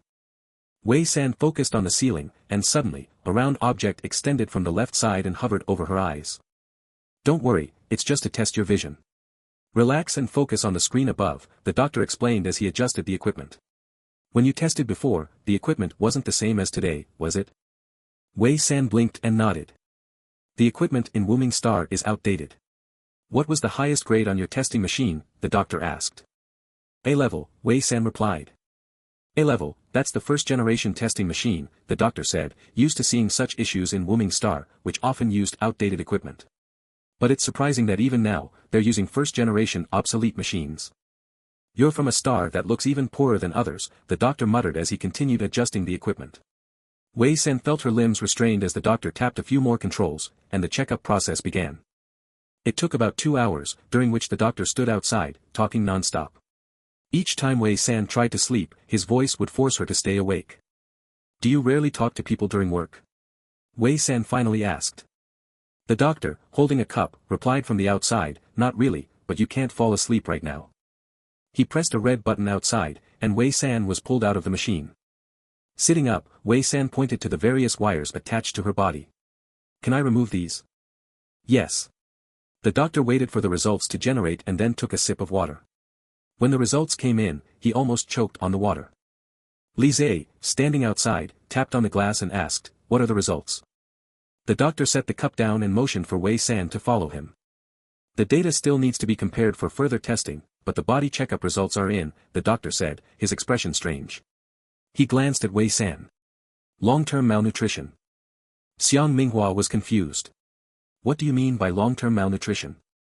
Her body hasn't received enough nutrients for a long time, the doctor explained as he pulled up the data on the holographic panel. A curved chart appeared, with the black line representing Wei San's data and the blue one representing normal human data. The horizontal axis was age, and the vertical axis showed nutrient percentage. The black line was consistently below normal, dipping drastically around 7 years old, rising slightly, then dropping to an unbelievable low between the ages of 12 to 14, and finally slowly rising again, but still below normal at present. Xiang Minghua stared at the startling curve, then turned to Wei San. What have you been doing all these years? What happened to you? He wasn't from a prestigious family, and had seen different places, but with the Federation doing well, people in Wuming Star should be living normally, at least eating enough. I just got by, Wei San said nonchalantly. Worked and studied. Li Zhe pointed to the nearly non-existent nutrition intake shown for the year when she was 7. Were you sick during this year? The doctor immediately shook his head. If she was sick and in the hospital, she'd have been given nutrition supplements, so it wouldn't have been malnutrition. Wei San glanced at the time period in question, recalling when she first arrived in this world, living off scraps in a junkyard, surviving on expired nutritional supplements discarded by some company. The memory felt almost surreal now. I wasn't sick. I went to school. Li Zhe frowned. Is there something wrong with the testing equipment? The doctor knew they had doubts about the results, but he patiently explained, the equipment here is fine. It was used just last week. Normally, such severe malnutrition would be noticeable to the parents, the doctor remarked. What did you usually eat? Xiang Minghua and Li Zhe both turned to Wei San, waiting for her answer. Wei San replied, I don't have parents. I mostly drank nutritional supplements. Hearing her mention the lack of parents, both Xiang Minghua and Li Zhe were taken aback. They hadn't known this. The military academy's admission process was simple, submit the admission information and background forms. The admission form was filled out by the student, mainly providing basic details like name, gender, and place of birth, along with a sensory certification provided by the academy. The background form, submitted by the local planetary government, was typically sealed and contained information about the student's family background. There were only a few well-known families in the Federation, and Damocles Military Academy didn't focus on a student's background unless they specifically requested the file. Thus, it wasn't until the last semester when the investigation team came that Li Zhe had asked a teacher nearby to pull up Wei San's background. At that time, Li Zhe was focused on the investigation team and hadn't paid attention to an A-level student's family background. Even now, they hadn't pulled Wei San's background file. The Damocles Military Academy valued strength and aimed to avoid background interference. After the competition, Xiang Minghua had instinctively only reviewed her admission information form, confirming the sensory certification from 3212 star was A-level, and then asked Wei San again before arranging for the retest. You're an orphan. Li Zhe snapped back to the present. Wei San nodded. The doctor, who had been listening, thought for a moment and realized something wasn't right. If you drank nutritional supplements at 7, the data shouldn't be this low. The nutritional supplements probably only had sugar, Wei San recalled the first time she entered the city and saw a news report on an ad screen, which mentioned that the batch of discarded nutritional supplements had no trace elements beneficial to the human body. Li Zhe reacted quickly, saying, the nutritional supplements from Tongxian Company were all destroyed by the time you were 7. All the nutritional supplements on the market have been tested by 3 parties. There shouldn't have been any issues with the products. Wei San simply said, they were dumped in a junkyard, and I picked them up to drink. The 3 of them fell silent in the hallway, unable to process her matter-of-fact tone. According to Federation civil law, the planetary government has mandatory orphan adoption agencies that provide free food, clothing, housing, and other services. Xiang Minghua was the first to speak. Wei San thought for a moment but couldn't recall such a policy on 3212 star. At least, not during her time. 3212 star doesn't have that policy, she replied. But there is a low-cost housing option. Li Zhe lowered his head and quickly checked the light brain. He discovered that 3212 star was situated between several military zones, falling into an area with little governance, and the policies there changed frequently. You still managed to go to school. Xiang Minghua was struggling to understand how to process this new information about Wei San. On the surface, she seemed like a confident and arrogant troublemaker, but even Nie Haotian, who came from the same nameless star system, could afford to customize a mech. Yet, he still felt inferior due to his origins. Who would have thought Wei San's background was this poor? I'll take her to test the other items first, the doctor interrupted. Go ahead, Xiang Minghua stepped aside to give way. Wei San showed no signs of unease. She had already come this far and didn't feel particularly affected by the past. Was the nutritional supplement incident a big deal? Wei San asked curiously. Earlier, she had only mentioned something briefly, yet Li Zhe immediately reacted as if he knew exactly what had happened when she was 7. The doctor led Wei San into a small, white, sealed room and closed the door behind them. The Tongxian incident was well known. Tongxian Company controlled all the nutritional supplements in the Federation, everything from those for noble families to those for the general public. The incident came to light because they were bold enough to tamper with the supplements meant for noble families, cutting back on essential trace elements. So, they were caught? Wei San asked. The doctor handed her a pair of gauntlets, lined with wires that connected to nearby equipment. It was more or less like that. Many people didn't understand the full situation, but my senior was at the Imperial Capital Hospital, so I know the details. What happened? Wei San slipped on the gauntlets and tested their fit by clenching her fists. The Tongxian company had been hiding their actions for years. No one knew except for the people who profited internally. But then, a once-in-a-century genius from the Ying family had a unique constitution. At that time, they needed to supplement his energy, so the Ying family had custom nutritional supplements made. One of these supplements was extremely expensive, and only he could tolerate it. He used it for several years, but eventually, his body couldn't absorb enough elements, and he collapsed, the doctor explained, shaking his head. My senior was his doctor. She investigated everywhere, and eventually, she discovered the nutritional supplement problem. That's what led to uncovering the other issues with the supplements, Wei San realized. Exactly. Now, even though Tongxian Company still goes by the same name, it's been completely reorganized, with the Ying family now in control. The doctor sounded somewhat reflective. The current head of the company, Ying Qingdao, may have low perception, but his methods are top-notch. Otherwise, he wouldn't be in charge. When he took over, his son wasn't even born yet. You should have heard of his son from the competition. Ying Xingjue, Wei San confirmed. The doctor motioned for her to step farther away. Now, follow the movements shown on the screen. I need to test your strength and physical limits. Wei San looked at the screen and pointed to the wall. Should I smash it directly? Smash it, the doctor replied, glancing at the light brain panel connected to the equipment. This wall is made of high-strength special metal, so it won't. Boom. Wei San punched the wall with a solid strike, pulling back her hand. A large dent appeared in the wall. The doctor looked up and finished his sentence, break. He stood there for a moment, then said, try punching again with the same strength as before. Wei San punched again, but this time only left a shallow mark. The doctor took out a ruler from his pocket and compared the two marks, then turned to look at Wei San. It should be the same strength as the first time. It was the same strength, Wei San confirmed, looking at the marks in confusion. The doctor pointed at the two marks. Do you think this is possible? I'm sure I used the same strength as before, Wei San said, equally puzzled. Keep punching. Don't stop, the doctor instructed. Wei San followed the instruction, and the marks on the wall ranged from deep to shallow. The doctor, this is more complicated than I thought. Strength training tests, physical endurance tests, various checks and assessments. The doctor conducted a full range of tests on Wei San throughout the day. From initial surprise to eventual indifference, he uploaded all the data for review. The results will be available tomorrow, so you can go back for now, the doctor said, leading Wei San out. He pulled something from the pocket of his lab coat and handed it to her. You can start drinking this over the next few days. Wei San took it, noticing the white liquid in the test tube. She gave it a slight shake. What does it taste like? It has no taste. It's a nutritional supplement, meant for Mecha soldiers still developing. Since you're not yet 18, your body can still recover, the doctor explained. Once you're done with it, there should be no lasting side effects. What do you mean by should? Xiang Minghua frowned. Aren't you the best doctor on Shada Star? Why is your language so imprecise? The doctor shrugged.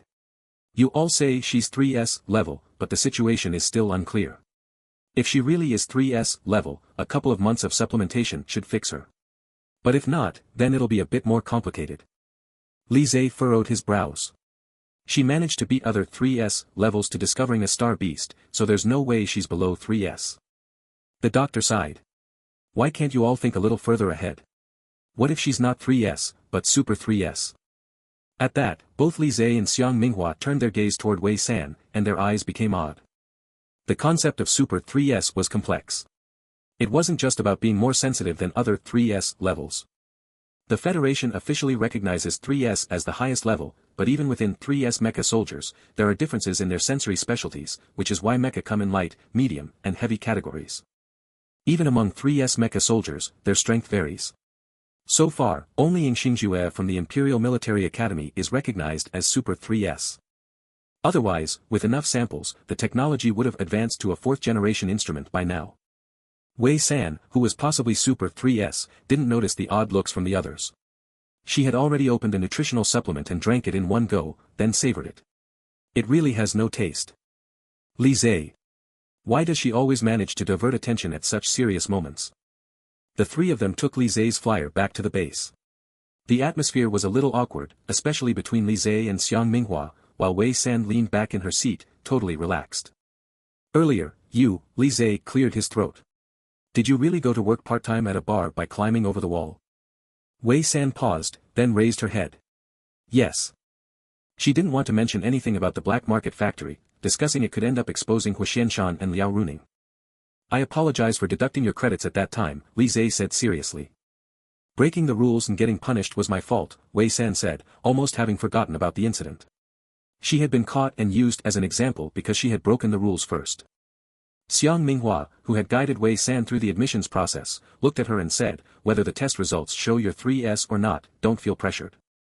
Wei San nodded. She wasn't concerned about whether she was 3S, but she was very interested in whether she could have access to an S-level mecha. Since the test now indicated she was S-level, did that mean she could design and create S-level mechas? Upon returning to the training field, Wei San immediately planned to sneak away to find Huxianshan and Liao Runing. The black market factory's competition wasn't over yet, and she was eager for the prizes there. When she arrived, she found the main members all gathered together. How did the test go? Ying Qinghe asked her. The results will be out tomorrow, Wei San replied, sitting down and stealing an apple from their table. Liao Runing snatched the apple from her hand. Tell me, what's the deal? Why such a complicated process for testing your perception? It's nothing special, Wei San briefly explained. Jean Ku, who was standing across from her, quickly processed a series of key terms from her words: long-term malnutrition, orphan, collecting nutritional supplements. He exclaimed, what about the powerful person behind you? Wei San was puzzled. What powerful person? The teacher who came to Shada's star before, Jean Ku clarified. Wei San frowned. I already told you, he's a teacher from the 3212 Academy's preparatory mecha soldier program. I've been meaning to ask you, what did he mean by saying all those things when he left? In Jean Ku's mind, the years of imagining Wei San's background collapsed in an instant, shattered into pieces. So the tricycle you sold me was actually made by you? They all have this tendency to imagine things wildly. Liao Runing tossed the apple back to Wei San. I didn't know you guys came from an unknown star. Right, 3212 star. The commander of the Imperial Academy's team is also from our place. Wei San took a bite of her apple. Everyone, except Jean Ku, turned to look at her. Ying Qinghe asked, the commander of the Imperial Academy's team, that Tai Wuda? No wonder when I watched the replay today, his mecha was in good shape. Only Huxianshan was focused on something else. What's a tricycle? A tricycle. It's a foot-powered, portable treadmill, Wei San casually explained. Do you want one? I can make one for you, only 5. No thanks. Huxianshan refused immediately. I can just use Jean Ku's. Shen Tu Kuan, who was nearby, felt a bit confused. Didn't Huxianshan come from a distinguished family, not concerned about money? Why would he use the word use now? Wei San, sitting beside Liao Runing, lowered her voice and asked, are you guys still going to the black market competition? Definitely, Liao Runing replied immediately. What are you two talking about? Jean Ku finally came back to his senses. Wei San and Liao Runing answered in unison, nothing. When they returned to their dorm, Wei San immediately lay down and fell asleep. Meanwhile, the teachers from Damocles Military Academy and the doctor stayed awake all night. The next day, Li Zhe and Xiang Minghua went to the military hospital to retrieve the test results personally. The doctor led them inside and closed the door. The test results are out. What's the level? Li Zhe asked. Super 3S, the doctor clicked on the final page of the report and showed them the result.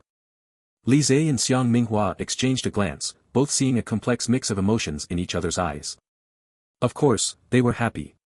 Super 3S meant that Damocles Military Academy could potentially rival the Imperial Military Academy.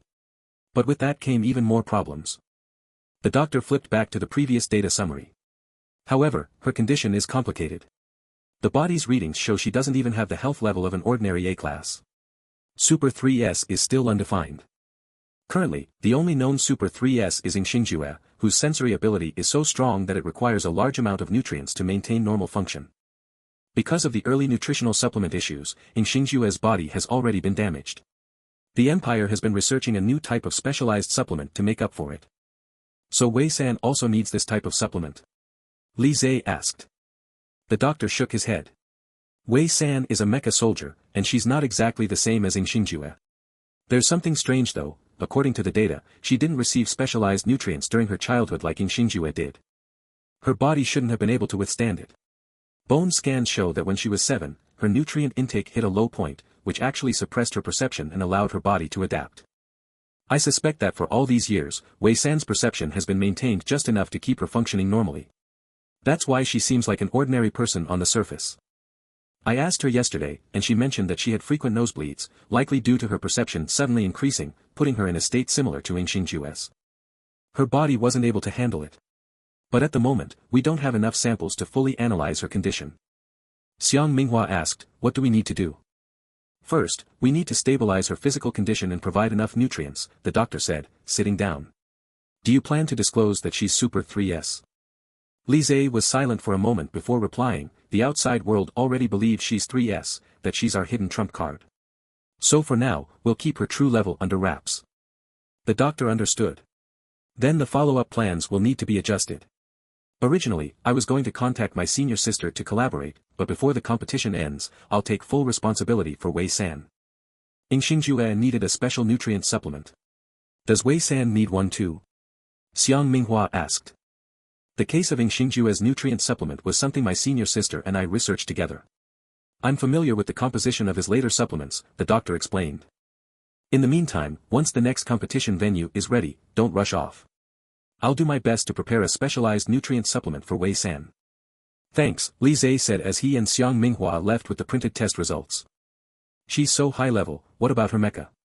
The Federation doesn't even have a Super 3S mecha pilot.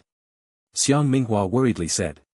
A Super 3S level commander backed by the Ying family, and her body still hasn't been properly rehabilitated.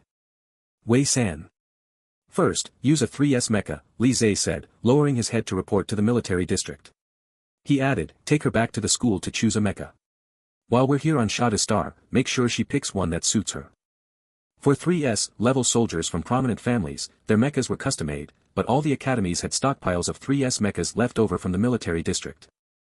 The sources were complex, some had been developed by 3S mecha pilots but couldn't be used, while others had been donated by predecessors after passing away, awaiting a worthy successor. Alright, I'll find Wei San later, Xiang Minghua said. At the training field, Xiang Minghua found Wei San, who was surrounded by several key team members, seemingly waiting for news. Teacher, what's the situation? Liao Runing asked, placing his hand on Wei San's shoulder. She's definitely 3S. Xiang Minghua looked at Wei San. Super 3S. The 6 people present. Finally, Yingqing spoke up, like my cousin. Xiang Minghua nodded. Keep the Super 3S thing under wraps until the competition is over. For now, just consider Wei San's perception to be 3S. I'm Super 3S. Wei San finally processed it, speaking slowly. Does this mean we might see the rise of the Empire's fire? Xiang Minghua furrowed his brows. What's the Empire's fire? Nothing, Jin Ku interjected. Teacher, what about Wei San's mecha? There's no time. Wei San, you'll have to choose a 3S mecha back at school. When the time comes, let Qinghe help you modify it. Xiang Minghua said, I'll take you there now. Hu Xianshan stood in front of Wei San. Teacher, choosing a mecha will take several days. I'll go with Liao Runing to accompany her and practice a bit. That works too, Xiang Minghua said, transferring the virtual key ID card to Hu Xuanshan's light brain. You guys are all 3S mecha pilots, it should be easier. Wei San secretly gave Hu Xianshan a thumbs up. His reaction was so fast, perfect timing since they were all going to the black market competition together. Once Xiang Minghua finished giving his instructions, he returned to argue with the other military school teachers. Among the 5 major military schools, no matter where you went, there was always backstabbing. Do you think they're hiding something from us? Jin Ku squinted as he watched the backs of Wei San, Hu Xianshan, and Liao Runing. Wei San has already returned to Damocles Military Academy and is in the mecha storage room. Ji Chuyu raised her hand, shifting the light screen to the figure of Xingjue across from her. It looks like they're not planning to hide it anymore. The Damocles main team's 2S single-pilot mecha will graduate after the 3rd round and cannot participate in the competition anymore, Xingjue said, his gaze still fixed on the light screen showing Wei San and the others. Switch her out for the 3rd round, let the 2S single-pilot become the head of the school team, and the 5 major military academies will be shaken to the core. One nameless star can actually produce a 3S mecha pilot, Ji Chuyu said, her tone carrying some complexity. Jin Ku is also from a nameless star. These people, as soon as they get a bit of resources, will immediately rise to the top, Xingjue said, his brows furrowing. He didn't correct the misconception about Wei San's perception being 3S. In fact, since the desert competition, Xingjue had never explicitly told anyone that Wei San was a Super 3S mecha pilot. In recent years, especially with the Federation's rising undercurrents, a certain force had been mixed in. The appearance of a Super 3S mecha pilot would surely lead to ruthless suppression. At least after the competition, once Wei San had undergone practical combat training and could defend herself, the news could be released. It might serve as a deterrent. Xingjue lowered his gaze, thinking about the military district behind Damocles Military Academy. Perhaps it was time to make contact. Are these all 3S mechas? Wei San looked at the various mecha rings and mecha necklaces, her heart racing. Happiness had come so suddenly, she was a bit overwhelmed. Yes, Liao Runing leaned against the transparent cabinet, watching. The teacher said you'd have a few days to try them out. How about we change mechas and go to the black market competition? The Smash the Black Market team wasn't about to let anyone off easy, that name wasn't chosen for nothing. Let's first find a suitable mecha for Wei San, then we'll pick 3 mechas that haven't been revealed yet to enter the black market competition, Xianshan suggested, thinking ahead. The storage room had a special practice area. Wei San tried out mecha after mecha, nearly losing herself in excitement. Liao Runing crossed his arms, a look of disdain on his face as he watched Wei San fiddle with the mechas. I don't know, but I feel like the way she's acting now isn't like when we chose our mechas. The children of noble families would first try out some mechas before having their own custom ones made, and that would be their first true contact with mechas. They would be excited, but they'd jump into the mecha cockpits and start operating them, not like Wei San, who was just touching and feeling the mechas, like a pervy mecha engineer. Recalling how mecha engineers sometimes handled their mechas inappropriately, Liao Runing couldn't help but shudder. It was terrifying. Wei San, hurry up and try it on, Liao Runing called. Coming. Releasing a 3S mecha, Wei San jumped into the cockpit. She was first stunned by the luxurious equipment inside, then started touching and exploring. Finally, she settled in and put on the bionic helmet. The moment it started, Wei San's mind instantly synced with the entire structure of the mecha. Her perception spread to every corner of the mecha through the bionic helmet. At that moment, the mecha felt like an extension of herself. She opened the control panel and began to move slowly, only to realize the gap between an A-level mecha and a 3S-level mecha was too large. It felt like a martial artist suddenly gaining decades of inner strength. Every step she took seemed effortless, and every move felt so easy. The overwhelming feeling of controlling such power made sense now. No wonder the 3S-level mecha pilots looked down on A-level pilots, they truly didn't belong to the same world. After testing the basic performance of this mecha, Wei San exited the cockpit. Xianshan frowned when he saw her. Wei San. Wei San looked at him, unsure of his meaning. Your nose, Liao Runing pulled out a tissue from his pocket, stepping forward to block it below her nose. What's going on? Wei San pulled a nutritional supplement from her pocket, plugging her nose with one hand as she drank the supplement with the other. The doctor said my perception is recovering, and my body can't handle it. Nosebleeds are normal, it's fine. Wei San continued testing mechas, much faster than Liao Runing and Xianshan had expected. She only tried each mecha once and then moved on. This one, Wei San picked a mecha that was the color of blood, after trying mecha after mecha from morning till evening. It's good in all aspects, it should be the most suitable for me. Zhu Jiang, this was used by a senior from Damocles Military Academy, Xianshan remembered. The senior once drove it and stood on the podium to take the championship. Liao Runing was only interested in heavy mechas, not recalling many medium mechas from Federation history, but after hearing Xianshan, he said, how many years ago was that? Damocles Military Academy hadn't won a championship in many years. Xianshan sighed. Teacher Jia will probably be enraged if he hears this. Wei San stored the mecha. Let's pick 3 more mechas, and tonight, we'll sneak off to the black market competition. The students from Damocles Military Academy were all watching them. If they went out in the open, they would surely be noticed. Fortunately, this place was at Beiwang Tower, and apart from the guard team, no students would come over. Climbing the wall was particularly easy. Is this what it feels like to climb a wall? Liao Runing sat on the wall, one foot inside and the other outside. Not bad. Get down quickly. Wei San stood outside, looking up. Isn't it too flashy? Someone might catch us. Liao Runing supported himself with one hand, then jumped down. So, what did it feel like when the major caught you climbing the wall back then? Xianshan corrected him. It's Colonel Li Zhe now. Wei San. I was recognized by the colonel in class. Who told you I was caught on the spot? What kind of rumors were those? When I found out you were in trouble, I searched for information about you on the forum. They all said you were caught climbing the wall at night by the major, and you even mistook him for a senior from the guard team, Liao Runing said with vivid detail. Apparently, to avoid punishment, you claimed you were just a little sheep searching for your online lover, brother Yi Bei. Has your Yi Bei brother been found yet? Hu Xianshan added, teasing. Wei San, shut up. She didn't want to recall those embarrassing moments. The three of them returned to the black factory and registered again. Back again? The registrar looked up, slightly annoyed. The finals for the black factory competition are almost over, and you're only coming now. You said all contestants could challenge the regional champions, Wei San reminded him of the rules. The registrar reluctantly began the process. The regional champions were already decided the day before yesterday. Today is the last hour to sign up for challenges. I'm almost done with work, why do you always show up at the last minute? The main team from Damocles Academy isn't this busy. There were indeed 2 main team members here. The 3 of them remained silent, waiting quietly for the registration to be completed. Here are your competition cards. You'll be challenging the regional champion tomorrow, and you should be scheduled for the day after tomorrow, the registrar said, rolling his eyes. Hope you succeed, at least so I didn't waste my time. In the Black Factory's underground 5th floor. This is the list of teams challenging so far. Li Kei looked at the names of the teams and lightly blew on her freshly painted nails.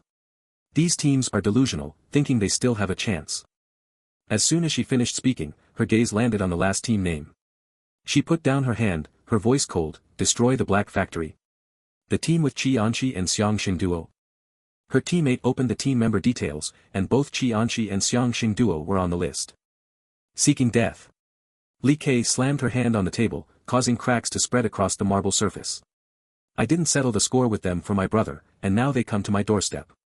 The Death God was Li Kei's younger brother, originally an S grade, but after losing in a competition and dropping in points, he ended up in the underground 3rd level, where he started enjoying torture for fun.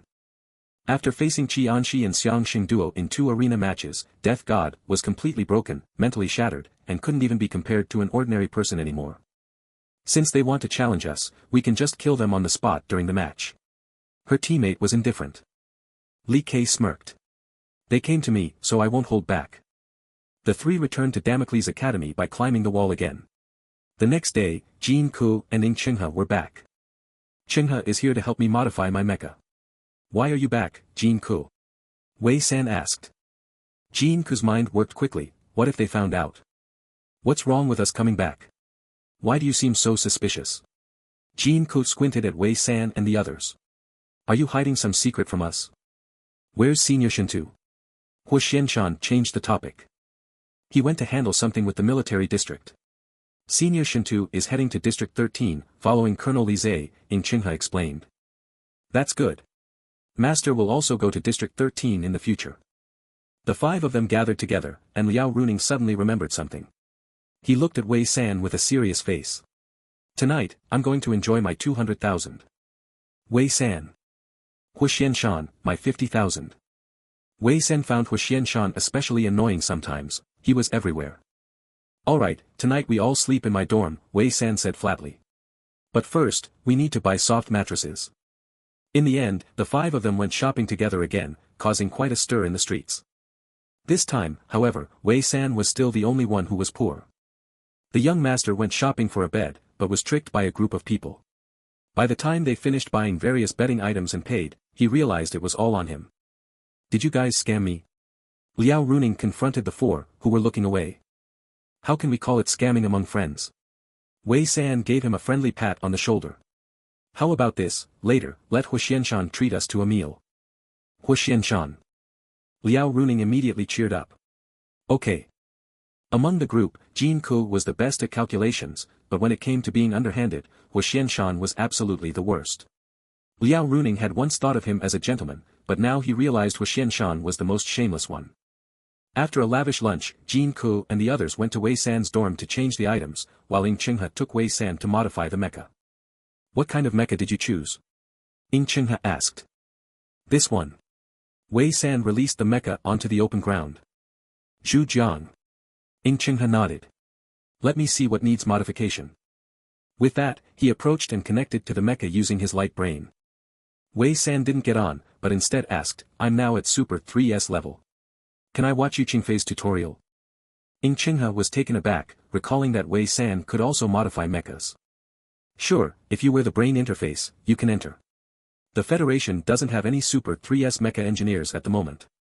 Wei San, I'll temporarily help you modify the Zhu Jiang, but in the future, you might need to design your own mecha, Chingha replied. In that case, you help me modify the Zhu Jiang here, and I'll go watch Yu Qingfei's tutorial. Wei San immediately decided to go learn from the mecha master. Chingha raised his hand to open the light brain and granted Wei San access. Once you're in, don't push yourself. If you feel uncomfortable, exit immediately. Otherwise, your perception could be damaged. Wei San got the access and quickly went to the designated place. The machine with the brain interface was located on the second floor of the data room they had visited earlier. Wei San passed through the first floor data room, climbed to the second floor, which was empty except for a raised platform in the center. On top of it hung a helmet-like brain interface. As soon as she approached, a light blue force field suddenly rose around the platform, blocking her from entering. Wei San raised her hand to show her access, and the force field vanished. She stepped onto the platform and took the suspended brain interface. As soon as she held it, she felt the interface absorb her perception. Remembering what Chingha had said, she decided to release all her perception and then put on the brain interface.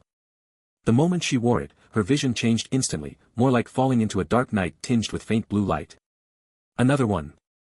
A young voice suddenly came from behind her. She turned around to see a tall, handsome young man, just like in the photos online. Yu Qingfei. However, in the photos, Yu Qingfei looked upright and dignified, with an added historical glow. No one expected he actually carried a bit of a devil-may-care air.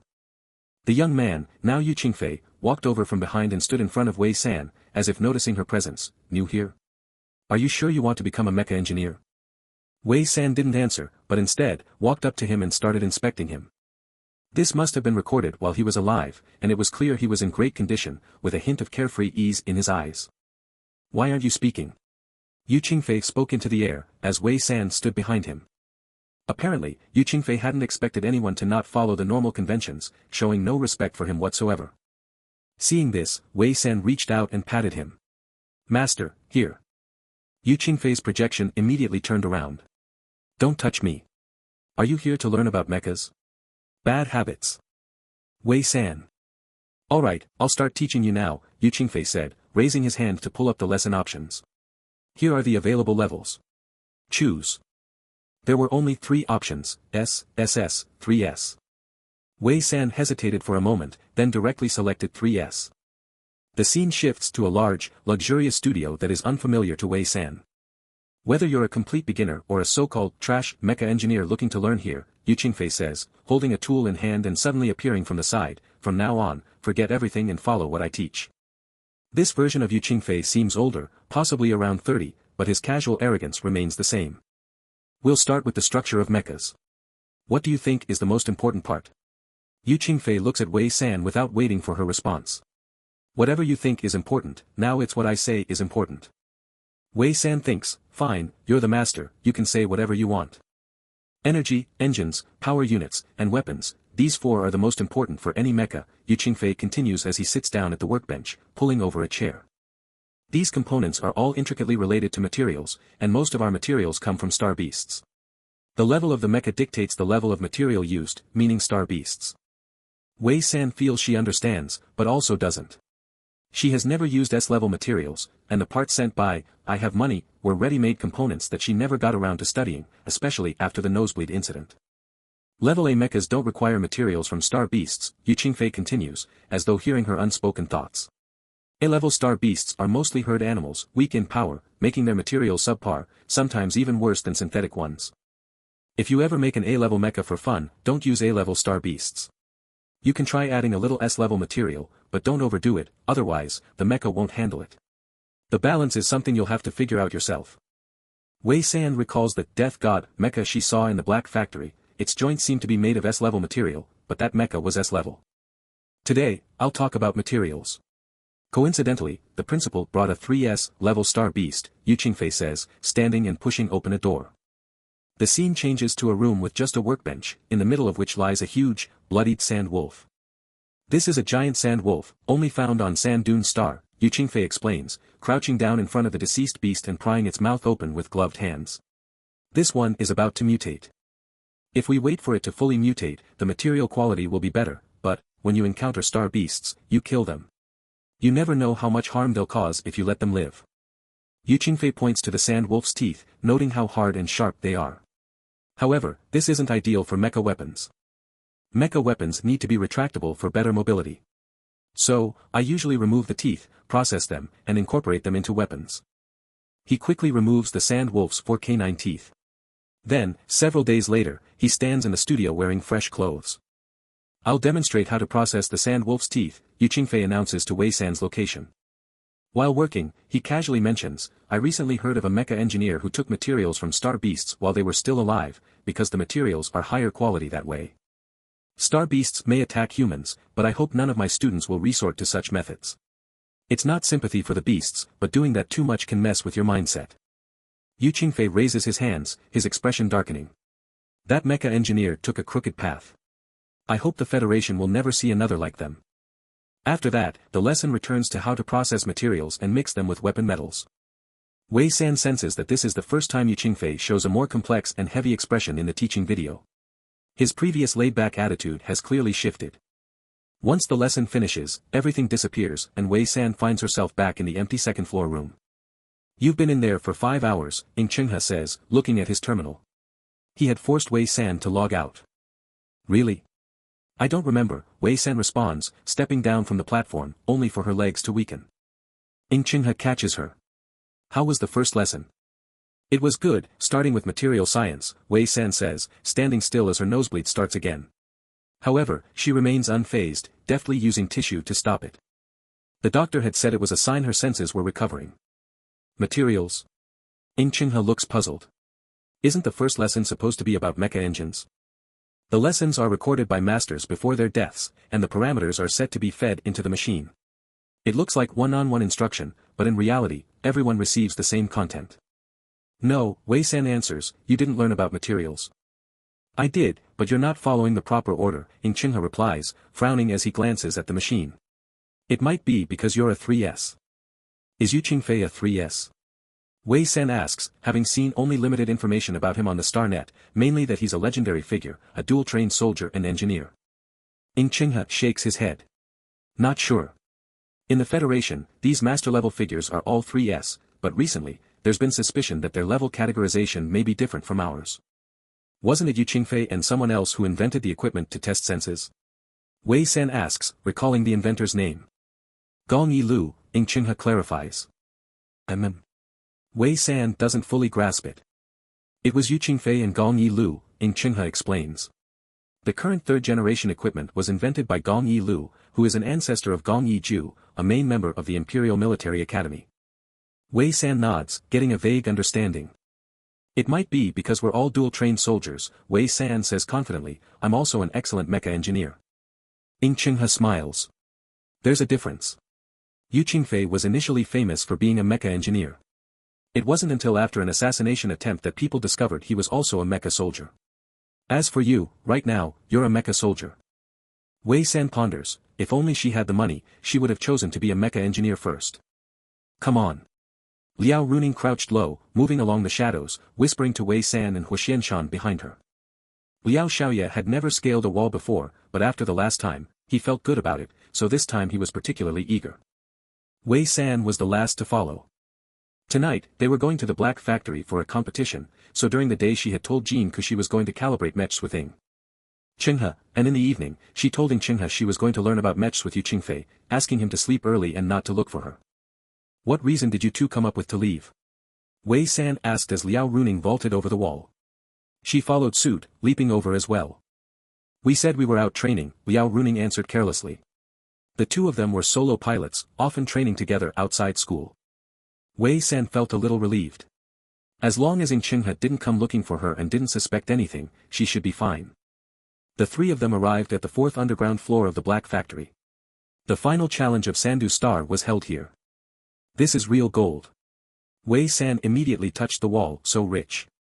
The walls were black, but the flower pots lined along the hallway had chipped the paint, revealing the original color underneath. The Black Factory deals in a lot of gray market trade, almost monopolizing the entire Federation.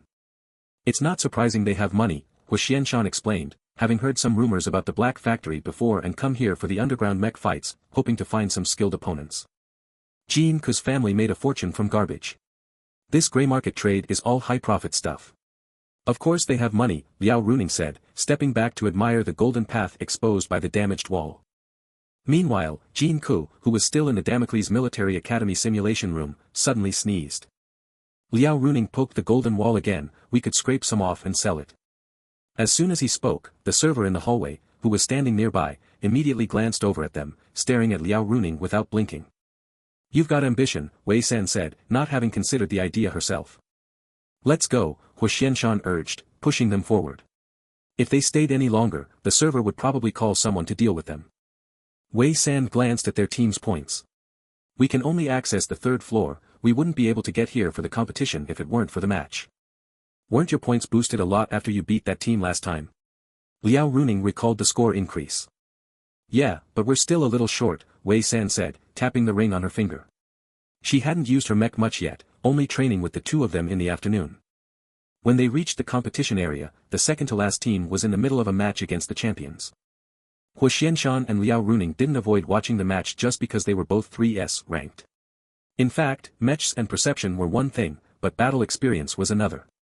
They were still young, with little experience. The purpose of the Hephaestus tournament was to give military academy students enough real combat experience so that they wouldn't suffer heavy casualties when they went to the battlefield. It also provided a psychological buffer period. Except for the early years and the incident between Damocles and Samuel, the casualty rate in the tournament had been relatively low.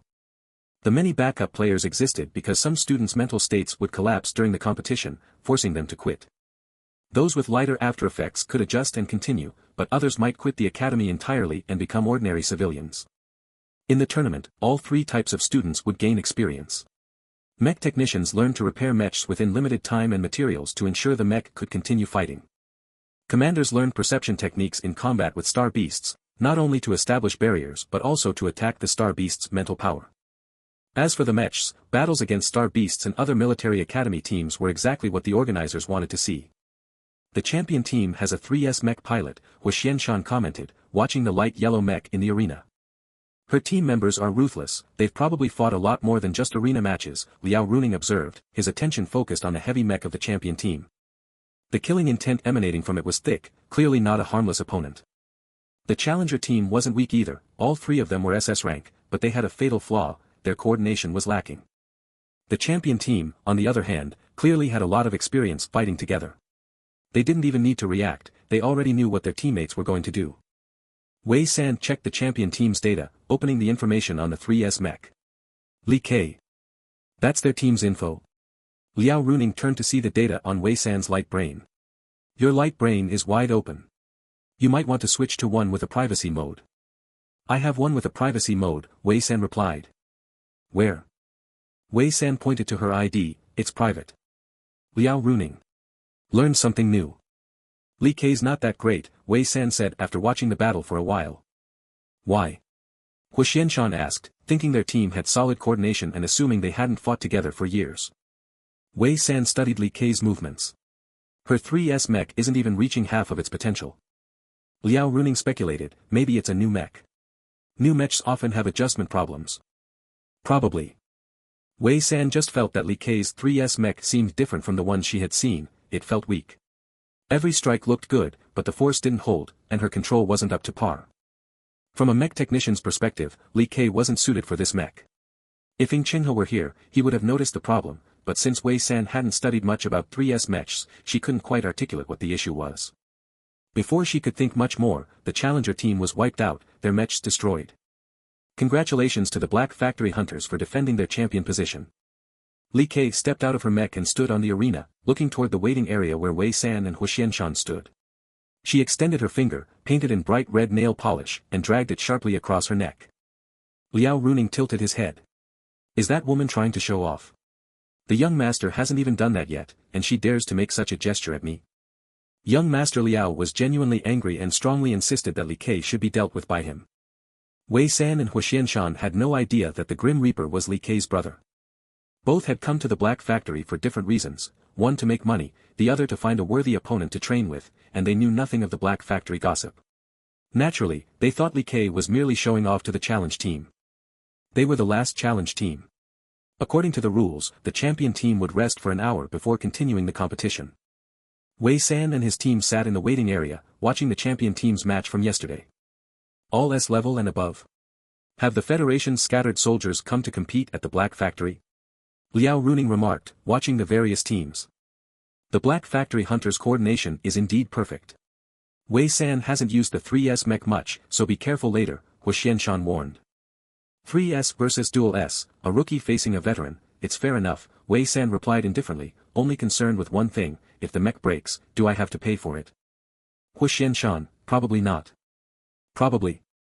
Wei San knew that the competition's mech repair materials were all exchanged from the organizers, so there was no need for individual soldiers to worry about the mech, only to focus on hunting star beasts. However, when testing mechs back at school, things were unclear. Anyway, just say you broke it while testing the mech, Liao Runing said nonchalantly. You're a key figure at our Damocles Military Academy. The school won't care about that small amount of money. Once we win the championship, the military budget will increase several-fold. He spoke as if they were certain to win the championship. An hour later, the host took the stage. Next is the final challenge match. The challenge team, the team, Crush Black Factory, will face the champion team, the Black Factory Hunters. Audience. Why is the host swearing? What's wrong with Crush Black Factory? The challenge team's name is Crush Black Factory. Look at the light screen. They had thought the Black Factory Hunters were already arrogant enough, but now there was a team with an even more arrogant name. The competitors released their mechs and stood in a row, their brand new, shiny mechs standing out. Unfortunately, no one in the Black Factory recognized these mechs, and since they were S-level, outsiders could not tell their true power just by looking at them. It would only become evident during the battle, when speed and other aspects were compared. They've completely swapped their mechs, said a middle-aged man in the VIP box, standing by the window. As expected, they're S-level. I thought they weren't going to participate, someone behind him said, bowing slightly. I sent them an invitation, just hoping for some luck. Qi Anshi and that, Head Down to Life, have clear goals, both are aiming for upgrades. They have no interest in the factions of our Black Factory, so they're likely from a prestigious family. The middle-aged man stared at the two teams in the arena. I actually hope the Head Down to Life team wins. Aristocratic families wouldn't be interested in our Sandu Star Black Factory's influence. The 6 players each stood at their positions. Once the host stepped off the stage and called for the start, the first to move were Li Kei and Liao Runing. Li Kei initially aimed for Wei San but was intercepted by Liao Runing halfway. Move aside, and I'll spare your life, Li Kei said coldly, flicking her whip. Liao Runing. You'll spare me? Liao Runing's pride was severely challenged. Even my grandfather never spoke so boastfully. What does your red nail polish make you so special? Wei San, facing another Dual S, couldn't help but turn to look at Liao Runing. What does red nail polish have to do with anything? Li Kei, growing impatient, lashed her whip at Liao Runing. Seeking death. Liao Runing dodged, firing back, grandfather wants you dead. No one could beat Liao Runing when it came to sharp-tongued insults, after all, even the sarcastic Wei San couldn't outmatch him. Wei San, facing Dual S mechs, relied on her usual evasion tactics. She had used these methods throughout the competition, skillfully avoiding her opponent's attacks while quickly gaining control of her mech. On the other side, Huxianshan faced Dual S mechs with a relatively balanced situation. The opponent was experienced, and he couldn't find an opening to strike. To outsiders, the Crush Black Factory team seemed disorganized, each member fighting their own way, with no coordination. Yet, remarkably, none of them were attacked. The scene became quite chaotic. The audience saw a mech wildly darting around the arena, with a Dual S mech desperately trying to attack. The two exchanged insults, and eventually, the male mech pilot named Kill You cursed at Li Kei to the point where she fell silent, before launching a furious assault. The only part of the match that seemed worthwhile was the other two fighters. Just when the audience was losing hope, Li Kei's attack failed. This move was one Li Kei only used when facing difficult opponents. Once it landed, the opponent was sure to be defeated. The failure of this attack seemed to signal a change, and the 3 members of Crush Black Factory immediately switched tactics. Kill You wielded a large sword and struck continuously, on the shoulder, upper arm, and right leg. Li Kei's mech was covered in scars, and she had no strength left to resist. Qi Anshi pulled back, increasing the distance from his opponent, before drawing a black bow and shooting directly at him. The Dual S scattered soldier only managed to slice off 2 of the arrows, but the third arrow pierced his sword and struck through his mech. Qianqi quickly closed the distance and kicked the opponent off the arena. By the time Qianqi made his move, the opponent was unable to even raise any resistance. This was the power of level suppression. Meanwhile, Head Down to Life stopped running around and suddenly pulled out a long spear, thrusting it backward at his opponent. The spear pried open his opponent's shoulder armor. The audience slowly began to realize, all three mechs from Crush Black Factory are 3S level. 3S mechs. Are you kidding me? There were many in the audience who had watched the Hephaestus tournament, especially since Chao Fan Hei Chang had suddenly turned the tables. One was already standing on the sidelines watching, while the other was still pressuring Li Kei. Their attention was drawn to Xiang Xinglo Head, and as they watched, one of the spectators suddenly remarked, spear, sword, bow, and all 3S mechs, could they be the main team from Ping Tong Institute? That's not right. Ping Tong Institute's gun user is Zhong Zhengyu Ren, if I remember correctly, he's a man. But Xiang Xinglo Head looks like a woman from the figure. You don't know. Ping Tong Institute has always been mysterious, with many secret techniques. Changing gender isn't impossible. Really? Most people were skeptical. Of course, 3S mechs are single units, who knows how strong they are. Turning into a woman should be possible. Yeah, only Ping Tong Institute uses guns, and the tournament is just ending. The only 3S mechs in Sandu Star capable of using guns must be Zhong Zhengyu Ren from Ping Tong Institute. In large competitions like this one at Haichang, tickets were often sold under the table, attracting all kinds of spectators. Most were ordinary people with limited knowledge of 3S mechs, relying on rumors from the Star Network or occasional reports from military districts. Stories about 3S mechs were widely spread, though rumors about Zhong Zhengyu Ren from Ping Tong Institute being able to change into a woman were another matter entirely. Meanwhile, on the arena floor, Wei San was recalling the movements of Zhong Zhengyu Ren slaying star beasts. Since Star 3212 lacked resources, teachers trained students in physical skills and all kinds of weapons. Wei San, having no particular preference, had learned to use them all, including weapons, in one go. She had spent time learning mech structures and techniques, mastering the skills needed without repetition. A few days ago, when the main team watched a replay of the desert match from various military academies, Wei San had watched as well. Since mechs usually came equipped with guns, likely modeled after those from Ping Tong Institute, but without anyone able to use the guns, the mechs were left unused. As she used one of these mechs, Wei San naturally adopted Zhong Zhengyu Ren's techniques. After disabling her opponent's shoulder armor, Wei San twisted her wrist, releasing the spear, which spun once in midair. She caught it by the shaft, palm facing up, and thrust it forward again. Her opponent assumed she was aiming for the chest and crossed his arms in a diagonal X shape, attempting to block the spearhead. Not for the chest. In the mech cabin, her opponent's pupils contracted. Thwip. With the spear gripped tightly, Wei San aimed for the opponent's knee. Her strike pierced through the knee armor and continued, pulling the spear out forcefully. The triangular head caused additional damage as she pulled it back. She didn't fully retract the spear but instead immediately adjusted her position to strike the side of his knee with the shaft. But that wasn't all. Wei San recalled a detail she observed. Zhong Zhengyu Ren's technique was not merely a tap. His wrist had gripped the spear's body, using its recoil to strike the double-headed viper mech. Though she couldn't see clearly, it had certainly been rapid and high-frequency. The movement of one half of the viper's head slowed, and she suspected its bones had broken. The spear's body bounced several times. Wei San hadn't mastered the technique fully, and feeling a bit disappointed, she decided to try on the opponent's other knee. After piercing through the opponent's other knee, the spear bounced again, but still not as rapidly as before. Wei San treated her opponent like a test subject, constantly adjusting to find the right feel, until her opponent could no longer hold on. On the other side, Liao Runing was still slowly playing with Li Kei. Why do you keep rushing over there? Liao Runing complained. Your opponent is me, can't I satisfy you? Watching from the side, Hu Xianshan couldn't help but be speechless. What is he saying? Li Kei, frustrated, had initially been confident about defeating Qianqi and Xiang Xinglo Head. But now, this Gondai had appeared. She couldn't even get close to those two, let alone take revenge for her brother. She hadn't expected them to all be 3S level mechs.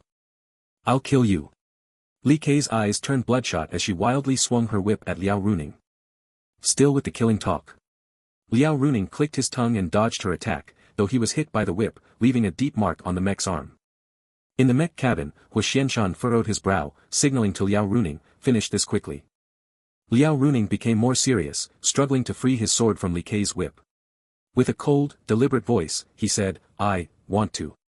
Li Kei's attacks intensified, and Liao Runing was even starting to find it difficult to keep up. Huxian Shan, unable to watch anymore, joined the battle. The 2 against 1, hoping to finish the match quickly before any more unexpected events occurred. Seeing Huxian Shan joining, Li Kei's eyes became even redder, and she grinned savagely. You all die today. Liao Runing nearly rolled his eyes. This woman had been chanting die non-stop since she entered the arena. Together, the 2 of them suppressed Li Kei, though it was a bit challenging. She had lost all sense of the 2 fighters, attacking mindlessly in fury, especially at Huxian Shan. Are you the heartless man who abandoned her? Liao Runing asked Huxian Shan between attacks. Why are you rushing to her side? Huxian Shan, shut up. Suppressing Li Kei was still tricky, even for 2 against 1. Li Kei was now attacking blindly with nothing but rage. She gritted her teeth, ignoring Liao Runing's attack, and charged straight at Huxian Shan. The 2 assumed it was the same tactic as before. Ah! Li Kei's frantic scream was cut off abruptly. Liao Runing controlled his mech, bending forward to look behind Li Kei. Wei San was holding a long spear and had directly stabbed it into the mech's neck. He pulled the spear out, and Li Kei fell face first onto the ground, never once leaving the cockpit. You! Liao Runing stared at the dying SS soldier. How did you suddenly rush over? Wei San retracted her spear. Instinct. For some reason, she had felt a dangerous force coming from behind and, without thinking, turned around and stabbed. Seeing that Li Kei had been defeated, the Black Factory Hunters' final team automatically surrendered. The Chaofan Black Factory team ultimately won the Black Factory Zone Championship. This is your prize. The middle-aged man, who had been in the VIP box earlier, gestured for his subordinates to bring over a box and smiled kindly. 50 kilograms of shimi gold, the top material used for making 3S mechs. Wei San immediately rushed up to open the box, eager to see what the top-tier material looked like. Inside the box lay a large block of silver-gray metal, emitting a chill. Shimi gold has an innate cold aura. If made into a weapon, just the cold alone can injure someone. And the most important thing is, it's said to have growth potential. The middle-aged man said proudly, this large, intact block of shimi gold is extremely rare. It's a prized possession of our Black Factory. What do you mean by growth potential? Wei San reached out to touch the shimi gold, feeling a chilling sensation that seeped to her bones. Just a light touch caused her fingers to lose color. It's just a rumor, but if it can be made into a weapon, it can fluctuate based on the user's level. At this, Wei San, Huxian Shan, and Liao Runing exchanged a look. Fluctuate? Does this mean the weapon could become more powerful than 3S, if made for Wei San? Thanks. Wei San closed the box and lifted it up by herself. Wait. The middle-aged man blinked, quickly stopping the 3 of them. You've won the zone championship, but there are 12 other Black Factory locations in the Federation. The Imperial Capital Star has won, and there are others. You'll need to compete against the other zone champions. Of course, the prizes will be even richer. When will that be? Huxian Shan asked. Well, it's not certain yet. We'll notify you later. The middle-aged man smiled. Don't worry, it'll be at least after the main competition, so it won't interfere with your watching the competition. The 3 of them were all piloting medium-weight mechs, coincidentally all 3S level solo mechs. The middle-aged man had an idea of why they were so well-matched but didn't address it openly. We'll deal with it when the time comes, Liao Runing said casually. The middle-aged man nodded kindly and turned to leave. At this moment, Li Kei was carried off the arena. Blood was flowing from all 7 of her orifices, and she had lost consciousness, but her eyes were half open, bloodshot. Liao Runing glanced at Li Kei's condition and nudged Wei San with his elbow. You went too hard on her. Wei San frowned. I just severed her perception. Even though Li Kei, connected to her mech, looked as if her throat had been pierced, it was only a temporary mental injury. The more experienced the mech pilot, the faster they recovered. Li Kei clearly showed she was a seasoned pilot.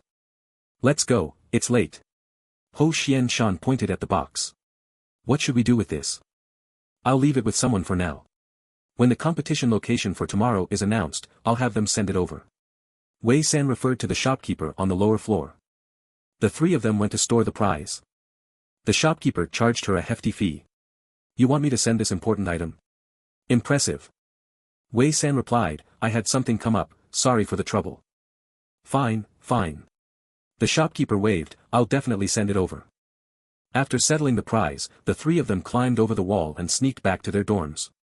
Liao Runing and Ho Xianshan straightened up and went in first. Wei San waited outside for a long time, not receiving any messages, before confidently entering the dorm. When she opened the door, Jin Ku was sitting in the middle of the room with his legs spread wide, and Ning Qinghe was sitting next to him. Ho Xianshan and Liao Runing were crouching beside them, and their light brains had been confiscated. Well, what kind of shady business did you three do? Jin Ku kicked a chair toward Wei San. Come clean. Wei San raised her eyebrows. I just came back from the materials room to study. What did they do? She pointed at Ho Xianshan and the others. Before leaving in the evening, she had clearly told Ning Qinghe that she would lock the second floor of the materials room to study in peace. Don't try to play me. Qinghe and I already checked the second floor surveillance. Your little tricks won't fool me. Jin Ku looked every bit like an interrogator. The dorm was quiet. Wei San sat in a chair, her gaze drifting. Wei San has been adjusting her mecha these past few days, so the three of us went out for training. Liao Runing squatted nearby, explaining. You know that Ho Xianshan and I often go out for training. After training, you sneak back by climbing the walls. Jin Ku asked coldly. I have the right to check all the school surveillance. You climbed in and out the night before yesterday, and today you sneaked out again. What's so secretive about your training? Liao Runing. He couldn't answer that. Actually, Wei San wanted us to experience the thrill of climbing walls, Ho Xianshan said seriously. Wei San, question mark. What the hell? Liao Runing, exclamation point. Learn something new. Ho Xianshan continued with logic, you know Wei San likes sneaking around and climbing walls at night. You remember the incident with Ye Bei, right? She wouldn't go through the front door when she came back at night, forcing us to climb with her. Yes, I forced them, Wei San said, stunned by Ho Xianshan's cunning but had no choice but to take the blame in the moment. But why did she ever think that Qianxi was an innocent and naive rich kid? Jin Ku, really? He knew the three of them were making up stories, but he didn't have any evidence. When Ning Qinghe returned that evening, Jin Ku had casually asked about it. The two of them matched up, and it seemed the three of them had probably gone together. Checking the surveillance, they were indeed together and had climbed over the wall from the Bei Wang building. Really, Liao Runing raised his hand quietly, squatting down. Forget it this time, Jin Ku stood up and tossed the light brain back to Ho Xianshan and Liao Runing. Go to sleep. He knew Wei San and the others were lying, and they knew he knew they were lying, but everyone pretended not to notice. Wei San lay on the bottom bunk, and after a while, suddenly realized, sitting up straight, she asked Jin Ku, why do you care where we go? She was confused after being interrogated earlier. The tournament isn't over yet. As the main commander, I have the right to manage all of you, Jin Ku said with authority. The teachers asked me to look after you. Wei San fell silent and quietly lay back down. The next day, the five of them returned to the training grounds, where the third match location would be drawn in the afternoon. As they returned, Xiang Minghua was talking with Shen Tukuan. Since Wei San is a 3S level soldier, the main team position should be hers, Shen Tukuan said seriously. Every year, the school holds a reselection, and it's based on strength. It's best for me to step down, and besides, I don't mind missing one more match. He was genuinely happy for Wei San, and when he learned she was 3S level, he even felt relieved. Shen Tukuan had been competing for 3 years, and while his teammates worked hard, it wasn't enough. The burden inevitably fell on him, and it had become too heavy and too long. During that time, his world felt grey. This year, 4 new 3S members had joined, and the first 2 matches had been the easiest moments he'd experienced since entering the school. Now, with Wei San as a 3S soldier, it was a perfect replacement. Then you take the commander position, Xiang Minghua patted Shen Tukuan's shoulder, offering comfort. After the next match, you can head to the military district and follow Colonel Li Zhe. Understood. Watching the students leave, Xiang Minghua still had worries. The main team could barely compare with the Imperial Military Academy, but as the competition progressed, the school's team might fall behind. The Imperial Military Academy had too many S-rank members, and it was completely different from the Damocles Military Academy, which was falling into a gap. As the competition advanced, the difficulty would keep increasing, and the list of school team members might change. At that point, at least 1/3 of the Imperial Military Academy's team would be made up of S-rank members. Any single factor could cause the rankings to change. The training grounds were filled with scattered students from various military academies. He's the one in charge of drawing the competition locations. His father, Jin Ku, pointed at Liao Runing. Whenever a competition ends in a star system, the person responsible for drawing the next location is usually someone from the most powerful family in that area. Wei San remarked, Jia is hosting a dinner, and we can only stand here and watch. Young master, your family isn't doing so well. Your family is the one that isn't doing well, stop being sarcastic. Liao Runing clicked his tongue. Our Shada star doesn't indulge in these extravagant ways. Hard work and diligence are the true path. Wei San opened a nutritional supplement, and when she turned her head, she noticed Ing Chenghe and Ho Xianshan were looking at something. She went over to check and saw an introduction to 3212 star. 3212 star was an unnamed star, only identified by a number. There was hardly any useful information about it online, just some basic facts, its coordinates and size. You guys want to go there after the competition? Take a tour, Wei San said, holding the nutritional supplement in her mouth. Ing Chenghe slowly replied, I just want to see what the garbage dump you mentioned looks like. Liao Runing glanced at Jin Ku and said, isn't the garbage dump on 3212 star run by Jin Ku's family? He should know about it. Jin Ku had once been from a wealthy family on 3212 star, at least wealthier than the average person, so he wouldn't have gone to the garbage dump for no reason. He bent over and tapped Ing Chenghe's light brain. I remember there was a photo. The year they dumped and destroyed problematic nutritional liquids, the media took a photo at the 3212 star garbage dump. Jin Ku searched for the news on the problematic nutritional liquids, and a lot of articles came up. He scrolled down and finally found the news video from that year. Here. Jin Ku dragged the progress bar to the scene he had seen before and paused. The garbage dump on 3212 star. The four of them gathered around to look, and it was eerily quiet. The harsh conditions depicted were beyond anything they could have imagined.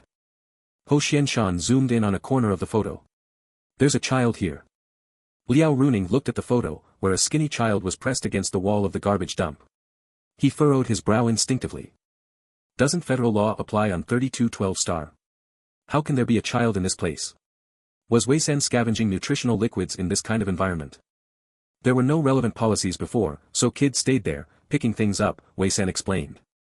After a moment, Ing Chenghe said, with a hint of bitterness, this child probably won't live to adulthood. What, are you cursing me? Wei San turned to ask Ing Chenghe. Ing Chenghe, question mark. I'm talking about the child in this photo, who doesn't get enough nutrition and lives in such harsh conditions. Ing Chenghe thought about how Wei San had once scavenged abandoned nutritional liquids in the garbage dump, and it didn't sit well with him. Wei San, that was me. The four of them stared at the photo of the frail, dirty child and then looked at Wei San, who was now clean and had grown to nearly 1.78 meters tall. That was you? Liao Runing couldn't fathom how Wei San survived in such an environment. Yeah. Wei San shrugged. It was a bit dirty back then. She didn't have much of a reaction to it. The only thing she remembered was that the garbage dump really smelled awful. Back then, she was small and dirty, aimlessly stumbling through the world. Her only goal was to get food, and now here she was. I used to go pick up trash in the early mornings. One time, they dumped several big trucks of nutritional liquids, and I managed to collect a lot of it. That's what kept me alive, Wei San said, closing the news page. She smiled mischievously and nudged Ing Chenghe. Thanks to your cousin. Ing Chenghe didn't say anything, not even sure what to say. When his cousin had an accident, Ing Chenghe had been only 7 years old. When he visited, he saw Ing Xingjue lying motionless on a hospital bed, pale and hooked up to various tubes. During a sudden illness, his body had convulsed, and his face had gone from pale to a sickly bluish hue. The doctors had been coming and going, and the adults around them had been filled with sorrow. The memory had left a deep impression on him. Ing Chenghe had always felt sympathy for his cousin because of the profound impression that experience had left on him as a child. But he didn't know that someone could have it worse, living in a garbage dump, surviving by eating trash. At the same age of 7, one was in heaven, the other in hell. The only similarity between them was their level of perception. What's with the looks? Wei San looked up at the four of them. It's all in the past. I always thought you lived with your parents, Jin Ku said, his emotions hard to describe. Back then, although Wei San's clothes were old, she didn't seem poor at all. In fact, she appeared even more mature than him. He had always been perceptive and had immediately assumed Wei San had a special background, which is why he had decisively befriended her. TCH. Wei San reached over and grabbed a handful of Ing Chenghe's dry, rough hair, then let go in disgust. As a sign of sympathy, I'll let you guys cover my food from now on. As they were talking, the team leaders from each academy arrived, and everyone gathered.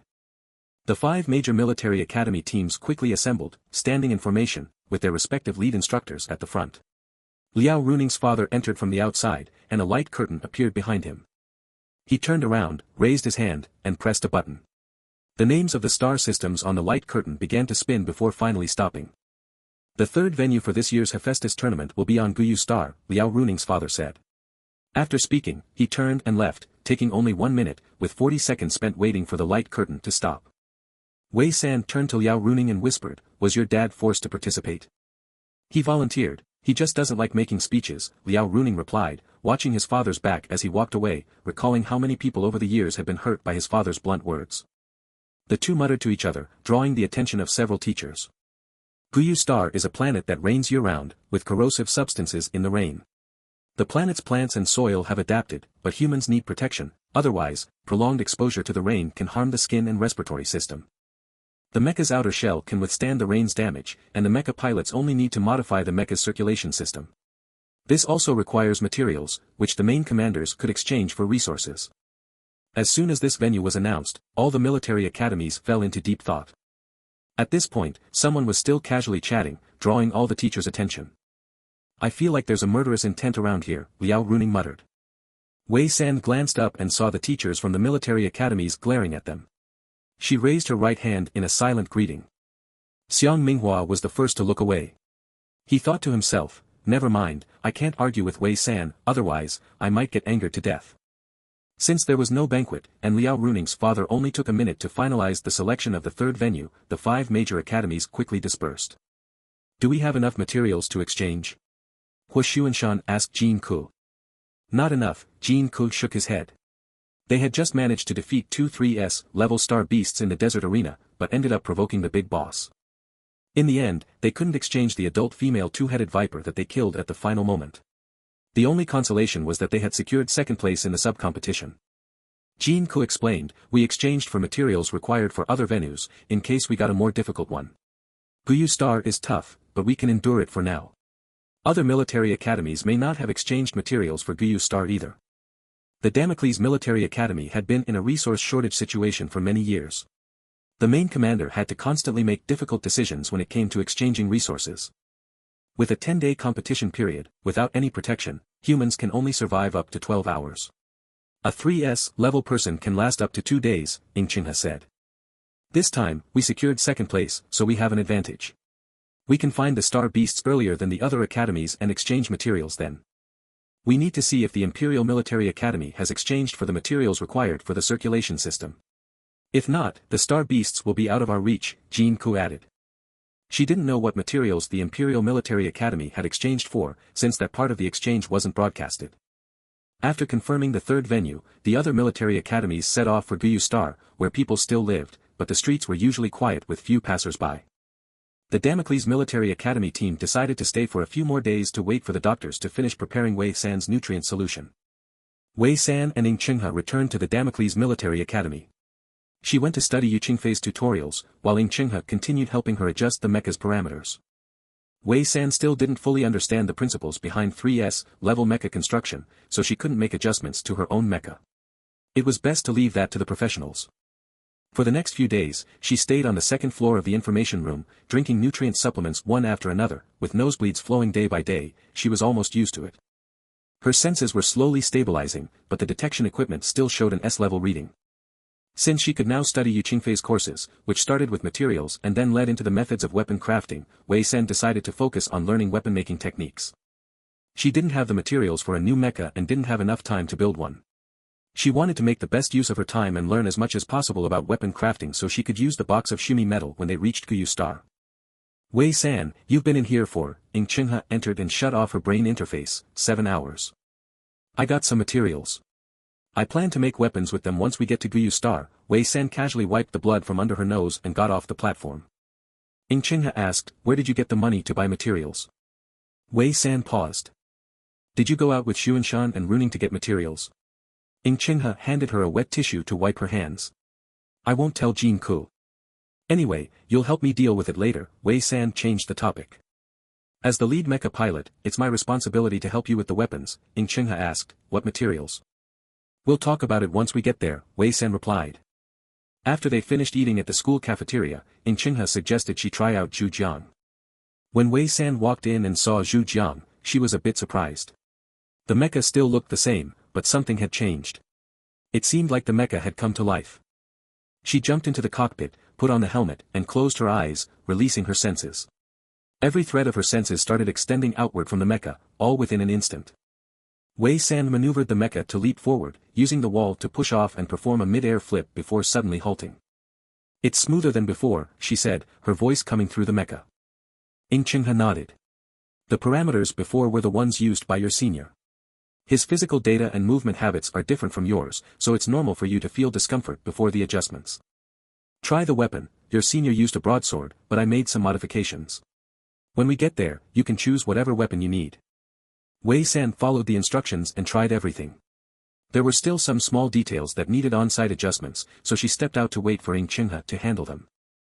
"I've made some protective modifications here," Chingha pointed to the area near the mecha engine, slowly explaining the principles, seemingly teaching Wei San at the same time. She initially listened attentively, but as the explanation continued, she felt something was off, as though it was a familiar formula. "Did you learn this from Chingfei?" Wei San asked cautiously. Chingha turned her head. "Not entirely. Some of it was taught by teachers invited by the Ying family on Capital Star, and there's one, who's a strange person I met on the Magic Cube forum." Wei San thought, great, it's always the people around her, even someone she met on a forum is here on Shada Star. Chingha, locking eyes with Wei San, suddenly realized. "Is it you?" The ID, poor guy who can't afford mecha, and Wei San's ID, secretly begging for food, had strikingly similar styles. Chingha hadn't made the connection before, but now, standing face to face, he suddenly saw the similarities. Both IDs gave off a shabby feeling, with no concern for aesthetics in mecha design, and both carried a sense of sleaziness. Chingha still remembered the time on Capital Star when Wei San suddenly revealed the modified weapon. A fierce, fiery broadsword split open in the middle, revealing a high-speed rotating drill bit. The sudden shift in style had ruined the mecha aesthetic he'd worked so hard to build, leaving only one impression: such an ugly weapon actually existed. It turned out she had long since fallen into the Damocles Military Academy's main team. Chingha's mood was complicated. He never expected, poor guy who can't afford mecha, to be Wei San. Back then, he had assumed the person behind the ID was a middle-aged man with some strength, raising a young kid. "I chatted with you privately using a different ID before," Chingha recalled. "Why did you block me?" Wei San was stunned. "That was you? I thought she was trying to flirt with me and scam a poor guy's money." Both fell silent, desperately recalling whether they had said anything inappropriate. "Then, you should study mecha construction properly and design a mecha that suits you in the future." Chingha now thought that Wei San might become the first dual-skilled mecha master in the Federation who mastered both mecha and weapons. Before, Chingha had merely hoped that Wei San would design her own mecha, but transforming weapons and fully designing a mecha were two different things. After all the military schools arrived at Guyu Star, the doctor finally delivered the specialized nutrient solution. That evening, the Damocles Military Academy team boarded the starship, setting off for the third competition venue. It would take a few days to reach Guyu Star from Shada Star. During this time, Wei San followed the doctor's advice, taking 3 doses of the nutrient solution a day before meals. Soon, the others noticed something. During meals, Wei San no longer piled up dishes like before, but ate twice as much as a normal person. The doctor said that with enough nutrients and trace elements, her stomach would no longer feel like a bottomless pit. After the recovery, she should be able to eat as much as an average person. "How are we training on Guyu Star?" Wei San asked Jin Ku, who was studying a map of Guyu Star. "We'll simulate similar environments for physical training. The training field will release a reagent from the ceiling to create the illusion of skin burns and respiratory damage." Jin Ku quickly moved the star map, speaking distractedly. "Which teacher is leading us?" Jin Ku stopped, zooming in on a part of the map. "This time, the physical training will be led by teacher Xia Yuman. Liao Runing once cried after being trained by her." Bang! Liao Runing tossed a slipper at Jin Ku. "How many times do I have to say it? That was sweat, it just happened to slide down my eyes." Wei San sat cross-legged for a while, then scooted over to Chingha, pulling out a notebook from her pocket.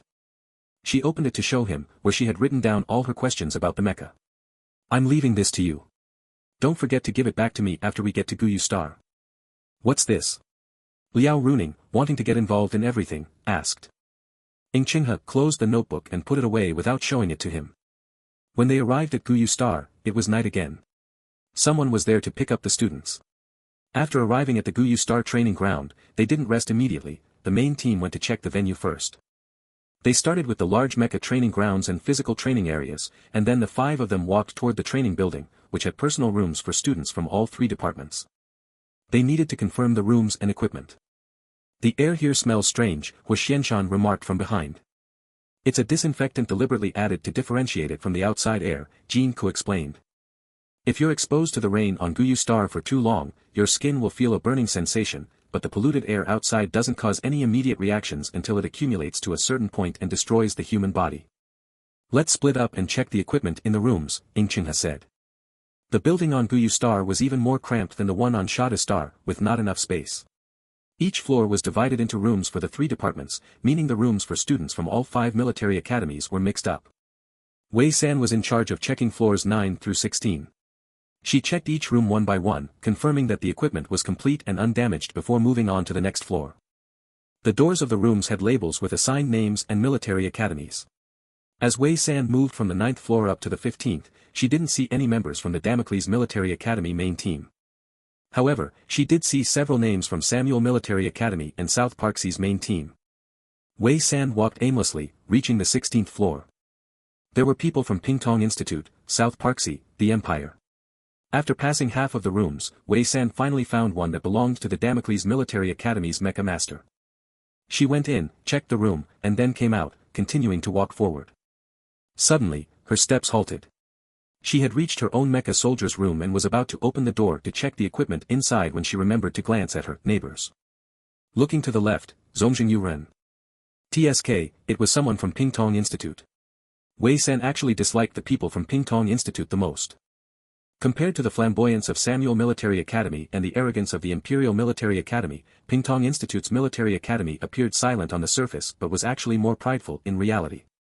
She could understand a bit of the Imperial Military Academy's pride, as they had been champions for so many years. Anyone would naturally have some arrogance, especially with so many influential families backing them on Capital Star and with several times more S-level students than others. But Pingtong Institute's pride didn't come from strength, it was more about bloodline. They rejected outsiders from entering the academy, and the class divisions were strict. The Imperial Military Academy accepted the same number of nameless star students as other academies but didn't offer special treatment. Everything depended on skill, and if you had the ability, you could stay. Like Tai Wuda, who even managed to push an S-level soldier out. Due to the fierce competition, the nameless star students with no experience or connections were eliminated the most. Pingtong Institute was different. From the beginning, the number of nameless star student slots was limited. They could enroll, but afterward, they would be required to pay a hefty sum to purchase the academy's mecha, under the guise of mecha bloodline inheritance, making it impossible to withdraw voluntarily without being considered a dropout. Wei San had learned all this later from Hu Xianshan. She was fortunate she hadn't chosen Pingtong Institute back then, or she would have been one of the voluntary dropouts. She looked to the right. Before she could see clearly, the door suddenly opened, and someone stepped out. Wei San instinctively whistled, a long, sharp whistle that echoed through the entire corridor. What she had wanted to do back on star 3212, she finally did. The person who stepped out of the room was Xingjue, who quietly stared at Wei San without being affected by her whistle. After a moment, he said coldly, even if you're 3S, Damocles Military Academy still won't win the overall championship. Wei San raised an eyebrow. You don't know. Our goal this year at Damocles Military Academy is 3rd place. Xingjue's handsome brows furrowed slightly. Damocles Military Academy is full of 3S-level soldiers now, and you don't even have the courage to fight for the championship. Wei San narrowed her eyes, looking at him strangely. Since the Imperial Military Academy is set to take the championship, why should we compete? Why are you angry? Xingjue remained silent for a long time before throwing out a cold sentence, I'm not angry. Wei San watched his back as he walked away, completely confused. What did he mean? Wasn't it him who declared war first, and she had simply responded with some sarcastic remarks? How did the outcome end up like this? It couldn't be that the Empire was hoping Damocles Military Academy would win the overall championship. After checking all the rooms and confirming the equipment was correct, Wei San joined the others. She found that they were each on different floors, but there were military personnel from her academy nearby. Only she was sandwiched between the main teams of 2 other academies, with people from other academies across the hall as well. Wei San thought, I feel like my training is in jeopardy. Don't worry, we won't be training here every day. Most of the time, it'll be small team training, Jin Ku reassured her. And you can always gather intelligence by watching for any movements from Zhongjingyu and Yingxingjue. Now, Jin Ku wasn't worried about Wei San being controlled by other main commanders. As an over 3S mech soldier, no one else mattered, except Yingxingjue. Wei San, unimpressed by Jin Ku's casual suggestion, responded, "Do you want me to sit outside their doors and listen, or sneak in and take a look?" Huxian Shan suddenly recalled something. Yingxingjue, as an over 3S commander, has an incredibly strong sensory ability. Wei San's in the room next to him. Even though the walls are reinforced with anti-peeping nets, do you think he might sense every movement or even attack and control her? During the desert arena match, Yingxingjue had showcased his formidable sensory abilities, detecting the movements of 3 mutated dual-headed vipers and even controlling a male dual-headed viper. That was essentially the power of an over 3S star beast. Teacher Xiang has already included sensory shield training for her, Jin Ku said, unbothered by the possibility of Yingxingjue intervening. And this training ground was built by Yu Qingfei and later renovated by Gong Yilu. Even though it's old, its protective performance ranks among the top in the 12 stars. After the inspection, they returned to their dorms to rest. The next day, Wei San's door was knocked loudly. She jumped up to open it and found the other 4 members of the main team waiting outside. "I'll change into my training gear," she said, closing the door and quickly changing. After finishing in the bathroom, she opened the door. "Ready." "Good thing the first class isn't with Teacher Jia," Liao Runing said, raising his foot in jest. "Otherwise, I wouldn't be knocking." Wei San glanced down and then pushed her foot toward his. Liao Runing quickly withdrew his foot and kicked back. The two of them started sparring, and the others just watched. The first class was a simulated environmental fitness test. Both the school team and the main team were participating, without mechs, while scaled-down star beasts' virtual images attacked. Raindrops, as high as 15 meters from the ceiling, kept falling. The group was confined together to fight against the virtual star beasts. Wei San's hair got drenched first. Her training uniform was made from a special material that was waterproof and heat-resistant, but the raindrops flowed down her hair and into her neck, increasing the burning sensation on her skin. She held a virtual knife, similar to the one Zhu Jiang had, but scaled down to fit human hands and giving a real sense of weight. The feeling, however, was still virtual. Wei San, Huxian Shan, and Liao Runing formed a triangle, protecting Jin Ku and Yingxingjue, while fighting off the star beasts from all directions. The rain kept falling, and their eyes struggled to stay open. Their faces felt like they'd been dipped in hot oil, burning and stinging. Their bodies fared no better, and the longer the battle went on, the harder it was to breathe. Some members of the school team were already down, having been fed something by the instructors and removed from the exercise. Wei San's whole body ached, and her emotions began to spiral. She stopped using specific techniques and resorted to anything that could hurt the star beasts. She unleashed a variety of attacks, using whatever came to mind. Li Zhe observed the main team members. 2 were using standard combat techniques with no mistakes, but the third, she had already mounted a star beast and was slashing its neck with a large sword. That wasn't all. Another star beast appeared. Wei San's sword was knocked out of her hand, and she almost got attacked while trying to retrieve it. With the star beast charging toward her, she used her hands and feet to fight back, even using her mouth in the end. A truly rogue style of fighting. Li Zhe thought to himself, I can already imagine the ridicule from my colleagues when they find out I'm teaching this student. She's been learning proper combat techniques since she enrolled. Why does it look like she's from the wild side now? A nearby teacher asked, watching as Wei San completely abandoned traditional moves and resorted to chaos.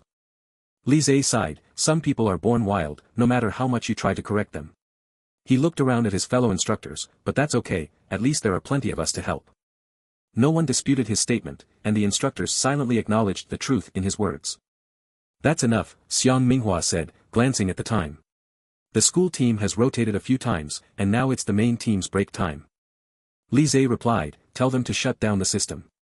Immediately, the virtual star beasts disappeared, and the raindrops ceased. Wei San reached up to touch her damp hair, still feeling the burn lingering on her body. Xiang Minghua came over and handed each of them a vial of medicine. Drink this. The liquid that fell on you was just ordinary water, but with a hallucinogen added. After your class with Teacher Jia this afternoon, Wei San will stay behind. A teacher will come to help you establish a sensory shield, Xiang Minghua said after they drank. Wei San asked, how long will it take? The class hasn't even started, and you're already asking about the time. Xiang Minghua sighed in frustration.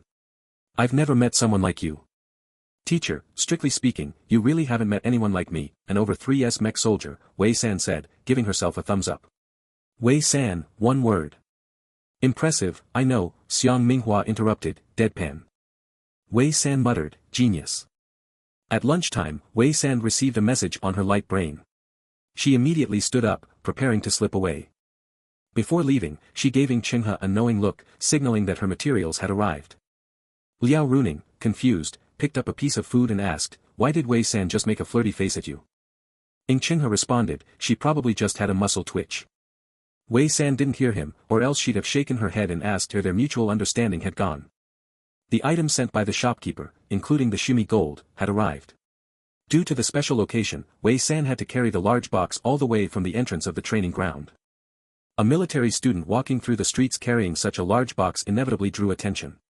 With the 5 major military academies on break, many people noticed. Did Wei San just carry a big box? Could it be her mech materials? Where would she get mech materials? The Damocles Military Academy must have prepared a 3S mech for her. TSK, switching places with their senior who has competed in 3 tournaments, wonder if he feels any resentment. The rules for the competition need to be changed. Why should switching places be the same as swapping substitutes? Who knows what modifications she's made to her mech after the 2 matches? And she doesn't even need resources from the Military Academy team. With Damocles Military Academy pulling all these moves, I bet the rules will definitely change next time. We military students aren't idiots. Wei San returned to her dorm room, holding the box, and sent a message to Chinghe, telling him that the shumi gold had arrived and asking him to help take it to his modification room later. Chinghe, having just finished lunch, had already heard the rumors about Wei San carrying the large box. Master Chinghe, don't tell me that big box you were carrying is filled with shumi gold. Secretly begging for food, yep, it's shumi gold. What's the problem? Chinghe, you had such a valuable thing shipped over. And you made such a show of carrying it around. Secretly begging for food, oh, no worries. I opened it and checked. The shumi gold is fine. Chinghe, forget it. Let's not talk about that. How much shumi gold did you bring with you in that big box? He thought there was only a small amount, as shumi gold was a rare material, and even a small amount could enhance weapon performance. Secretly begging for food, 50 kilograms, should be enough to forge a pair of weapons. Master Chinghe, where did you get so much shumi gold? Did you rob a place? During the lunch break, Chinghe went to Wei San's room and saw a large square cardboard box. When he got closer, he noticed a footprint on the side of the box. Is this really shumi gold inside? With a complex feeling, Chinghe opened the box. Inside was a silver-white cold chain box, a special container used to store rare materials. This type of box wasn't cheap, so he started to believe that it might indeed contain shumi gold. After carefully pulling the silver box out, he opened it, and a cold, sharp aura greeted him. That was the inherent property of shumi gold. Sure enough, it was a huge block of shumi gold. Chinghe crouched down, staring at the massive block of shumi gold in a daze. He had never seen such a large 50 kilograms block before. When he returned earlier, the news had spread, with several military academies already talking about Wei San carrying the big box through the entrance of the training ground. They were now saying that Damocles Military Academy was acting arrogantly, with their 3S mech soldier Wei San, who wasn't even training, out shopping online while the other military academies' main teams worked hard. It was well known that FedEx only delivered items for leisure, not anything related to mechs. Chinghe, however, couldn't help but think that even if Wei San wasn't a 3S mech soldier, she'd never been low-key. What are you doing in Wei San's room? Liao Runing came over curiously after noticing Chinghe. As soon as he spoke, Xianshan came over to watch the show, followed by Jin Ku. Liao Runing turned his back to them and peeked over toward Chinghe. Seeing the shumi gold, he instinctively said, I can't believe it really arrived. Jin Ku looked around the room at the 3 of them before coldly remarking, so, you all know what was in the box Wei San was carrying, but I'm the only one left in the dark. Chinghe quickly distanced himself from the situation, saying, Wei San told me she had shumi gold and asked me to help her design some mech weapons. I don't know where she got it from. This wasn't his problem, he was just a responsible main team mech designer. Jin Ku turned his gaze to Liao Runing, but didn't ask him anything directly. Instead, he made his own deduction, you knew what Wei San was going to send, and Xianshan must have known too. His fake surprise earlier was too obvious. Since you both knew about the shumi gold, it means the 3 of you are involved in the source of this material. We've been competing for over 2 months now, and the only time I don't know what you 3 were doing was during the 2 days when you all went to Shada Star. That's when you got the shumi gold, wasn't it? Liao Runing. At this point, what could he say to salvage the situation? Jean Ko continued his deduction, such a large block of shimmy gold isn't something you can find just anywhere. Even in the capital star, it would cause a stir.